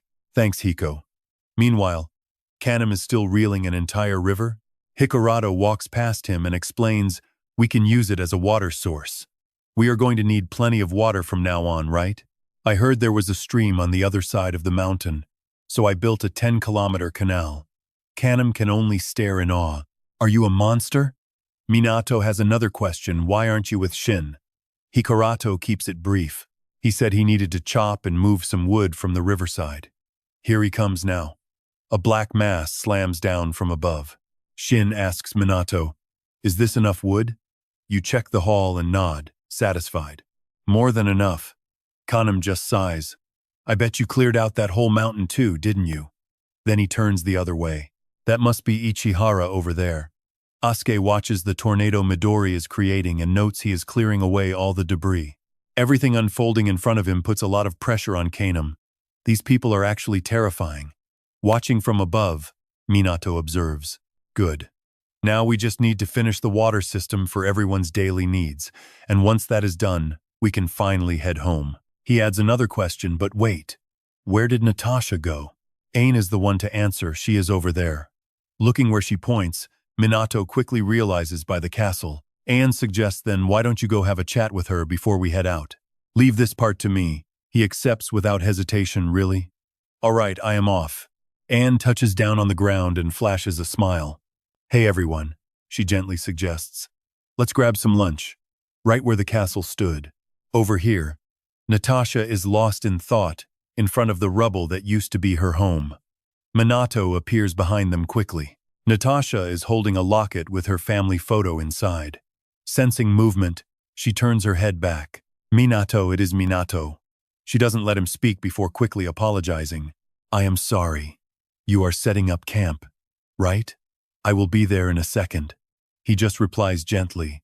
We are almost done too. And he adds in a low voice, sorry about all this. We caused so much destruction. Natasha waves it off quickly. It is fine. Still, her expression cannot hide the lingering sadness. But how should I put this? She recalls every happy memory with her family from birth until now. Even the time she spent talking about the future with Mikan. Through it all, I have always lived alongside my family. She looks at the ruins ahead and speaks her mind. This was my final chance to see them again.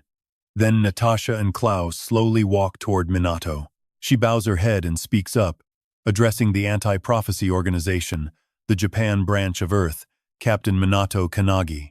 Right now, I want to express my deepest gratitude to all of you. Klaus, standing next to her, does the same. This catches Minato off guard. Why is everyone suddenly being so serious? Natasha explains, then you are the savior of this planet.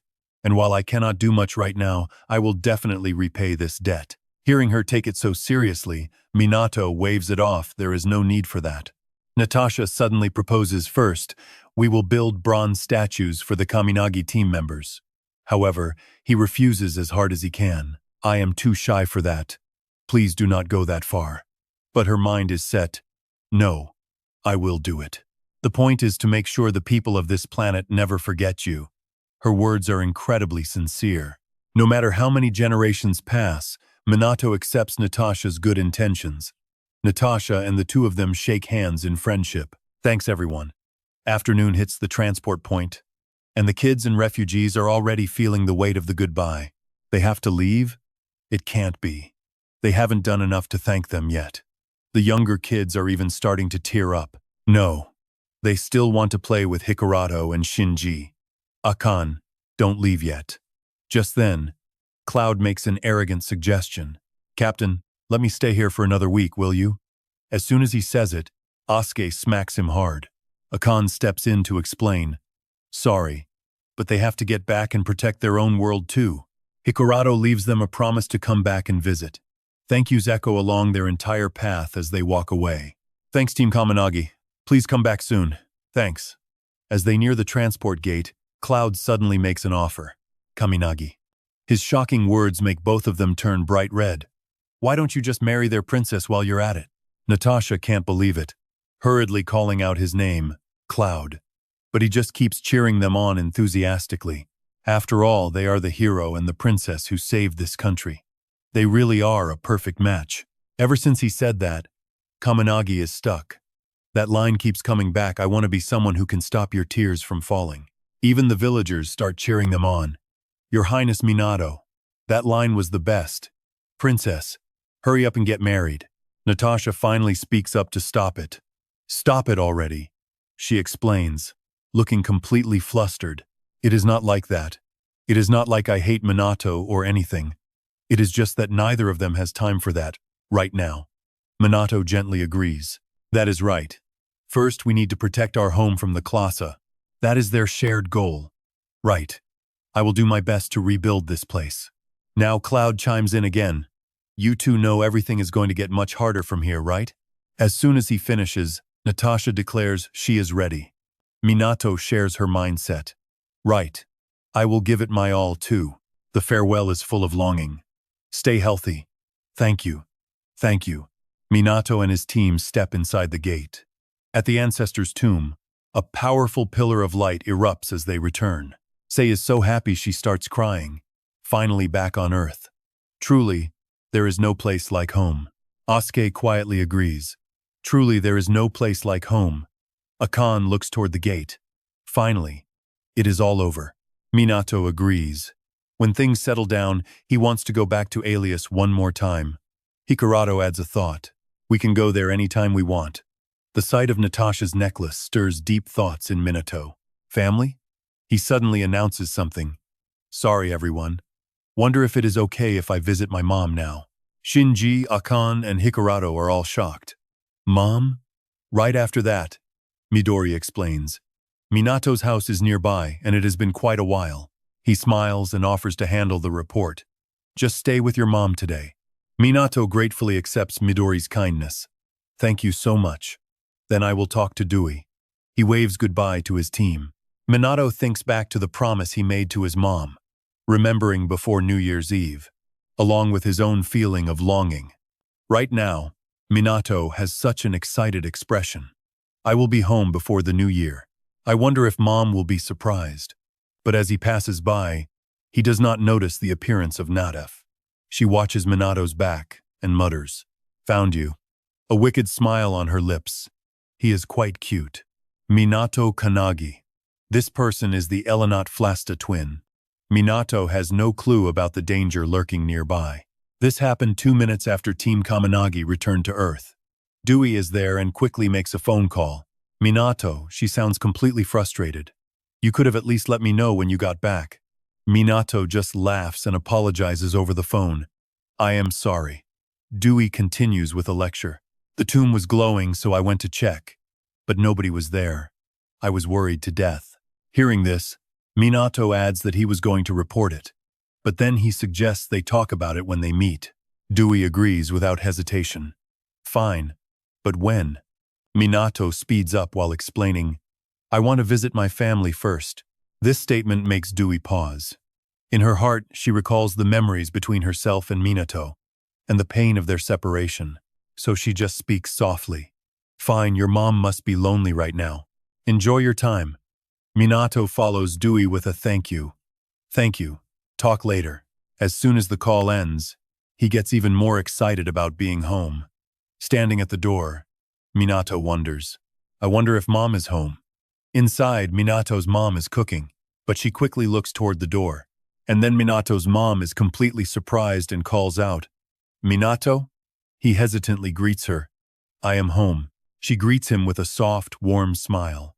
Welcome home, she says, already hanging his clothes out to dry. Minato's mom is beaming, just chattering away. Honestly, you could have at least called if you were coming home. She is already busy with dinner. Even in her joy, she can't help but nag him. You should have told me so I could have everything ready. Minato just offers a gentle response. I am sorry. I had a mission nearby, so I figured I would just drop in. He remembers Ichihara. He already got permission from the team leader. He scrambles to fix his story. The whole world knows Ichihara died. Genjiburu sent a message too. Let us thank your mother. Minato. He tries to offer his help, but his mother brushes it off. It is fine, just sit down. You are the one who needs to eat. Minato does as he is told and sits at the table. His mind wanders back to everything that led Ichihara to this very spot. That single visit was the start of it all the moment he joined the great sage. These memories play through his head like a slow-motion film. Only a few months have passed, yet it feels like an eternity. In no time, a plate of food and a bowl of soup are laid out. It is just leftovers, but your lunch is ready. Minato replies dutifully, Thank you. He starts his meal by taking a sip of the soup. A look of pure satisfaction spreads across his face. Yes, this is definitely his mother's miso soup. My head is usually buried in missions and problems, but right now, I feel so at ease. Sitting across from him, his mother notices. Minato, you have grown quite a bit, haven't you? He explains while chewing. I am not even sure myself, but I stopped measuring once I joined the team. She smiles, sharing her thoughts. I still get news about you, but seeing you in person feels so different. You look really happy. Caught off guard, Minato asks if that is true. She looks worried about his work, but he keeps his explanation simple. It is top secret, so I cannot go into detail, but I am very busy. He adds a quick thought. I have made quite a few friends, too. This path is not as pretty as I used to dream. Sometimes it is a real struggle. Minato sums it up. But I am just glad I became a hunter. His genuine look of contentment eases his mother's worries. I see. She deftly shifts the subject. By the way, about that money you send. Minato asks anxiously if it is not enough. His mother shakes her head, clearly flustered. It is way too much. That amount is more than my entire annual salary. Are you even spending anything on yourself? Minato finally explains. That is only half of my pay. I do not have the time to spend it anyway. She looks even more stunned. You earn more in a month than I do in a year? Even half of that is far too much for me to take. Finally, she just settles on a simple remark. Being a hunter really pays well. Minato finishes his meal. We face a lot of danger, but thank you for the food. As he grabs his jacket, she asks if he is heading out. Minato gives a quick answer. I have plans to meet Dewey at the mausoleum. His mother instantly remembers his childhood friend. Oh, it has been such a long time. She calls after him. What do you want for dinner? Minato replies over his shoulder. Tonkatsu, I am off. She knows her son too well, barely finished eating, and already running to the mausoleum. It is exactly the same thing he used to do during their elementary school summer breaks. She silently resolves to add extra meat to his serving. Meanwhile, Minato heads out, eager to get going. Keiji watches Yoshikatsu and wonders what is wrong. He honestly admits that it is nothing. A smile touches his lips. I am just a little envious of him. He shares his thoughts. My timeline is pretty similar to Minato's. Do you not miss home, Keiji? He hears the question and answers. I do. I was summoned right in the middle of a part-time job. He finds himself wondering the same thing. I really have no idea how my parents are doing right now. Yoshi suddenly changes the topic. By the way, I do not see the samurai guy with the top knot anywhere. Has anyone seen him? The others reply in unison. No. Malicious is the one to provide the explanation. Hinoki is currently inside a rift. Yoshiatsu looks completely caught off guard. A rift? I would not go near that place, not even if I had multiple lives.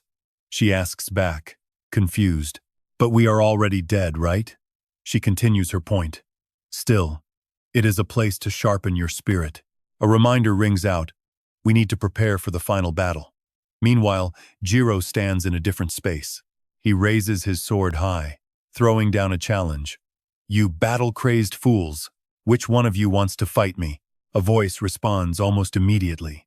So it is the samurai. It has been a long time since you last stopped by, Reiro explains, slow and steady. The call has grown stronger. Unlike before, I cannot just sit around and watch anymore. He's focused on one goal, pushing his mental strength to the absolute limit. Across from him, the other guy just offers a mocking grin. You think we're friends? Even in this rift, there are limits to how far you go. That man standing there? The original demon slayer, Melville. He greets him with an expression of pure, unhinged excitement. In the opposite zone, Jiro's deathmatch world is already primed for the clash. Dewey looks up, calling out a greeting. You're here, Minato? Minato runs closer, answering back, just finished my lunch. He jumps straight to the point. Tell me what happened at Elias. And what was this advice you mentioned? Minato looks puzzled for a second. Hey, do you know anything about the original Wanderer? That question catches him off guard. The Wanderer? Minato thinks back to the starlight skill Natasha used and lays out his theory. To beat the calling swarm, we have to find that person. Then, he makes his request. Lend me your power. Dewey looks completely blindsided. Meanwhile, at the ruins of the first-rank prophecy, the frozen earth remains unchanged. This area is under the Grand Prophet's watch, until they decide it's no longer influenced by the prophecy. Standing guard is the former vice-captain of the Suo team, Kasimana. The temperature is dropping again. Standing beside him is another former Suo member, Ray. We were ordered to investigate the source as a precaution. Suddenly, Mana stops the guy next to him. Wait, Kajusiro. He stares ahead, shouting a warning. Who are you? Civilians aren't allowed here. Leave now. Nat just mutters that title to herself. Civilian. A massive wave of power explodes from her body. Keep talking. The other two can't hide the terror on their faces. Nat condenses her power into a sphere, aiming right at them. Die, you trash. That energy is about to end. Mana and Jay panic completely takes over their faces. Memories of that final battle alongside Makoto flash through Captain Suo's mind. Mana struggles desperately to hold on as the pressure ripples through space. Then, Nat suddenly stops, catching sight of something. Mana and Jay manage to hold on to their lives. Midori appears right above Nat. He looks down, voice icy. Who are you? She gives a twisted, delighted smile. I'm a rank 2 bug corpse. Back at the progenitor's tomb library, Hana Dewey clutches a stack of books. You need archives on the original Wanderer? Does someone like that actually exist? Even you, an expert on progenitors, don't have a lead? Then I guess there aren't any books here about them either. Minato Kannagi keeps frantically flipping through pages. I'm certain that person is real. The one who taught me Starlight was the original Wanderer, Seki Kitamori.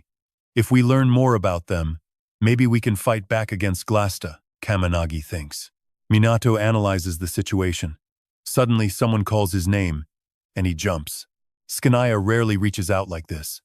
The original Wind progenitor appears to warn him, contact your friend, now. Minato is confused. What? He channels his spirit energy, holding up the mark on his hand. Our marks match, and mine is telling me. Minato Kannagi starts to panic. What? He instantly makes the call. Minato Kannagi rushes the words. Hello, Shinomiya. I was just about to call you. You're at the tomb, right? We're coming right now. 2 cars screech to a halt outside the library. He and Hana run out, desperate. He's gasping for air. What is that car doing here? Where did it come from? Shinomiya Akan shouts from inside. Kaminagi, get in, fast. Ichihara, he freezes, stunned. 5 minutes earlier, someone slams the brakes.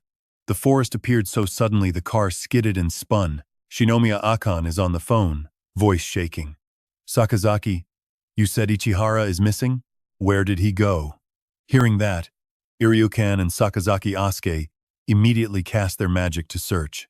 Fukushima Prefecture, Abukuma Highlands, a landscape of snowy mountains covered in ice appears. At the first-rank prophecy site, the ice sphere has emerged. Shinomiya Akan and Hanada Hikarato jump in shock. Suo Shinji gasps, teeth clenched in horror. The ice sphere, he remembers that site. It's the place where his brother lost his life. Suo Shinji painfully relives the memory of his brother lying motionless, drenched in blood on the snowy mountain. Sakazaki Asuke had prepared for this. I've traveled to every prophecy site and placed personal items as teleportation beacons. Every spot has a small marker buried just in case we need an emergency jump. He suspects Ichihara picked up a distress signal from our scouts patrolling that sector. Sakazaki Asuke's expression turns deadly serious on the mountain. High on that snowy peak, Elon Natfich laughs with manic delight. Something else is happening. She launches a relentless barrage of attacks. Elon Natasfone's laughter echoes everywhere. Ichihara Midori is already wounded, gritting his teeth, damn it. She laughs loud, mocking. I have heard all about you from the start. You are Ichihara Midori, right? Elon Natfon does not stop her taunts. Come play with me, world's strongest. Below them, Kushiro Rei stares, paralyzed.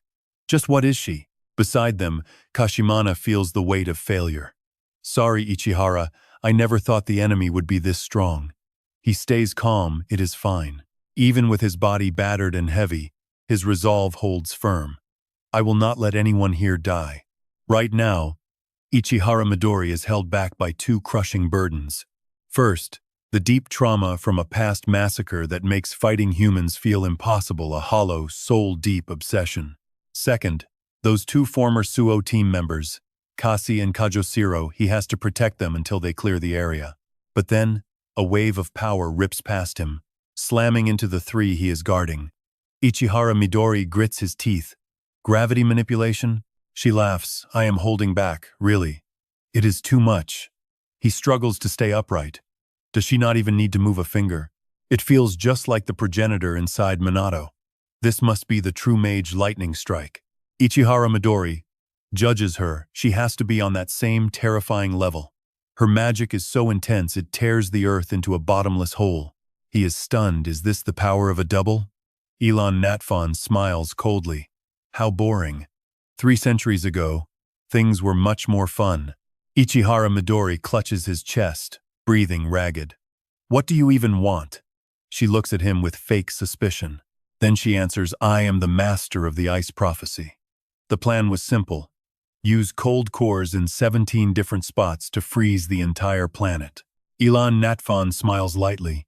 Humanity currently cannot stop us, but everything went off course because the progenitors appeared. She hides a wicked grin. So, I figured I should give things a little nudge. A second later, Elon Natfon breathes out a tiny mist of ice. It instantly freezes half of Ichihara Midori. He gasps in shock at the cold. What? Inside, Ichihara Midori is reeling. She can use all these different powers? Elon Natfon notices his doubt immediately. Glasta is weak against the cold. That is what you are thinking, right? She sighs, mocking him. How foolish. Even humans weak against fire still use fire, do they not? I have developed a way to control low temperatures perfectly. This whole world will be encased in my ice. Ichihara Midori grits his teeth in bitter frustration. She is too strong. Kashimana steps in front of them. Ichihara, just leave us and get out of here. He speaks with deep regret. Humanity cannot afford to lose you. But Ichihara Midori answers with deadly seriousness. No, I will not allow that. He forces himself to stand. Kashimana is confused, but why? His whole body is already turning to ice. Ichihara Midori thinks of his loved ones. I love my friends. His eyes burn with absolute resolve. You two are the legacy Makoto left behind. Kashimana starts to tremble, struggling to call out Ichihara's name.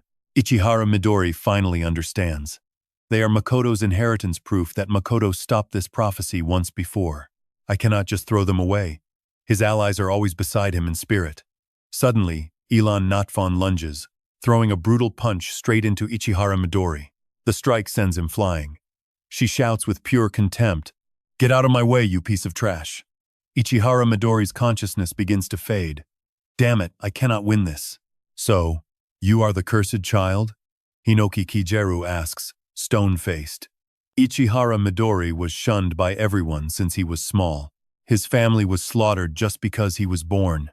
It is too terrifying. Stay away from that kid. Do not provoke him. He was always completely different from the rest. After all, he is just a cursed child. Once again, Ichihara Midori sinks into his own darkness. Watching himself from within, he feels helpless. I can only destroy, never protect a single thing. Ichihara Midori is drowning in sorrow. I am just a cursed child. But deep in that darkness, a sudden spark of light appears. It is enough to jolt his spirit back to life. Ichihara Midori remembers when Grandma Yo saved him, her body covered in scars, not just her Makoto too, and someone else, Minato as well. Because my enemy had a human face, I could not bring myself to fight back. Watching Elan Natfon charging toward him, he steadied his heart. Ichihara Midori grits his teeth and summons his magic circle. I am not the strongest in the world, but watch this. Instantly, a massive torrent of water slams directly into her.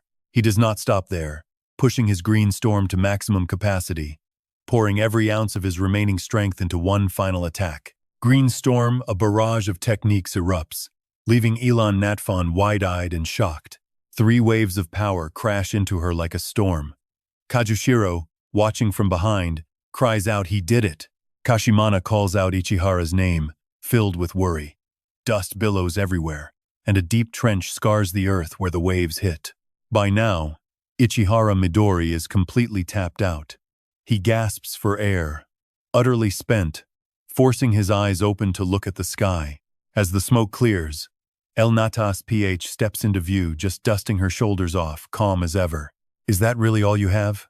Elan Nat stares, ice cold. She didn't even flinch. Fine. Die. She unleashes a wave of shadow energy, swallowing the entire area in suffocating darkness.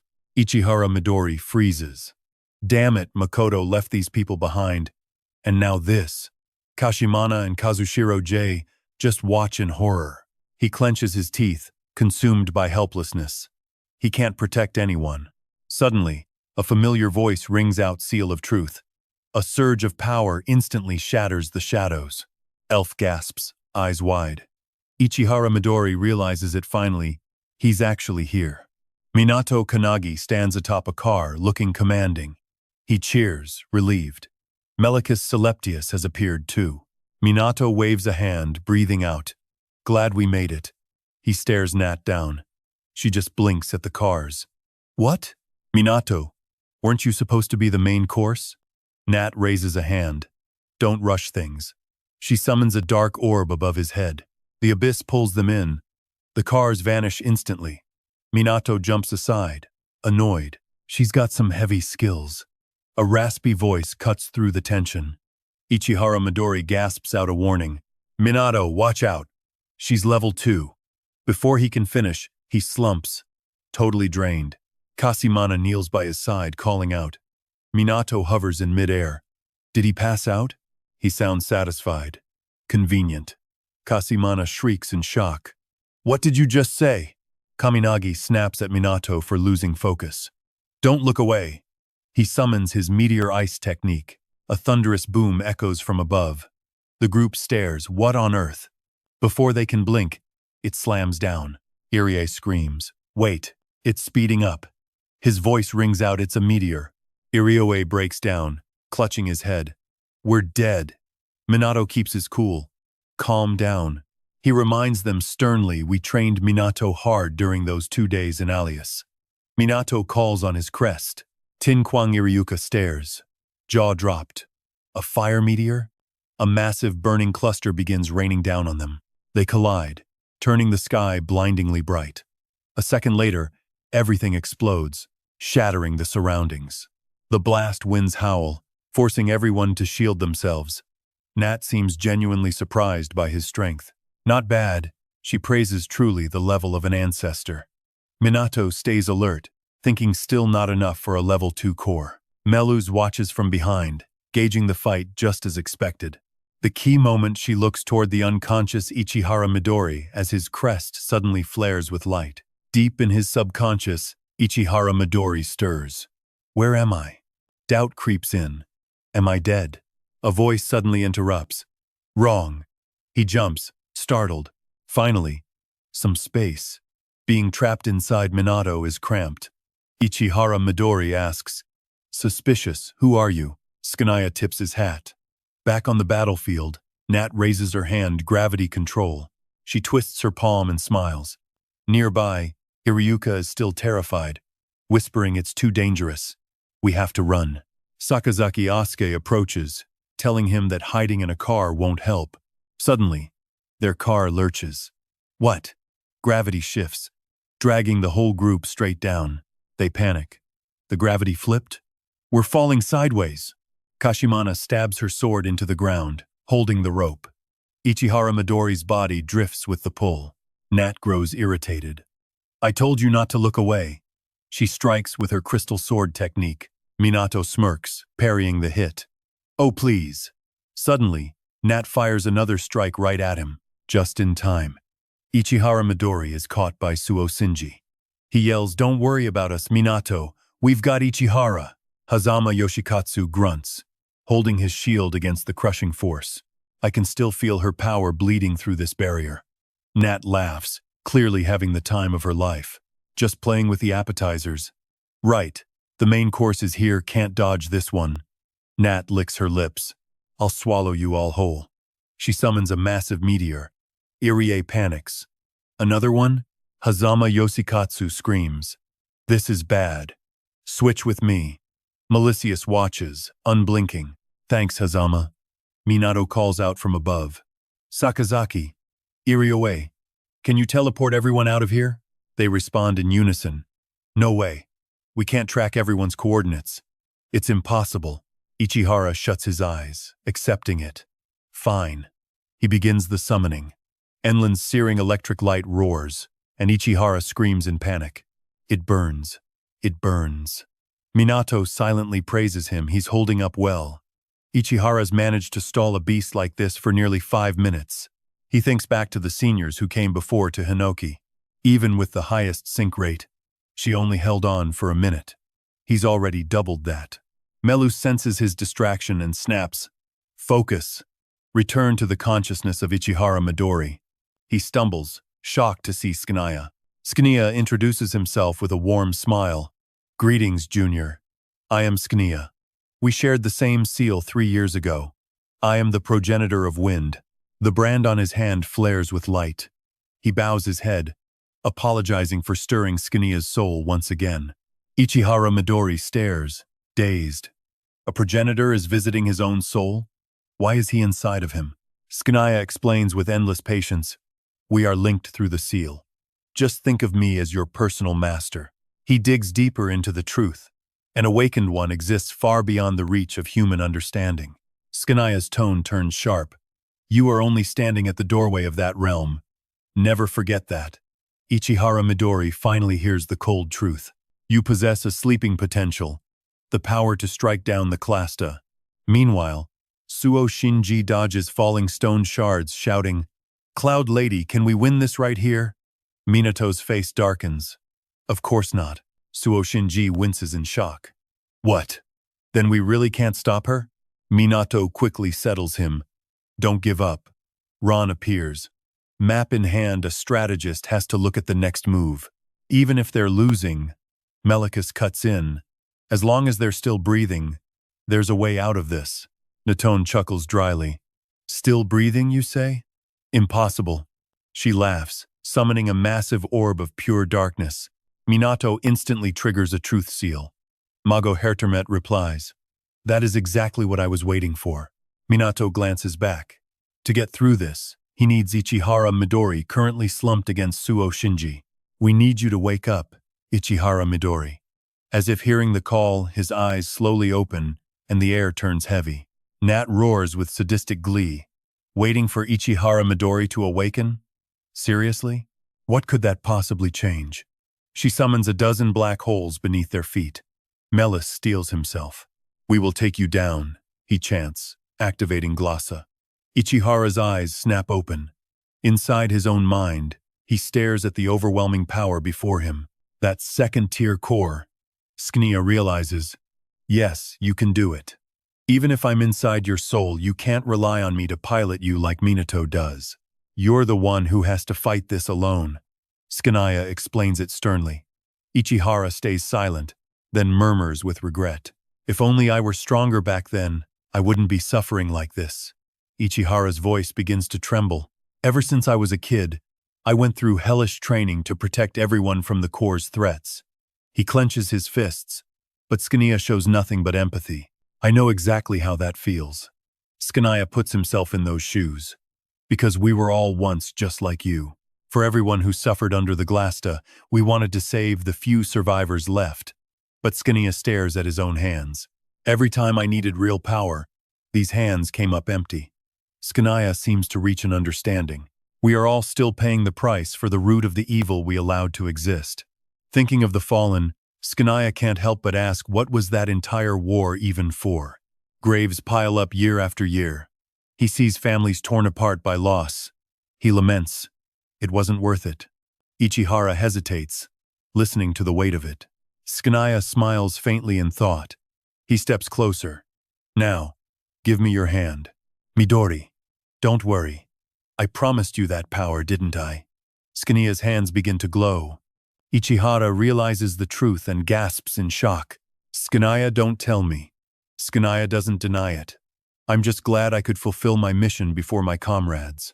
Ichihara lowers his eyes, finally finding his resolve. His hand grips Skania's, the seals touching to create a perfect fusion. Ichihara reels, asking himself, is this Skania's memory? After finishing his duty, Skania heads to the beach. The fire progenitor Asra asks hesitantly, so, you're really going into the tomb? Skania nods with a soft smile. Yeah, I had Valentine check it for me. He places a hand on his chest. Feeling it looks like I'm out of time. I pushed my power far past the limit. My soul is tearing itself apart. Skania plots out the future. I need to wait for the next awakened one who possesses void energy. That's the only thing that can stop my soul from shattering completely. Even if I can only pick one person, that choice is better than nothing. Right? He smiles, genuinely content. I'm entrusting my hope to the future. Asra finally understands. In that case, I'm going too. Skania immediately stops him. Slow down. Just take it easy, he says. Astra battles are brutal. He's pouring his heart out. Thinking back to that night, Skania filled with regret. Why couldn't I hold her hand back then? He wonders. His face goes pale. Wide-eyed shock takes over. Asra quietly consoles him, don't dwell on it. We all failed. But he doesn't lose hope. Maybe one day we can trust someone else to hold her hand instead. Skania's tears stream down, a happy smile on her face. I wonder if someone like that even exists. That would be amazing. Back in the subconscious of Ichihara, Skania finished her mission and starts to fade away. He grabs Skania's hand in agony. Outside, his mark begins to glow. Shinji calls out to Ichihara, worried. As the mark flares, the world shifts. They all drift in midair before crashing down. Sei screams in pain, gravity's back to normal. Natfon goes unhinged, asking, defeat me? Ichihara will beat me? A GTA? Did she summon an attack? With a mocking tone, Nat sneers that guy isn't even worth fighting, just some awakened loser, one of the weaklings. She laughs louder. I could easily freeze and shatter him. He's just trash. Nat releases cursed energy. A massive pit opens up. The magic is too strong. Varai is hurt. Minato reaches out, gravity's heavy. Seal her. I'm getting triggered. Too slow. Ice seals suddenly. His lower body freezes. Ice creeping upward. Burning lie. Minato grits his teeth. Cursing, damn it. I'm being overpowered. Sknia, is he too late? Nat yells, thrilled. As the ice shatters, she summons Nebula Ice Cage. A streak of black gas flashes by the insects. Before she can celebrate, a beam of energy pierces her body. A familiar voice rings out, void wind. Nat looks down, stunned and frozen. What? A small blue orb gathers by her hip. That voice commands again, spiral. A massive surge of power erupts. Her arm is destroyed. Natfon asks, confused, what the hell is this? The ice on Minato vanishes. Nat's face is already crushed by Ichihara's punch. He summons multiple shadow clones, attacking non-stop. Ichihara leaps high, stomping down and creating a giant gust. She's battered, unable to speak a word. Minato looks up at him, bewildered. Ichihara has fully awakened. Standing tall before everyone's eyes, he cries, his voice stern. Come here, Glassa. Minato's pupils dilate, shocked. He gazes up at the sky. Skoknia is gone. Watch looks up too. Other ancestors watch sadly. Only Valentine remains silent, head bowed. Melis consoles him. Don't be sad, Minato. Her face darkens as he finishes his mission, returning to the battle with the second insect. Ichihara gathers an energy orb. She grinds her teeth in fury. The mark on his hand glows bright, eyes fixed. Let's go. Glassa whispers about Zero stealing. Disturbance. He used Ichihara Midori's body to erase Manhattan, wanting to use all his power, but gave up immediately. Kamaraji Hajime speaks up, voice stern boss. Warren Hastings gasps, shocked. What is this? That power, Ichihara's mark glows, wrapped in cursed energy. No matter what, Ichihara Midori cannot use his full power. His hand trembles with doubt the earth would be destroyed with them.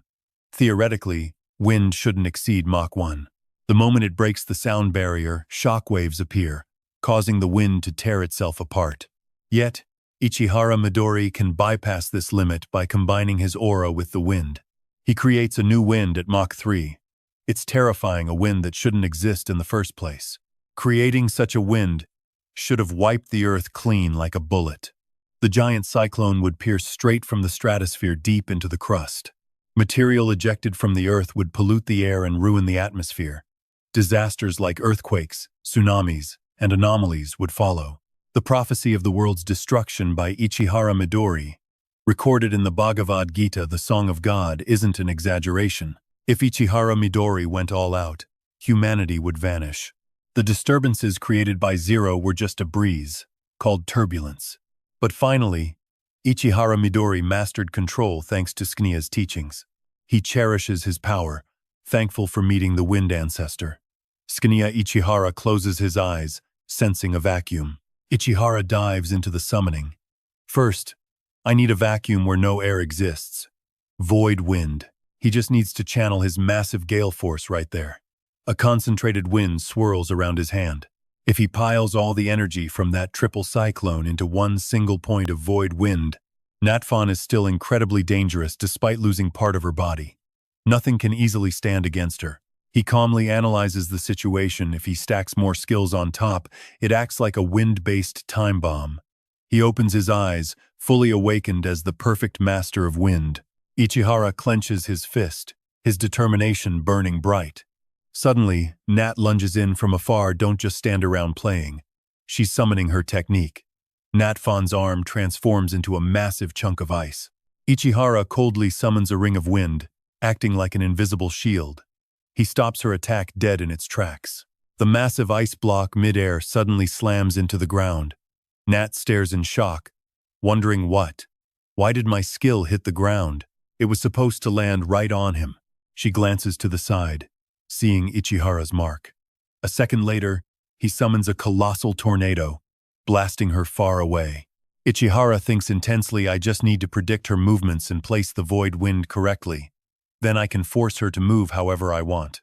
Natfon flies through the long ice layer, coughing up blood. Once he uses the void winds as a transit point, Ichihara prepares to launch a counterattack. He speeds himself up, using those windshields both as protection and as a leverage point to boost the power of his strikes against Natfon. The battle turns fierce, creating an explosion that lights up the entire sky. Minato watches from below, mouth agape in pure awe.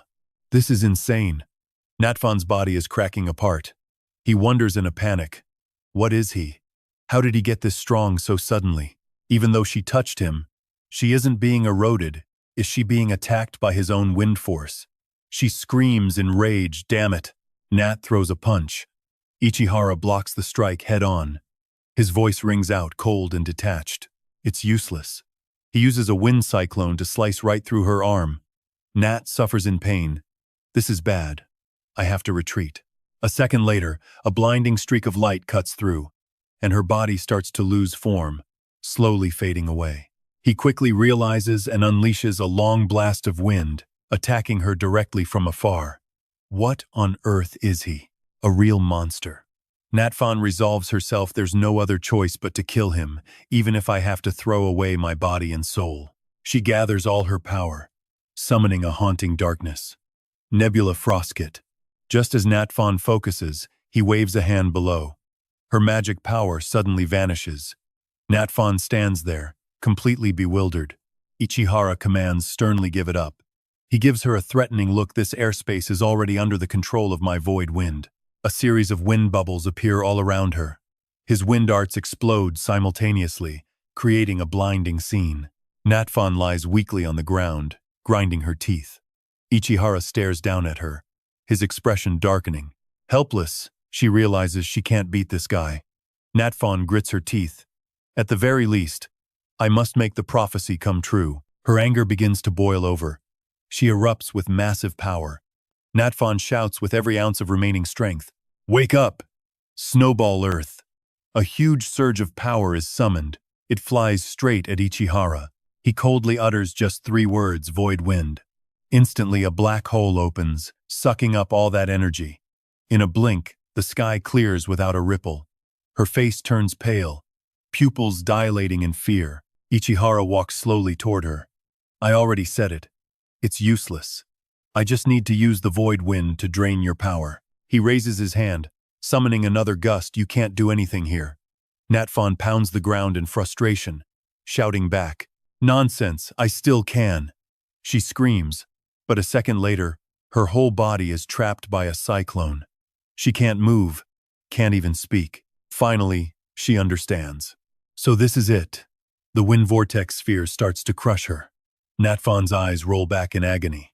This is what my teammate went through 3 years ago. Ichihara gently closes his hand. The battle against the ancestors of the absolute destruction wind begins. As he speaks, a swirling gale erupts. It tears her body to shreds. In a split second, Natfon is completely destroyed. Suddenly, a familiar voice rings out, well done. Hearing that, he turns around and spots a familiar figure. It's none other than Sknaya. His soul slowly fades as he smiles, instructing leave the rest to you. Ichihara smiles happily, thank you, master. The sky finally clears up. On some other planet, Ken walks over, looking like a total nanny. One kid sits on his shoulder, 2 others cling to his sides. He asks sternly, what are you looking at? Itaru sits on a large rock, watching the sky. Glasta has started acting. He watches intently. The second-tier shell is near Earth. Looks like it's been taken down. Down here, Ken gets fed popcorn by the kid. He asks indifferently, so what? Itaru scans the horizon, his expression grim. Grasta's main forces are finally moving. Look out towards space. Those red lightning strikes aren't stopping. They're heading straight for Earth. He falls silent, lost in thought. It shouldn't come as a surprise they finally decided to make their move. Itaru stands up and calls out to the group. Time to go. Ken and Seeger seem to be in agreement. The seal on Ken's hand flares bright in the darkness. Itaru sighs, patting the kids on the head with a look of lingering regret. I really wanted to keep going a bit longer. Ken eventually nods. Fair enough. Let's head back. Itaru tosses a piece of popcorn into his mouth, smiling faintly as he stares toward Earth, lost in nostalgia. The progenitor of Wonderoken. Meanwhile, the progenitor of Okach Namotono is already waiting.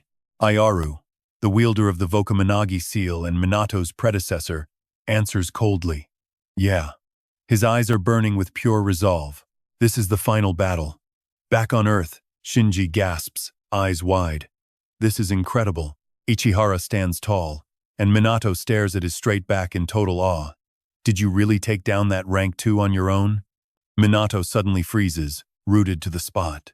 Ichihara inspects his own hand, the one that just finished the job. He asks, dazed, is this just a fraction of the progenitor's power? Shinji jumps at the words. Just a fraction? Ichihara answers. While I was out, a progenitor taught me. He looks up toward the clear blue sky. The awakened, they're an existence beyond human understanding. Where I'm standing now, it's barely the entrance. Ichihara's gaze drops, as if he's mourning Sknia, and maybe the whole concept of the awakened goes much deeper than this. Suddenly, Ichihara waves his hand through the breeze. Yeah. He stretches his arm out, as if catching an invisible message. I see. So that's how it works? Kasimana and Rei stare in shock. Ichihara smiles. I want to dig deeper. Minato calls out in surprise. Ichihara. He turns back to look at Minato, flashing a mischievous, bright grin. I'm starving. Before he even finishes, he collapses, leaving everyone in a panic. The whole group shouts his name across the forest. A moment later, his eyes flutter open. Ichihara sits up, looking around in confusion. It's already twilight. Crispy fried chicken sizzles in the hot oil of the pan. Iryu munches away happily, gushing. So good. This tonkatsu is amazing, Mom. I want more. Sakazaki Asuke is right there, his mouth already stuffed. Iryu, have some shame. But Iji smiles, I get it though. Han Iji sits nearby, beaming. It's been ages since I had your cooking. Truly delicious. Shinji can't help but chime in. The crust is crispy. The inside is so juicy. Hanada Hikaruto laughs. I'm definitely asking for the recipe later. You're spoiling us all. Minato's mother bustles around the kitchen, grumbling. Oh goodness, Minato, you should have told me your friends were coming earlier. I can't keep up with all this. Seeing her so busy, the group immediately offers to help. I'll help you, Mom. If you're running low on ingredients, I'll go buy some right now. She smiles and shakes her head. Thanks, dear, but I've got it under control. Minato's mother brings out the food with a warm smile. Eat until you're full, everyone. The group cheers in unison. Thank you. Suddenly, Shinomiya Aka looks around, puzzled. Hey, where's Kaminagi? Shinji answers quickly. Upstairs. At that moment, Ichihara calls out to Minato in total shock. He blurts out in disbelief. This tonkatsu. Is it really this good? Minato explains with a shrug. It's my mom's signature dish. I wish we could share this with everyone. Ichihara keeps devouring it. No, this is plenty. Thank you. Minato feels a surge of happiness. Even Ichihara is acting normal. He remembers the past, when he witnessed a scene just like this. Back when we used to tease him, we ate tonkatsu, but the enemy drank all our tea. Ichihara asks, That's a shame. You said they drank it? Suddenly, Iryu dives for the last piece. The last one is mine. Sakazaki Asuke, sitting across from him, scoffs. Too slow. In the blink of an eye, Ichihara has eaten everything. Back in the room, he explains how Sknia entrusted him with everything. He gave me all his knowledge before he vanished. Ichihara looks sad, haunted by that moment. Minato listens intently, nodding. I see. Ichihara's expression turns dark. I want to dig deeper. I need to understand this power better so I can pay him back. Ichihara hesitates. But there's nowhere on earth where I can train with my full power. Minato nods silently. You're right. The door suddenly swings open. Haniji walks in with more food. I heard everything you two were talking about. Minato gasps. Iji winks and whispers. If that's the case, I know the perfect place. Hearing this, Minato and Ichihara are both stunned. That night, after such a long, brutal battle, everyone finally drifts off to sleep. Minato lies in his room, hands behind his head, deep in thought. He ponders, wondering if the concept of the awakened goes far deeper than they know. Minato stares into the distance, whispering to himself, deeper still. After a while, his eyelids grow heavy, and he drifts off. Minato enters a different space, and happily calls out to Melicius, whispering, A deeper power, you say. She looks at him, dead serious. That's right. Maybe it's finally time for you to reach the second stage. Minato asks in disbelief the second stage. Melicius turns, looking toward the horizon, and calls out Hinoki already headed down there, too. In some other space, they're locked in a fierce battle. She says coldly, Now it's your turn. Time to give us a hand. They both look to the sky, where a small island floats. It's massive, covered in dense trees. A voice suddenly echoes from the island, calling for the emperor. Bai says gloomily, Mel is furious. That man is the ancestor of divine beasts, Bako. He looks towards someone sitting on a throne. The man speaks. The emperor grins wickedly, muttering it's Minato. He smiles, looking down, looks like the kid is ready to come up here. This is Valerian R, the ancestor of Dominion, watching Minato stare up. But I won't go easy on you, even if you're just training. Melis looks up at the sky. Her voice is calm, you too. Minato is suddenly shocked. An object streaks down from above at breakneck speed, tearing through the clouds and leaving a long trail across the sky. Standing beside him, she whispers Hinoki went down there. The object descends, revealing itself as that floating island. Melus watches the island, then turns to Minato, and now it's your turn. It is time for you to help us out. A massive shadow falls, completely swallowing the light from the horizon behind them. From the peak of the flying island, a figure sits on an ornate throne, propping his head up, laughing lazily. I hope that kid has been trained properly. Minato and Melisius look up at the man watching his every move. His indifferent voice rings out, you humans. Al puts a hand on Melicus's shoulder, sighing. Right. You're the ones who handed his basic training over to us. Even if you're a king, you're a different breed from Melicus. It's stage 2, that's your job now. Minato hears her mention him and wonders what she means by the second stage. Suddenly, his body starts floating. Minato is stunned as a brilliant golden aura seizes him, pulling him upward. Everything happens in the blink of an eye. Ian stands opposite, staring blankly, while Melis watches him get dragged away with total calm. Minato struggles, trying to break free. He grinds his teeth, staring at the source of the magic. What is this? An invisible hand? Seeing him drift further away, Melicus shouts, Minato, starting tonight, you'll be training on that island. Everything we taught you was just to boost human limits. Nothing compared to the brutality of training on this island. She warns him repeatedly. The ones living on that island are on a different level. We need their strength. From now on, you're entering the realm of the ancestors. Her eyes are firm, full of anticipation, waiting to see how he changes after training there. Minato asks in shock, the realm of the ancestors. What about you? Melis smiles brightly at the question, sharp as a spear. They head in a direction opposite to his. Melus looks back. We have to sharpen our souls. She and the others look incredibly determined. Minato hesitates, souls? Suddenly, the magical grip yanks him upward. Feeling the height increase, he yells in panic. The hand stops. Only then does Minato get a look at the lush, green forest below. He's full of doubt, questioning himself. I have to train my soul? Floating high above, he sees the majestic forest. Suddenly, a cold voice echoes in his mind.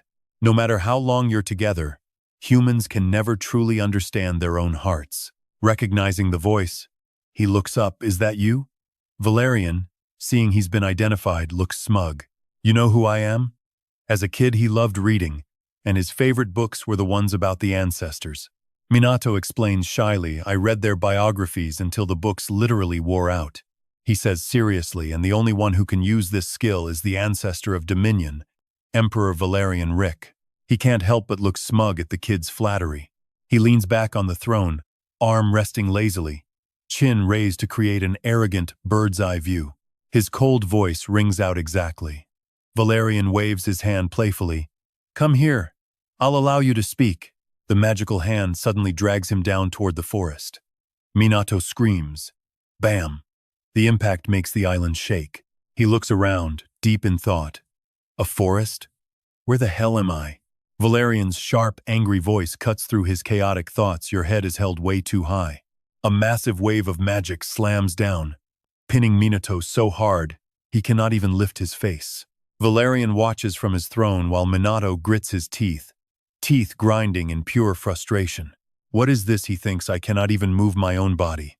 Seeing him struggle, Valerian stands up and snaps, who gave you permission to lift your head? Stay like that. Minato grits his teeth in defiance. What about you? He shouts back, voice laced with resentment. You were inside me, so why show up only now? Valerian looks down at him. Unimpressed, you are just my vessel. I thought it best. If you learned from humans like yourself, Minato looks up, confused like me. Valerian points to the blue mark on his hand, your mark. That mark connects to Earth's past and future, carrying massive potential. He adds coldly that Earth is gathering its strongest fighters across all timelines to fight the universe's malice. Valerian stares him down, the person you know as Meltius Silentius. That stone statue stood for eons, a silent witness trying to preserve history's greatest moment. Valerian explains their origin, noting they have existed since long before that.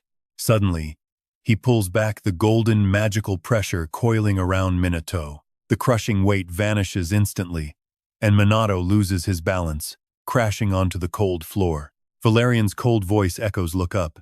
Minato reacts on instinct, eyes snapping to meet his gaze.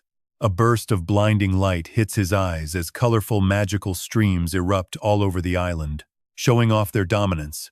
Everyone around them releases brilliant, swirling magical light. The colors are everywhere, and Minato breaks into a cold sweat under the crushing raw power. The pressure is terrifying. Valerian's sharp purple eyes lock onto him. We are human, from the age of gods. We are gods, or demigods. Minato listens, stunned, lost in deep thought. Gods. Valerian ignores his bewildered look and continues, because we cannot fully grasp human limits. We waited for you to grow. Minato stares at him. He asks, skeptically, my growth. Why? Valerian sees his hesitation. You know the answer. Put simply, your body would be torn apart if you tried to contain a god. Diaco and the others listen in silence. Valerian points out the limits. We truly do not know what humans can handle. He steps off his throne, hovering in midair with a golden magic circle pulsing behind him. His voice remains flat. Let us test that. Child of humanity with the mark, Minato feels a massive surge of pressure. Valerian stares into his soul with those purple eyes. Are you truly worthy to hold our power to defeat the cluster? This question alone marks your second stage. Minato listens, jaw-dropping in total shock. Far below, past the horizon, Melus looks up at the sky where Minato vanished, and sighs, finally gone. Footsteps sound behind her, and she turns, eyes turning cold. Astra, Jisui, and R stand there, bowing respectfully before her. Astra speaks up, yes, we will fulfill our duty, just like Skania did. He is the ancestor of fire. Astra, the girl with turquoise hair, says coldly, regardless. That lone variable is not ordinary. So this is the power of fate. She is the ancestor of water, Jui. The man in the designer suit, eyes void of pupils, replies seriously, it seems this was always destined to happen. Like that person, I am willing to sacrifice myself for the victory. He is the ancestor of Earth. Armelus looks satisfied by their resolve. I am counting on you. Under the quiet night sky, while the others sleep, a voice suddenly breaks the silence. A man stands over him, trying to wake him. Sin. Hearing that familiar voice, he twitches. His brother Makoto says, immediately take this, pulling off his glove to reveal a deep red mark. Makoto's eyes are firm as he looks at Shin. It is time you receive this memento. Shin overhears his brother and frowns, confused. He blurts out, wait, brother, is this just a dream? Makoto barely reacts to the question, answering calmly, you can interpret it however you like. Makoto glances at his glowing mark, trying to hand it off, but Shinji urgently cuts him off. Wait! Shin panics, brother, you're just going to leave again, aren't you? You're going to disappear? Makoto falls silent as the rapid-fire questions come at him. Haunted by memories of the funeral, Shin hesitates. I have so much to tell you, so much to apologize for. He bites his lip, tears finally spilling over. Makoto sighs, watching his brother's regret. Shin blinks, confused by his surroundings, a room that's unmistakably his brother's. Makoto sits right in front of him. Shin stares, completely stunned. Makoto smiles gently. Are you living well? Shin can't help the tears streaming down his face. His voice trembles, choked with emotion as he tries to speak. Yes, Oribe and I are doing fine, and Mom and Dad too, he calls out, shaking with relief. Makoto just beams at him. Shin pours out everything, how he trained under his master and became vice captain of the new Kaminagi squad. He even recounts the battle against the one who possessed Ichihara's body. They actually pulled it off. He keeps choking up, unable to stop the flood of words, while Makoto listens with a soft, steady smile. He keeps talking, even recounting yesterday at Ole, pouring his heart out about his journey. He wipes his face, sobbing. No, words aren't enough. Shinji clutches his chest. It's so tight in here. Makoto pets a cat gently while Shinji struggles to find his breath. Even if this is a dream, I'm just happy to see you. He says firmly, I'll be a man so strong, I won't lose to you again. Makoto hears the promise and smiles with a tenderness that cuts deep. Shinji clenches his fist, tears still wet on his cheeks. That's why you don't need to worry about me. Makoto watches him with calm acceptance. I know. He reaches out, pressing his marked hand to Shin's. Light floods the room as Shin feels a surge of warm, familiar fire. It's so warm. Shin murmurs in awe. Suddenly, the space around them shifts, the bedroom dissolving into an abyss of black. Makoto starts speaking, but an unseen force muffles his voice. Shin gasps, panicked. Wait, brother, what does that mean? Makoto doesn't answer, just gently ruffles his hair while a faint light flickers in the dark. He gives one last smile before drifting toward a blinding light. Shin lunges forward. Brother, don't go. Makoto's silhouette slips through his fingers. Shin screams in agony as he snaps awake. The reality of the morning hits him hard as he stares at his own trembling hands. Sunlight spills through the window. His tears are still drying, but now, strange black patterns have coiled around his mark. Brother, he whispers into the silence of Minato's house. Akan hesitates. Doesn't the atmosphere here feel a little heavy? One is crying, and the other can barely hold his chopsticks. Minato looks drained. Sorry. The new training routine is way more intense than I expected. Shin yawns. Exhausted. My bad. I'm fine. He suddenly shouts toward the kitchen. Minato's mom. This rolled omelet is incredible. Akan and Hikorato exchange a look of silent suspicion. At the front gate, they line up and bow. Thank you for having us. Minato's mom beams. It was such a lively, wonderful day. Minato smiles. Thanks, Mom. The food was amazing. She lights up at the praise. All that hard work paid off. She turns to her son. These are your friends, right, Minato? I'm glad you've got such kind people around you. You have to invite them back again. They wave goodbye from the gate. Minato grins. I will. I promise. She watches him with a mother's gentle concern. At least come back by the new year. He laughs. I'll be back. So keep my favorites ready. He turns and sprints to catch up with the others. See you later. She watches him go, her expression softening into pride. Stay safe, she whispers. His communicator chirps. Minato answers in a rush. Hello, Dewey? Ichihara's there already? Understood. I'm on my way. A black car glides down the road. Inside, Anne notices a shift in the seal on Shinji's hand and leans in to ask about it. The memory of last night's conversation flashes back to him. Shinji says proudly, my brother gave it to me. He clenches his fist. Urgent now. I need to see Master Ichika. Minato steps through the teleportation gate. Instantly, an excited voice booms out. You finally made it! Minato takes in the massive landscape, breathless. It's so huge. He gestures ahead. Ichihara must be over there. Ichihara stands by a swirling vortex. He spots Minato and exclaims in shock, Minato! Minato calls out, excited. This planet is incredible! Ichihara grins. You have Dew to thank for that. He whispers with a cunning glint in his eyes. I know a great spot. Ichihara says happily, this gate connects to a habitable planet just like Earth. I can train here without holding anything back. Minato adds, I heard this planet was once used as a training ground for the primordials. Re:Zero even mastered several of his techniques here. Ichihara looks around, beaming. Once my training finishes, I'm heading back to Antipresi. He makes an offer. Minato, how about you spar with me? Minato is stunned. Me? Ichihara sighs. Didn't I just say your name? His hair shifts from gold to turquoise. Smirking, he adds, you're the second strongest after me now, and I want to test some things out. He raises his hands, forming flat, rotating circles. A fierce wind whips up, sending dust flying everywhere. Ichihara smiles brightly. I'll try my best not to break you. Minato thinks to himself, wait, shouldn't he be saying he won't do that at all? He breaks into a cold sweat, feeling the tension, but pulls himself together and shouts, Understood, Roger.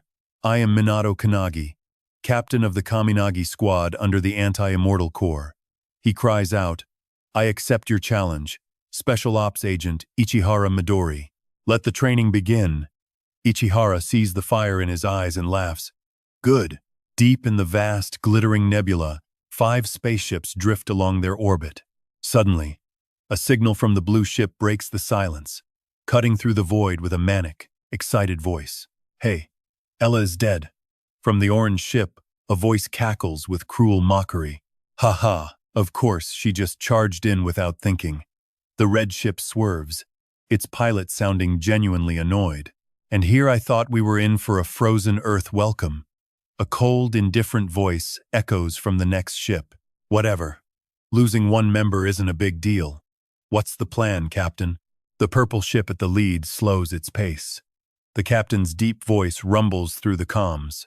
Our mission hasn't changed, but it will take a while to reach Earth. So just rest up, he says smugly. Until the main force arrives, each of you needs to activate 5 different super prophecies. The 5 colorful ships accelerate in perfect unison. They become streaks of light, tearing through the dark space toward Earth.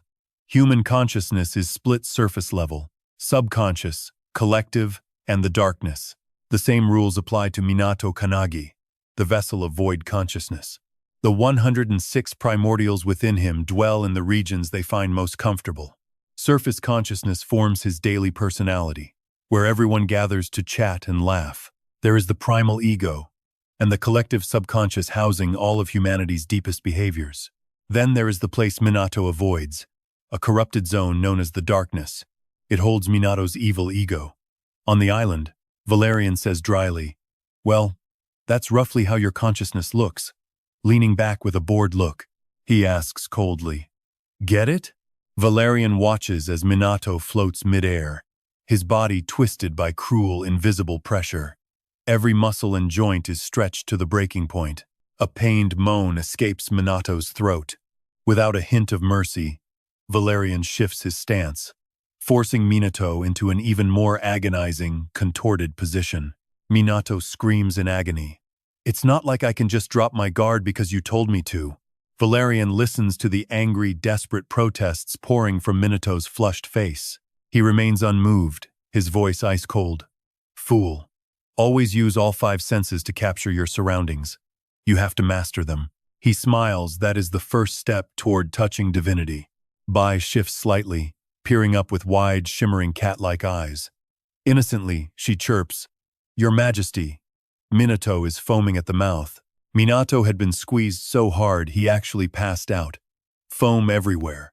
Valerian jumps, blurting, Wait, what? Seeing Minato like that, he changes his tune fast, loosening his grip and dropping the limp body onto the cold floor. He scoffs, pathetic.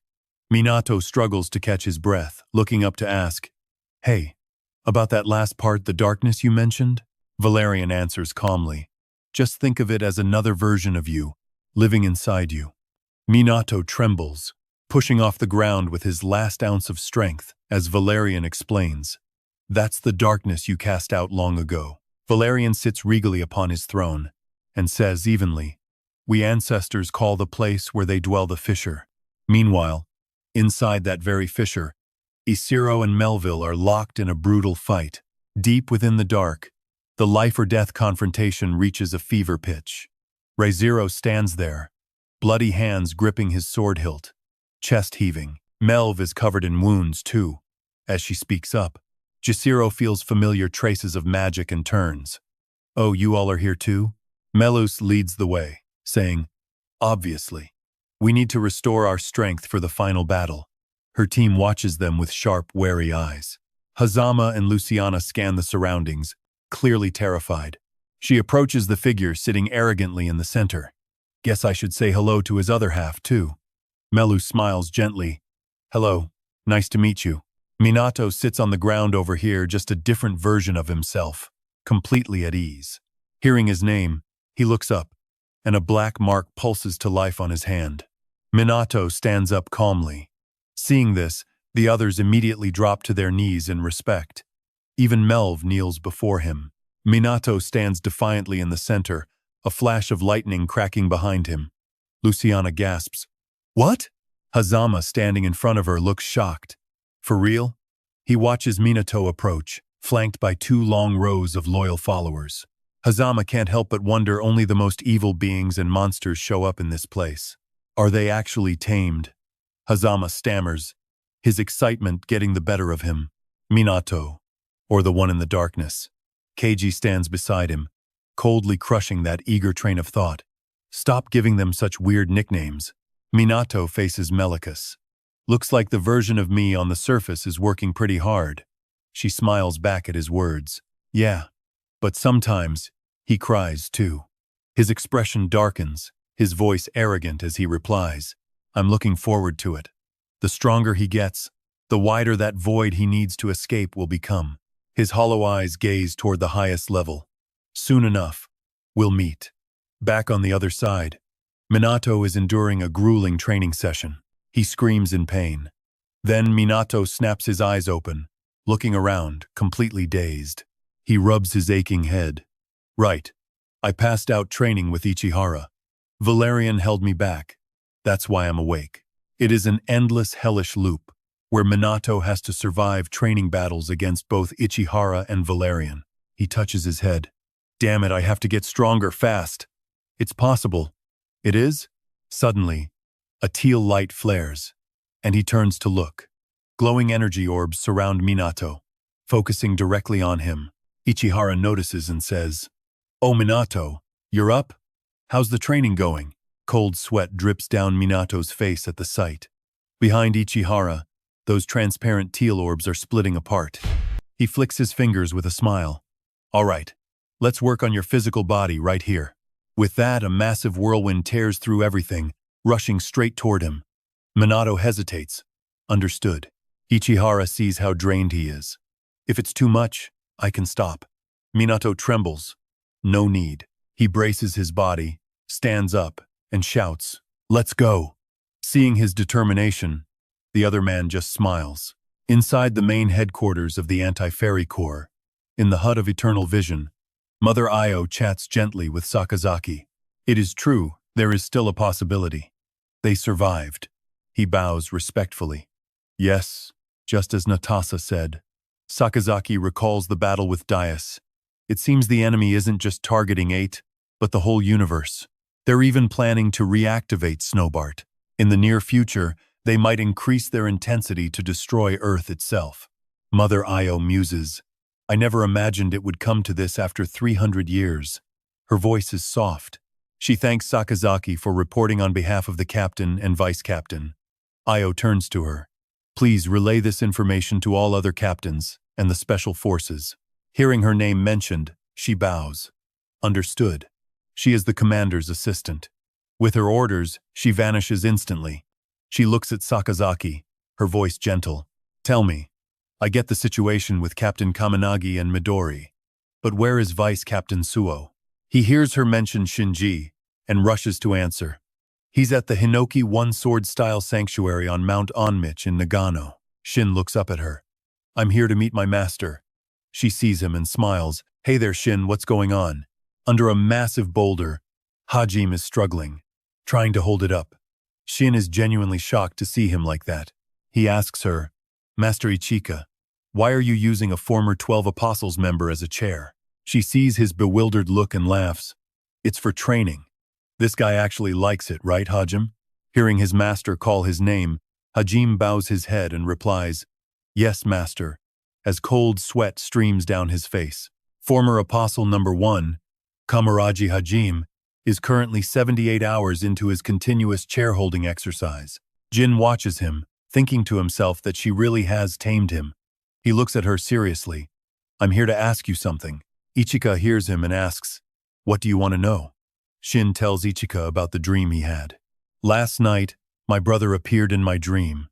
An image of his brother passing his mark onto him flashes by. Shinji holds out his hand. showing the special mark his brother left behind. He gave me this seal. When Ichika sees the distinct shape of the mark, she looks stunned. That mark?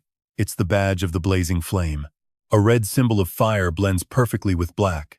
Shinji sees her intense reaction and asks, "So, was it all real?" She calms down and explains, "Your brother said there is a hidden power sealed inside it." Before leaving, Makoto told Shinji that Ichika knows how to unlock that power. She listens, deep in thought. Finally, she speaks, jumping off the boulder as she walks away. "I have a few leads on that. Follow me." Shinji. They walk away, leaving Hajime behind, still struggling. They head toward the Onmich volcano. Lava churns deep inside, radiating an intense, blistering heat. Ichika leads him to the crater's edge. A lone rock sits in the center of the crater, held up by thick ropes. Shin feels the heat and stays cautious. Ichika looks down at the rock and turns to him. "You should meet him." A figure on the rock slowly emerges, the progenitor of fire. His entire body is wreathed in flames. Hearing their voices, he looks up. 5 years ago, Makoto approached Ichika, his voice soft. "It's been a while, master." She doesn't look up, eyes fixed on her book. Ichika asks, "Makoto, what is it?"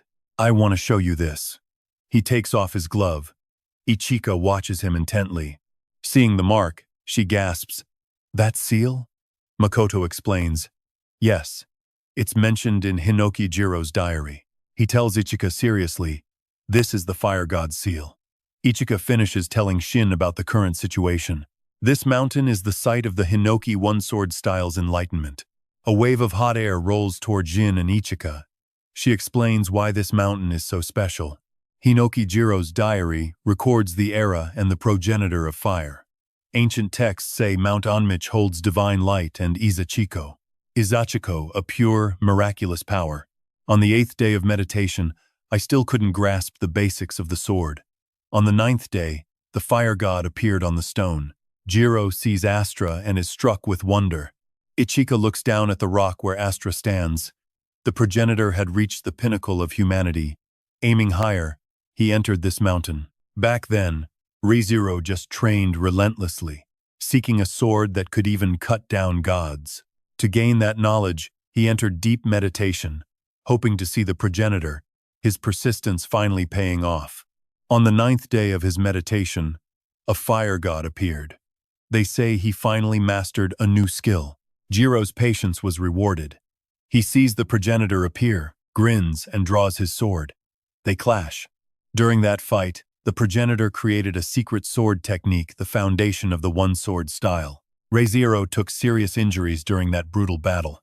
His body was covered in burns, and his sword, unable to withstand the heat, began to warp. Secret sword. Void cutter. Astra clenches his fist, pouring all his power into the strike. ReZero stands perfectly still, like a stone statue. ReZero exhales slowly, gripping his sword handle tightly, but the sharp blade is already melting from the intense heat. ReZero raises the hilt, calmly adjusting his breathing. His cold gaze locks onto Astra, then a lethal strike rips through the primal ancestor. The blade splits Astra clean in two. Nearby, Jiro lies unconscious on the volcano's edge. Waking up, his body is charred. A deep wound ruins his right eye. He's lost his sight. On the ancestor's arm, that first mark of the unconquerable now, a transcendent sigil glows. A black circular seal burns onto his right hand. Since that day, the fire god protects the Hinoki sword style. He brands the chosen disciples. Ichika speaks. Solemn, that burning fire mark was Makoto's long ago. And now, it brands your right hand. Shinji glances down, stunned by her words. Yik asks, "Uncertain, surely?" She looks back, and he's floored. "You're only sure?" She sighs, no other choice. Makoto was the first. Astra watches them both from below. Ichika ignores him, turning to address Shinji with a heavy, serious tone. The fire god stands silent on the keystone in his rage. Shinji asks, "What did my brother do then?" She pauses, lost in thought. Ichika furrows her brow, dredging up that nightmare. He fought the fire god for 3 days and nights. He returned on the brink of death. She recalls the sight, his sword engulfed in flames. his body a map of fresh wounds. Shinji looks down at the Ancestor, hesitating. Then, if I challenge him, I'll gain his power? Her voice is hollow, uncertain perhaps, but I cannot be sure. He stares, dumbfounded. What? Makoto's resolute voice echoes in her mind. Master, I am going. If I defeat the fire god, I will become stronger. Then, I'll know. She glares at him.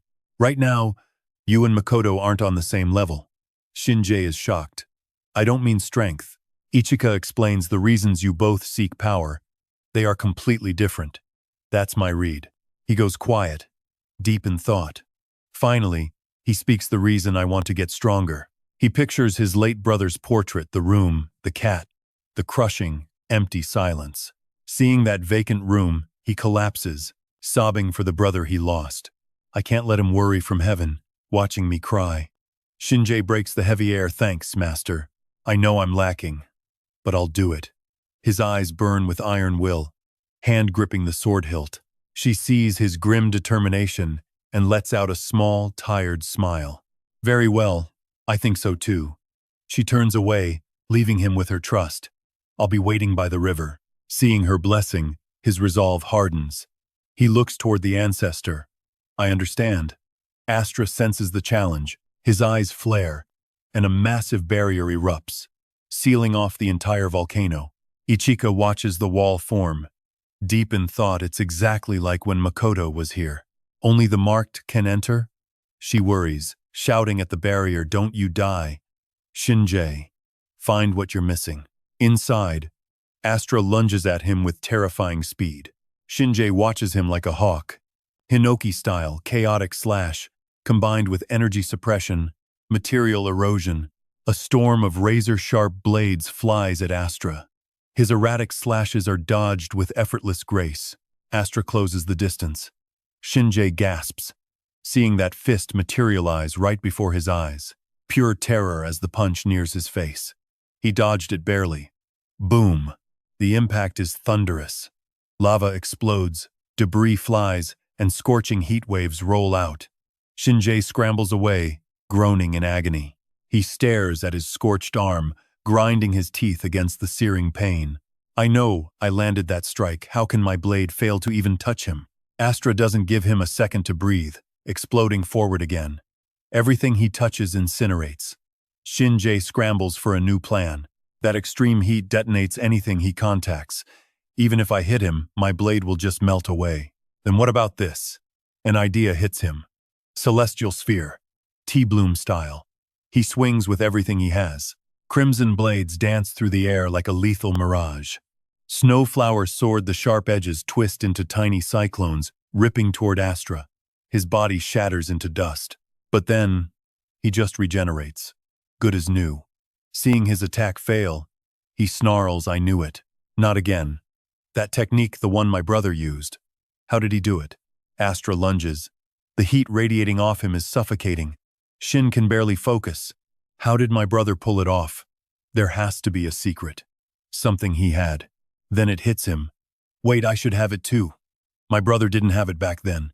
Ichikako mentioned it earlier. My brother needed deep meditation to grasp the basics. On the 9th day, the fire god appeared, and he passed down the knowledge.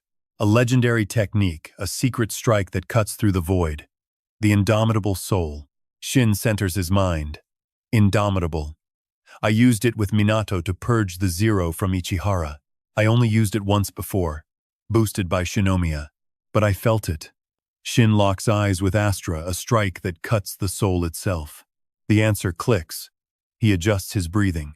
This is my only shot to master it. Fire in his eyes, Shin calls out Hinoki, sword style. Indomitable soul. His blade slices through Astra. That sharp, lethal edge sweeps right across him. Astra is cut in two, body slowly falling apart. Shin can't help but feel a surge of triumph. I did it. But before he can celebrate taking down the progenitor, a nightmare unfolds. Astra's body is reforming. The massive wound he just inflicted, already knitting back together. Suddenly, Astra clenches his fist. Before Shin can react, a crushing blow hits, engulfing him in fire. The black smoke clears. Shinji is wrecked. reeling from that devastating impact. His body is half charred. Is my indomitable technique really useless against him? His sword melted. His left arm is scorched from blocking that hit. Shin gasps, fighting the agony. So what makes the three of us different? He's spiraling, totally missing Astra's next move. A fist wreathed in flames appears right in front of him. Boom! The force is so immense it triggers a volcanic eruption. Ichik turns, stunned by the quake. She stares at the mountain in shock. Her voice trembles as she tries to speak. In the thick black smoke, Shin grips his sword with a charred hand. He's barely recognizable now. A burned husk of a person. Jin suddenly wakes up. He's sitting on a pile of vibrant, glowing fire. He's confused. Where am I? A calm voice drifts out from nowhere. This is the world where my soul resides. Shin scans the area, fully on guard. He spots a figure sitting across from him and freezes. The fire god. He draws his sword. Astra watches him, unfazed. To be precise, this is my true form. You are only fighting a mere fragment of my soul. The voice is steady, detached. Yes, I am the fire god, one of the 106 souls inside Minato Kannagi Astra. The progenitor of fire. Shin is floored. The fire progenitor? Ichihara told me about this. Is he like the wind progenitor? Astra interrupts his thoughts. Makoto Suo was the one meant to inherit my flames. His tone drops, becoming heavy. But before he could become my vessel, he faced an awakened, named Number 12. Just taking that on was too much for any modern-day awakened. Astra sighs. I thought my flame would die out. But before his soul vanished, Makoto found me. Makoto whispered to me, please entrust this fire seal to my younger brother. Shinji hears the story and stares into the void, completely stunned. His brother's memories flash back. Cherry blossoms blooming. Makoto was just a kid, but he trained tirelessly. Day after day, Makoto pushed himself harder than anyone. Neighbors always saw that familiar figure grinding away, rain or shine. His discipline left everyone in awe. They'd gather and gossip. Wow, the Suo family's eldest son is truly something else. One day, a manager visited their home. He bragged to Makoto's parents about how he'd become the youngest squad captain ever. Even his own teammates couldn't stop praising his sheer talent. He flashes a smile, scratching his head with a bashful look as he says, shortly after its founding, Makoto's squad stopped a superclass prophecy. Since I was the one who recruited him, I'm genuinely proud of myself. You are the recruiter for anti-prophecy, Kunitake Kinjiro. Suo-san says earnestly. Isn't he being a bit too loud? Kinjiro, a man from the secret organization, just offers Mr. Suo a gentle smile. Please forgive me, Suo-san, because you used to be part of anti-prophecy too. He chats happily with Shin's parents. Regarding today, let's pick up where I left off. I wonder if I could bring Shin into anti-prophecy as well. Shin's mother panics. Worried sick Shin too? Mr. Suo bites his lip, furious, veins bulging on his face. Outside, Shinji is training and overhears them mentioning his name. He's stunned. Mr. Suo frowns and says, just like with Makoto, I respect everyone's personal wishes and decisions. But with an icy glare and a voice laced with anger, he looks at him and asks, Makoto, what do you think about this? Makoto thinks seriously when his father calls him, his voice calm. I don't think Shin at this moment. The boy is sneaking right by the door to hear their talk better. I don't think he has my talent. Hearing his brother's words clearly, Shin just stands there, frozen. Makoto's voice continues.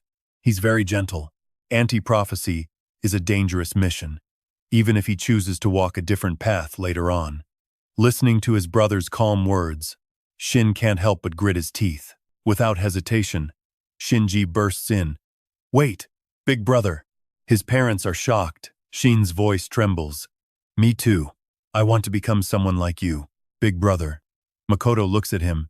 Shin, don't interrupt your elders. His voice is cold.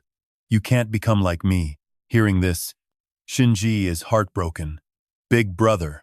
His battles against formidable enemies are fueled by his desire to be acknowledged by his brother. That's his motivation to swing his sword. The times he was abandoned, he was shocked, but now he understands. Every action of Makoto's finally makes sense to him. The final diary Makoto left for his younger brother. His brother cared for him from the bottom of his heart, moving him to tears. Astra recounts how Makoto's cold actions finally explain everything to him. Seeing that, I understand why he entrusted the fire seal to you. He looks at Shin and says flatly, "It's true. You aren't as talented as your brother. Still, if you can't avoid the fight, perhaps he wanted to pass on the greatest power he ever possessed." He observes the power hidden within Shin's body and asks, "Suo Shinji, do you plan on being a younger brother who only makes others worry?" Thinking it over, Shinji shouts with conviction, "Of course not. I have to repay my brother." He clenches his fist, determined. Looking at Astra, he asks, "What must I do to stand on equal footing with my brother?" Astra says plainly, "I don't know how to lead others with words." He stares hard and says, "If you want the answer," as flames flare up behind Shin. The shadows of predecessors appear behind him, and Astra adds, "Try fighting these guys." Shin is amazed. What? These are the predecessors who once held the fire seal. Simply put, they are the best of the Hinoki one-sword style. Suddenly, he sees a familiar figure, that person. You must inherit their techniques, strength, and soul. That is the power granted to you humans. Astra tells him, "Learn." Suo Shinji, with fire burning inside him, turns to look at him. Makoto's figure slowly approaches. Astra says, "Surpass your brother." The predecessors rush toward Shin. Shin draws his sword to block their strikes. Outside the volcano, Astra's physical form stands watch. Suddenly, Shin's charred body twitches. Astra isn't paying attention and looks elsewhere. Shin's charred form suddenly flies up, engulfed in flickering flames. Astra is startled, looking back to see long glowing threads appearing around Shin inside the crater. Inside another dimension, Astra observes the situation and can't help but say, "You've defeated the previous generations of the fire seal." He says excitedly, "You actually did it." Now, Shin's body is covered in blue light, his long coat adorned with a peacock tail like a phoenix of fire. He grits his teeth and shouts, "Suo Shinji, let's go." Blue light shines through the space. His red hair has turned blue. His charred body has shattered into fragments. Seeing his pathetic state, Astra walks over. Superhumans who inherit the fire god's mark receive supplemental power reflecting their innate strengths. For instance, when Makoto received the mark, it granted him the power to channel fire through his blade. Red King. But what about Shinji? His charred body suddenly starts to stir. Makoto turns away, missing the movement. Shinji's blackened frame floats into the air. Massive flames erupt, encasing him. Astra gasps, spinning around to look. He gains the power to transform mind and body into fire, allowing endless rebirth as long as his mana holds. Now, his body restores itself. Shinji shifts into a phoenix form, and that is not all. By pushing his mana to the limit, he can ignite his body with searing blue flames. His familiar crimson glow shifts to deep blue, a blaze so bright it lights up the entire sky. Astra is caught off guard by this new shape. The Luan is a legendary bird of myth. His power surges rapidly, gathering spiritual energy from ages past. This is the phoenix's final evolutionary state. Shinji grinds his teeth, gripping his sword hilt. He recalls the clue his brother gave him: make that technique your own. Shinji, light the fire within yourself and surpass your brother. Astra, the ancestor of fire, set a challenge so impossible it left Shinji in total shock. He forced him into a death match against every previous wielder of the fire god, marked the greatest masters of the Hinoki sword style. They rush him without holding back, these legendary predecessors attacking in relentless waves. Shinji desperately parries each blow. It is a brutal struggle. He gets slashed, knocked down, barely dodging their strikes. Even just staying on his feet is a massive challenge. He always craved his brother's sword style, that calm confidence in battle. But reality hits hard as he scrambles to evade them. Yet, that dream seems to slip away. But the further he drifts from his brother's style, the smoother Shinji's blade flows. A deafening roar shakes the ground. Their sharp blades strike toward him. After 1,000 attempts, he finally realizes something: they are closing in fast. He sees the truth: he will never be Makoto. Suddenly, he leaps, swinging his sword with power at the predecessors. Shinji realizes he never needed to be like him. Gritting his teeth, he strikes back, cutting down each predecessor one by one. Only Makoto remains to be defeated. He is himself, no one else. He is Shinji. He swings his sword hard at Makoto. He lunges, hacking down at his brother, but Makoto easily blocks the strike. A volcano erupts, shaking the land. Lava flows everywhere. Astra hovers amidst the molten river. Suddenly, a streak of blue light rockets toward him. Sensing the danger, Astra is visibly stunned. Shinji's afterimage darts across floating rocks in the infinite void.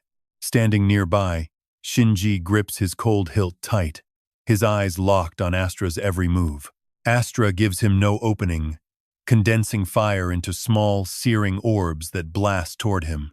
As the fireballs streak in, Shinji casually spins his body into a vortex, intercepting the attacks. His hand suddenly clamps around Astra's throat.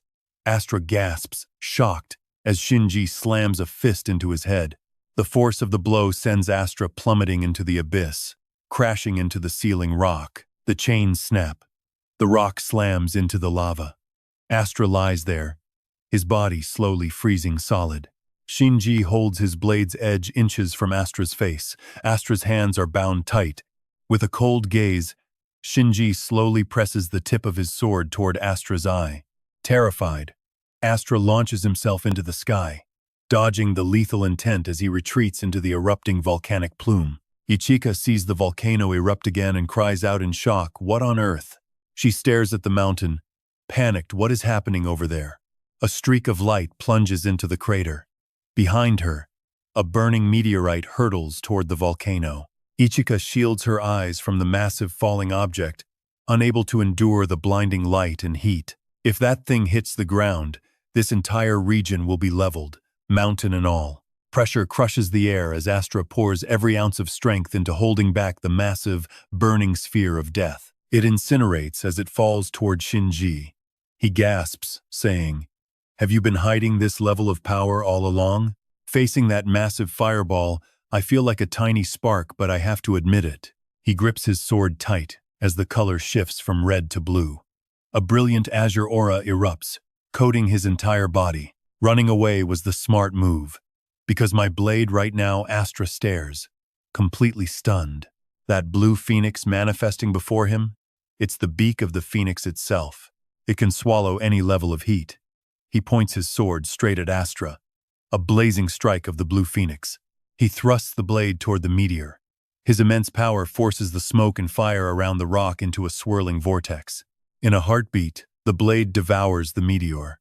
That colossal rock simply vanishes into nothing. Astra watches his meteor get swallowed whole and stammers, unable to even speak. Ichika, waiting at the mountain's base, watches the scene in pure panic. Did the fireball just disappear? Where did all that massive energy go? The ground beneath her feet is already turning to ice. She stares in shock at the mountain that was just erupting lava. Is the volcano actually freezing over? She smiles. Lost in thought, he's absorbed all its heat. Shinji stands calm, eyes locked on Astra as he charges. In another dimension, a voice muses, "I knew it. My judgment of Shinji was right. He lacks his brother's raw talent." Now, Makoto's torso is visible with a massive hole blown straight through it. Astra notes that Shinji's innate gift belongs to a completely different realm. Makoto fights like a dragon, breathing razor-sharp flames. Shinji is different. He's a phoenix, devouring fire, greedily sweeping up every flame in his path. No matter how weak he gets or how many times he's killed, he always rises from his own ashes. Both of them lunge forward, blue and red light slamming together until thick dust clouds blind them. As the smoke clears, the outcome of their brutal duel finally reveals itself. Astra has smashed Shinji's armor to pieces with his punches, but meanwhile, Shinji's sword has pierced Astra, leaving his body encased in ice. Grateful to the fire god, Astra's soul begins to fade thanks to your flame. I've never been stronger. The crater is frozen solid now. Shinji lands on the crater's edge, his appearance hardened by the fierce battle. Inside that silent space, They lock eyes until Astra finally speaks. "You've done well, Shinji." Shinji sheathes his sword. Astra props himself up. "I am a progenitor from the Age of Legends, a being you humans call a god." Shinji is stunned. Astra explains that 300 years ago, the Holy Clan invaded Earth, forcing the progenitors to unite. Things aren't much different now. It's always been this way, parents teaching children, teachers guiding students, or in this case, a brother guiding his younger brother. There is nothing more beautiful or powerful than the bond between two souls, a flame that lights our world. Astra smiles. "As a god, I've always been envious of you humans." He clasps his hands, and a brilliant light bursts from his palms, shattering the darkness. "I can finally give away everything I have." He opens his hand, revealing a small flickering flame. This flame has burned since the Age of Legends. He transfers it to Shinji now. "I entrust it to you. Pass it on to the generations to come." Astra's body begins to crack and splinter. Shinji panics as Astra breaks apart. "Astra, does this mean you're disappearing?" Before he fades, Astra leaves his final words. "Fire is one of the fundamental powers of the universe. I am simply returning to that primordial elemental state." His body dissolves, leaving only a final message. "Goodbye, Shinji. We will meet again in a far-off future." He grips the energy Astra left behind, voice trembling Astra. Shinji bows his head deeply. "Thank you for everything." Suddenly, Ichika calls out. She rushes toward him, hesitating. "Master Ichika, I thought you were waiting at the base." She marches toward him, fuming. "You brat. I nearly froze to death down there. Why did you turn the whole volcano into ice?" Ichika demands, "Fix it right now." He apologizes quickly and offers her a grilled fish. "Food's ready, master." She takes the fish with a smile. "Delicious. Your power is actually pretty convenient. Keep it up." Shinji hurries to grill another. Shinji looks grim. This isn't exactly how he pictured using the power Astra granted him. Trapped beneath a boulder, Hajime strains to hold it up. Shinji says seriously, "I realize something, but even with this power, I'm not sure I should say it." Hajime grinds his teeth, cursing under his breath in pure frustration. "I'm starving. I'm going to die down here." She asks, "What is it?" He replies calmly, "I know Astra did this for my brother's sake, but why me and not you? Your swordsmanship is leagues ahead." Ichika chews on a grilled fish. "That's because the Hinoki clan never inherits the fire god's mark." Shinji asks, "Why not?" "The founder refused it." "You want to give me the power of fire?"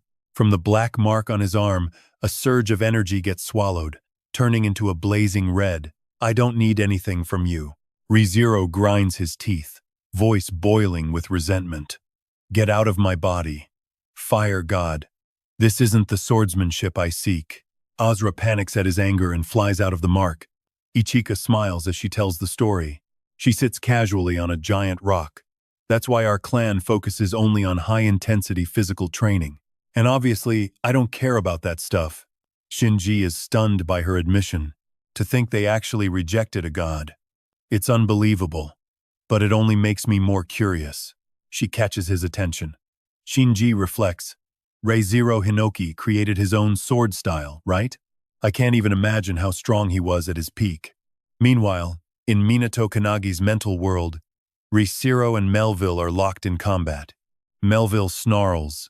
"Impressive. Looks like you've regained quite a bit of power." He responds coolly. "True." His crimson eyes track every thin line, saying confidently, "I can see through everything." Thin lines surround them. The threads of causality weave across the entire world.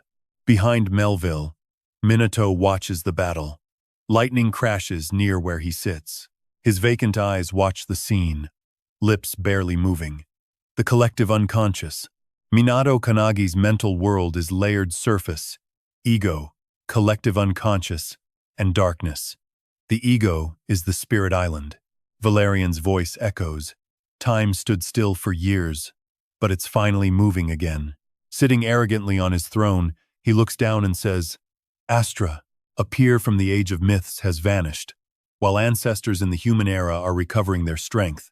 Valerian stares down with interest, then looks at the boy standing before him, saying calmly, It seems you've finally broken your chains. Minato Kannagi just bows in silence. Valerian's pressure-filled training pushed him to find a new path. He finally responds. Indeed. Sensing the change within, he muses, I think I'm starting to see through it all. So this is the second stage of the God realm. He stands among the threads of causality. Valerian laughs. I was just about to grant you my power.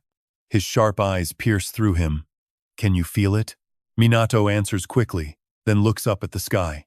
He says calmly, the enemy is coming.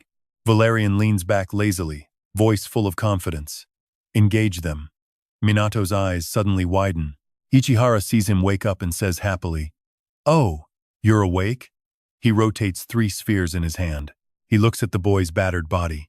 Sleep well, Minato? A cool wind rises, whistling against his eardrums.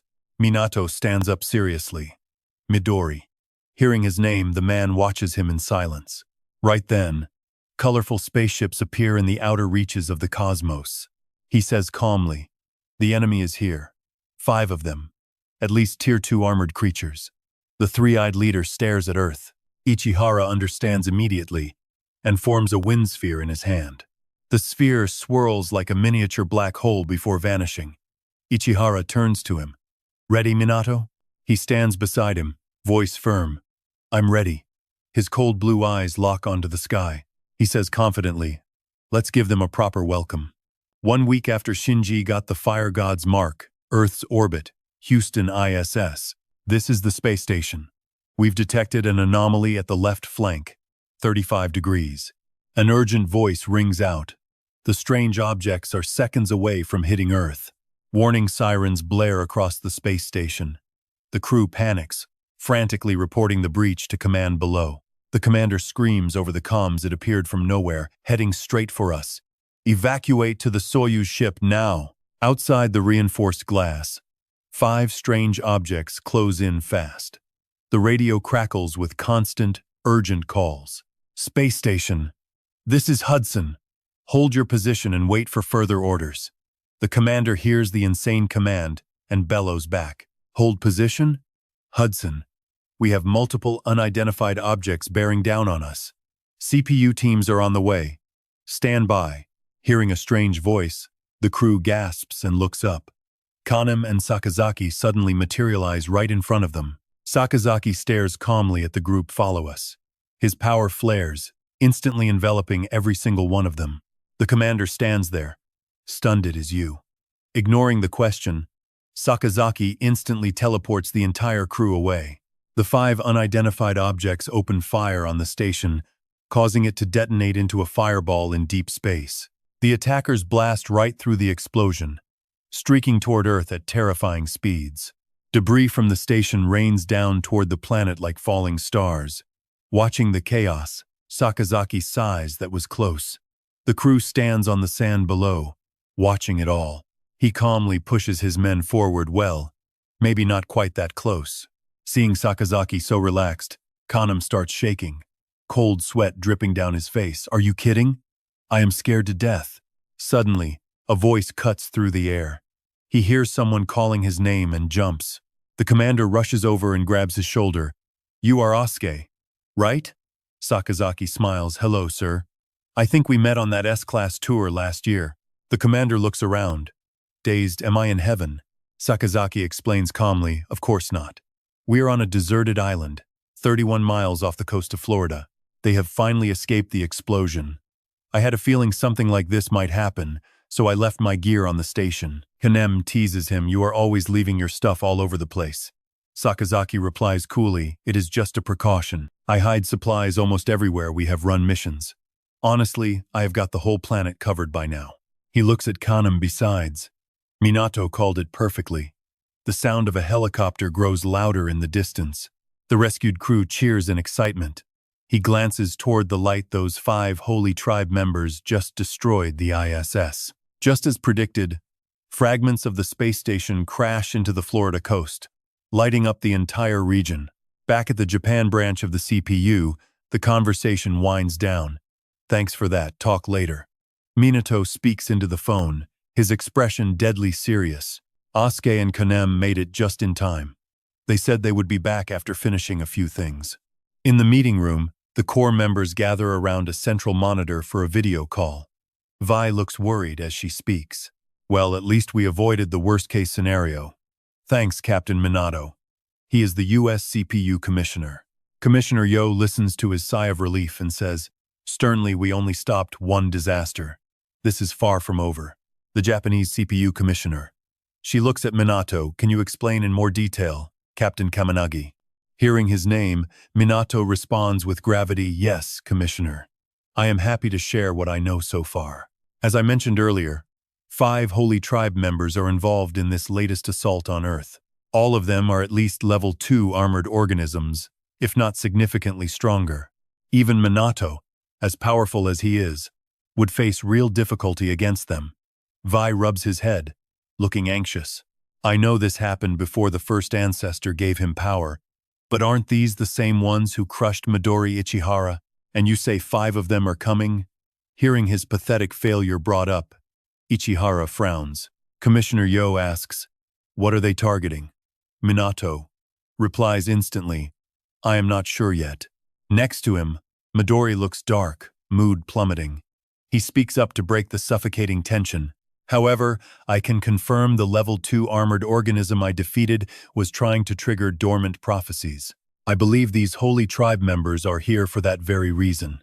The Commissioner frowns. You mean they intend to trigger at least 5 prophecies at once?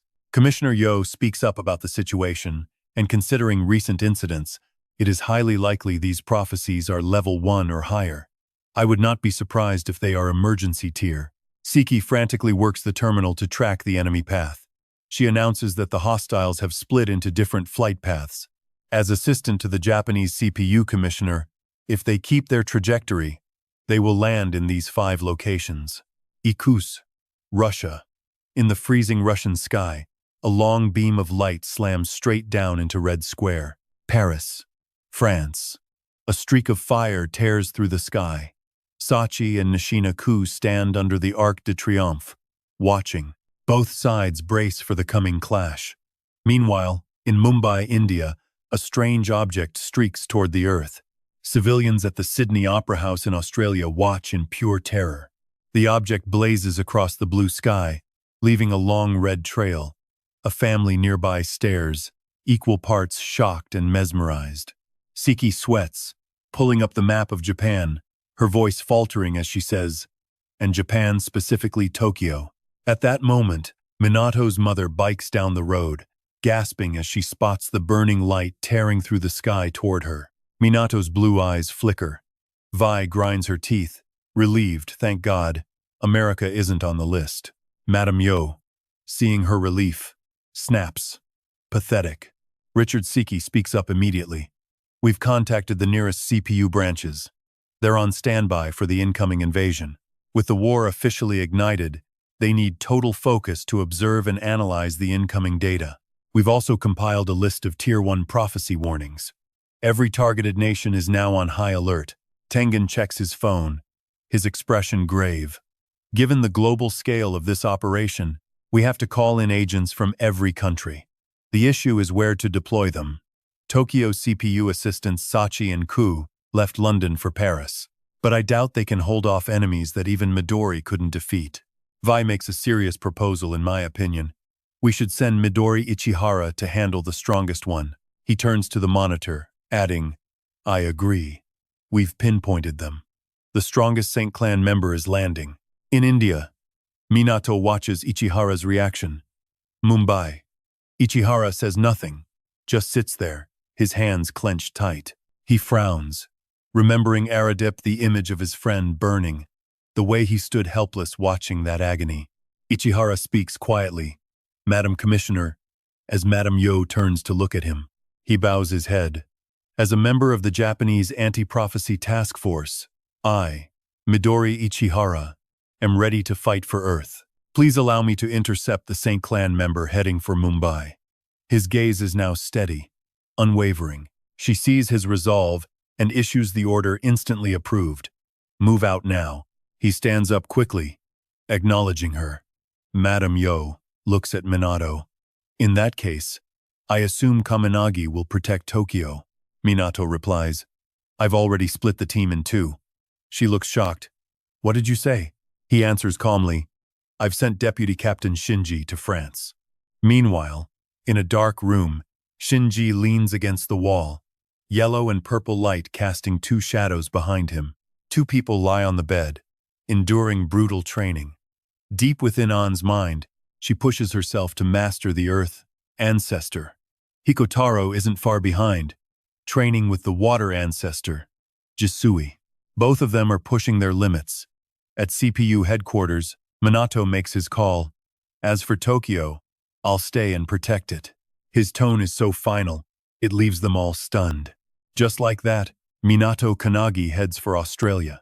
Kanam slams his fist on the table, shouting, how can he just leave like that? At the Japanese CPU branch, Sakazaki explains. He said the prophecy in Sydney will manifest first. He holds a steaming cup of coffee, adding, Russia and Japan will be near the end. Hearing Sakazaki's logic, Kanam realizes something. Wait, how does he know that? Sakazaki replies, it seems to be a side effect of his training. According to Minato, he can see the threads of causality everywhere. Kanam is confused. What does that even mean? Seeing Kanem's blank look, he explains, basically they give him clues about what's coming. Kanem spits out his drink in shock. You mean he can see the future? He looks up at the sky. Minato, is there anything that guy can't do? Right now, at the Sydney Opera House in Australia, Minato has arrived. A pale blue cube appears in the air. 5 ships have materialized over cities across the globe. They just float there, suspended in midair. Then, they generate a massive barrier around themselves, isolating them from the world, leaving everyone in total confusion. In Paris, France, Shinji stands on the Arc de Triomphe, meeting up with Sachi and Kuo. He eyes the floating cube and says, this reminds me of the barrier we saw at Orist. Sachi crosses her arms, annoyed. That thing is huge. Everything around it looks so small. The only thing I'm wondering is what that barrier is for. Aren't they here to invade? Shinji explains. Maybe it's for protection. Ku hears this and asks, skeptical, protecting the prophecy? A member of the Japanese CPU task force speaks, voice low. By now they must know Midori took down their level 2 armored creature. If their only goal was triggering the prophecy, why fight us at all? Sachi nods, agreeing. Makes sense. Maybe they're rushing to activate it first. Nishina-ku chimes in. They must have learned from their comrades' mistakes. He turns to the young man. What do you think, Minato? He recounts Minato's advice. Minato said we need to evacuate everyone in the area. Police scramble to clear the streets. Only once civilians are safe can we handle the prophecy. Shinji makes a call, we hold our ground here. Sachi looks at him, surprised. He seems so much more mature now, actually steering the team toward a new path. Shinji doesn't notice Sachi's strange stare and keeps talking. Stay alert until the evacuation is finished. No telling what could happen. In Sachi's eyes, he looks exactly like his older brother now. Sachi can't help but marvel. You know, you're a lot calmer than before. Shinji looks startled. Is that so? Sorry, I know I used to talk way too much. Sachi smirks. No need to apologize. Sachi reaches out, hopeful. I trust you, Shinji. Shinji stares, completely stunned by the gesture. Nishina-ku watches them grow closer and smiles. With Sachi's trust, Shinji beams and thanks him. Sachi turns serious anyway. Let's get back to what we were saying. This prophecy is unfolding globally all at once. People everywhere are losing their minds. Outside, police hold back the crowds. People are pushing and shoving. Total chaos all around the world. Footage of the cube is going viral everywhere. Sachi worries. We can't let the public know about the CPU. In Mumbai, India, 2 figures suddenly materialize on the parched earth. Ichihara watches Mana panting from exhaustion. Thanks for the ride, Mana. Mana replies. Don't mention it. I just wish I could do more. He turns to Ichihara, adding, by the way, I've been thinking, you might have crushed that level 2 creature. But is he really okay handling things alone? He looks at Ichihara with genuine concern. Ichihara is stretching, pauses, then looks over. Oh, you mean Minato? Yeah, he'll be fine. I spent 10 days training with him.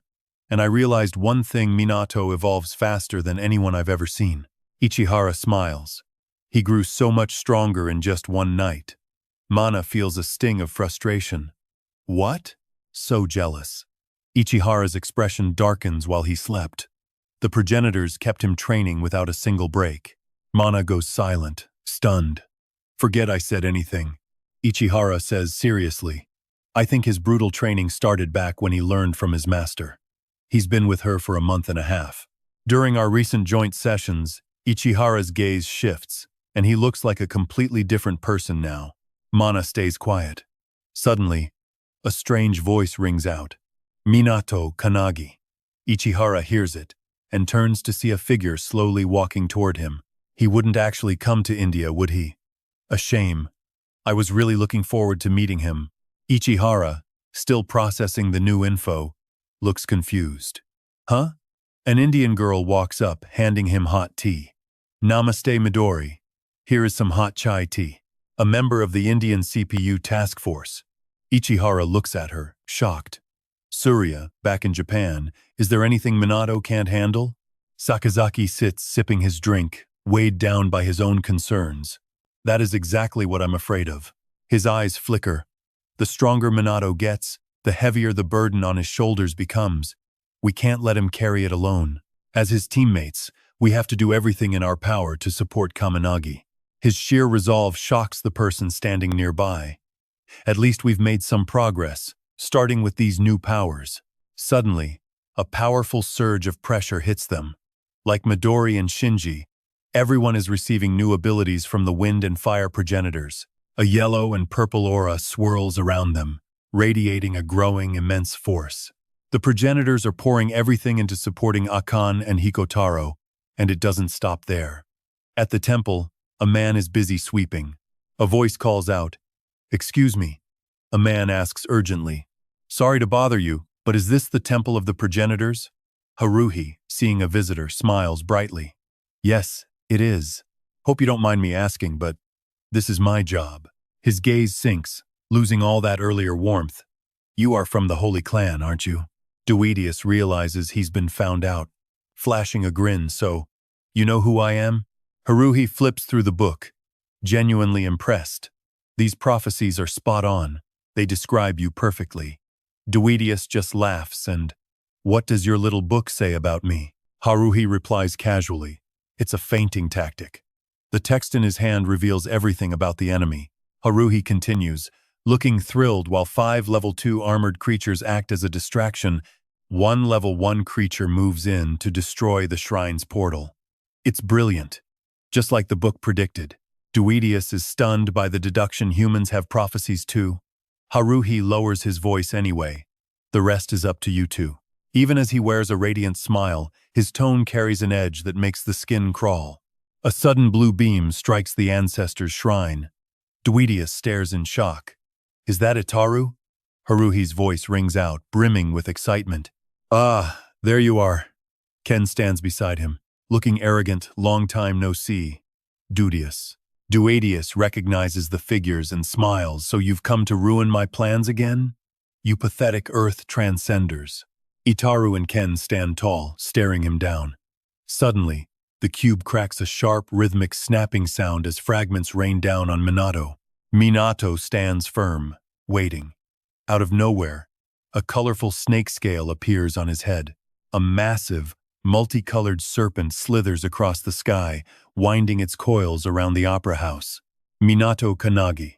First objective: prevent an emergency-level prophecy. The Prophecy Book. The Volume of Gale. Slaying. Chapter 182. Dream Serpent. Minato calmly draws his blade. The Rainbow Serpent, a creator god from Aboriginal Australian myth tied to the source of water. They are immortal beings dwelling within the dreamtime. An emergency-level prophecy. This dream serpent aims to drive humanity to self-extinction. A disaster of mythological proportions. Minato stands still, watching the giant snake crawl through the clouds. A glowing, multicolored jewel pulsing on its head under the sun. Emergency prophecy. The Dream God X versus the Kannagi unit captain, Minato Kannagi. His sharp blade points toward the Rainbow Serpent. Hinoki sword-style cloud-shattering flash. Now, suddenly, a scorching orange aura erupts, wrapping around his body. He swings his sword with everything he has, unleashing a massive pillar of magical power straight into the heavens. The magical surge rockets upward, striking the serpent mid-coil. Under the sheer force of the strike, the monster's colossal body is sliced into pieces, severed right in the air. Back in the classroom, the teacher stands at the podium, questioning his students. Why is it that only transcenders can kill monsters? He rolls up his sleeves to reveal a glowing mark, his voice flat and instructive. It's because only transcenders possess an aura. We call it mana. You need mana to deal any real damage to the enemy. Minato listens intently to the lecture, scribbling every detail into his notebook. The other students are exhausted, yawning and ignoring the teacher. The man clenches his fist tight. Energy flares from his hand. This is how hunters operate. You must accumulate enough aura to shatter the enemy's defensive layer. Magical power ripples from his hand, filling the classroom. He explains calmly, it's the only way for a hunter to take them down. The students who were just dozing off jolt awake, shivering. Wait, easy now, teacher. The whole room is shaking. He smiles, retracting the pressure. It's nothing to worry about. The students tremble. He wasn't kidding about being an S-rank hunter. Minato watches, clearly awestruck by the raw power. The giant serpent's body lies severed in pieces. Lightning crackles violently around the edges of the wounds. A massive chunk of the serpent's flesh slams into the water, creating a deafening boom. The shockwave hits the water around the opera house, sending massive sprays into the air. The heavy droplets fall like a rhythmic downpour. The splashing water catches the light, forming a brilliant, miniature rainbow. The strike actually worked. The snake is fading, but it has a physical form. It's not an illusion. A whole chunk of its body is missing. He suddenly recalls what Midori said. Back then, he mentioned emergency-level prophecies. Let's see, he explains. Well, they come in many types, but they all share one trait: they grow exponentially stronger over time. The longer you wait, the more terrifying they become. Basically, you have to stop them at the source or immediately after they appear. His eyes turn serious, warning him because if an emergency prophecy runs its full course, life on Earth as we know it is over. Minato grips his sword hilt tighter, leveling it at the rainbow serpent. I have to finish this fast. He and the serpent face off, electricity gathering around him as he locks onto the beast. The creature opens its massive jaws wide, discharging a blinding, radiant beam of light. A brutal shockwave rips out, slams into Minato, and sends him flying. Blinding light floods the area around the opera house. He groans in pain. He never expected its sonic power to hit this hard. The creature glares at him. Minato covers his ears in agony as dark shadows suddenly snake across the water beneath his feet. He stares at the sight, stunned. What on earth is this? Eerie voices erupt from nowhere. Wow, that's wild. He actually sliced that giant serpent clean in two. Shadows start whispering among themselves, but the enemy is too strong. Can he even win? The crowd grows restless, their voices blending into a chaotic mess of chatter, desperate hope, panic, and fear. Why is he out there alone? He looks way too young to be a transcendent. Is this really the end for us? I'm terrified. I have to get out of here. We're all going to die. Minato listens to these strange, frantic voices in shock. Where are they coming from? Wait, are these the inner thoughts of the people? He looks down at the panicking crowd, dark, swirling smoke radiating off them. Livestream counts spike as people watch the fight. Suddenly, all that black mist gets sucked away. Minato whips around, mouth agape, watching the giant serpent inhale all those streams of human thought. My God, it's getting even bigger. It's feeding on their fears? The creature expands in seconds. Its massive body lunges for him, shrouded in that sickening dark aura. The collective anxiety of the crowd is laid bare. Murmurs echo through the air. Look, it's growing again. How could anyone kill that thing? It's unstoppable. I don't want to die. It's too scary. The world is finished. Every negative thought is suffocating the space around him. Suddenly, it clicks.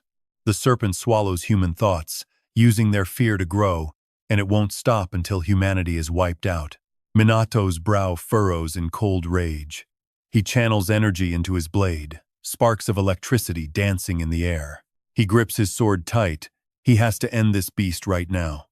Minato fires a massive bolt of lightning at the serpent. A figure suddenly appears, screaming out of nowhere. Minato pauses, brows knit, analyzing the situation. His eyes widen that silhouette.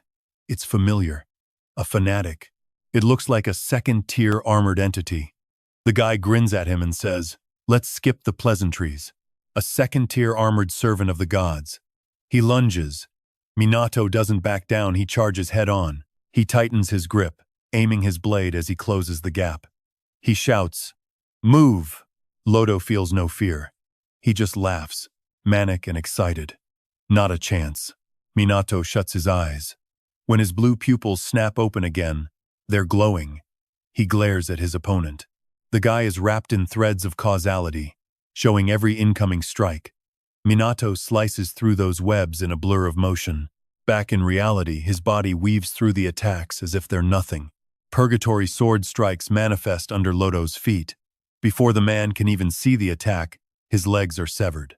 Lodo stares down, horrified, as blood pours from his stumps. "What?" Minato looms over him, voice ice cold. "I don't have time to play with you." Lodo looks up, shaking. Minato grinds his teeth in fury and unleashes a gale kick, slamming his heel into the man's face and knocking him down. A blood-curdling scream tears through the air as the force of the kick creates a blue shockwave. He crashes into the water, sending a massive spray flying. Minato stays on high alert, hand white-knuckled on his sword hilt, ready to execute him if he dares show his face again. He remembers Anne's words, one rule he never breaks. "Whenever I face a strong enemy, I go for the strongest move immediately. No point in holding back cards." He connects the dots. The first strike proved the serpent wasn't an illusion. Time for his ultimate killing blow. As he places a hand on the beast, sensing its presence, the snake lunges with jaws wide open. Minato pours every ounce of power into his hands, his gaze burning with the resolve to crush them all. Enlil aura, tenfold flow. In a flash, a massive patch of the serpent's hide is incinerated. Inferno world. Its multicolored body is scorched black. It shrieks in agony, thrashing to escape him, roaring in pure terror. Lodo watches from beneath the water, relaxed. Wait, what is Ella talking about? This kid is no amateur. Those wounds from the sword strike are already healing. Lodo eyes the burning serpent with interest. He is way stronger than they said. Minato shouts, "Minato Kannagi, anomaly.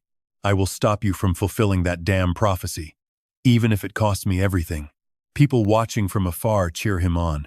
Man, that hunter is actually legit. They watch the battle, tense. He grilled that giant serpent, but it is not dead yet. It is impressive, though. They mutter from a safe distance. At least the attacks land. If he keeps this pace, he might actually win. The doubt in their eyes starts to fade. Minato sees this and smiles. It is working. The negative thoughts are dropping fast. The dream universe feeds on fear. If I prove I am stronger, I can stop it from growing. He swings his blade hard at the massive serpent. Time to put that to the test. Simmering. A familiar voice rings out. "Tell me something." Lodo stands right behind him. His cold voice brushes against Minato's ear, forcing him to freeze. "Why are you so sure all fate is evil?" Minato spins around, shocked. It recovered already? Without hesitation, he slashes his sword violently toward Lodo. Minato is not surprised when Lodo dodges. Lodo just relaxes, hands behind his head. Fate is hidden on Earth like a ticking time bomb, and not every thread of fate was crafted by the Creator. Some were birthed by other forces or entities far beyond our reach. But guess what? Earth itself created some fate just to teach humanity a lesson. Minato stares, stunned. Lodo keeps talking. "This fate was not mine to make, it was buried here. I just gave it a little nudge." Lodo watches him casually. The dream universe is Earth showing its rage at human nature. Minato's expression darkens. He growls out, "So what? You want us to just stand here and let ourselves get wiped out?" He screams at Lodo. Is that what you mean? Lodo just shrugs, unbothered. Me? Not at all. I have no deep meaning here. I am just buying some time. Minato suddenly realizes something. High above, the multicolored orb blazes. The burning serpent starts growing rapidly. It lunges toward the orb. People watch in panic. What the hell is that? What is coming out of the snake? The serpent is massive now, firing beams across the city. Minato grinds his teeth, furious. It is attacking everything at once. The city is turning into a literal sea of flames. Minato feels their negative thoughts spiking again. Sydney has fallen. My home. That snake keeps getting stronger. Just accept it. We are done for. We are all going to die. Sensing their terror, the serpent opens its maw to swallow everything. Minato panics and screams, "No way. This cannot be happening." The flames are out, and the snake is even bigger. Suddenly, Lodo's mocking laughter cuts through Minato's whirling thoughts. Lodo's arm stretches, fingers shifting into blades toward Minato. Lodo grins. Surprised? Minato is stunned. Lodo's sharp hand crushes him, blood spraying everywhere. Wait, Lodo freezes.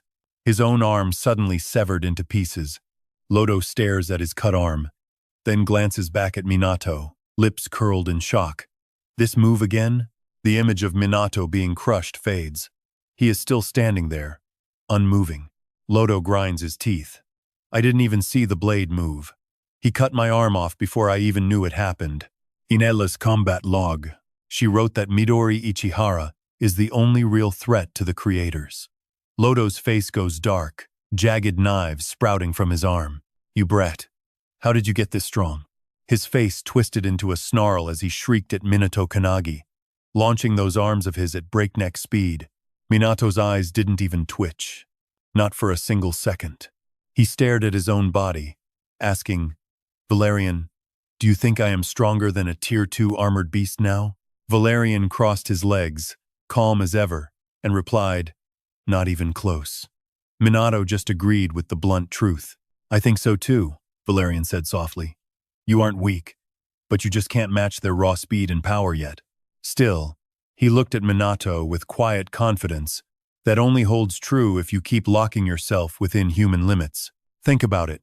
Why can't the transcendence of this era reach the level of the ancient progenitors? It is because they keep all their true potential bottled up inside. They have physical strength and senses far beyond normal humans. They just do not know how to unlock them. Minato stared at him, totally stunned. Valerian's gaze grew intense, locking onto his eyes. Minato Kannagi, you must accept how small your existence currently is. But if you can truly open your body and mind to the world around you, if you can actually do that, you will become unstoppable. Past, present, and future, everything will sit right in the palm of your hand. Those were the final words Valerian gave him before the war broke out. Minato's eyes widened, fixated on Lodo, seventh sense omniscience. Now, the body of that giant serpent and Lodo appeared to him like a vivid, detailed map. He stared at the threads of causality. He could actually see them. Visions of a future filled with failure and endless tragedy flashed before him. He gritted his teeth, his black hair turning white in a sudden surge of fury. Lodo saw the change, and his eyes popped wide. Hinoki-style swordsmanship. Lodo stood frozen, unable to even counter. What a joke all those arms were already hacked into pieces by Minato. Even that massive, colorful serpent had been sliced wide open. People watching the livestream below couldn't believe their eyes. Even Kanem, clutching his phone, was absolutely floored. The whole world was watching him now. Minato had already severed both of Lodo's arms and legs. Lodo couldn't help but wonder, what in the hell just happened? This makes no sense. He stared at Minato in shock. I should be physically and mentally superior to him in every way. How is he overpowering me so easily? He glanced at Minato's blade, lost in thought. It is just a normal sword. No charms or enchantments at all. His eyes suddenly turned pitch black and began to bleed. He couldn't understand how that simple steel cut right through him. Suddenly, Lodo's body was sliced into perfect square pieces. The thing that finally defeated Lo Du was the power of a swordsman standing at the very edge of causality. A deadly, focused rage, sharpened with every single strike. Once the seventh sense awakens, Minato Kannagi can infuse every attack with absolute perfection, just like cutting through Lo Du like paper. Just before he vanished, he managed to signal his leader. "Master, this brat is no ordinary human." With Lo Du down, Minato turned to the serpent. It shrieked in rage. Minato spoke calmly. "We are the Destiny Resistance Team. Whoever sowed these seeds, our mission is to wipe out every destiny that threatens humanity." Kanem and the others watching the stream started screaming, "Finish him, Minato!" Fueled by their cheers, he surged with power, shouting, "It is time!" His blade pierced the beast, sending it into agonizing screams. 30 minutes before Minato Kannagi reached Sydney, the serpent was sleeping inside its box. Lo Du's hand reached out gently, and he whispered, "Rainbow Universe, Supreme Judge, you are the one who witnessed the rise and fall of mankind. Your sleep ends now." He grinned at the colorful serpent, his sharp finger piercing its skull as he hissed, "Wake up." He stared at the small serpent with hungry eyes. "From this moment on, you will obey only the creators." Its eyes suddenly turned pitch black, and just like that, Lo Du, the second-tier armored beast of the creators, had been defeated. But their nightmare was far from over. Lo Du's body began sinking into the deep water. Above, even with a massive chunk of its skin sliced away, the serpent didn't flinch, charging straight at Minato. Lo Du's death had accidentally released the dream universe, an emergency destiny free from the creator's grip. Suddenly, those cold reptilian eyes shifted, turning round and sparkling. Minato was stunned by the shift. What is this? A sudden strike slammed toward him, but he stayed sharp, barely dodging in time. The serpent lunges, jaws wide, ready to swallow Minato whole. Sharp fangs snap down, but Minato braces against the impact, teeth gritted in pure desperation. Suddenly, a strange light flares from its fangs, pouring directly onto his blade. The world around them shifts into a kaleidoscope of colors. Minato freezes, stunned. He realizes something is surging out of the snake. It is a dream from the Rainbow Universe. The small creature gazes at him, eyes shimmering with tears that track down its face. Born from the very earth it was destined to destroy, it carried the weight of human sin. The Rainbow Universe is drowning in sorrow, unable to hold back its own grief. Deep down, it loved this world, the busy streets, the simple, warm lives of people. It watched them embrace, their faces radiant with a joy that felt so real. Their laughter echoed through the city, warming its tiny heart and shaking its resolve. For generations, it watched humanity, silently praying that this final day would never arrive. As these memories of warmth and deep regret flood Minato's mind, he hesitates. Shaking, he whispers, "Rainbow Universe, is this really what I think it is?" Minato understands now those memories are 400,000 years of humanity's happiest dreams. The creature wants nothing more than to stay lost in that warm, peaceful dream world. But eventually, humanity must face the end. Minato stands still, his killer instinct vanishing as he feels the creature's heart soften. It pulls its fangs from his blade, ending the assault in a moment of pure stillness.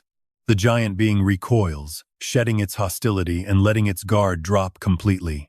Watching the live feed, Ga stares at his phone, voice tight with worry. What just happened? The snake has stopped cold, leaving the viewers at home just as stunned as Minato. Minato looks at the creature, his voice barely a murmur. He asks in disbelief, "Are you sure this is what you want?" It was born from human fear, which is why it grew to such monstrous proportions. That radiation of pure terror made peaceful coexistence impossible. The crowd below watches the sky, spellbound by the sacred sight playing out above them. They forget their terror, replaced by a strange, overwhelming awe. At that moment, light cascades down onto the rainbow-colored scales of the beast. People begin to fold their hands, praying for the creature's soul. It loved them despite their foolishness, choosing mercy over destruction. And Minato softens. He breathes out, "Thank you." The tension shattering over the city is palpable. In Sydney, People collapse in relief, pulling each other into desperate, tearful embraces. Minato stands before it, tears streaming down his face, his voice cracking, "I am sorry." He swings his blade a final, sharp strike that shatters the giant into fragments. Accepting its fate, the serpent watches as the true form within the cube is revealed. It smiles through its tears, thinking, "My duty is finally fulfilled." It feels a strange peace, glad it wasn't the one to destroy humanity. As it dissolves, Sakazaki speaks up, voice trembling, Are you crying?" Minato chokes out, "Don't ask. I don't even know. But it feels like we lost something precious." Across the city, the onlookers feel the same tightness constricting their chests. Tears roll down their cheeks for the creature that chose them over itself. It was something that can never be recovered, its silhouette waving goodbye as it fades. Minato Kannagi, captain of the Anti-Destiny Squad, has successfully neutralized the dream universe. As the emergency order echoes, Minato grits his teeth, his eyes burning with pure, unadulterated rage at the creators in CPU Japan. The three of them watch the battle. Siki looks anxious, while Minato and Yo offer gentle smiles. "Captain Minato, he did it." Tengan asks, urgency in his voice. "Are you sure about this, ma'am?" Yo replies calmly, "Absolutely certain." Vi stands there, arms crossed, reflecting on the motion just passed by the council. "After this fight, we can't keep the truth hidden any longer." She speaks with authority. "Start the broadcast." Sakazaki looks at him, crying, "Come on, Kanem. Let's go get Minato." Kanne covers her face, weeping. Suddenly, a phone rings, making him jump and shout. Both their phones light up at once. They stare in shock. Sei cries out, "What on earth is that?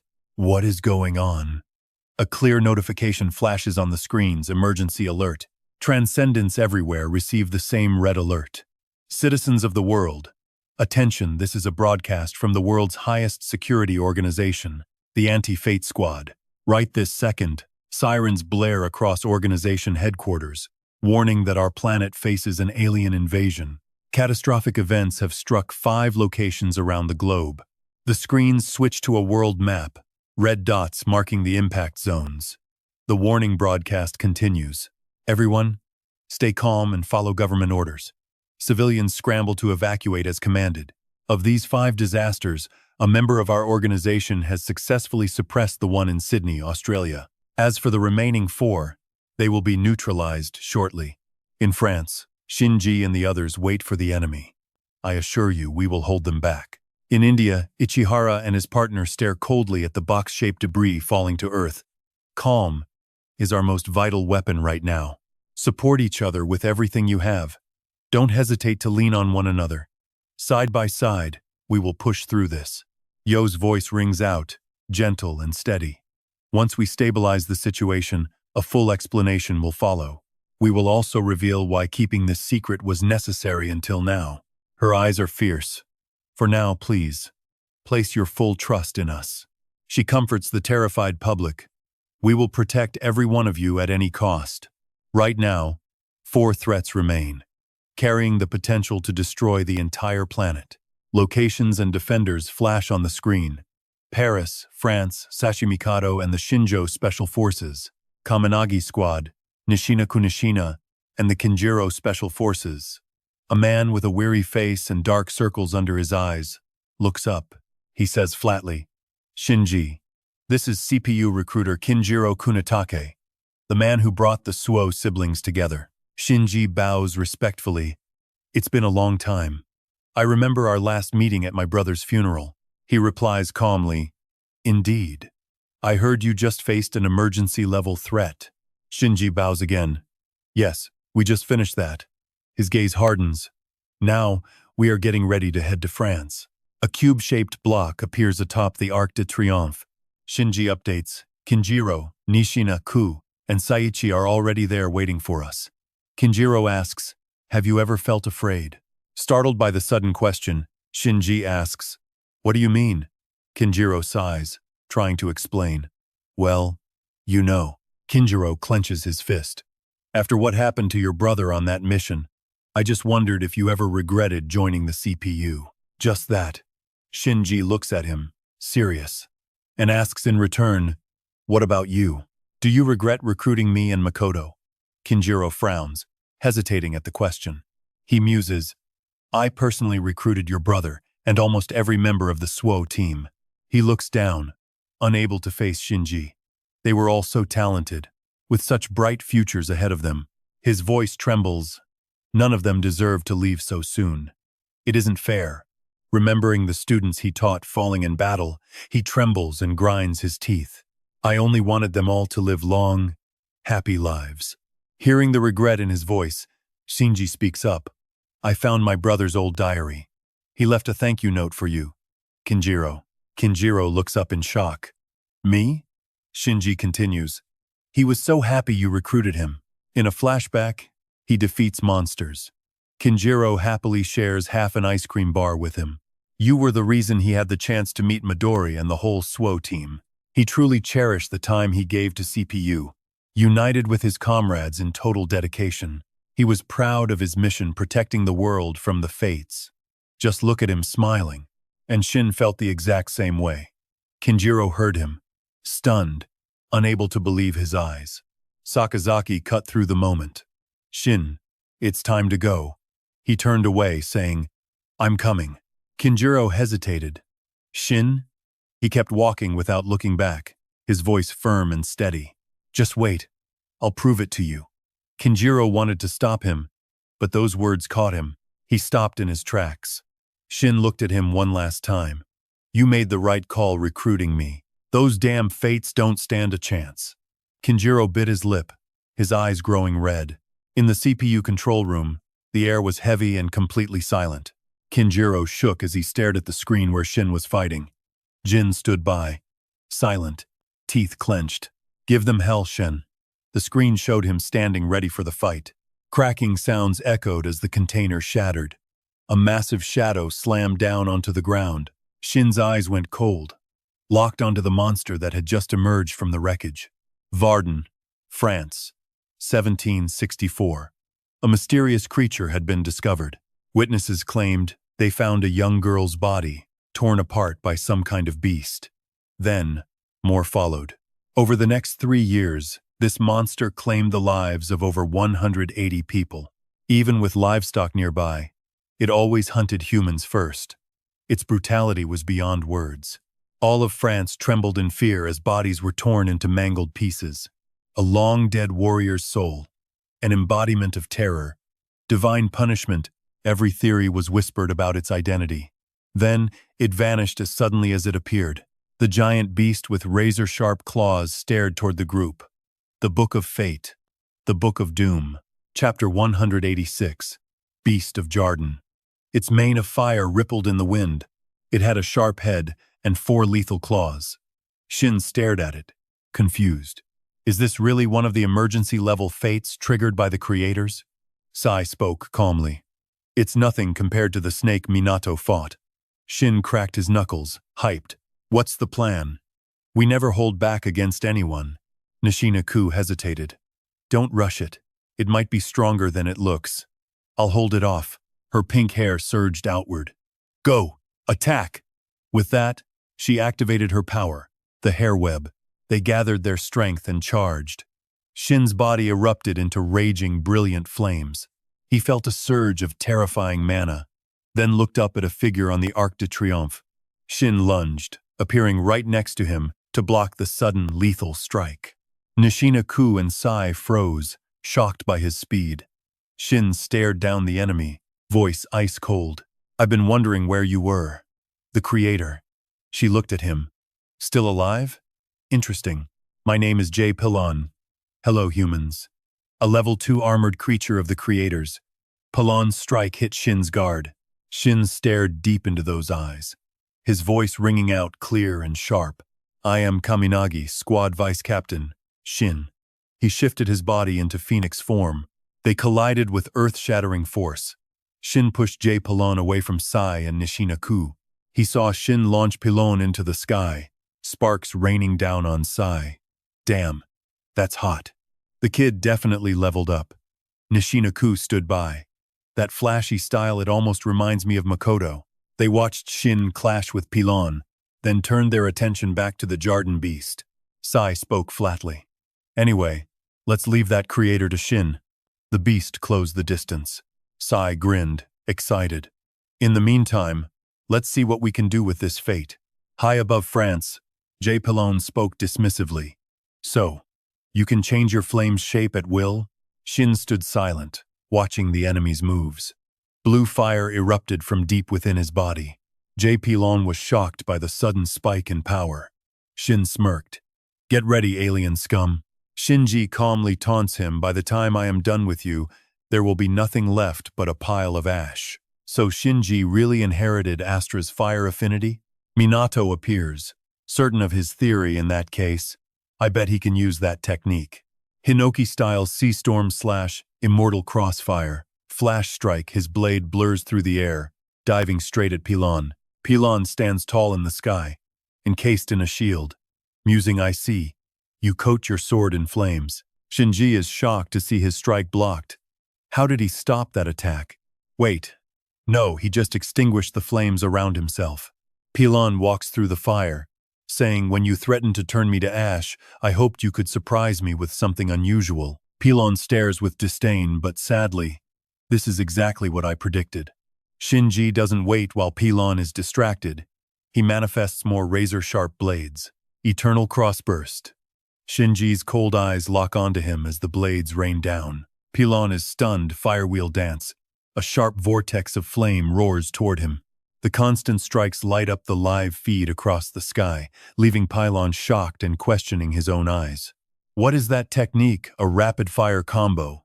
Or did he just increase the speed of his slashes? Shinji points his sword, voice icy, go ahead and try to guess my next move. Kinjiro watches the live stream, jaw dropped at Shinji's display of pure intensity. Because whatever you are thinking, it will be 100 times stronger, and he lunges forward again. Pilon hears the confidence in his voice and sneers 100 times stronger. His eyes turn cold. Pressure erupts from Shinji as he powers up. Pilon steps forward, voice dropping low. Tell me, have you ever seen what lies beyond the sky? Pilon dashes forward, blue and red lights collide with a heavy thud, leaving Shinji stunned. Every attack vanishes before it even connects, and Pilon speaks coldly. They say divine entities lack any trace of emotion, yet here I am, savoring this void with all my heart, an empty place, devoid of even a hint of life, completely absent of atmosphere or heat, an endless abyss, governed only by cold physical laws. Nothing feels more cozy and pleasant than this. But reality hits hard, his defenses are impenetrable, and suddenly, he grips Shinji's blade tight, pulling him close. The smell of burning flesh rises as his hand touches the sword. His voice turns somber, our lives, our souls, our hearts. His hollow eyes fix on Shinji in the end. None of it means a single thing. That is why, ultimately, I can feel nothing but pure hatred for those who try as hard as you do. A magic sphere floats above Shinji, and he gasps in shock. A massive blow slams down Z-Pylon's armor unit powers. First, space-time manipulation. Second, atmospheric control. Just like Ella, who wields the power of gravity and ice. Z-Pylon commands time and lightning by freezing time. He forced Shinji's flames and attacks to vanish. And by manipulating the electric charge in the air, he creates lightning strikes wherever he chooses. A massive hole is blasted through Shinji's body, and Pilon speaks with triumph. You challenged me to guess your next move, didn't you, Shinji? Very well. Now it is your turn to test your imagination. Contemplate the infinite vastness of the universe and the eternal flow of time. Compared to that, our lives are nothing but a fleeting blink. Can you grasp how meaningless it all is? Shinji drifts downward, having lost all sense of direction.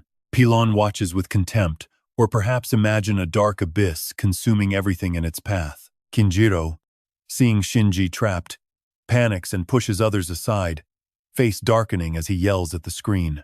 Shinji falls freely, body exhausted sometimes. I really wonder why it feels so hard to fight for my own sake. Deep down, who am I really? What was I even born to do? No matter how hard I search, The answer just isn't there. Joining the Great Oracle Squad started as a way to please my parents and finally earn my brother's approval. But things changed. Now, I have my new life with the Kannagi Squad by my side. These people trust me. And now, I fight for one reason: to keep Oribe safe. Saving the world is just an empty slogan. I'd rather focus on the people I actually know. Once I really start to imagine their lives, I realize everyone on this planet is living their own unique story. They all have those warm, sunlit days and the cold, dark nights spent shivering through life's cruelty. Some have family to lean on, while others suffer in silence, fighting battles no one else sees. Even when life feels like it's crushing them under its weight, they still find those quiet, gentle moments where they feel truly free. I start by imagining a stranger's life, but it always ends with the same thought. Whoever you are, I just hope tomorrow treats you kindly. My mind is absolutely racing with this. I'll do whatever it takes to make that a reality. My eyes lock onto the battlefield. Even if I keep stumbling over and over again, my body suddenly starts to glow. I'm never letting this be my last moment. A brilliant blue light flares up, blinding the enemy. Whatever happens, I want you to have one more peaceful day. My wounds vanish as I heal. Zopilon stares in shock. It looks like you can just heal yourself with magic, even after dying. Dozens of magical spheres manifest, hovering right above his head. He sneers down at me, claiming this must be draining my stamina. He rains down magical maces. Zopilon speaks coldly. Why not just accept the truth and embrace your own destruction? You get the rest you clearly need, and you'll never have to face this painful reality ever again. He mocks me with that icy glare. Let the void swallow you and bring you comfort in death. We slam into each other, a massive shockwave tearing through the space between us. My voice rings out cold. Our lives end in a blink, especially on the scale of the cosmos. Didn't you say that yourself? I stare him down, my gaze sharp as a blade. Let's see if you can last longer than a blink. I drive my attack straight into him. Zopilon is reeling, taking hit after hit. He wonders, does this flame hold that much power? A circle appears behind me, and Zopilon notices something deeply strange about it. He watches the fire around me, confused why it isn't burning itself out yet. But I already condensed the flow of time by dozens of times over. He blocks my blade with one hand, frantically calculating how long until the fire fades. He screams in anger, How? How long will you keep burning your full power before you run dry? I answer him calmly. That is the price for playing games with time itself. You see, I was never the smart or crafty type to begin with. Shindy sighs coldly. That just means my only strategy is brute force until it works. Zopilon grinds his teeth in a panic. You idiot! How can you throw your life away like this? He roars in fury. Answer me. Shinjuo, are you really planning to die here? I ignore his madness, staying silent as I focus on the fight. My eyes are locked on him. No way. I'm surviving this at any cost. Others are counting on me. Kinjiro tenses up, hearing my voice echoing through the monitor. Those people have no hope for a brighter tomorrow unless I make it out alive. Kinjiro yells, and Zopilon turns pale in shock as my blue flames incinerate him. His screams of agony fill the air as the phoenix flames consume his second-tier armor. Zopilon can only watch in helplessness as the flames close in. Pure terror. It makes no sense. He feels like he's falling right into a burning sun. He saw the massive magic power deep inside Shinji with his own eyes. A vortex so vast, it threatens to incinerate everything in its path. Shinji's body has become a vessel for the scorching power he ripped from the fire god. What was stored as raw magic now leaves his charred body broken and ruined. You and the primordials are all the same, nothing but monsters. As he finishes, his form begins to fade. Shinji stares into the empty space. Cold goodbye, divine entity. Face reality and crawl back to that endless abyss you love so much. Shinji, Kannagi deputy captain. He just ended his attack, the pylon. That rank 2 divine entity is destroyed. Mikado Saichi speaks over the phone. You're watching this from Japan? Shin just wiped out that rank 2 entity, like it was absolutely nothing. What about us? Mikado Saichi asks. Sounding surprised, we haven't even started yet. A monster stands right in front of him. Mikado Saichi asks Jin, did you find any intel for us? Jin searches her iPad quickly. Wait. I found something. Just as I thought. This happened before. This prophecy refers to the beast Jarden. Mikado Saichi eyes the creature. Are there records on how to beat it? Jin replies, not exactly. But I found some info that might actually help. The beast lacks all emotion. It operates on a set mechanism. A pretty simple one, at that. When someone spots the beast and feels hostility, that mechanism triggers. It turns into mist, vanishes, then reappears right behind the attacker to land a fatal blow. The image of Jarden behind a target flashes through their minds.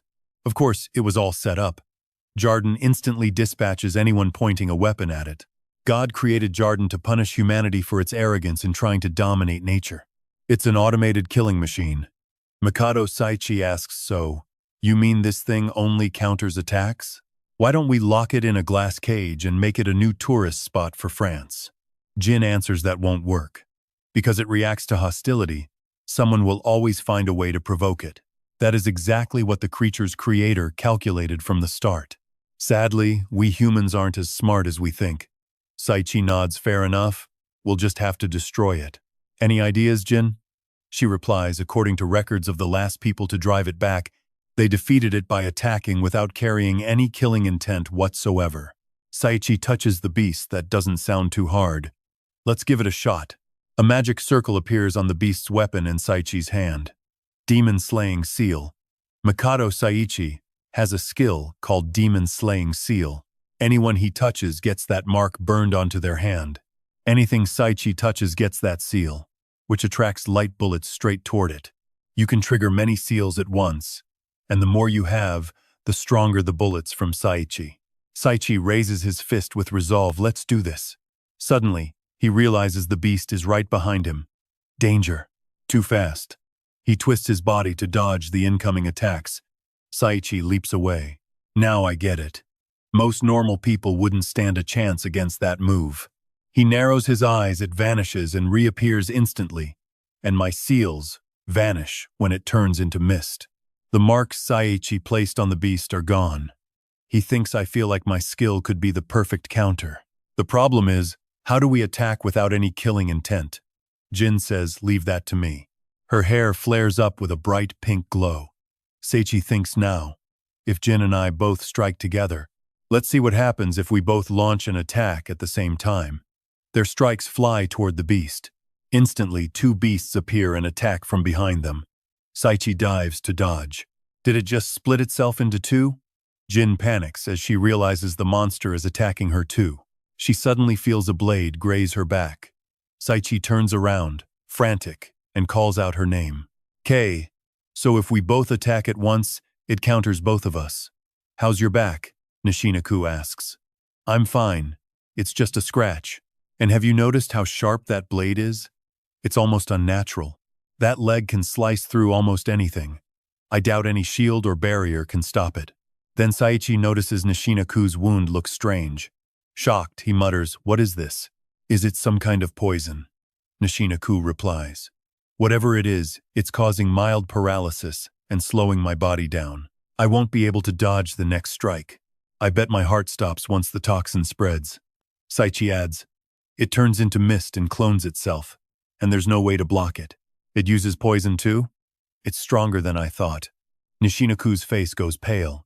Our little experiment confirmed just how dangerous this creature really is. Think about what happens next.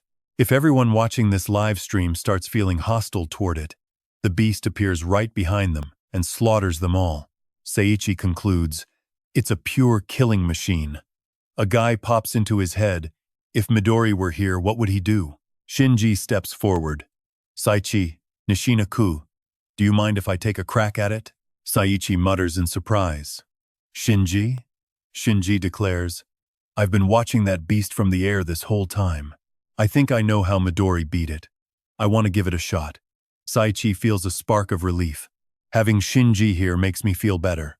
Go ahead. Be my guest. Shinji closes his eyes to focus. Okay. He snaps his eyes open, blue aura wrapping around his body. Shinji is glad to see the beast is still in the same spot, but a second later, it appears right behind him. Shinji thinks, this is my chance. The beast swings its bladed arm through the blue light, and a blinding flash of blue light erupts. Saichi shouts excitedly, "You're not kidding around. That's exactly what Midori would do. That should be the end of it." But the beast suddenly appears right in front of Shinji. Shinji's eyes widen as he realizes the monster's hand is about to touch him. The beast delivers a brutal slash, and Shinji is sent flying backward. He speaks up, "I'm fine. As long as I have magic, I can heal." Suddenly, Shinji stops. Something feels wrong. Shinji touches the ground and sees blood dripping. Poison? That's impossible. My whole body is made of pure flame. No poison should affect me. The wound on Shinji keeps spreading, just like Nishinaku's. He yells out, "That stuff on the blade isn't poison." Seiichi looks stunned. "What?" Shinji screams. "It's more like a curse, and there is no way to break it." He wonders what he should do. Saichi, dodging the beast's attacks, flashes through his mind. He realizes the beast turns to mist the moment it senses killing intent, making it impossible to attack or defend. Nishinaku getting hit proves it. Shinji thinks, even if I control it, they can't get close because of that curse. He stares at Nishinaku's wound, then looks up at the monster. It's not a showboat, but that's exactly what makes it so terrifying. Shinji shouts, "I'm sorry. I let my guard down." Saichi cuts in. "Why are you apologizing? You've already helped us a lot." Shinji can't believe it. "I helped?" Saichi says. "What do you think, Nishinaku?" She replies, "You're right." Nishinaku declares wearily, "We're going to win." Shinji looks surprised. What makes her so sure? "What do you mean?" Seiichi suddenly cuts him off. "Hey, Shinji." He flexes his muscular arm. "I admit you've gotten much stronger, but you've still got a long way to go. Leave it to us from here. Get ready to see why they call this special unit what they do. The secret weapon of the Archseer team." Shinji stares in shock. Nishinaku glares at Shinji with lethal intent. Saichi cracks his knuckles. "Get ready to get your ass kicked, kid." Shinji thinks he heard him wrong. "What?" Shinji yells. "Why me? Why am I the one getting bullied and beaten up? Shouldn't you be attacking that monster over there?" Saichi answers, "It's part of our strategy. Listen close. Shinji, with that curse, you and Nishinaku don't have much time left. I'll make this quick." Shinji listens in silence. Saichi is a long-winded guy. I'm not trying to brag, but the demon-slaying seal is a truly incredible technique. Everyone starts picturing the opponent getting hit by those markings. No matter where they run, they're getting hit. Saichi keeps going. Light bullets, auto-target anyone marked, hitting as hard as my own fist. Shinji replies, "I get it. I can visualize the enemy swarmed by light bullets." Saichi frowns. "Hold on. I am not finished. The catch is I have to land a hit." A vision of the blonde boy dodging everything flashes through Saichi's mind. He thinks back to the moment he tried to attack that beast. It just turns to mist the second it feels kill intent, making it untouchable. Even if I mark it, the brand vanishes once the beast evaporates. "You following?" Shin gasps, wounds spreading. "Got it." Saichi looks doubtful of the reply. Nishinaku speaks up, exhausted. "Saichi, this curse is spreading fast. I have minutes left." Shinji is stunned. How can she say that so calmly? Saichi raises his fist. "Then we need to hurry. I will explain the rest while I beat you up." Shinji yells. "What?" A moment later, Saichi stops and checks the results. "That should be enough, right?" Shin replies. "I really hope so." Now his whole body is covered in holy seals. Saichi looks at the beast. "Then let's move." "Shinji, give that beast a little surprise for us." Shin bolts off. "Got it," he yells with determination. "I am ready. Let's do this." Shinji moves behind it. Saichi raises his marked fist. "Good work. Here we go." Light bullets appear above him. They streak toward Shinji, who uses his sword to deflect them into the beast. Saichi squints at the monster. That is it. The beast is already taking damage. Shin thinks, it is working. He feels a rush. Awesome. Saichi's plan is actually working. I realize something about that beast. He recalls Saichi hitting him to leave a mark. The moment it feels any intent to attack, it turns to mist, just like before. Saichi continues. Then it reappears behind the opponent for a counter hit. But it never attacks first. Shinji grinds his teeth after a punch to the cheek. Yeah, that is right. Saichi asks. You know what that means? We can hit it as long as you do not aim at it. Shin suddenly realizes the brilliance of this idea. Saichi explains, I just need to trap the beast between us, like Shin on the left, me on the right. Saichi adds. Then he fires the homing light bullets toward him. Now, Shin will set up a barrier to bounce them back. Saichi remarks, easy as pie. The bullets will fly straight at it. They only fly that way because they are tracking your position. Shin silently watches Saichi looking happy as the beast takes the hit. Suddenly, they see it healing. Shin is surprised to see the beast shifted positions. Saichi mutters in realization. Oh, I see. It is designed to retreat when it takes damage. He keeps swinging. Whatever. That does not really matter. The beast keeps getting pummeled. Shinji watches from inside his barrier. It cannot hold out forever. He notices it moves whenever he strikes. Every time its body recovers from a hit. Now the beast has moved to Shinji, realizes it is shrinking slightly. He recalls the report. According to records, those who finally drove it off did so without any kill intent.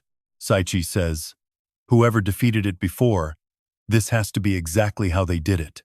Just put a target on the other side and aim for that instead. He remembers aiming far off.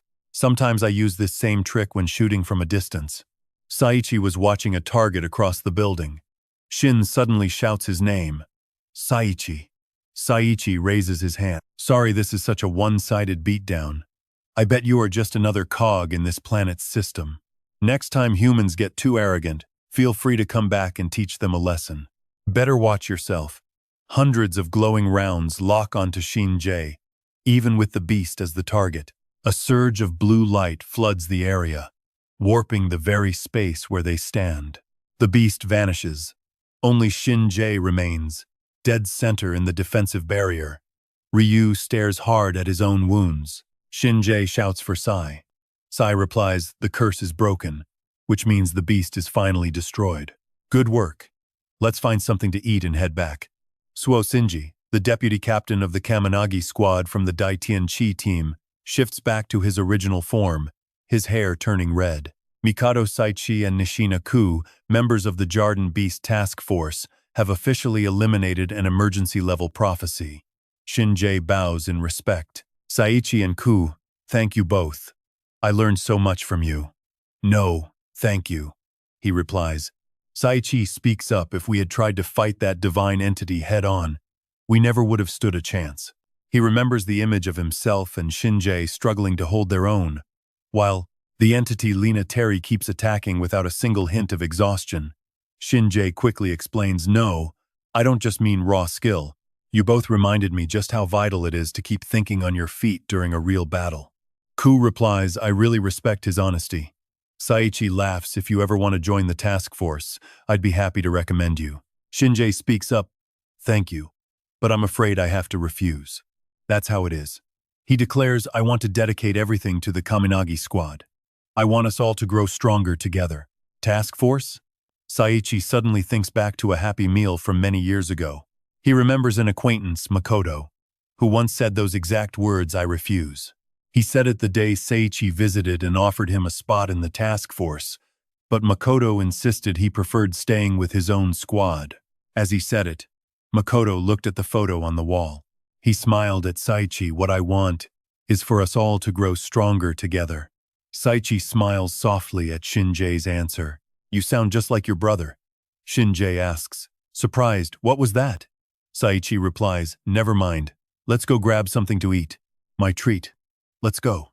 Shinji answers, understood. Anyway, the threat in France and Australia has been wiped clean. The number of prophecies capable of destroying Earth remaining 3. We cut to a church in Igus, Russia. A slash rings out, splitting the face of Lina Terry, a level 2 armored entity serving the divine beings. A crack splits the Russian sky. It rapidly widens into 2 separate sections. The sky suddenly turns a clear, deep blue. The fractures race toward the distant horizon. Then, They surge forward toward the vast ocean. Before long, they stop right in front of a building. Cut to Tokyo. Ken stands, watching the streaks of light above. He asks, "Are you done yet?" Itaru stands before the ancestral shrine.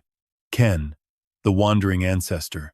Itaru just finished a slash. "I'm done. I just tore through the weakest barrier I could spot." Kaminagi Itaru, former owner of the Void Mark. A boy in black looks annoyed. That is Daius, a level 1 armored creature serving the divine beings. A surge of light erupts on Ken's hand. "So? What was that you just said?" "Divine entity.